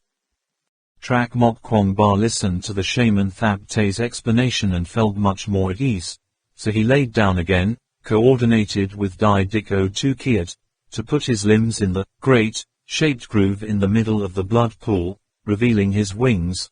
Left hand, feel left slightly high, right a little lower. Just listen to Dai De Wu Tu Kiat say, "I will stab your blood vessels with a knife, it will hurt a bit, please bear with it." Trak Mok Kwong Ba nodded. Right after that, he felt something stabbing at his elbow, something was pierced, and then the thing continued to go deep, following the outstretched arm, until the shoulder stops. Dai De Wu Tu Kiat said softly, "Relax, it's like sleeping for a while." Trak Mok Kwong Ba sighed and closed his eyes. He was really tired these days, so he fell asleep shortly after. But the people around did not sleep, rolled their eyes wide and observed, only seeing the tip of the blade drawing blood like the tip of a needle from the vein of the elbow of Trak Mok Kwong Ba stretching up to the shoulder. On Trak Mok Kwong Ba's arm, it was as if there was a large worm crawling straight. Dai De Wu Tu Kiat slowly pulled out the other end of the blood extraction blade from that huge metal object. As expected of the West Tower magician, the other end of the blood extraction blade connected to a hose, yellow metal, as small as the tip of a chopstick. This flexible tube is made up of countless fine silk threads interlaced with each other, with countless tiny meshes. Trak Mok Kwong Ba's blood was like a dark red mollusk insect crawling out from each grid cell. Dai De Wu Tu Kiat carefully pulled out the metal mesh pipe and gently pressed it into a small stone trench. Yu Yang said, "Isn't this afraid of being contaminated?" "Of course not," the West Tower shaman replied. "Blood will not seep out of that metal tube. This is determined by the viscosity and surface tension of the liquid. At first glance these meshes appear to be large, but in fact in those meshes there are thinner metal threads that cannot be distinguished by the naked eye. They are like sieves, screening red blood cells one by one.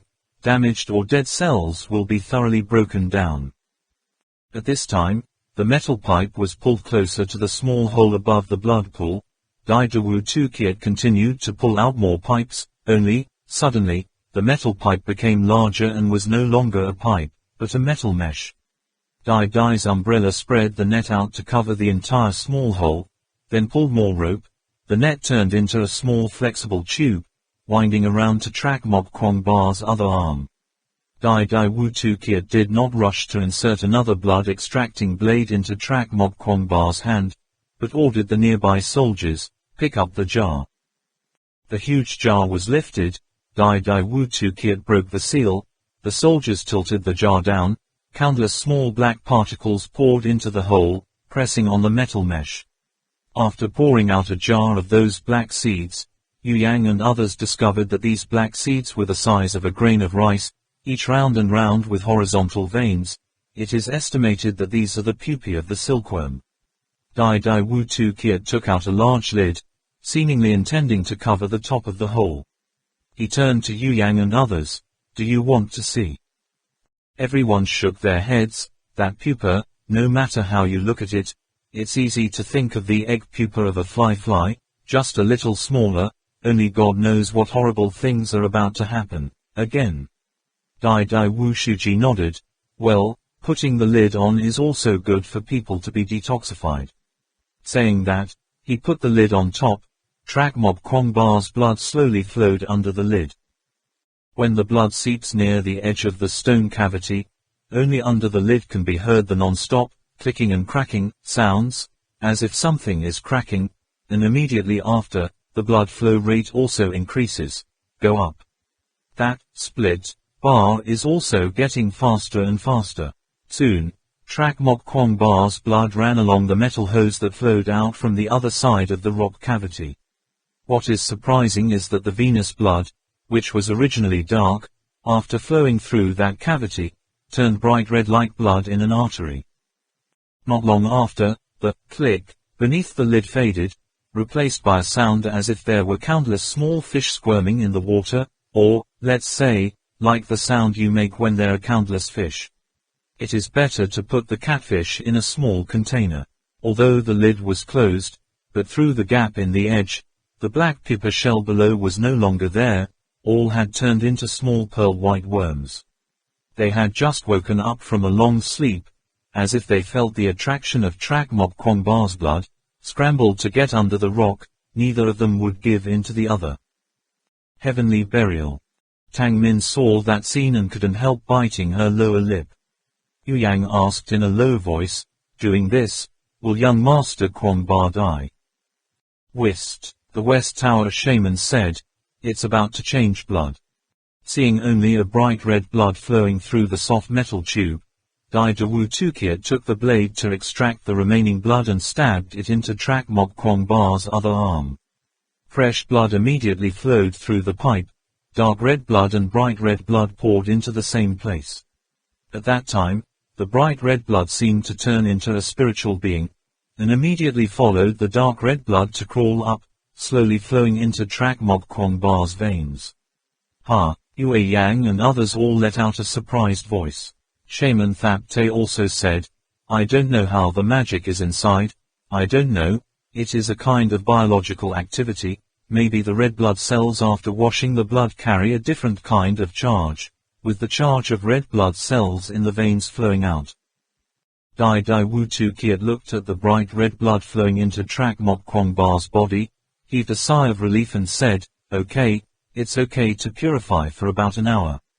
The great Kinglian goo will be completely disarmed. In fact, the purification process lasted nearly 2 hours. Everyone was very tired, but everyone stared at the blood pool with wide eyes. In contrast, the one who is washing the blood, track Mok Kwong Ba, is still fast asleep. Until the blood from track Mok Kwong Ba's right arm also turned bright red, Dai Ngo Tukiat said, okay, everyone go back to rest. Tomorrow he will wake up, will be like a normal person. The truth is, there hasn't been any change, has it? He pulled out 2 blood-extracting blades, applied some herbs to the wound. The blood quickly stopped flowing. Track Mok Kwong Ba was still lying quietly, no reaction. The rest of them looked at each other suspiciously, until the shaman of the West Tower said, "Everyone go back to rest, let me watch over the young master Kwangba." All of them dispersed and followed the guards to the room to rest. Tang Min remained, looking at Trak Mok Kwangba sleeping soundly. Tang Man's heart suddenly surged with an unusually warm feeling. At times, he was like her father, his tall imposing body giving her a sense of security to lean on. At the same time, he is also a good husband and lover, the sweetness and warmth that only two lovers can feel, but now, he is like her son, sleeping, needing her to focus on her care and protection. That feeling, how wonderful it is. He'll get better, won't he? The West Tower mage replied, of course he'll get better. He considered this question only as Tang Man's concern for Trak Mok Kwangba, but did not notice the bitterness hidden behind her smile. That smile is the sad smile that often blooms on the lips of those who are about to part. However, Captain Hu Yang can't come back anymore. Thinking of Captain Hu Yang, Tang Min's eyes turned red again. The shaman of the West Tower said, "Don't be too sad, the human body is just a shell of flesh, formless and invisible, his soul will reach the pure land of bliss." He must have seen through the anger, delusion, and hope of human life, so he was able to leave without such pain. That night passed quietly. No one noticed. In a small, unremarkable corner of the Tuk Mau stage, there was a laser-emitting device not much larger than a hat nail, flashing red, flashing, on-off lights.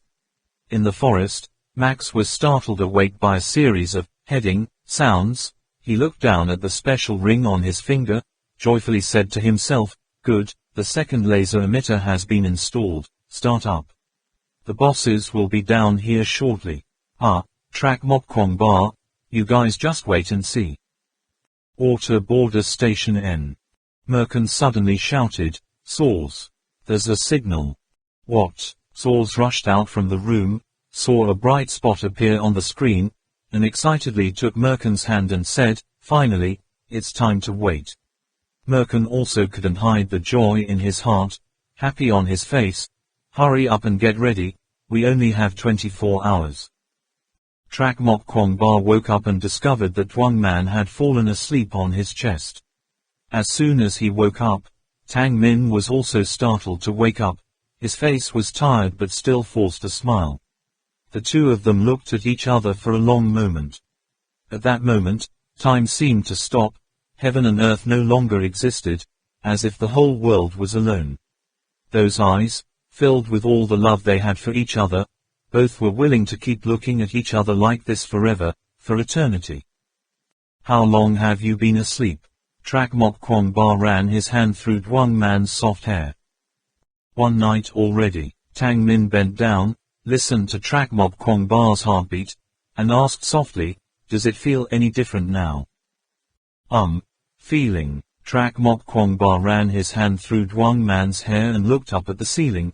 "It feels very strange. I feel that everything around me has changed, but I can't say what is the difference after all, with the former." Obnoxious. Tuang Man lightly slapped his hand on Trak Mok Kwangba's chest. Listening to Tuang Man's reminder, Trak Mok Kwangba suddenly discovered, "Yes, there is indeed something different. How does that feel?" "In the air, the wind is rolling. The breath coming out of Min Man's nose disturbs the flow. He can even feel that air is flowing over the surface of his skin." Vestige. Her hand was swinging on his chest. He even clearly grasped the trace of that small hand every time he lifted and lowered. His heart rate is slow, but there are rules. It seems to follow a certain rhythm. Each time is very standard. The beat is natural but strong. Min Min gently pressed her cheek against his chest, making that chest warm. But in that warmth there was a cold ray. "What is it?" "Looks like water." "Are you crying again?" Trak Mok Kwangba slightly raised his head. The front of his shirt was indeed covered with a large area of tears. This feeling was very strange. Before he absolutely could not grasp everything clearly like this. "That's okay. Isn't it all your fault?" Tang Min used her fingernails to draw a line on Trak Mok Kwangba's chest through his shirt. His eyes suddenly turned red. and whispered softly, "If only, I would just say if only, one day, we can be together." "Stupid, how can that be?" Trak Mok Kwong Ba interrupted her. Suddenly, he had a feeling that Wang Man's facial expression was not very good. An unwholesome premonition appeared in his mind. Boop. As if sensing that Trak Mok Kwong Ba had discovered something, Tang Min slammed his chest twice, angrily saying, "Hurry up, let everyone know that you're okay." She hesitated for a moment, then said again, "Today, perform a heavenly burial ceremony for Captain Ho Duong." Tuo Mok Kwong Ba sat up and nodded solemnly, "I know." "Then let's go. Can you go?" The West Tower Mage suddenly spoke up. "West Tower Mage, why are you here?" Trak Mok Kwong Ba exclaimed in surprise. The West Tower Mage smiled, "I've been here ever since. Trong Lap has always been in the small room where Captain Ho Duong's remains are buried." Captain Ho Duong's corpse was shaped into the position of a fetus in the mother's womb, with both hands clasped in front of his chest, his chin touching his knees, and the outside was covered with a layer of white silk, like a human-shaped cocoon. The whole room was empty, not even a slight breeze, no incense, no candles, no votive paper, a void that did not cover. This place seems to have been completely isolated from the outside world. The humid atmosphere makes people feel that this is the boundary between the land of the living and the dead. Trong Lap just sat next to the corpse of Captain Ho Duong. Every scene, every little story when this bearded man was with everyone, that relaxed laugh, that strong rude voice, "Now remember, why are you so close?"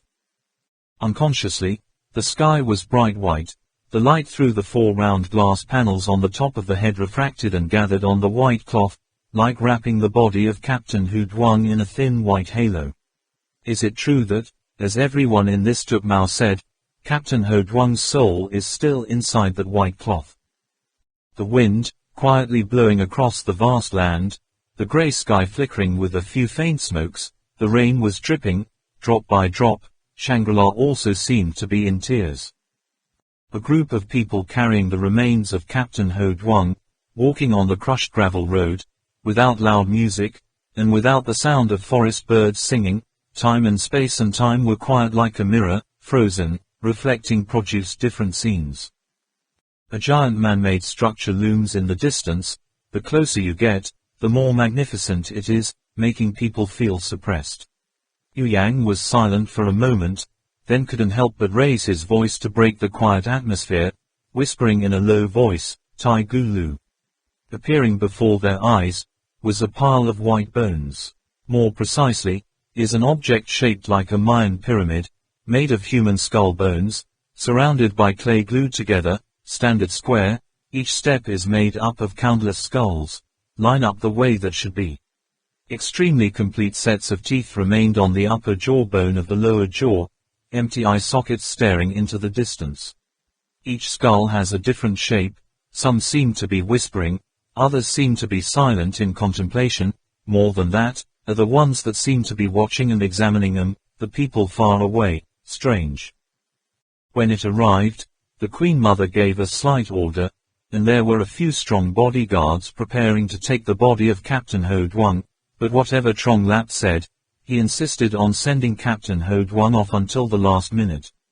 The Queen Mother turned to look at the shaman Arla with an awkward look.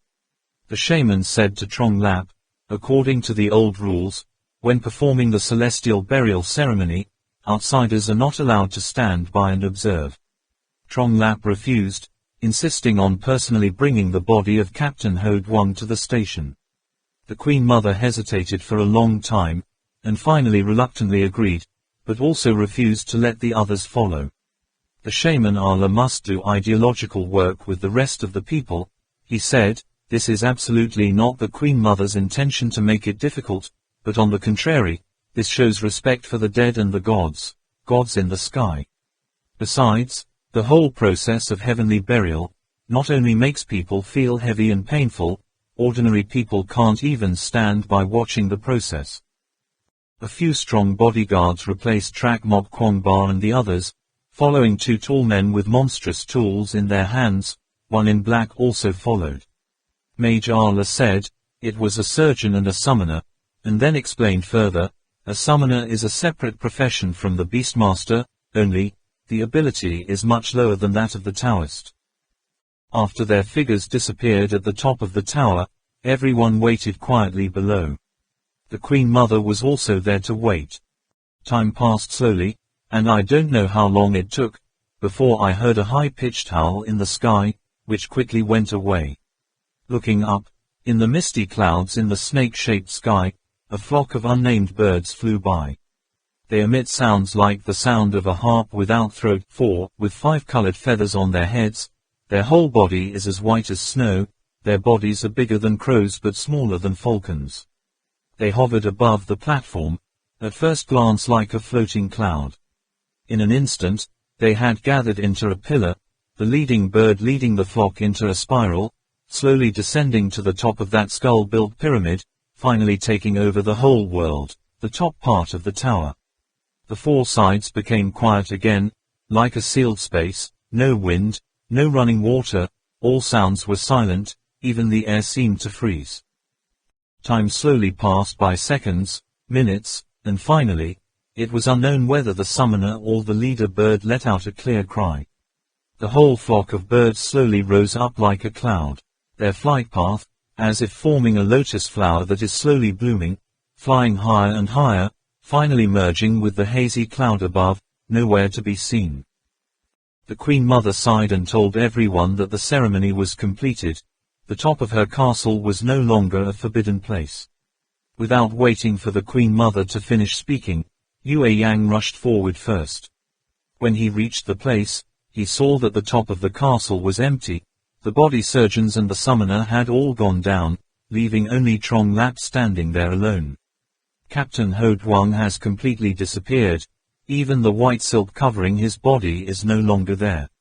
The surface on the top of this castle is inexplicably paved with what kind of stone? White as cow's milk, as clean as a goat's fat jade statue that is carefully scrubbed every day, not a drop of blood, not a single drop of blood, a few bones, all like a magic show. Yue Yang walked over to Zhang Li's pale face, shook his shoulder slightly and asked, "Captain Hu Yang, have you gone?"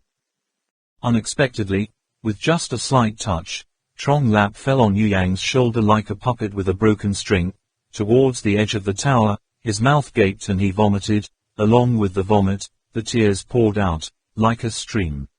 Yue Duang only knew how to support Trong Lap's body, not letting him fall, and his heart also aroused a feeling of pain and bitterness. After a long time, Trong Lap stopped vomiting, reached out his hand to wipe the stain on the corner of his mouth, choked and said, "Captain Ho Duang, he has turned into a cloud. I have seen it with my own eyes." Yue Yang nodded non-stop. He would rather believe so. At this time, Trak Mok Kwong Ba and the others had also reached the top of the tower, only seeing a pure, sacred and solemn place in their eyes, like the place closest to the highest heaven. After the rain, the sun rose. A rainbow striped north from this castle to the far distance. 2 or 3 white clouds leisurely glided under the bridge. Everyone stood solemnly looking at the place where the rainbow came, and in their hearts remembered the bearded man who spoke a bit rudely. Yu Yang's eyes widened. At the end of the rainbow, he seemed to see 2 small birds, faintly appearing and then quickly disappearing into the clouds. Max, who was hiding in the woods like a mole, also poked his head out of the tree, and exclaimed in surprise, "Ha! Rainbow!" But then a moment later, his attention was focused on 2 small red dots that suddenly appeared on the screen of the personal communication device. He could not suppress the feeling of joy in his heart, carefully following the signal, looking around a few times with each step. In the fog, 2 skydivers armed to the teeth slowly descended, not using a mushroom parachute, but a kinetic parachute that looked like a giant surfboard, fully enclosed, above their heads, round helmet, which at first glance looks like a thin spacesuit. After a series of creaks, Merkin's voice came from the intercom. "Communication restored, quite real. This electronic shielding must be at least 1,000 meters thick." Source said, "The extent of this damn cloud cover is even greater. In broad daylight, and yet nothing can be seen. Merkin said, "Don't be impatient, old man, so far, haven't we been well and safe? We have reached Shangri-La, this mystical land has opened the door for us to enter it. Oh, look, got the signal with the transmitter on Max's body." Saul said, it seems there is a long way from where it is to the drop point we set out." Merkin said, TSK, looks like this new friend has chosen a dangerous place for us, go to Max." With that, he pulled the rope once, and the momentum parachute changed direction. Saul said disgruntledly, "You are also very brave, did not expect to use this method to test how much our newcomer can do. Are you not afraid that he will sell us all out?" Merkin smiled and said, "Don't worry, this is just a very simple little test, let alone he understands, even if he doesn't, we have another way to get here, I prepared." Saul's made a small, sound, and suddenly the parachute rope was taut. "What's the matter?" Merkin said, "Chaotic airflow. Damn, I hate this weather the most." Max looked at the two small moving dots on the screen in amazement. The distance from him was getting farther and farther, and in his heart wondered, what's wrong with the boss? Thinking of Merkin's suspicious personality, Max couldn't help but startle, hurriedly chasing the direction of those two red dots. League. In the forest. Saul crumpled the kinetic parachute into a bunch, turned on the button to start the self-destruct device. The parachute immediately ignited a faint blue flame, then quickly turned into ashes, barely visible to the naked eye. Thin black smoke rises. Then he raised his head and said, "See anything, Ben?" Merkin's parachute caught on a large tree. He lowered his binoculars, said, "Looks like we're not far from the intended landing point. I see an area with signs of human activity, apparently moving, accumulation. Is there anyone? Not found. I feel something approaching us, get down here first." Merkin pulled the parachute cord, fell from a height of 50 meters, before hitting the ground several times, and then calmly stood up. He brushed the dirt off his body, read the numbers that appeared on his hood, then took the hat off, took a deep breath. "Looks like, the air here is much better than we imagined." Saul smirked, as if it was a smile. At this time, the dynamic parachute on the canopy also automatically caught fire. White ash fell down. The two took off their heavy outerwear, revealing camouflage uniforms and backpacks, and quickly left their landing positions. Less than 500 yards away, Saul suddenly stopped and said to Merkin, "Looks like we've been discovered." Merkin smiled, did not see him move. In the blink of an eye pulled two Glock 18 guns with silencers from the sides of his backpack, saying, "Hope they get along a bit." Saying that, the wrist shook slightly, the two pistols disappeared inside the sleeve. After walking a few steps, Saul said again, "Here you go." Only to see, in the trees, in the bushes, behind the rocks, the silhouettes of the Marquis soldiers were revealed. They were barefoot, armed with weapons in their hands, and surrounded Merkin and Saul's in the middle, one of them shouting loudly, "Mexicans, where do you come from?" Merkin squinted his eyes for a moment, couldn't help but blurt out, "Throwing javelin, bow and arrow, axe." Could this be their weapon? Not so backward, is it? Completely out of proportion to the scale of the ruins I saw just now. Could it be the wildlings in the forest? Saul said, "Listen to what he's saying." The person who just shouted again asked, "Are you in the same group as Trak Mok Kwong Ba?" Merkin asked, frowning. "Well," he said. "Say," he suddenly shouted back at the soldier who just spoke up, "do you know English?" "What do you say? Do you speak Lak Ba 5? French, German, do you know Chinese? What are you talking about anyway? Could it be that you don't even know how to speak the Wood Mercy language? Don't you have a translator? Are you wearing something on your back? Put it down. Fucking savages, get out. I don't talk to people who don't speak English. I have never met a Zarpmi person as rude as you. Even Pua is the most basic language you do not know. Hey, did you hear what I said? Rap, rap, put it down. The two of them just stood there using various languages to communicate in the way that one man stuck his chin like that for a while. Finally, the soldier Marquis couldn't stand it anymore. Stand there, I'm coming. Merkin said in Mandarin, you'd better keep your distance from me. Seeing that the soldier ignored it, he turned to Sauls with a smile. Communication failed. Sauls exasperatedly said, I thought you knew ancient Tibetan. Merkin forced a smile, but they don't speak a language that I know. Fortunately, there is a language that can be used by the whole world. Sauls glared up at him. The smile on Merkin's face disappeared, and his voice turned cold. Body language. After saying that, his two hands made a strong swing. Two pistols immediately appeared as if there were magic. Then, his hands were raised horizontally, intersecting in front of his chest. The sparks of bullets traced a line in the air, perfectly curved propeller. The soldiers of the Mother of God did not expect that the opponent would suddenly act like that.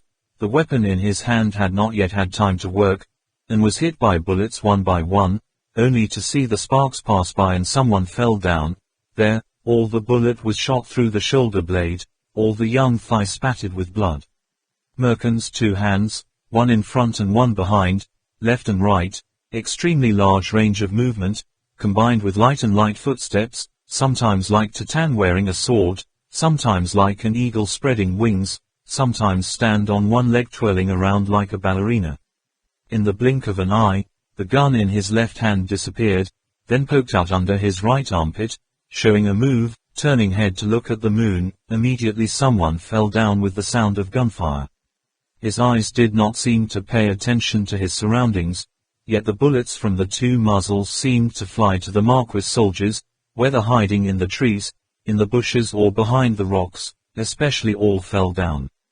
If the three Tangs saw this scene, they would surely be amazed at Merkin's movements, not only the strange way of moving, but even more unbelievable, his movements are really very similar to those of a human. The work of Trak Mok Kwong Ba is reflected in the monument on the cliff. The speed of shooting is so fast that it's hard to imagine. The angle of the barrel is weird and cunning. Only one thing is different. Trak Mok Kwong Ba is still a bit messy, and Merkin's movements are as natural as flowing water, drifting, absolutely no gaps. After the gunfire stopped, in the forest there was only a group of Marquis soldiers groaning in pain.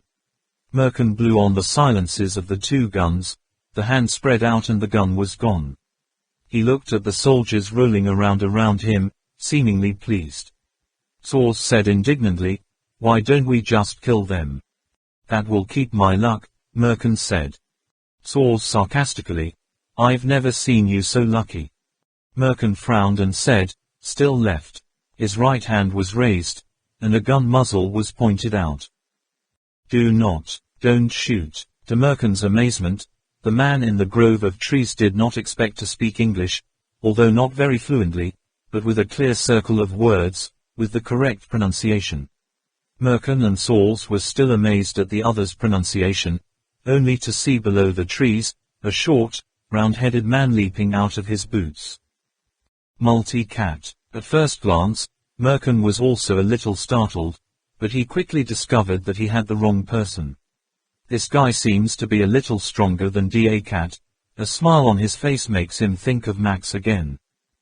This short bald man with a face similar to Da Cat did not immediately approach Merkin, but walked up to a soldier of the Marquis lying on the ground, without saying a word, quickly swung his knife, cut his throat, and then rubbed his throat. He rubbed the blade on his body to clean it, put it back in its sheath, then stood up with a smile and nodded to the soldiers around. Merkin and Sauls looked at the dwarf's behavior with strange eyes, only to see him walking over, a smile on his face that was a bit shabby, making people feel that they could relax, right. Deflected, just skillfully stopping just outside the range Merkin was sure could kill him with a single shot. This dwarf still uses the same slow, rhythmic, but very clear pronunciation. Respected guests, I, Kwok Nh18 Than, here offer you a sincere heart, infinite Saying that, he hugged his shoulders and crouched down, unexpectedly very suitable for the standards of European court etiquette.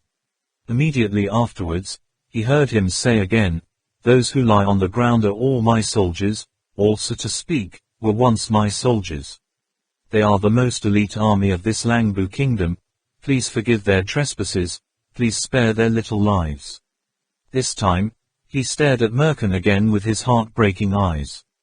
Even as adept as Merkin, he still couldn't stand the name Kwok Nh89 Than. Changing his face faster than this color-changing gecko, only indifferently replied, "I didn't mean to kill them, they just wanted to threaten us, we only removed that threat. As for you, why should you kill those accomplices?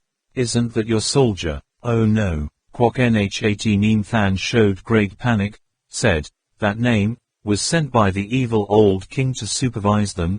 Obviously a wise man like you has already seen it. These soldiers, who did not want to use weapons against you, they were forced to do so, unable to control themselves." Merkin said, "What is it all about? Where is this? You tell me clearly." "Willing to work hard for you." Kwok Nh89 Than bowed deeply. Tual suddenly said, "What are you doing?" Suddenly he reached into his backpack and pulled out a handful of unknown contents. Although Kwok Nh89 Than did not understand the other's language, but from Tual's movements and facial expressions, he also saw some clues, and quickly said, "Please, don't misunderstand. It's just a kind of aroma that stimulates the spirit, and at the same time has the effect of dispelling the smell of blood. In this forest there are many fierce beasts. In a moment they will be attracted to the smell of blood. We just want to hide this taste, not malicious at all. We apologize for this negligence. Go away, Q-Bar." Kung Bar Ca in hired, wearing a baggy black suit, stepped out from behind a grove of trees. Tual's eyes lit up, staring at this newcomer. On the other's body, he could at least feel three kinds of information about the creature. Kung Bar also looked at Tual's with a surprised look. He also clearly noticed something.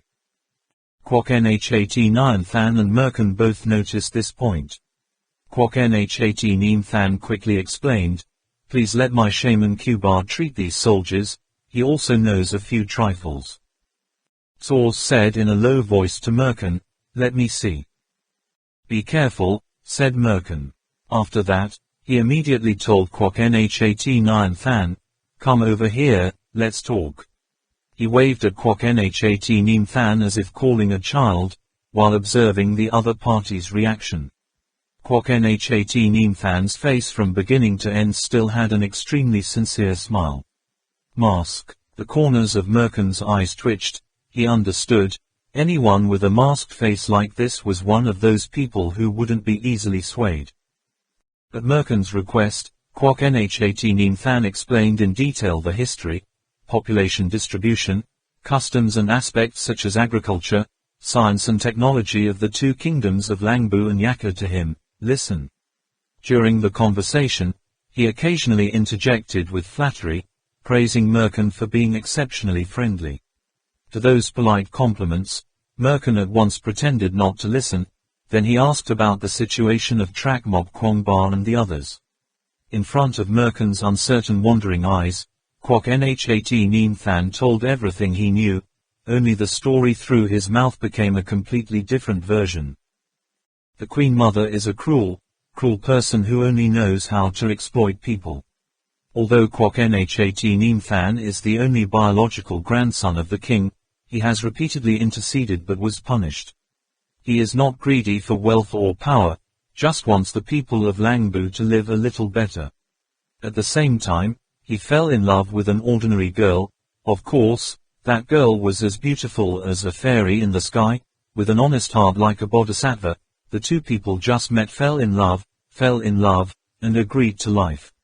However, the evil Queen Mother refused to let go of Kwok Nh89 Than, because according to the ancestral regulations, the old king without a biological son would have to pass the throne to Kwok Nh89 Than, and Guo Nh89 Than must marry his only daughter. In order to keep the power for his family, the evil old king unexpectedly put poison on his own daughter. After being poisoned, the princess' eyes will not be able to see anything, but on the wedding night, this ancient poison will change from the female to the male. Thus, after Kwok Nhat Neem Than went blind, power would again fall into the hands of the princess. All these things, the honest Kwok Nhat Neem Than silently endured, even expressed his desire to give up the throne, just wanting to live with the people in his heart to live happy days together. However, at that moment, those thugs Trak Mok Kwong Ba suddenly burst into this peaceful land. In particular, the most brutal and brutal evil name is the name of the night animal, Crazy Sick Trong Lap. That person brutally raped the girl that Kwok Nhat Neem Than loved dearly, and also slandered the Queen Mother, wanted to chase and kill her, cornering Kwok Nhat Neem Than to the end. What Kwok Nhat Neem Than is doing is to force those unscrupulous villains to owe blood for blood, to take back what should be his. Because Kwok Nhat Neem Than was the incarnation of good and justice, the people and soldiers supported and protected him countlessly, but only because of the force of the Mother King, they did not dare to openly support him, never mind. As long as you subtract a few confidants sent by the Mother of God to command the troops, the army will return to his hands. Therefore, he very much wanted Merken's help. After a series of non-stop flattery, Kwok Nhat Neem Than expressed that as long as Merken helps him, he will get a lot of great benefits, including attacking the enemy group. In general, the group of Trak Mok Kwong Ba, Kwok Nhat Neem Than can mobilize any resources of Langbu Kingdom, even split the land and property of the whole kingdom with Merken. Merken smiled as if not smiling, but he was surprised when Kwok Nhat Neem Than mentioned Trak Mok Kwong Ba and the others as common enemies between him and the other party. He asked curiously, "How do you know that I and Trak Mok Kwong Ba are enemies and not friends?" Kwok Nhat Neem Than said, "When I mentioned their wickedness, you showed the face of Tri-In." Merken laughed, saying, Yes, such a cruel evil, the power that represents justice as we need to destroy them. I can help you deal with Duo Mok Kwong Ba without any return, but the matter of the damn Langbu Kingdom, you have to think of a solution yourself. At this time, he noticed that the black-robed wizard did not know how to make the screams of the soldiers hit by the bullets became much quieter, and some were even able to stand up. Source did not say a word from beginning to end, staring at Q-bar Genhi. Kung Ba also made a cold face, didn't say a word, quietly performed tricks with the soldiers, using goo worms to relieve pain. Sometimes their eyes met, but like an eternal enemy, containing full of vigilance, intimidation. Kwok Nhat Neem Than quickly thought about Merken's intentions, then smiled widely and said, "Yes, that's right, logically it should be, but we're still allies, aren't we? I remember the person outside of you has a proverb, the enemy of my enemy is my friend." Merken smiled and said to himself, "Don't think, dwarf, most of the time, the enemy of my enemy is also my enemy." Proverbs outside. Thinking of this, Merken asked, "What do you know about the outside world?" Kwok Nhat Neem Than revealed a mysterious smile. "This place often has the honor of welcoming people from outside like you. In recent years it seems that more and more people, this language of mine is exactly the same, is something we can learn from them, so we also know a bit about the outside world. Only thing, the people who come here have never left this place alive. To be more specific, where did those people go?" Finally, Merken retracted the confident smile that was always on the corner of his mouth. Seeing Merken's face change, Kwok Nhat Neem Than smiled and said, "My honored guest, you see, we still have a lot of cooperation space." About half an hour later, Kwok Nhat Neem Than led a group of wounded soldiers to disappear in the forest. The surrounding space became lonely again. Seeing Source follow the direction of the soldiers for a long time, Merken asked, "What's wrong, Khan? It's rare to see you paying attention to someone like that." Source mused, "If I were a Taoist beastmaster, I would also be interested in that person." Merkin retracted the smile on his lips and said cautiously, "Is he also a Taoist beast master?" "No," Saul shook his head. "His beast-taking ability isn't very strong. Can be recognized. He also lacks a complete theoretical system, but his ability to operate in practice has clearly surpassed that of a Taoist beast master, and also has certain abilities of a practitioner, 7, even having some aspects even reached the standards of a Gu master, 8. Oh, Merkin also couldn't help but change his face, without the ability of the Taoist beast master, but directly surpassing the Tao insect master, reaching the Gu master's control ability. Isn't that 2 levels higher than you? With that said, we have to be very careful with that guy in black." "Not sure then," Source confidently said, "although he has some of the manipulative abilities of the insect master and Gu master, the ability to control animals is too weak, almost non-existent. Besides, I observed his methods. It seems that he only knows how to use Gu to match humans, but not animals, which also means that our evaluation standards are completely inappropriate to judge him, if he had to make a real move. Well, there's no need to be afraid. Only, there are some tricks of his that I haven't seen through yet, need to think about it carefully." Merkin then changed from amazement to delight, saying, "I told you, old man, this place is the ancestral land of your Taoist masters, after all. Surely you will have a harvest again." Merkin's strength.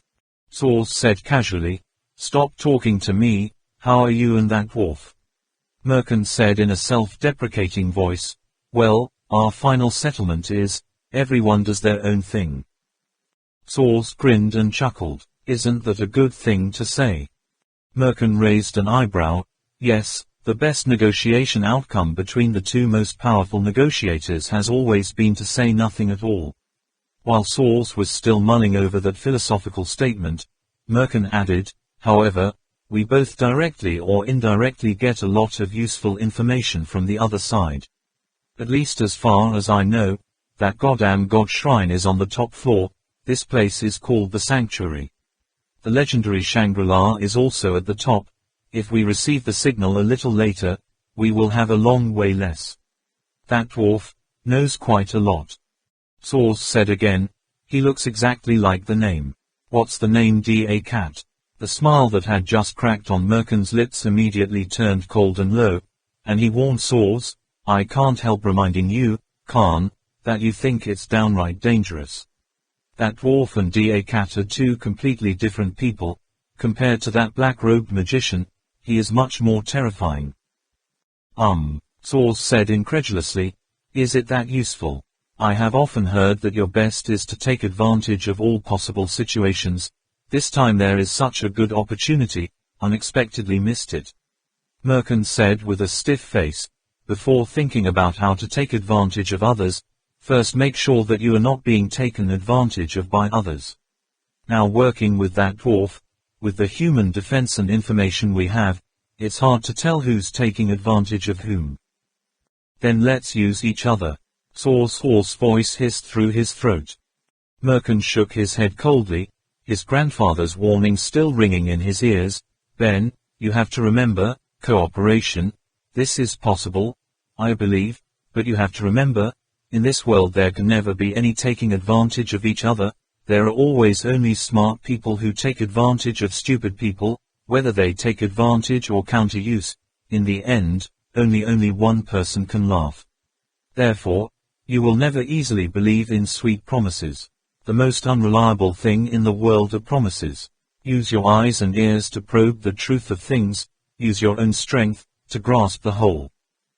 In this world, there can be no such thing as taking advantage of each other, Khan.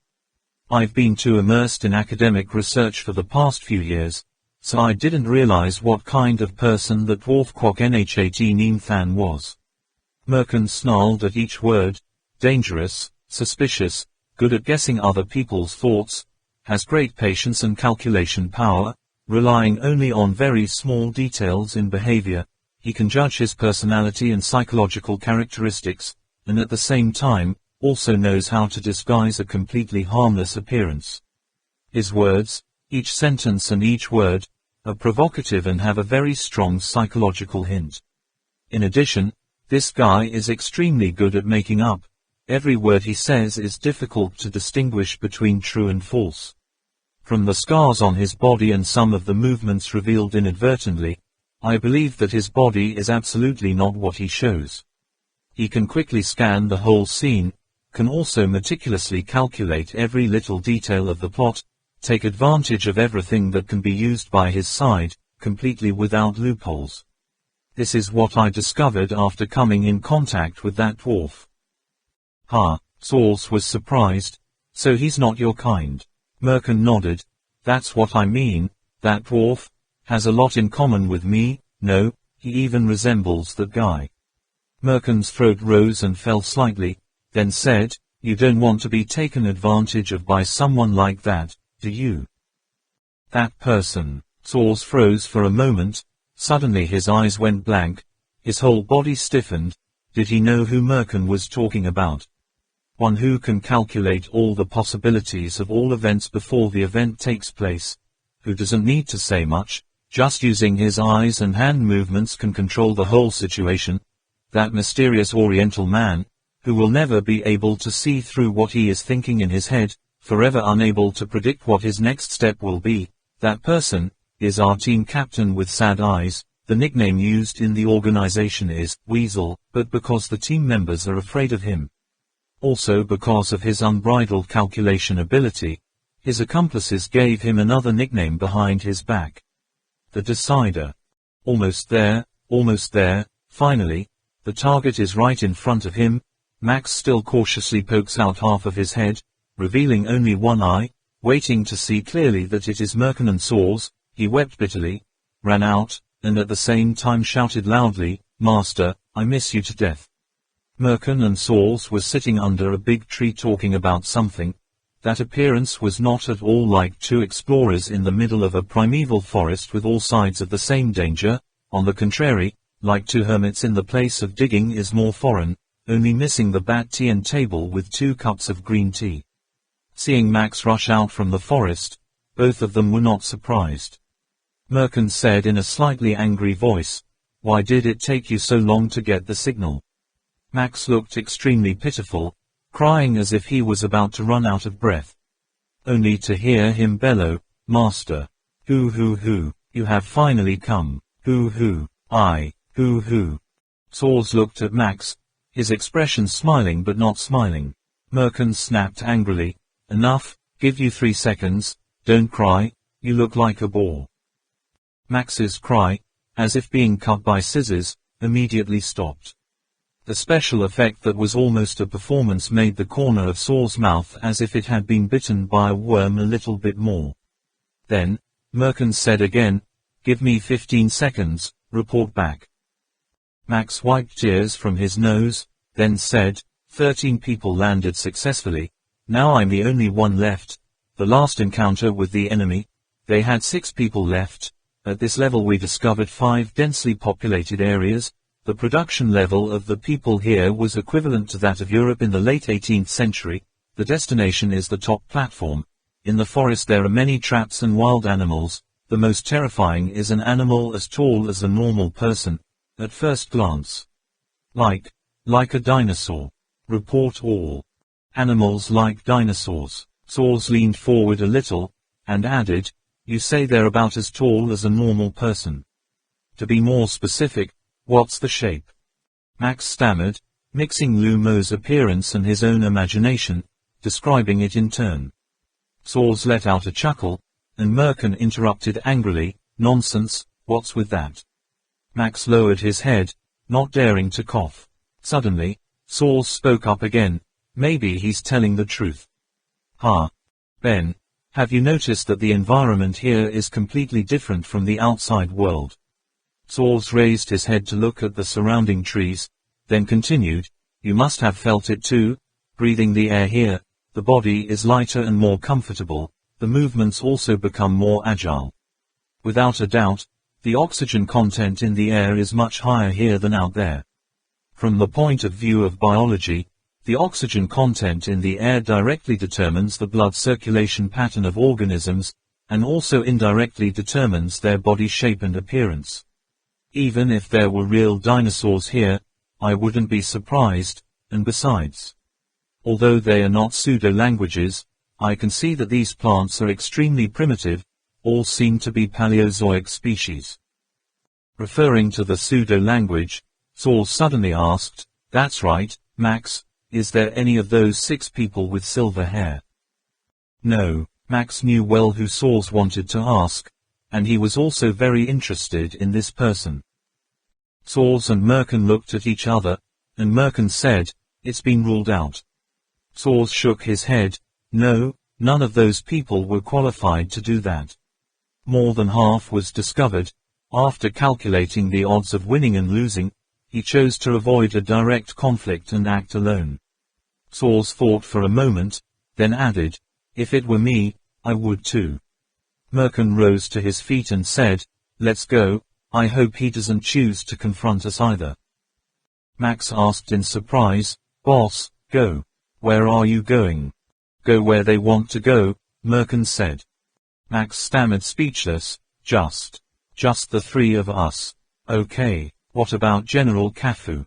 Merkin's face fell. "What, do you think the 3 of us are still not enough to deal with Duo Mokkwang Ba? General Cafu's men will come later." Saul's next to him could only laugh bitterly. This time it was purely because of the extreme weather conditions, causing the 45 men in the vanguard to go with them to the top of the mountain in an accident, leaving only him and Merkin alive. But on Merkin's body, there is definitely a device that emits laser signals, and the 2 sides must have discussed the backup plan in advance. Thinking of this, Saul suddenly asked, "Why do you trust that Cafu guy?" Model City.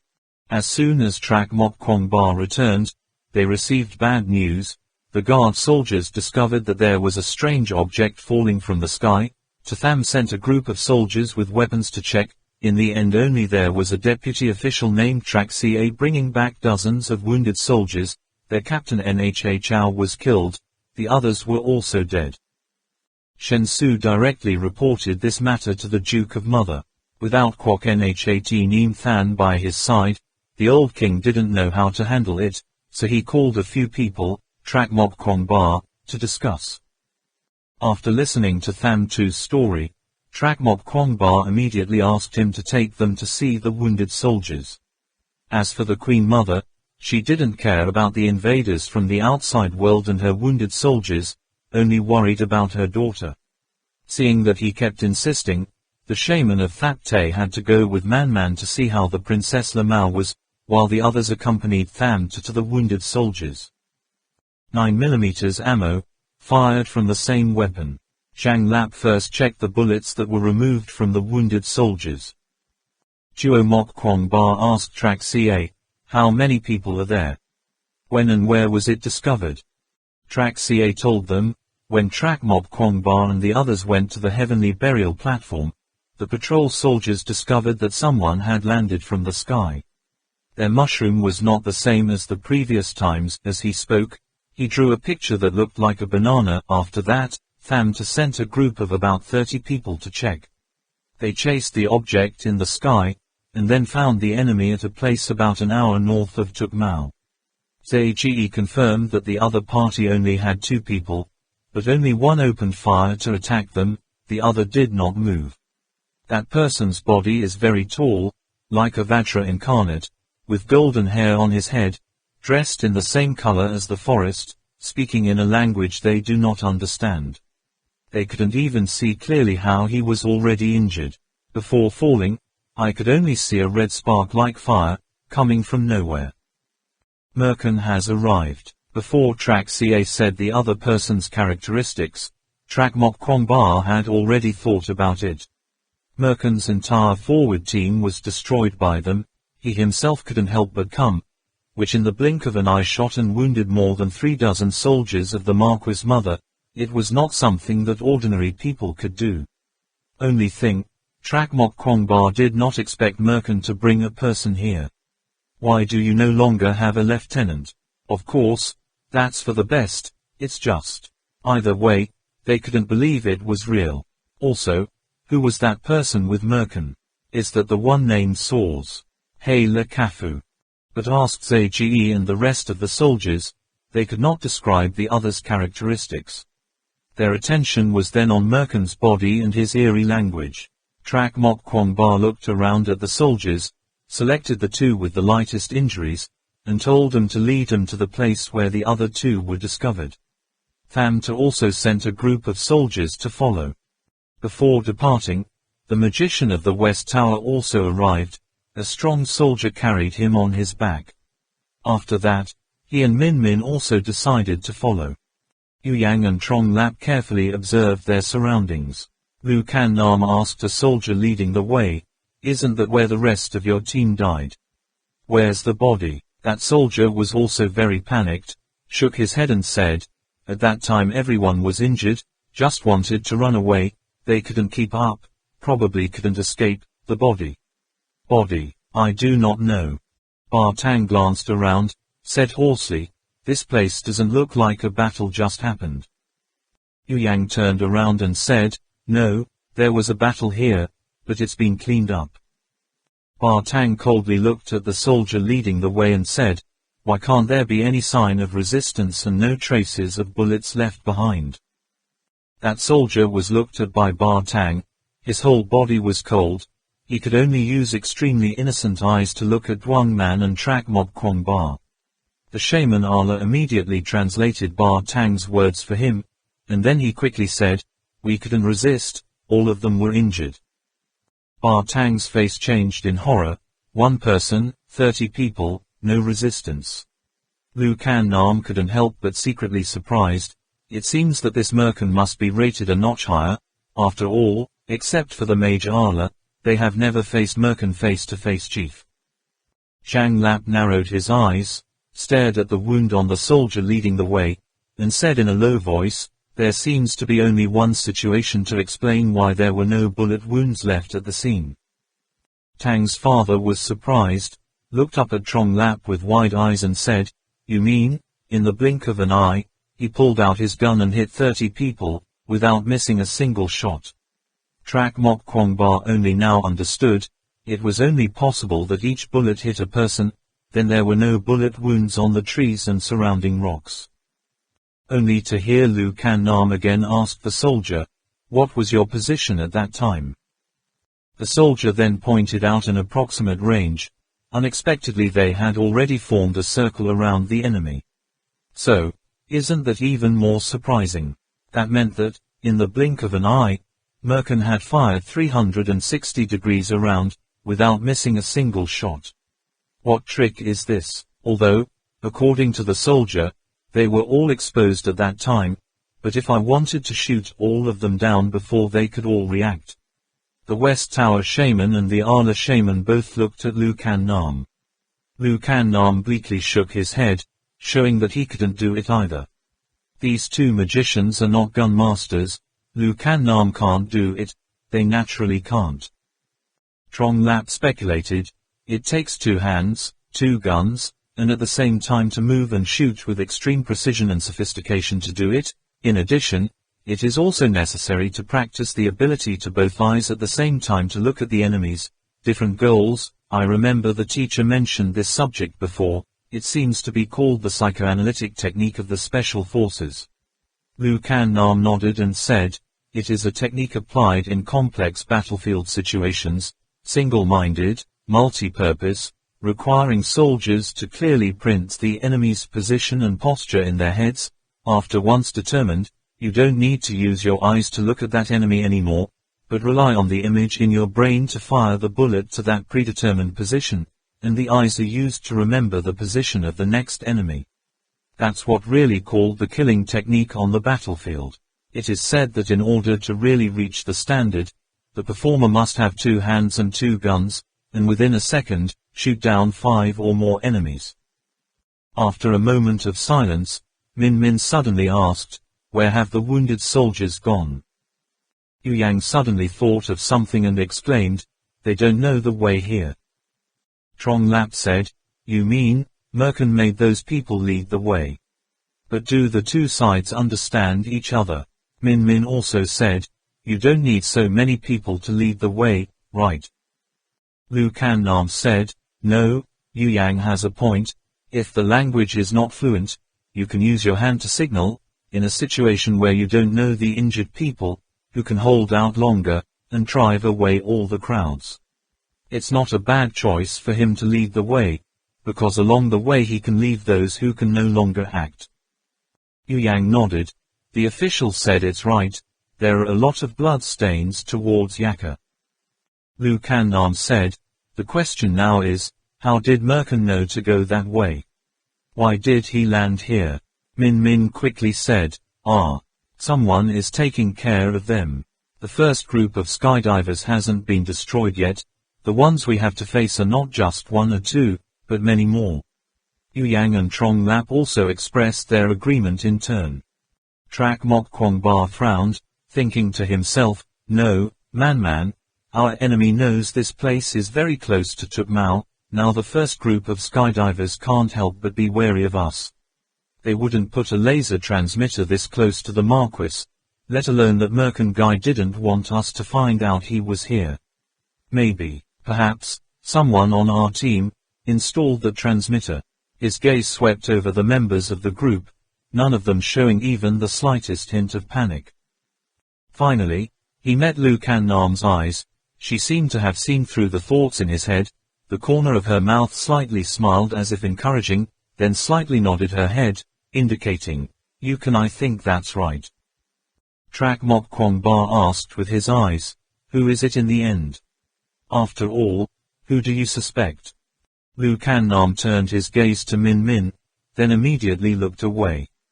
Trak Mok Kwong Ba was dumbfounded, turned his head, and saw Man pursed his lips, obviously just seeing the scene between the two of them exchanging glances. Trak Mok Kwong Ba also did not explain, but turned to everyone, "Let's go, if our guess is correct, maybe we will discover something along the way, perhaps, we are still one step ahead of them." The shaman of the West Tower said, "It's not wrong, they have just arrived here, there is no harmony between heaven and earth, while they are still unsteady, destroy them, otherwise, they will later on. I don't know how many more people come here." Trak Mok Kwong Ba refused the soldiers' request to continue to follow the surname of the Mok Mau soldiers, telling them that this war was beyond their scope of explanation.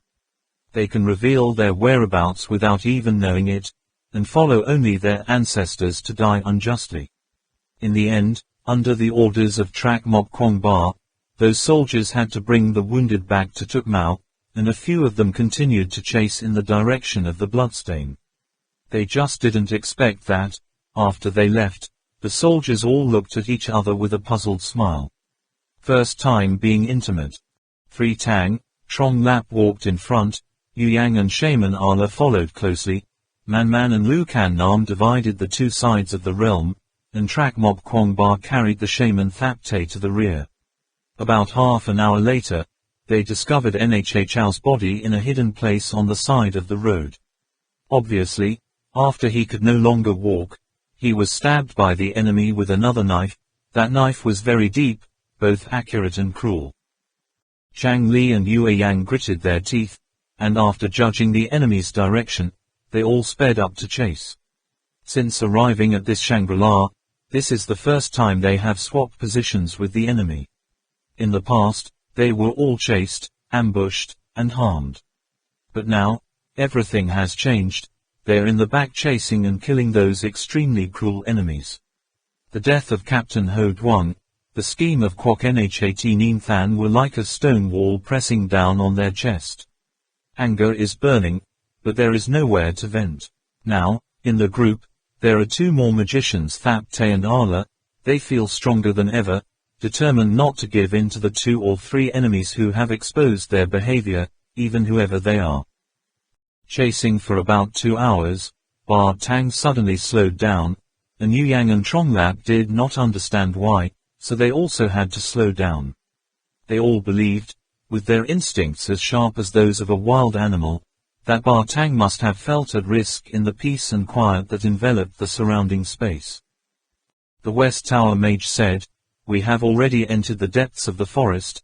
This place is clearly an area where wild animals often appear. Why did they come here?" Yu Yang mused. Could it be that we're on the wrong track?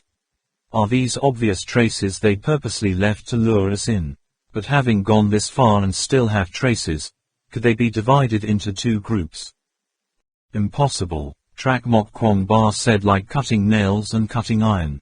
In this completely unfamiliar environment, there are only a few people who want to split the road. It's like stabbing yourself to death. Suddenly, the four sides of the forest resounded like an air whistle. Trak Mok Kwong Ba changed color. The West Tower shaman said, "There's no need to panic.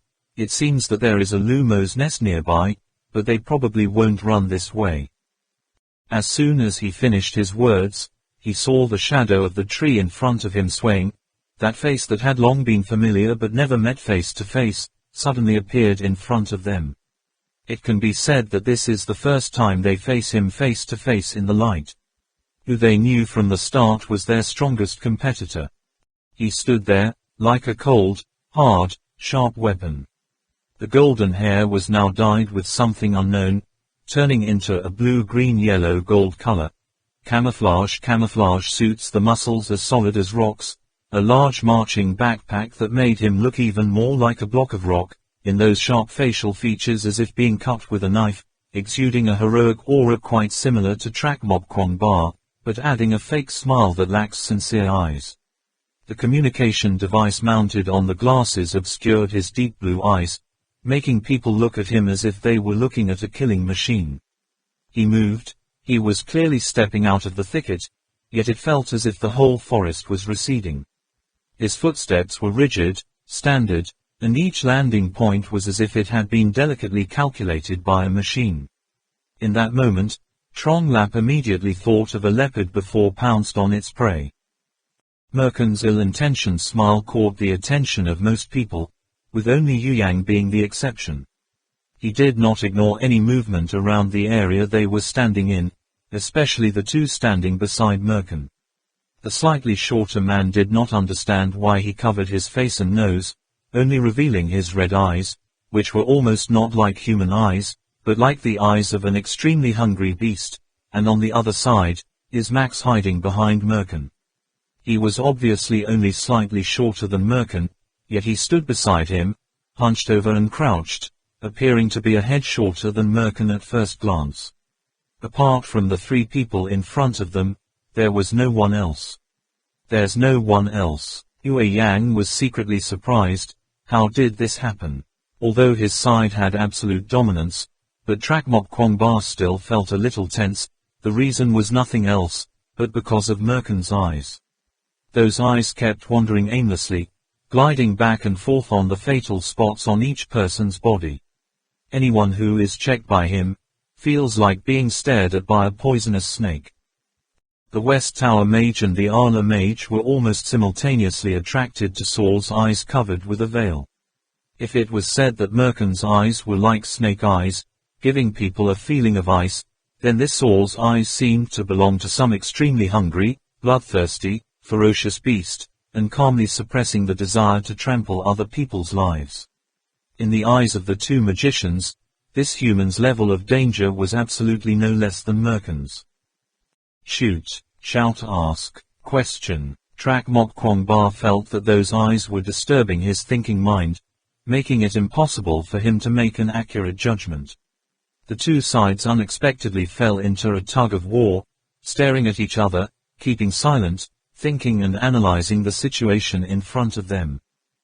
Boss Trak, what a surprise, we met here again. I told you, we'll see each other again. After all, Merkin was the one to break the deadlock.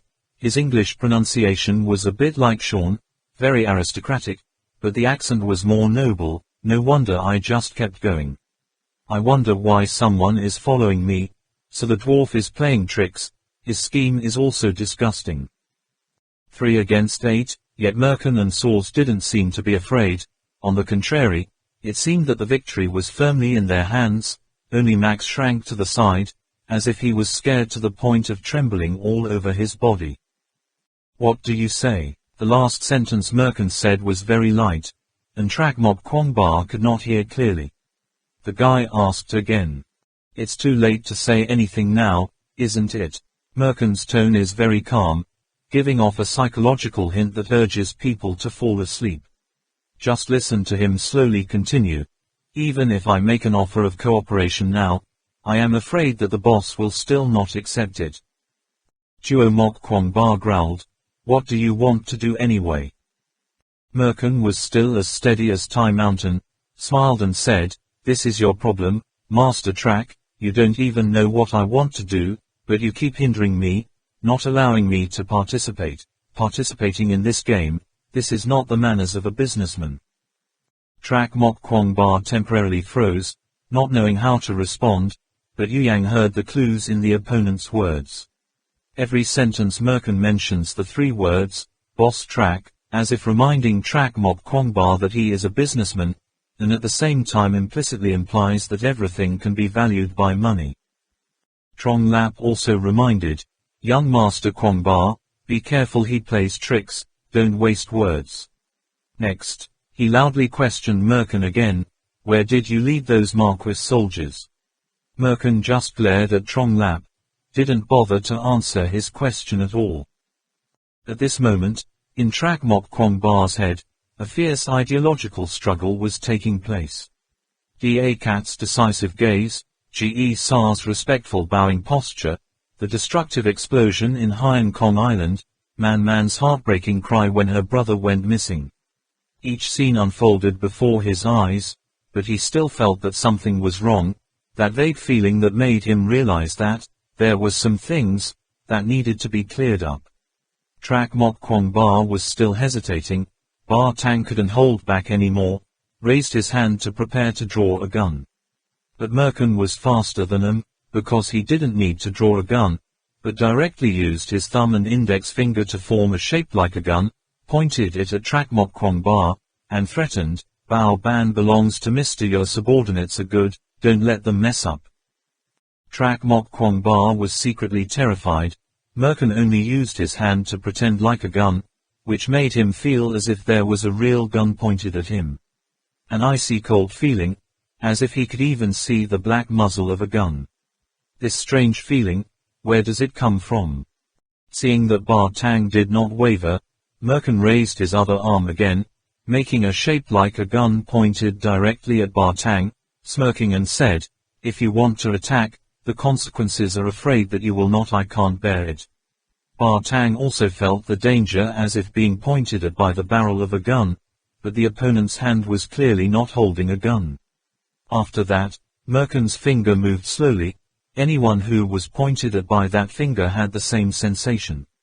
When he pointed his hand at Lu Can Nam, a flash of lightning flashed in her mind. Suddenly thinking of something, she immediately noticed the camouflage sleeve. Sure enough, Merkin's sleeves weren't buttoned up, and underneath was something that didn't look like muscles in his arms. Only to hear her softly utter a voice, killer of Czechoslovakia. This action of Merkin angered Track Mok Kwong Ba. Just like in the dark room of many years ago, he was still arrogant, still did not consider others like that, only left an impression, someone else's shadow, looking down from above, as if all the people in this world were not in a position, not worthy to have an equal dialogue with him. During the search for the Temple of Bo Bala, he and his subordinates always followed them like dispersing souls, so much pain and death all became very clear in Duo's mind. Mok Kwong Ba, also, if you want to find out where Duongdo is, you have to tame this Merkin first. Looking at the arrogant appearance of the opponent, Track Mok Kwong Ba commanded in a low voice, take action. As for Lu Can Nam, she was about to remind Track Mok Kwong Ba when the words came out of his mouth. Lu Can Nam only had time to push him out of the range of Merkin's fingers. Sure enough, as soon as the words, handle, were said, Merkin's two index fingers suddenly retracted, then they saw sparks flash, then heard the sound of gunfire. It wasn't until then that they all discovered, in Merkin's hand, a gun. Track Mok Kwong Ba was pushed by Lu Can Nam, and Merkin didn't seem to mean to aim at his weak point, so the shot was fired into the air. The second gun was pointed at Ba Tang, but before the gun fired, his sharp intuition sensed it. His body suddenly contracted and shook his body to dodge, and even responded to another shot. But the muzzle of Merken's gun, which was not only aimed at shooting one or two people, the finger hook on the trigger did not loosen. Bullets continuously shot out of the barrel at a speed of 1,300 meters per second, and at the same time, his wrist trembled slightly, like to change the direction the projectile exits the barrel. The technique of shooting down 5 enemies every second was demonstrated by Merken to the point of excellence. In that one short second, he fired 8 bullets in 8 different directions. Bullets flew before and after. People reacted quickly or slowly.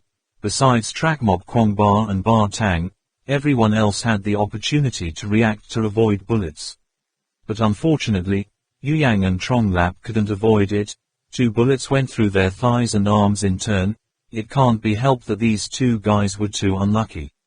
But Ba Tang's shot also startled Merken. Obviously, he couldn't have imagined that in that situation Ba Tang would still be able to counterattack. He knows very well that in front of his lightning-fast gun, it takes courage to give up his life to have a chance to counterattack. Ba Tang's ability to aim was also not ordinary. Merken could not help but dodge. He just dodged the teleporter.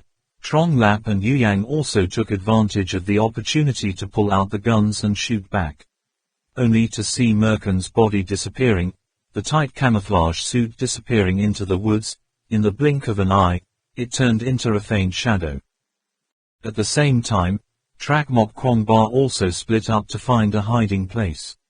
In the blink of an eye, the forest had turned into the battlefield of an assassination battle. What's the matter in the end? Trak Mok Kwong Ba, the shaman of Thap Tay and Lu Can Nam hid under a tree. Lu Can Nam pointed to his wrist and explained, "There is a pin here. The principle is like our hook. Just flick your finger and the gun will appear in your hand immediately. The human eye's ability to capture speed is limited. It will store the image of the moment immediately before in the brain, so when he pulls the lever, we still can't see the gun in his hand. This is like a magic trick. This device was invented by a soldier in the retired special unit of Czechoslovakia after World War II. After leaving the army, he became a professional sleeper, so we call this kit the Czechoslovak assassin." Merken dressed in a clump of grass, adjusted the frequency on the communication device, and a moment later, each of Trak Mok Kwong Ba's men appeared on the glass in front of him as red dots. As for the glasses of Trak Mok Kwong Ba and the others, they could not see the positions of the people on their side. But they were all locked in Merken's position, and the mage of the West Tower and the mage of Arla did not give up on Saws. Only Max, because his strength is so bad, the conflict hasn't started yet, he doesn't know where he's hiding. Surprisingly, no one noticed him. Merken looked at the distance and position of Trak Mok Kwong Ba and the others, reaching behind his backpack, as if preparing to exchange for another weapon. Saws suddenly appeared out of nowhere, reached out his hand to stop him. "Let me." His voice dropped, sounding like it was coming from a ghost. Merken looked at Saws in surprise, seeming to be extremely puzzled by this old friend's positive expression. Just to hear Saws chuckle and say, "I want to try this new method and see if it works." Merken was a little worried. "Are you sure?" Saws grinned. "Try it and you'll know." Out of the grass suddenly stretched out a thin arm, not like surrender, nor like a majesty, that hand was only clenched. The 2 magicians had noticed Saws from the very beginning, only to see his 5 fingers spread out, waving in the direction of where Trak Mok Kwong Ba was hiding. Trak Mok Kwong Ba followed the gaze of the West Tower shaman, saw his arm sticking out in the middle of the grass, and asked suspiciously, "What do you mean?" Before Ba Tang could detect an aim, that arm retracted again. Ba Tang cautiously fired a test shot, but saw no response, and soon after, something moved in the grass and spread out in all directions. In an instant, the whole lawn swayed wildly, blocking their view. 10 seconds later, the screeching sound like a train whistle that made the hairs on the back of one's spines rang out again. Only this time, the mage of the West Tower realized, the sound was coming towards them. Remembering Saul's strange behavior just now, The mage of the West Tower suddenly exclaimed, "Not good. Go hide." But then he immediately realized, now that if he lies down to hide, it will be too late. After putting his ear to the ground to listen, he immediately said, "Get out of this place, hurry up." Quote, at the same time, he patted Trak Mok Kwong Ba on the back, hurry back. Never before had the mage of the West Tower so panicked. This was evidently due to the distant hissing approaching. Min Man hid behind another grove of trees, marking his hand to ask for advice. The West Tower magician was no longer afraid to reveal his location, shouting, "Tao Beastmaster, that person is a Thou Beastmaster." The shaman Allah suddenly recalled the warning that the tantric predecessors had to exchange with countless fresh blood and lives. Never confront a Taoist beast in the primeval forest full of wild beasts. Ba Tang was surprised to find that after the West Tower mage cried out like that, the opponent did not react at all, so he swept a series of bullets around all four sides, then jumped down from the tree canopy, mumbled curses. Since when did they run away? Trong Lap and Yu Yang also peeked out from behind a tree and asked, "Are you chasing or not?" The shaman Allah shook his head, quickly return to the Mother of God. The West Tower mage pressed his hand to the tree branch, his deep voice exuding helplessness. "Looks like we're surrounded." Man Min confusedly asked, "What's the matter? What happened?" Lu Kan Nam said, "This forest is too big, you have to distinguish the direction first." At the same time, the howling sound in the forest became more and more intense. The speed was extremely fast. Trak Mok Kwong Ba suddenly roared, "Stop making noise. Follow me." Finished, the guy carried the magician of the West Tower, turned around and ran, and at the same time said, "Mage, you show me the direction." The West Tower mage, once, then said, "Run over there." The whole group followed closely behind.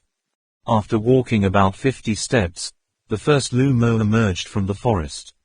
As if it had eaten a stimulant, it let out an excited cry, and then rushed into the middle of the formation of Trak Mok Kwong Ba and the others. 3 Tang, Trong Lap, Yu Yang, Lu Kan Nam opened fire at the same time. Each bright red blood flower bloomed on the grey-blue skin, but that tenacious primitive life did not seem to be affected in the slightest, anyway, still swinging his forelegs like a mantis arm rushing straight ahead. In the end, the Ba Tangs were forced to dodge. The human, Lu Mo, was hit by a few bullets, and finally crashed into a tree, his claws stuck in it, still struggling and struggling, refusing to fall. The West Tower mage pointed again, "This way." Trak Mok Kwong Ba rushed to follow. They had tasted the benefits of the terrible hunters. The whole group of Taimi had more than half been destroyed by these assassins. Now the life cycle has turned, no suddenly disaster fell on their heads.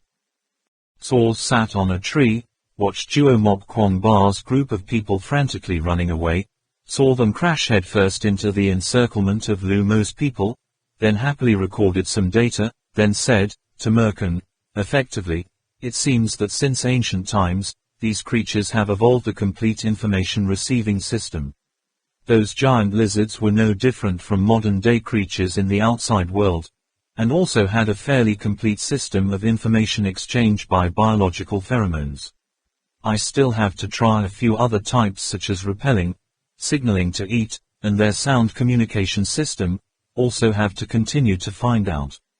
Merkin has no interest in those ugly creatures, thinking in his heart, an entire forest this big, now that Saws makes all those ferocious lizards everywhere, how can I get out of here? Suddenly, he thought of something and asked Saws, "Why don't they climb the tree?"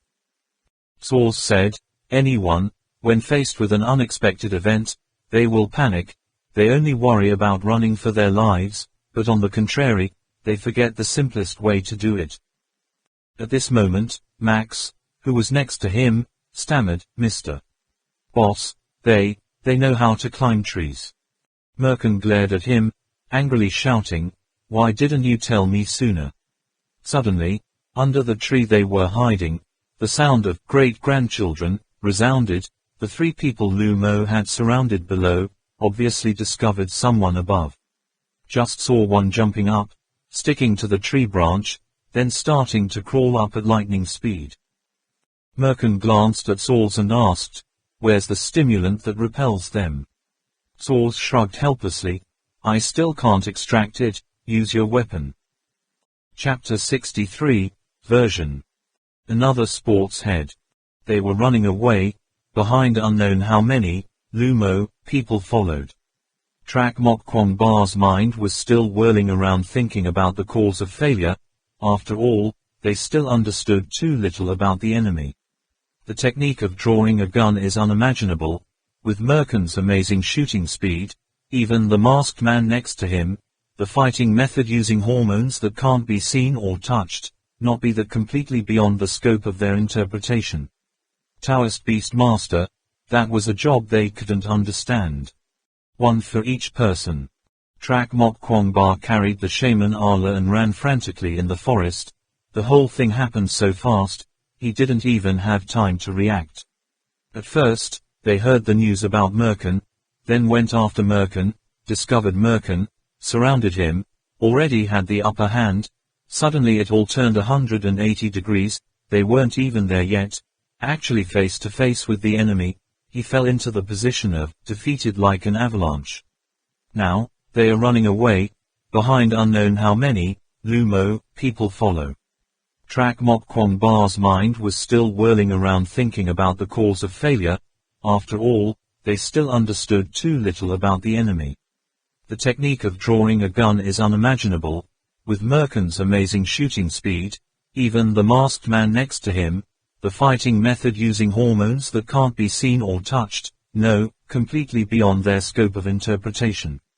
Taoist Beast Master, that was a job they couldn't understand. They all ran away.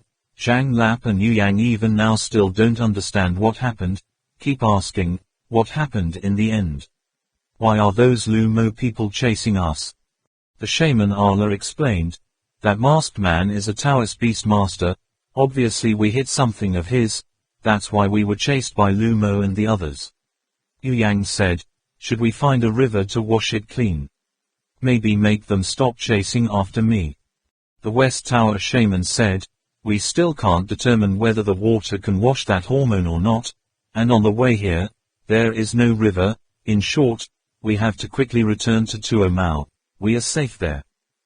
The shaman Ala is like the shaman of Thapte, occasionally pressing against a tree along the way to judge the movement direction of the large herd of lumo. When the shaman of the West Tower pointed in another direction, the shaman Ala suddenly said, not true. The West Tower shaman asked, what's wrong? The shaman Ala replied, don't you think their route of movement is too obvious? And ahead of us seems to be a little too quiet.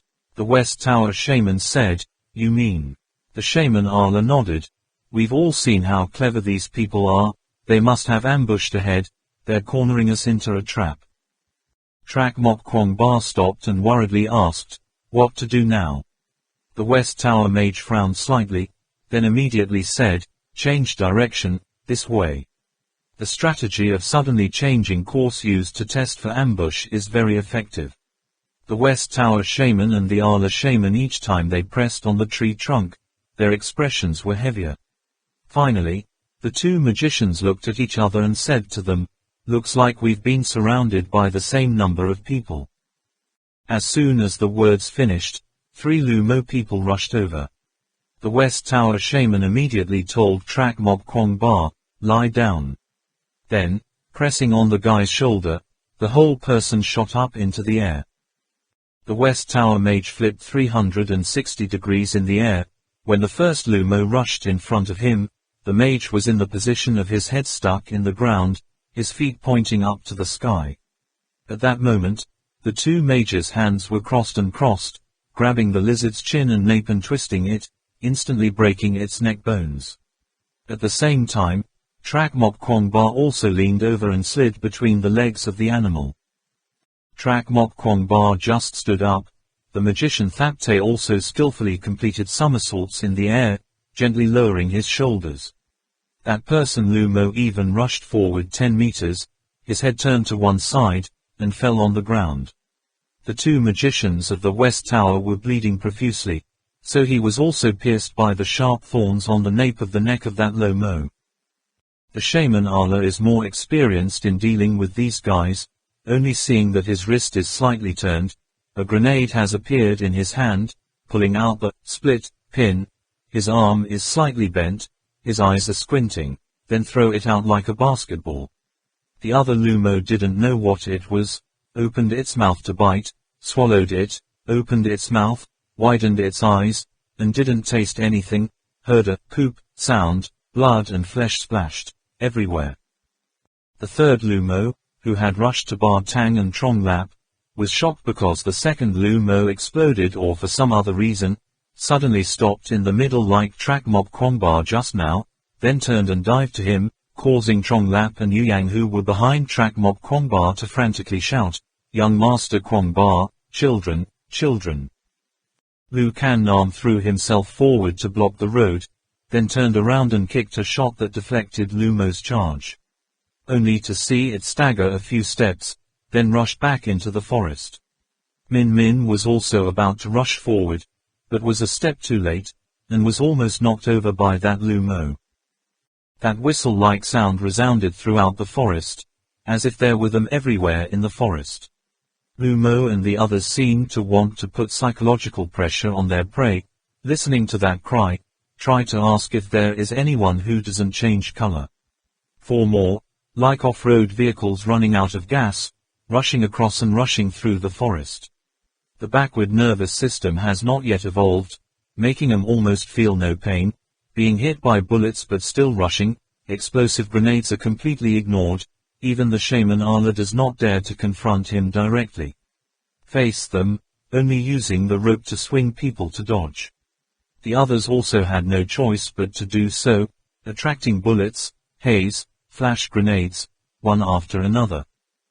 But the Lumos were more and more in the front. It was clear that a small group of Lumos were blocking their way of escape. A Lumo who must have been the commander hid in the tree, watching the movement of the crowd, prey below. Bar Tang discovered that the head was as big as 2 coconut shells, immediately raised the gun, aimed correctly, then released the bullet. All those movements were seamless in one breath, but it was still dodged by it. The Lomo on the tree canopy called out, "Great-grandson," commanding the rest of the group to surround and block the way of Trak Mok Kwong Ba, and worse still, listening to its command, some others began to climb the tree, preparing attack the predators that swing through the trees from above. The Duo Mok Kwong Ba really don't have time to mess with these Lumos. They know their true force is still at the periphery. Once they complete the encirclement, then it's also hard to get rid of the so-called sprouting wings. The shaman of Thap Te dodged a lumo rushing from the air, and at the same time stabbed the jungle knife straight into its lower abdomen, using the momentum to cut a large hole. This is not good. We don't run as fast as them. Everyone gathered in one place like this, we'll end up surrounded. The Lumos on the ground jumped up and almost caught the hem of Min Man's pants swinging low. The shaman Allah reached out and lifted her up, then replied, "The siege is shrinking. It is difficult for many people to break through the encirclement. We have to separate." Zhang Li and Yu Yang traced 2 parallel curves in the air. A Lumo at that moment was rushing straight in front of them. The two quickly bent their legs and kicked towards the other, intending to use the force to dodge, but unexpectedly clamped the Lumo in the middle. The 3 shadows stopped at once in the air. Just listen to Trong Lap and Yu Yang say at the same time, "Why run?" Lumo turned his head to look to the sides, opened his mouth to bite Yue Yang's calf. Yue Yang quickly pulled back, causing it to fall straight down. The shaman of Thap Te, lying on Trak Mok Kwong Ba's back, said to him, "A large group is right behind us. If we can lure them, the gap in front will be relatively large. The chances of escaping the enemy will be relatively large. The rest will be a little more." Trak Mok Kwong Ba said, "I know," and then loudly called out, "I and the Te Thap mage will distract their main force. The shaman Allah, please show the rest of the people the way." Yu Yang exclaimed, "Is it too dangerous?" Man also said, "Don't, Mr. Kwong Ba." The West Tower shaman said, It's okay, only by doing this will everyone have a chance to return to the Mother of God. Father Tang had fired all the bullets, immediately pulled out his curved blade and slashed, and a few lumo fell down. Taking the moment to free his hands, he also shouted, "Okay, let's go." Lu Kan Nam shot the swinging rope in front of Trak Mok Kwong Ba, saying, "I'm going too." Finally, seeing that Trak Mok Kwong Ba said nothing, she said, "One more person, one more guarantee." Shaman Thap Te nodded to show his approval. Trak Mok Kwong Ba also just said, "Be careful."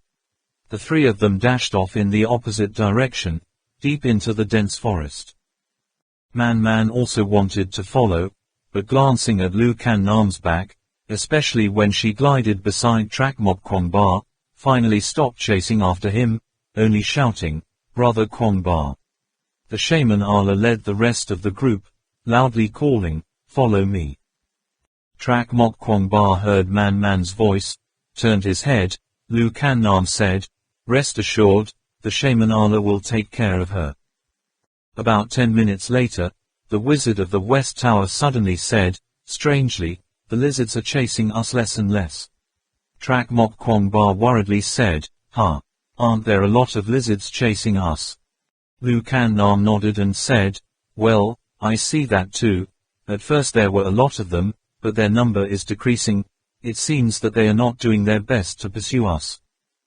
The West Tower mage speculated, "Perhaps they're using a method that we can't detect to exchange information with each other, have shifted to the side with more people, or are the hormones on the body. We are less than the rest." Seeing that Trak Mok Kwong Ba was eager to return, the West Tower shaman hurriedly warned, "Absolutely not to turn back. Don't forget, at least we can control some of them. If we turn back now, it's like gathering all of them in one place, otherwise harming the others." On the other side of the forest is a arduous and terrifying chase competition. Both sides compete to see who can be faster, jump higher, fly farther. The winner will get a delicious meal, and the loser will become a delicious dish for the opponent to sip. The rules of the contest were set. From the very beginning there was no such thing as fair or unfair. Trong Lap and Yu Yang's men were constantly shooting ropes, jumping between the trees at the fastest speed possible. As for the other lizards, it was like a champion running a short distance drinking doping, each one rushing aggressively, their legs spinning like wheels. Trong Lap and Yu Yang were both injured. One of them lost his balance in the air, the other was lacking strength when stepping on a tree branch. The shaman Allah had to take care of the weakest of them, Man, and Ba. Tang seemed to be hit with the most biological hormones, unable to take care of himself, so the two guys had to rely on each other, gradually falling behind the team. A group of lumo even ran ahead of the two, at the command of the commander, choosing the lowest point in their swing, waiting below with their heads raised. Every time Zhang Li and Yu Yang passed by, there were countless lumos jumping up, opening their mouths to bite. The two guys had to squeeze their bellies and lift their hands, trying to raise their legs above the top of their heads. That scene, at first glance, was like performing a swing across a crocodile pond. In Trong Lap's eyes, the trees in front of him had turned into a hazy patch. The cold wind was blowing straight into his face, forcing him to close one eye, only using the glasses to observe everything around him, at the same time. Every once in a while, I feel a hot breath coming from the back of my ass. Just listening to Trong Li immediately shouted, "Why are they so interested in my ass?" Yu Yang next to him chuckled, "The butt is delicious, it's soft and fatty, one bite makes the whole mouth greasy, don't you like the chicken float?" While busy joking, he was bitten by a lumo to tear his pants. Trong Lap scoffed, "You're a little careful, just got hit in the thigh by a bullet, but don't turn into a one-legged general, Babatu doesn't like amputees." Yue Yang angrily shouted, "Cut off his head." Swinging past the two places where lumo was gathered below, Yue Yang said gloomily, "It's not good, there's more ahead." Trong Lap looked up, and lumo and the others couldn't catch the shaman Allah and Man in front, so they crouched and waited for Bartang. Unable to catch Bartang, they eagerly waited for Tronglap and Yuyang. The lizards became more and more numerous, and some even began to climb on top of their companions, forming a block like a tower. Only to see, those ugly, disgusting faces showed strange excitement. Each one opened its mouth wide, drooling, looking up at the sky, like a bunch of young birds waiting for their mother to feed them. Yuyang firmly said, "They have guessed our running route, knowing that we will follow the shaman Allah. That's not good. Sooner or later they will be kicked in the ass. Let's go. Find another way." Zhang Li understood Yuyang's meaning, just wanted them to distract another group of Lumo people so that the magicians Allah, Min Min and Bartang had more opportunities to escape. He looked at Yuyang with a smile of understanding, thought, nodded and said, "Go, change direction." Yuyang leaned forward and shouted, "Allah shaman, man, Bartang brother, we won't go the same way as everyone else. Let's meet at Tuk Mau." Then he and Tronglap turned around, avoiding the Lumo standing on top of each other, swinging their hands to shoot the hook in another direction. Not knowing whether the shaman Allah or man shouted something, Tronglap did not hear it. There was only a whistling sound in his ear and the sound of destroying the end. In front of his eyes were all the shadows of trees passing by. Vu. Swinging his arms, shooting the rope, twisting, pulling the rope, stepping on the tree trunk, then swinging his arms again. These mechanical movements I don't know how many times have been repeated. Tronglap thought to himself that maybe he could fly. It's fine for dozens of kilometers, but this forest can't run forever, and Lumo's group is even more chaste. He and Yuyang can't swing too low, can't jump too high. There are countless Lumos standing guard at the intersections of the branches, looking down. The wound on his arm at first only burned like a burn, but now it's like a piece of flesh. He also did not know how Yuyang's condition was. Every time he stomped his foot on a branch, his expression contorted in pain, perhaps not much better. Should the two of them become food in the stomachs of these monsters? Tronglap thought to himself, it's so silly to end like this. It's not even more glorious than sacrificing in the Yumin River. Yuyang next to him shouted. Tronglap regained his composure, his body tilted and kicked hard, almost hitting a large tree in front. Just listen to Yuyang ask, "What are you doing? Want to commit suicide? What does Ma Ji do now?" "That's right, Ma Cat." Tronglap was startled, his spirit rose again. He seemed to see Ma Cat in a vague way. That graceful figure was waving to him in the distant forest, and at the same time, his mind was also low. A glimpse of the two of them flying together, the pain immediately disappeared. Because Ma Cat must escape from this monster forest. Tronglap firmly believed, aimed directly at Ma Cat in his mind, waving his hand and running away. Yuyang saw him speeding up and said, "I'm surprised you still have strength." Tronglap turned his head, "Can you keep up?" Yuyang laughed, "No, with your speed, if it weren't for me leading the way, they would have been eaten by them a long time ago. Then let's see who gets out of this forest first." "All right." Zhang Lap felt that his body was light, as if stepping on a cloud. The feeling of flying with Ma Cat had returned, and the trees in front of him also slowly retreated like a cloud disappearing, gradually revealing themselves. "The cliffs are red like bricks." Zhang Li excitedly shouted to Yuyang, "We're out of here, can't you see?" Yuyang sullenly, "Tell me, running on flat ground, will they catch up with me?"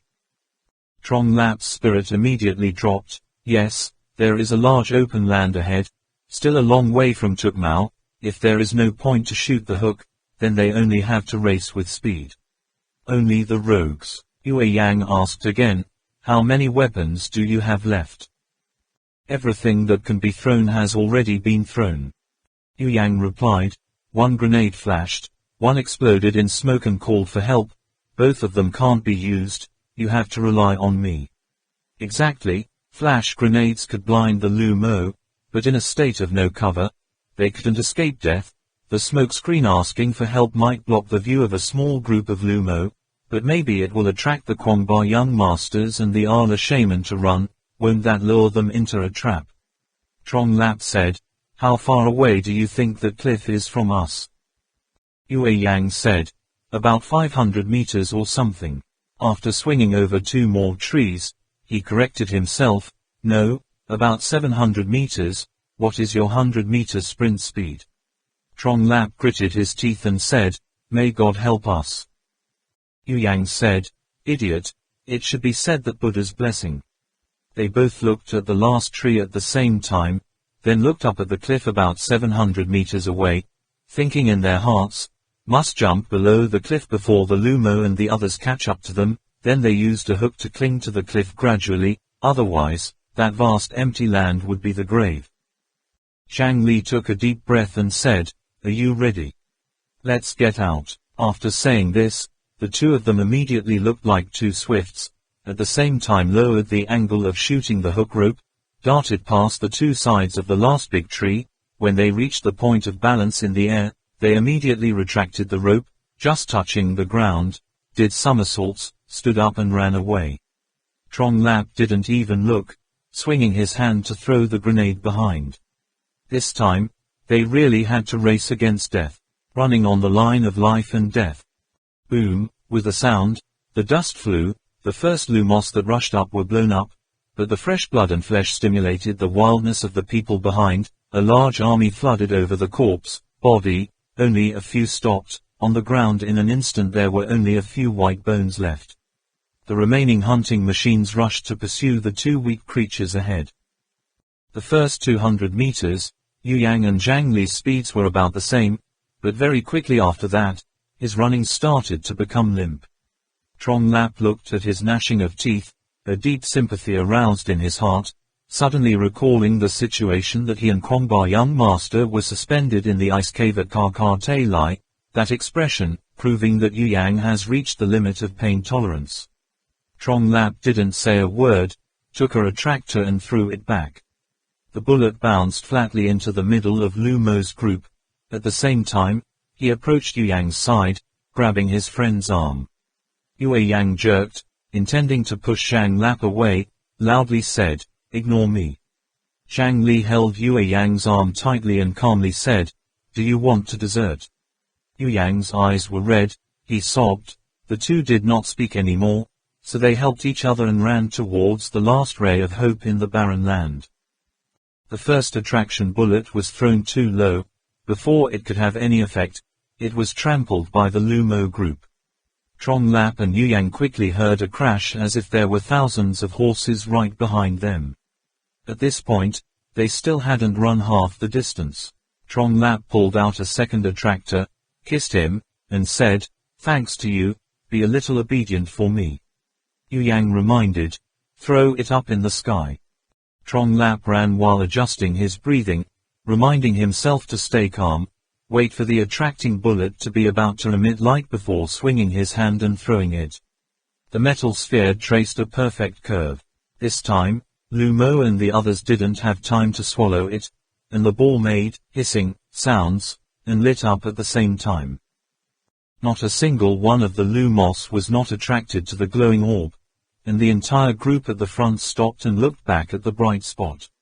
Although Lumo's group in the middle was cornered and tilted, but in a moment their formation was stabilized again, they curiously looked at that golden curve, temporarily forgetting the existence of Trong Lap and Yu Yang. The metal ball quickly fell among Lumo and the others, causing a great commotion. They jostled each other towards the small falling sphere. A quick responsive Lumo jumped to catch it, but bumped into another equally agile one. The small ball falling between them, another, luckier one, reached out to grab it, but less than half a second after holding it, it was taken away by another stronger species. Another one didn't even bother to distinguish between enemy and friend, it just grabbed the arm holding the ball of that mighty Lumo and ran away. But the crowd was so crowded, how could it run, being hit by one other horizontal tones? The broken arm fell out. Taking that opportunity, Trong Lap and Yu Yang ran for 400 meters, seemingly almost reaching the finish line. But at this moment, the effect of that attraction bullet was gone. The glowing ball became a lump of metal that could neither sound nor glow, no longer attractive to the lumos. The ones in front, unable to keep up with the orb, had already turned around to continue pursuing the two. Trong Lap felt it clearly. His arm supporting Yue Yang trembled. If he wasn't shivering, then Yue Yang's whole body was shaking, but the cold sweat beads as big as peas on Yu Yang's forehead were the obvious answer to that question. Trong Lap said, "Be patient, there are only 100 meters left." Yu Yang's face was as white as a sheet of paper. He shook his head and said, "It's useless, it takes a while to shoot the hooks up. At their speed, we won't make it in time.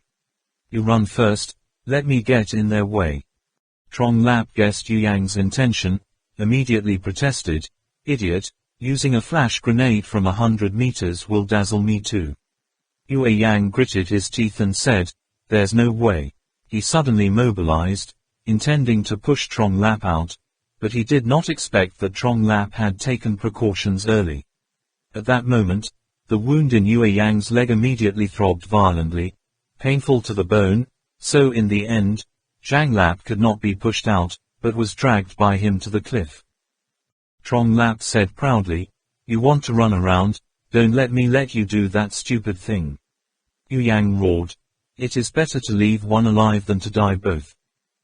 Trong Lap also roared, "Have we ever given up?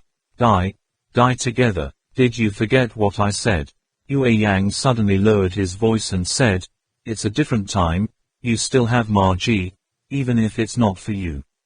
As he spoke, he suddenly pushed Trong Lap hard, pulled out his arm, turned around and ran in the opposite direction.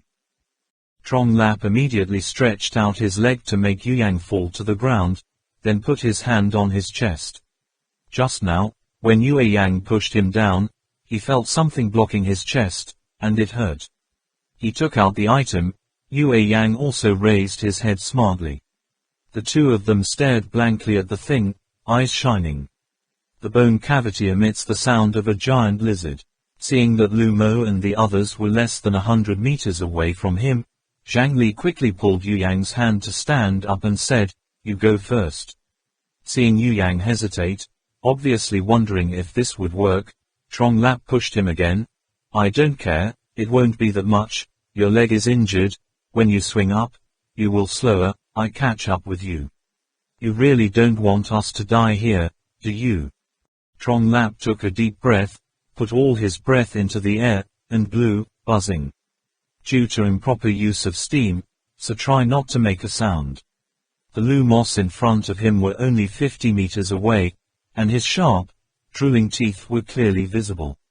Trong Lap turned around, adjusted his breathing, and blew hard. Wow! A roar like the sound of a giant lizard shook the air, leaves scattered. The whole forest seemed to tremble at that sound. The roar was so sudden that Lumo and them all froze in place. The ones who rushed forward one by one stopped, and looked at the small two-legged creature in front of them in horror. How could they make that sound? Zhang Lap blew his breath for another 2 hours, causing Lumo and the others to retreat, and the people behind also made a commotion.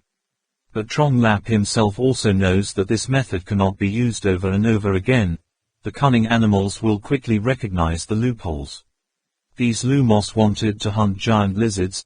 They had to prepare a lot in the past, but if they suddenly clashed, they were often the losers. However, with the number of Lumo people here, about 1 or 2 giant lizards would hardly be able to suppress them. The most ideal situation that Trong Lap was waiting for was, if I blew a few times, there would be other giant lizards in the forest to respond. Unfortunately, the roar was only one, so there were no reinforcements in the end. Zhang Li took advantage of the panic of Lumo and the others, and ran another 40 or 50 meters, but there was still not enough time. At this time, he was afraid that Yu Yang had just reached the foot of the cliff. Suddenly, Trong Lap suddenly remembered the name with a flute attached to create the hissing sound of the ancients. He gripped the bone cavity in his hand, swung it twice, and then heard a wow. Slightly weak, Trong Lap said to himself, "Brother Sean, please help us."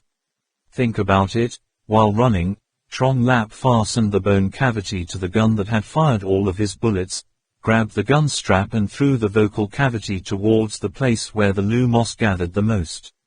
Wow, an hour, then immediately turned and ran away. Wow, the bone cavity let out a roar in the air, although the sound was not very loud, but those lumos, who had never seen the deadly enemy giant lizard jump down from the sky, immediately made a fuss and ran away, out on all sides. At this time, Yue Yang had already shot the hook up and was pulling back to gain momentum. Trong Lap just shouted, "Swing up quickly, swing up quickly." Just rushed towards Yu Yang. He hugged Yu Yang's waist and lifted it up, ran in the opposite direction. Yu Yang began to collect the rope. Trong Lap immediately let go.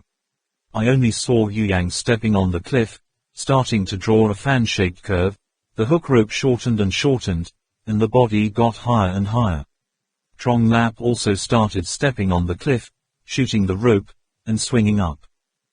After the radio skeleton fell to the ground, the roar also died down. Lumo and the others quickly discovered that this was just a trick, and were extremely angry and chased after Trong Lap. At this time, Trong Lap has not yet swung up to a high enough height.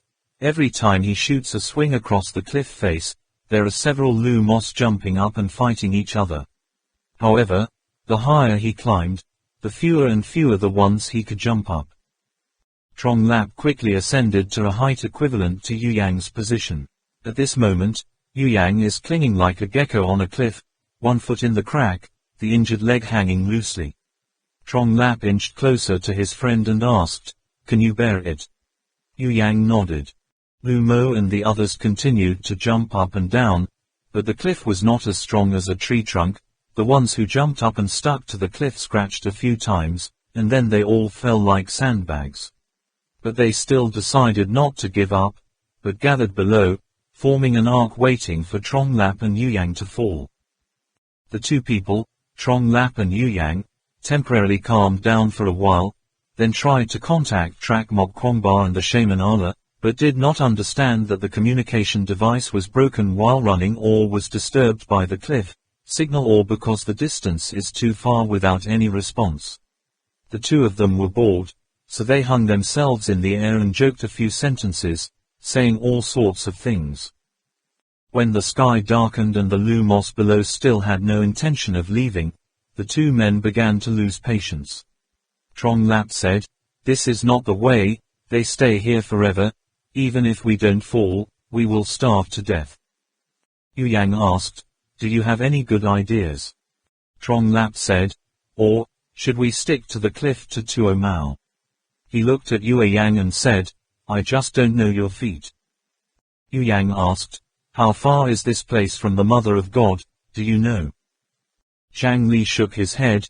Yu Yang said again, "What if the cliff ahead is difficult to climb and not pass? What if the strength is exhausted, falling down? Is there anything you can do to save it?" Zhang Lap shook his head again. Yue Yang smiled and continued, "Don't say my leg injury, your arm is also injured, doesn't it hurt now?" Zhang Lap slightly moved his injured arm, although he didn't make a sound, but cold sweat was already pouring out.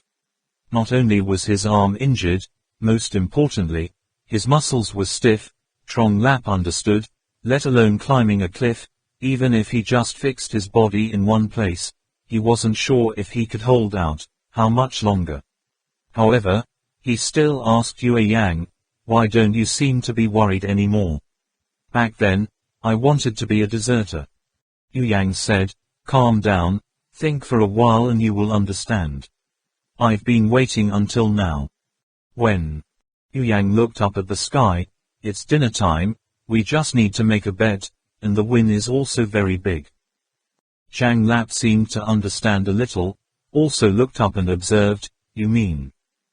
Yu Yang said, "We can only bet that the Lumo people below are a bigger target than we are, bet that those giant birds are their natural enemies.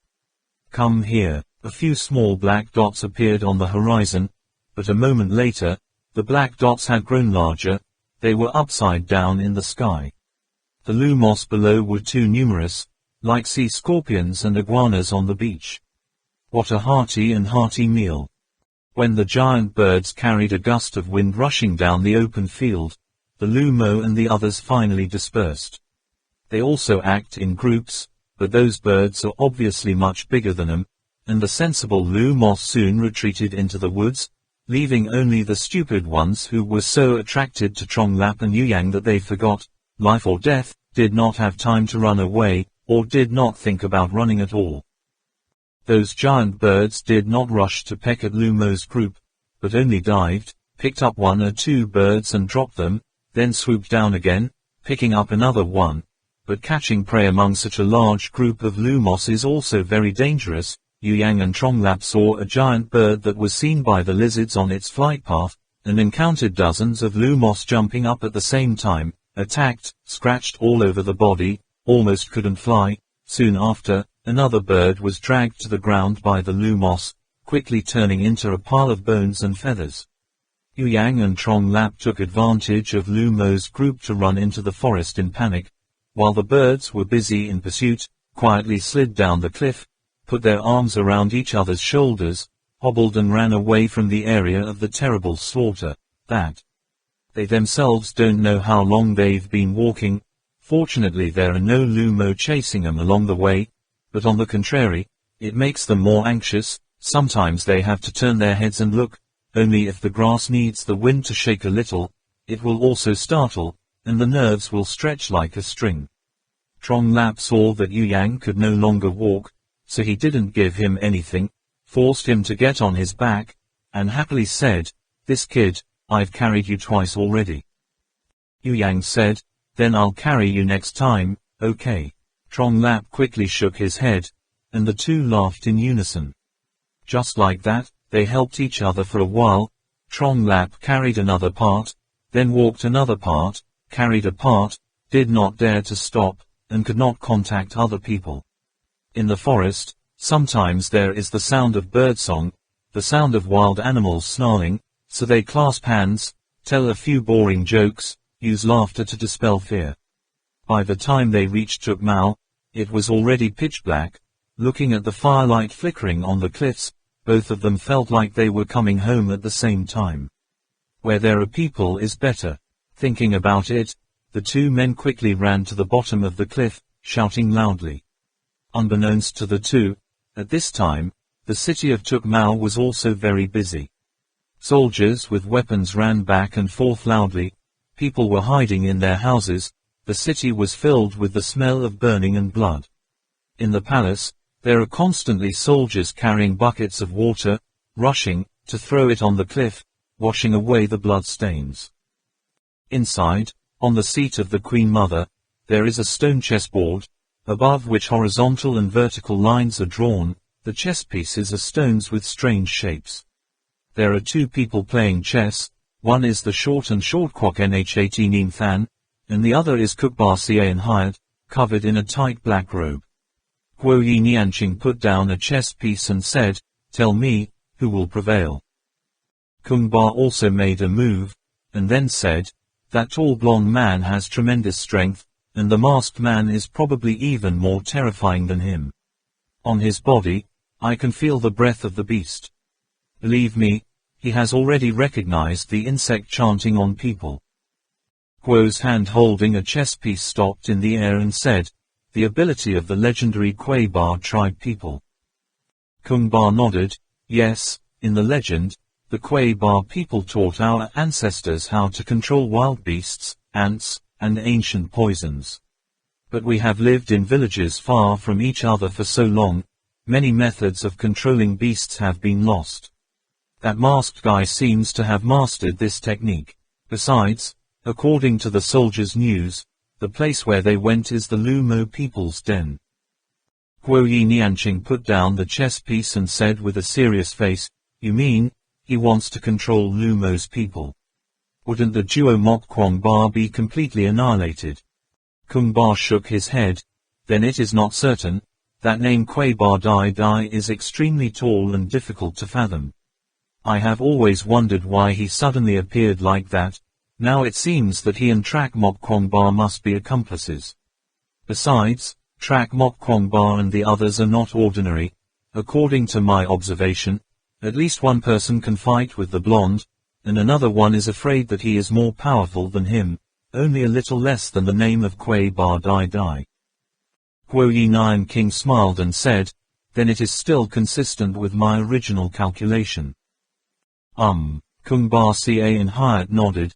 The blonde guy and the masked guy are sure to die, and the Trakmok Kwong Ba is afraid that only 2 or 3 will survive. Besides, the situation is not optimistic at all.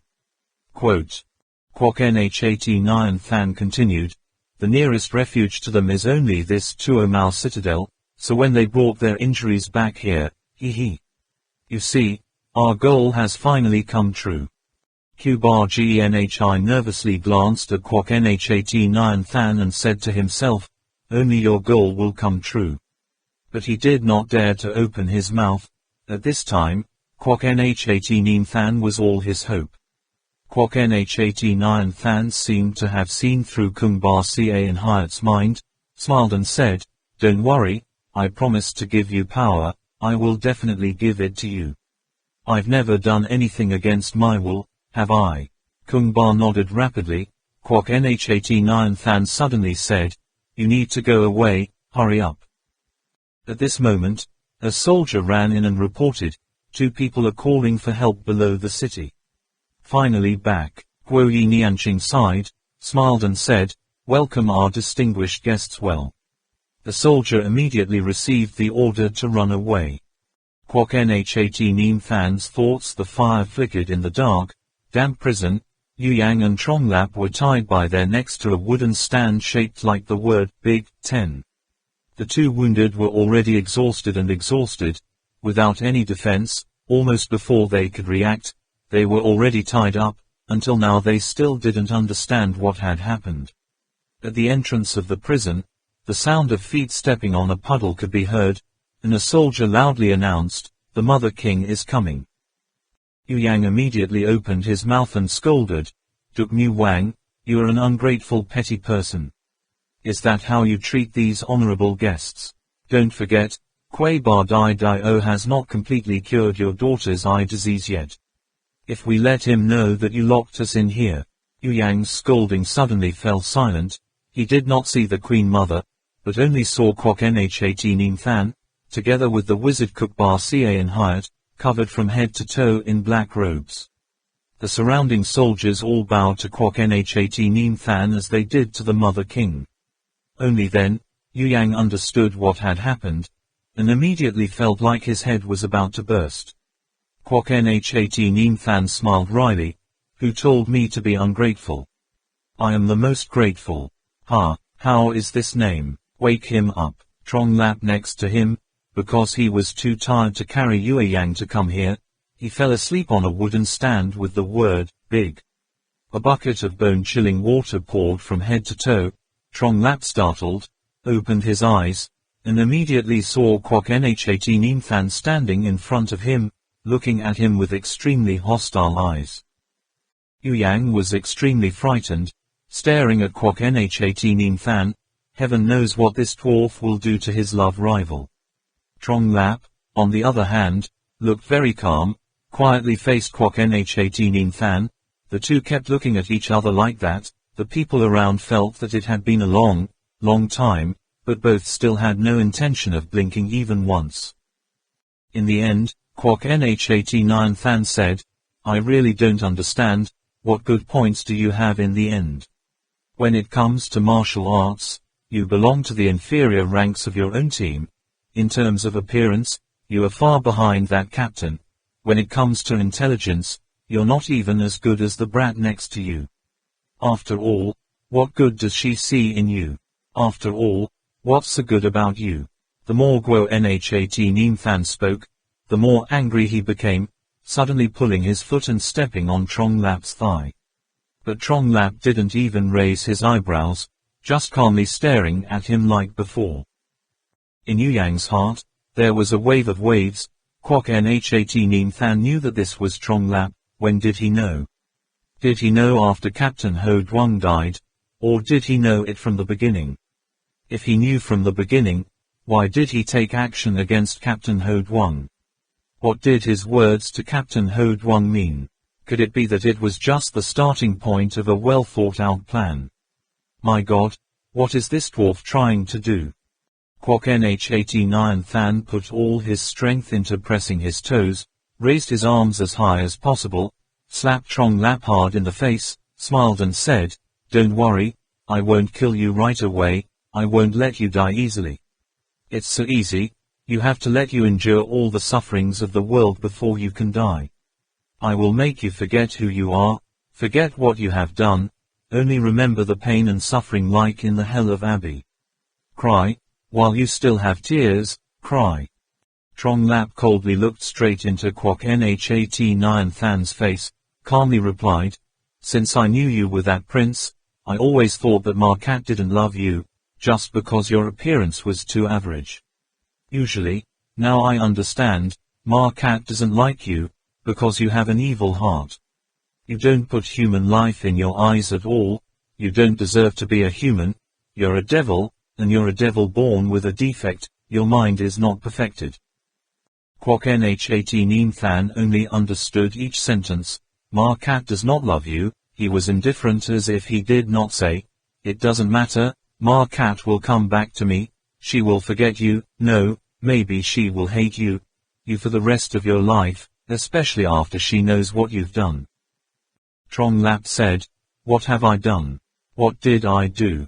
Ka. Kwok Nh89 Than took a deep breath and said with a grin, "You haven't done it yet, but you'll soon do it."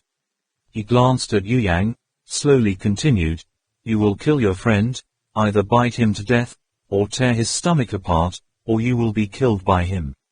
However, that possibility is very small. Then I will release you, you will kill anyone you meet on the way, eat them alive, rape young girls, crueler than animals. Anything that makes people boil with indignation, you will do it all. Poor villages, can't help but ask the army to kill you. Tell me, does Ma Cat hate such a demon?" Zhang Li said, "I will not do such things." "Wow, well.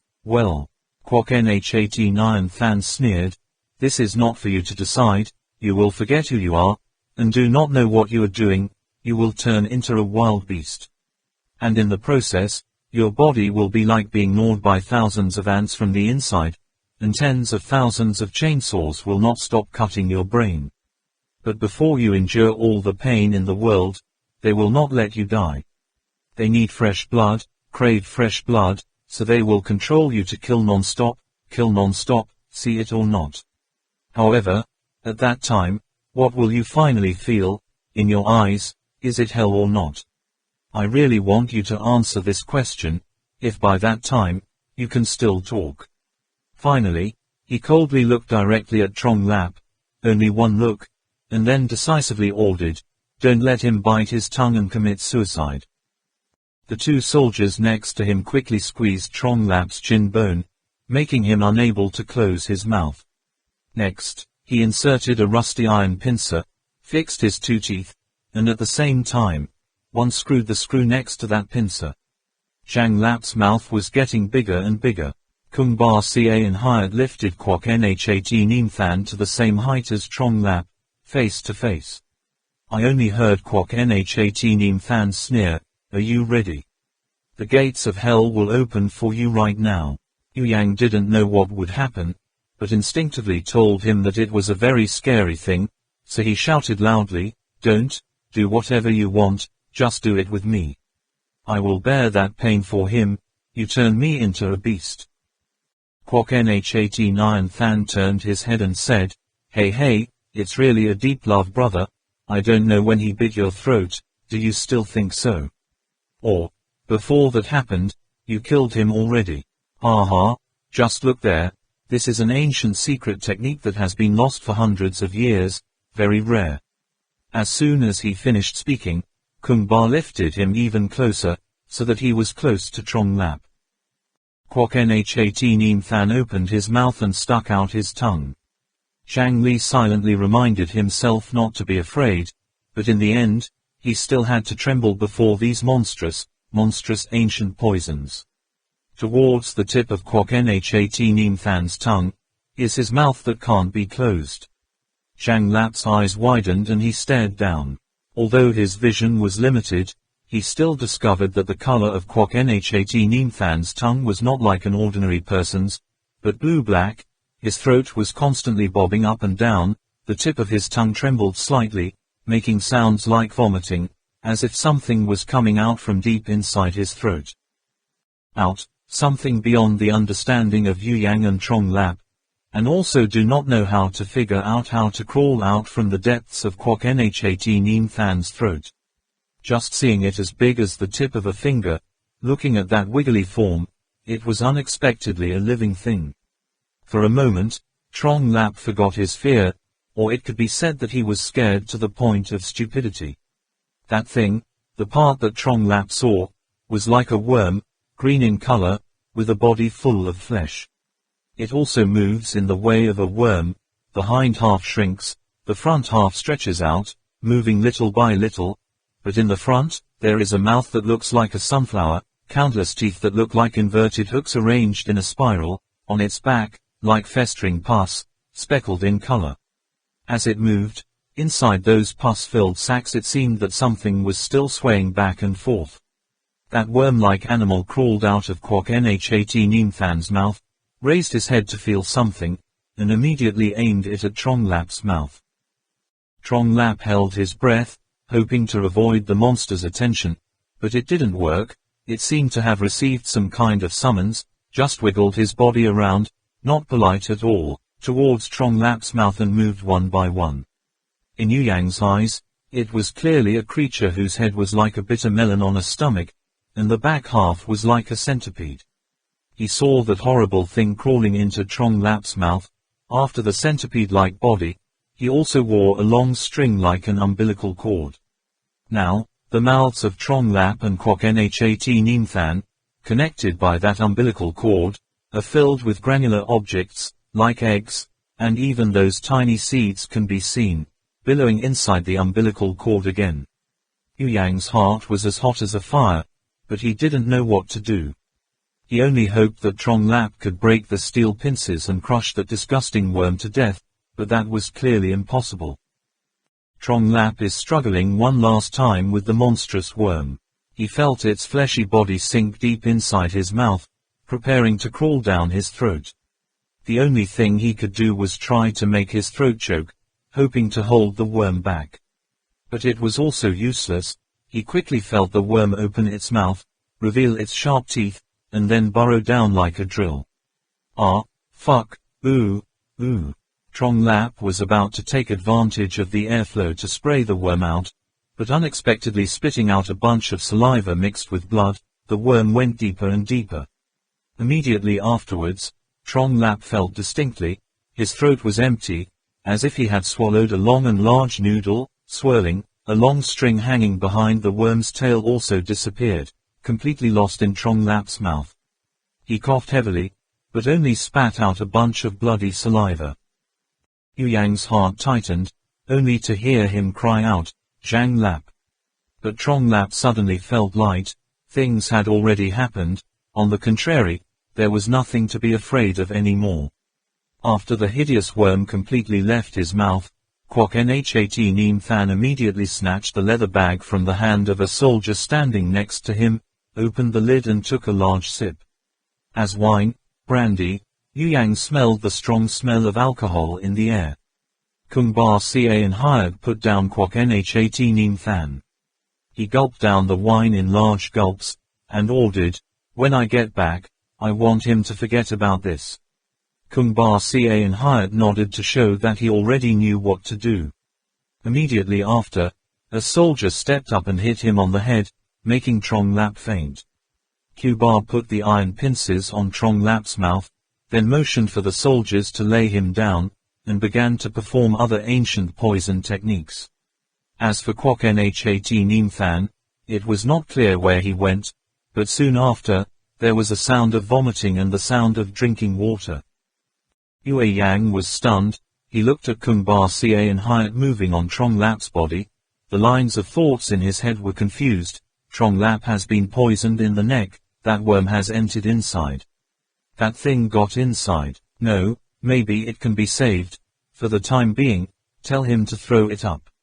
Thinking of this, Yu Yang immediately shouted, Zhang Lap, Trong Lap. After only 2 hours of calling, Kung Ba glared at him and said, shut up.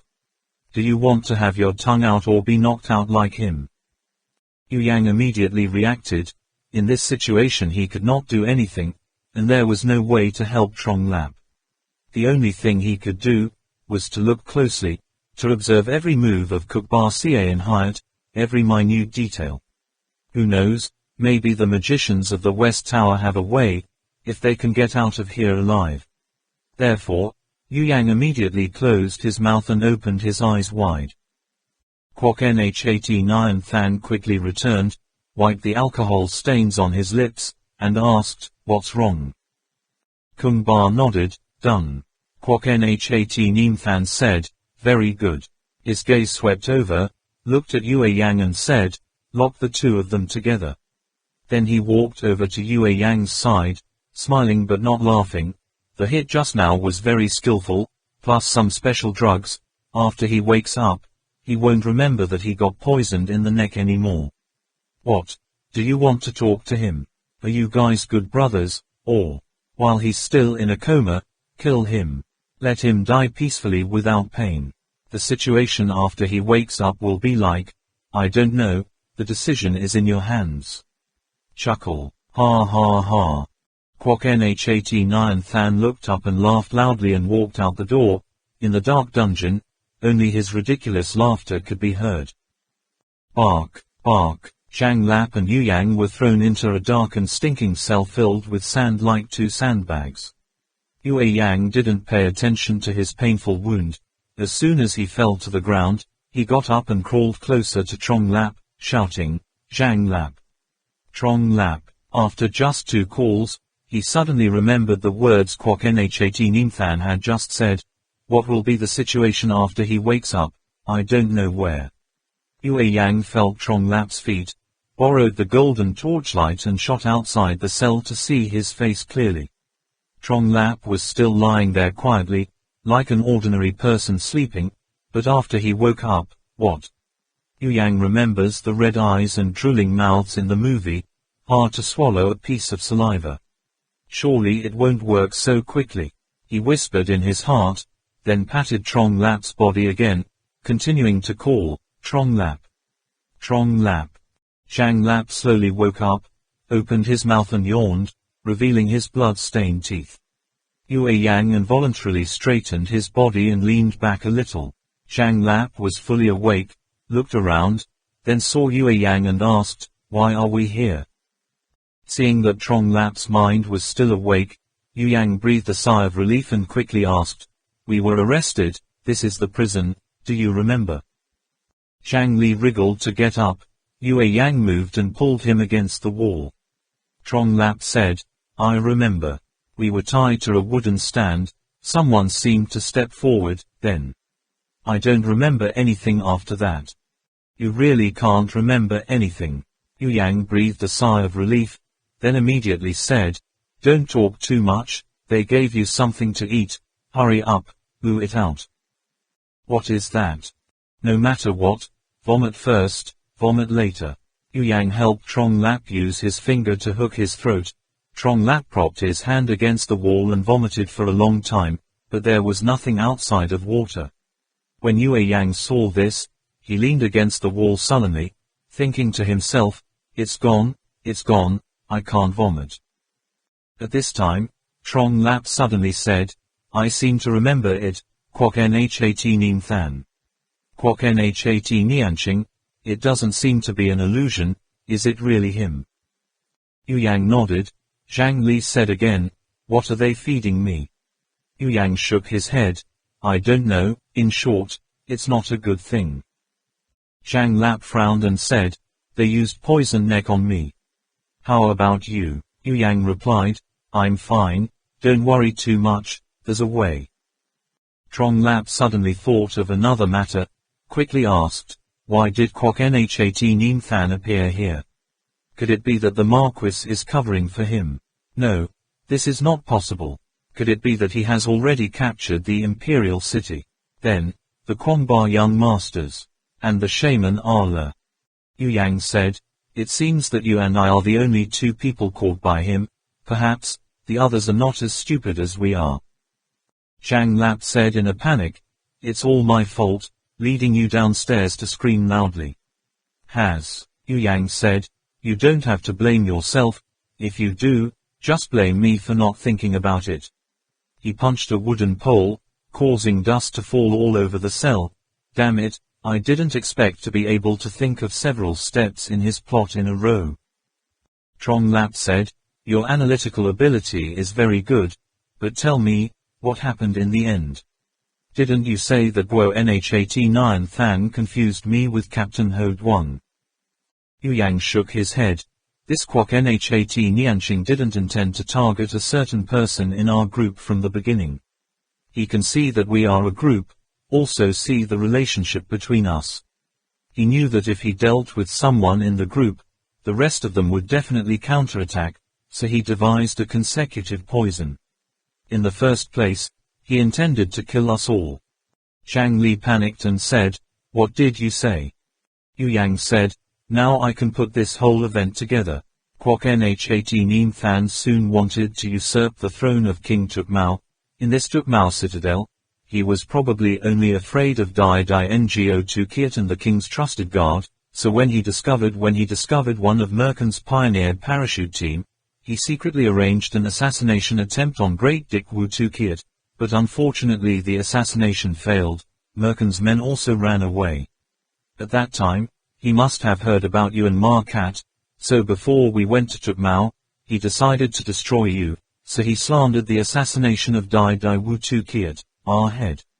However, at that time, he still did not have the full power of life and death in his hands, so he could only lock us in. Fortunately, the shaman Allah escaped, the new Queen Mother was not spoken to." Kwok Nhat Than's side makes me completely mesmerized. The name Kwok Nhat Than saw an unsuccessful plan, again devised another plan, taking advantage of the treatment of the princess's eye disease and detoxifying the young master Kwong Ba to stab the rice with rice, causing conflict. But it's also a pity for him, we didn't win the plan, and at the same time, the shaman Allah also guessed, that Kuei Ba Daidawu is the West Tower mage, we accept his conditions. At that time, Kwok Nhat Than immediately prepared for two possibilities. One is that we invite Kuei Ba Dai to come to the Mother of God. Second, we can't invite him. On the one hand, he sent people to covertly hinder our journey. On the other hand, he informed his inner circle in Yaka, so that we could not contact Kuei Ba Dai after this series of actions. When he failed, he decided to take the poison with Captain Hu Duang or Min Min. "Wait a minute," said Zhang Lap, "you mean, he didn't intend to let the hostages live in the first place?"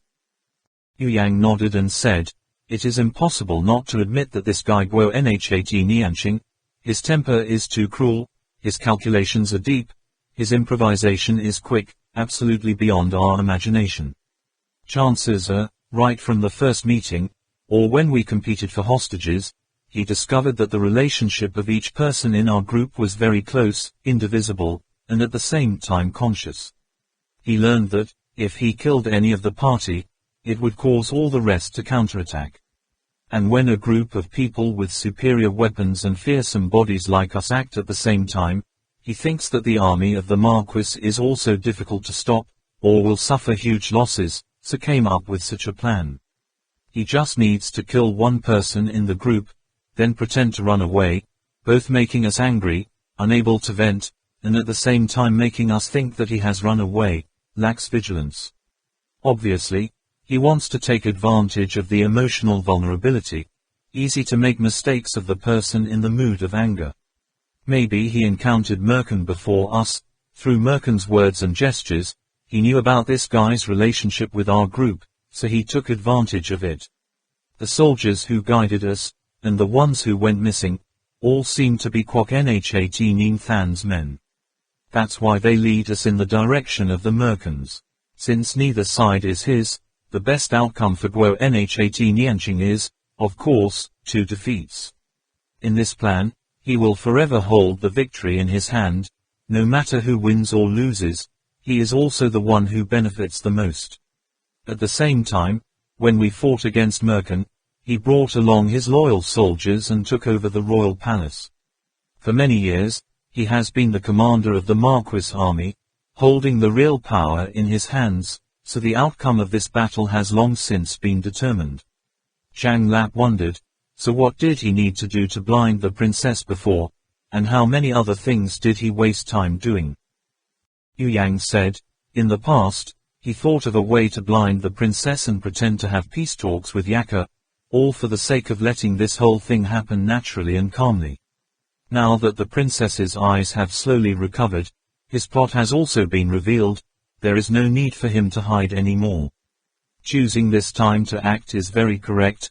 One is because the Marquis mother has not yet rearranged the defense, secondly because we are angry chasing Merkin. If we win, we will also suffer heavy losses, at that time, can only return to the nearest safe place, which is also the Marquis mother, as well as his will. Trong Lap said, how did he know that Merkin was coming? Yu Yang shook his head, he can't know, maybe it's a coincidence. That's why I said that the name Guo Nhat Nianqing is scary, only happened to meet once, but he came up with a wicked plan, so well done. His ability to observe and analyze, especially his ability to judge the human heart, is one level above mine. If Merkin doesn't come, I believe he's prepared an equally perfect plan for us. In short, from the beginning to the end, he always grasped the whole situation, plotted so that we couldn't think of what he wanted in the end. When we thought about that point, it was all too late. Zhang Lap sighed and said, this dwarf is really too scary. I feel so worried about young Master Kwong Ba. Yu Yang also doubtfully said, in theory, we should be the ones to come back the latest, right? Where did the group of young Master Kwong Ba and the magician Ala go? Good for the majority. Track Mok Kwong Ba was still running, thanks to the direction of the West Tower shaman. They had several times avoided the miserable situation, several times fell into the encirclement of the Lumo people, and then rushed out several times. Lu Kan Nam's hands were full of blood, she couldn't count how many Lumos she had killed. The pursuers chasing behind gradually lessened, but they understood very well, now we are a long way from Tuk Mau. By the time the cry of the Lumo people could no longer be heard, it was already dawn. The three of them were clinging to a large tree, panting for strength, but still could not completely relax. This place was still there, is the jungle. Unlike the others Trong Lap and Yu Yang, Trak Mok Kwong Ba, the magician Thap Te and Lu Kan Nam ran all night, and finally abandoned the Lumos. Trak Mok Kwong Ba adjusted the knob on the eyeglasses, but the distance was too far. They were out of the communication range of this device for a long time. He turned to Lu Kan Nam and asked, where are we now? Lu Kan Nam shook his head and said, I don't know, maybe we should have reached the ruins on the cliff. The muck relic on the middle of the cliff is where they clashed with the Taimi for the second time. This place is located between Tuk Mau and Kong Nhat Lap village, and is also the nest of giant birds. The West Tower mage looked at the two tired faces and said, you two rest for a while, let me keep an eye on you. Impossible, Duo Mok Kwong Ba said. This place is still the territory of the Lumo people, it's too dangerous to do so. The West Tower mage said, so what do you mean? Lu Kan Nam understood, replied on behalf of Trak Mok Kwong Ba, you want to go to the ruins. Duo Mok Kwong Ba nodded, yes, Lumo and the others can't get up, and the cliff has been blown up by bombs. The giant birds won't go anywhere. Once we get there, we can rest. Quote, he paused for a moment, then continued, I wonder how the Araha magicians are doing. Lu Kan Nam smiled, don't worry, they will be fine, now they should have safely reached the Mother of God. Trak Mok Kwong Ba straightened his body and looked at Tuk Mau, I hope so. Lu Kan Nam also stood up with him, saying, let's go. For the time being, our bodies can still hold out. She knew, once stopped, a person's mental and physical strength would drain extremely quickly. The West Tower shaman praised, I rarely meet a young person with such a good spirit. Trak Mok Kwong Ba carried him on his back, smiling. It's been a long time since anyone called him a young man. Lu Kan Nam also smiled. The two people shot hooks, continued to find their way in the jungle. Not far away, Lu Kan Nam slowed down, observing the surrounding environment. Trak Mok Kwong Ba thought that her physical strength could not stand it, so she asked, "Can you still try?" Lu Kan Nam asked him back, "Have you seen around? Does it feel familiar?" "Really?" Trak Mok Kwong Ba rolled his eyes to observe.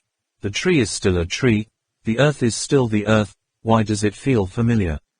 He shook his head and replied, "I don't get it." Lu Kan Nam seemed to have discovered something, saying, "Follow me." About 200 meters away, she pointed forward and said, "If I remember correctly, go up this small slope, there will be a river below." When climbing to the top of the slope, indeed below is a large river flowing, and on the other side of the river, a mountain like a giant peak appears in front of our eyes. Trong Lap exclaimed in surprise, "Kong Nhat Lap. We have already run back to Kong Nhat Lap." Entering the village, Ma Kat was nowhere to be found, must have gone to take care of the patients. Someone from the village enthusiastically ran to tell her the news. Emperor and Kat Mau also visited them. Shaman Thapte said, both Trak Mok Kwong Ba and the others were very tired. He would answer the villagers' questions, let them rest. Back in the familiar small house, the feeling of exhaustion finally flared up uncontrollably. Trak Mok Kwong Ba just wanted to lie down and sleep, suddenly remembered something, got up again, hoping that Kong Nhat Lap village could send someone to Tuk Mau to see how, if the rest of the group could be found, message them, "I have safely arrived at Kong Nhat Lap, don't worry." After that, he looked at Lu Kan Nam, who had fallen asleep for a while, and quickly fell into a deep sleep. The area near Japanese Falls. Merkin, Saws, Max ran out one after another, each with their clothes tattered, their faces covered with blood. Just listen to Merkin grumbling, "If you're not sure what's going to happen in the future, absolutely don't do this dangerous experiment. We almost got killed by your experiment."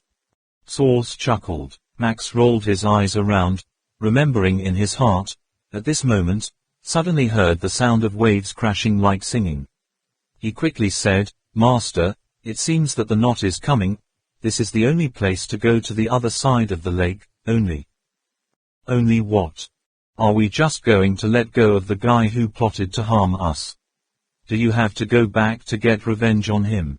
Max again revealed a gaping appearance, tongue sticking out slightly, eyes widening, nodding rapidly.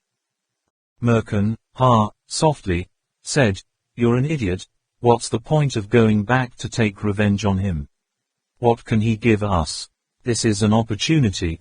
Do you understand? That dwarf will keep Trak Mok Kwong Ba and the others, and what we want to find is the temple of Bak Bala. Silver Bala Temple, do you understand?" In the cell, Yu Yang and Zhang Li talked all night. Zhang Li quickly fell asleep. Yue Yang counted his pulse, couldn't remember 26,000 or 7,000, and then fell asleep. When he woke up again, he only saw that there was no one in the prison. The lights and torches were all out, the columns of light shone through the small holes in the wall, the surroundings were dim and illusory, the ground was dirty, extremely. Yue Yang patted his heavy head, like a stone, and staggered to his feet. "You're awake, young man." In the next cell, an old voice spoke. Yu Yang startled. "Who is it?" The old voice said again, "You are the one who was with Trak Mok Kwong Ba, right?" Yue Yang ran to the side of the beam and looked over, only to see an old man with messy white hair covering his face, his whole body covered in blood, nailed to a cross-shaped wooden stand, 10 fingers spread out, nails medium black, long, a pair of iron hooks like pork hooks pierced his shoulder blades. A pillar of light slowly inched towards the back of the old man's hand. Then Yue Yang could clearly see that the black and long thing was not a fingernail, but 10 cassava nails nailed from the tip of the finger to the bone. Looking at the old man who was even more miserable than him, Yue Yang was dumbfounded, and for a moment couldn't think of who it was. The old man turned his head slightly and said, "Only you. Where is Trak Mok Kwong Ba? Did you run away already?" Yue Yang was startled. It turned out that the old man's two eye sockets were deep, bleeding inside, and when he talked, his mouth was also full of fresh blood. He had his eyes gouged out, and even his teeth were pulled out, one by one. At this time, the tattoo on the old man's face reminded Yu Yang, and he exclaimed, "Dai Dai Wu. You are the great Dick Wu Tu Kiat." Dai Dai Wu Tu Kiat showed a comforting smile, affirming that this young man who had only met once had recognized him. Yue Yang's body was cold, and he quickly asked, "Who did this?" "Kwok Nhat Nim Than. Is he your disciple? How could he do that?" Dai Dai Wu Tu Kiat said slowly, "That child is an extremely outstanding politician. It understands the principle very well. If it is not a friend, it is an enemy. For the enemy must be decisive, therefore, it has never been soft-hearted." Yu Yang said, "If it's an enemy, just kill it. Why is he still treating you like this? Does he want to take something from you?" Dai Dai Wu Tu Kiat said, "You are very smart, your thinking is also very sharp, which reminds me of Kwok Nhat Nim Than when he was a child. That's right, he used torture on me, wanting to know where Ca County Bark Dang is. Besides, using cruel torture against the biggest enemy, me, must have been something he wanted to do for a long time." "Gama County Bark Dang?" Yu Yang asked suspiciously. Dai Dai Wu Tu Kiat explained, "Gama County Bark Dang is the name of Tuk Mau Vuong. He took Princess and Cat Mau and fled." Yu Yang also found some consolation. Whatever is threatening to Kwok Nhat Nim Than, he feels good. Then he asked again, "Why does he consider you his greatest enemy?"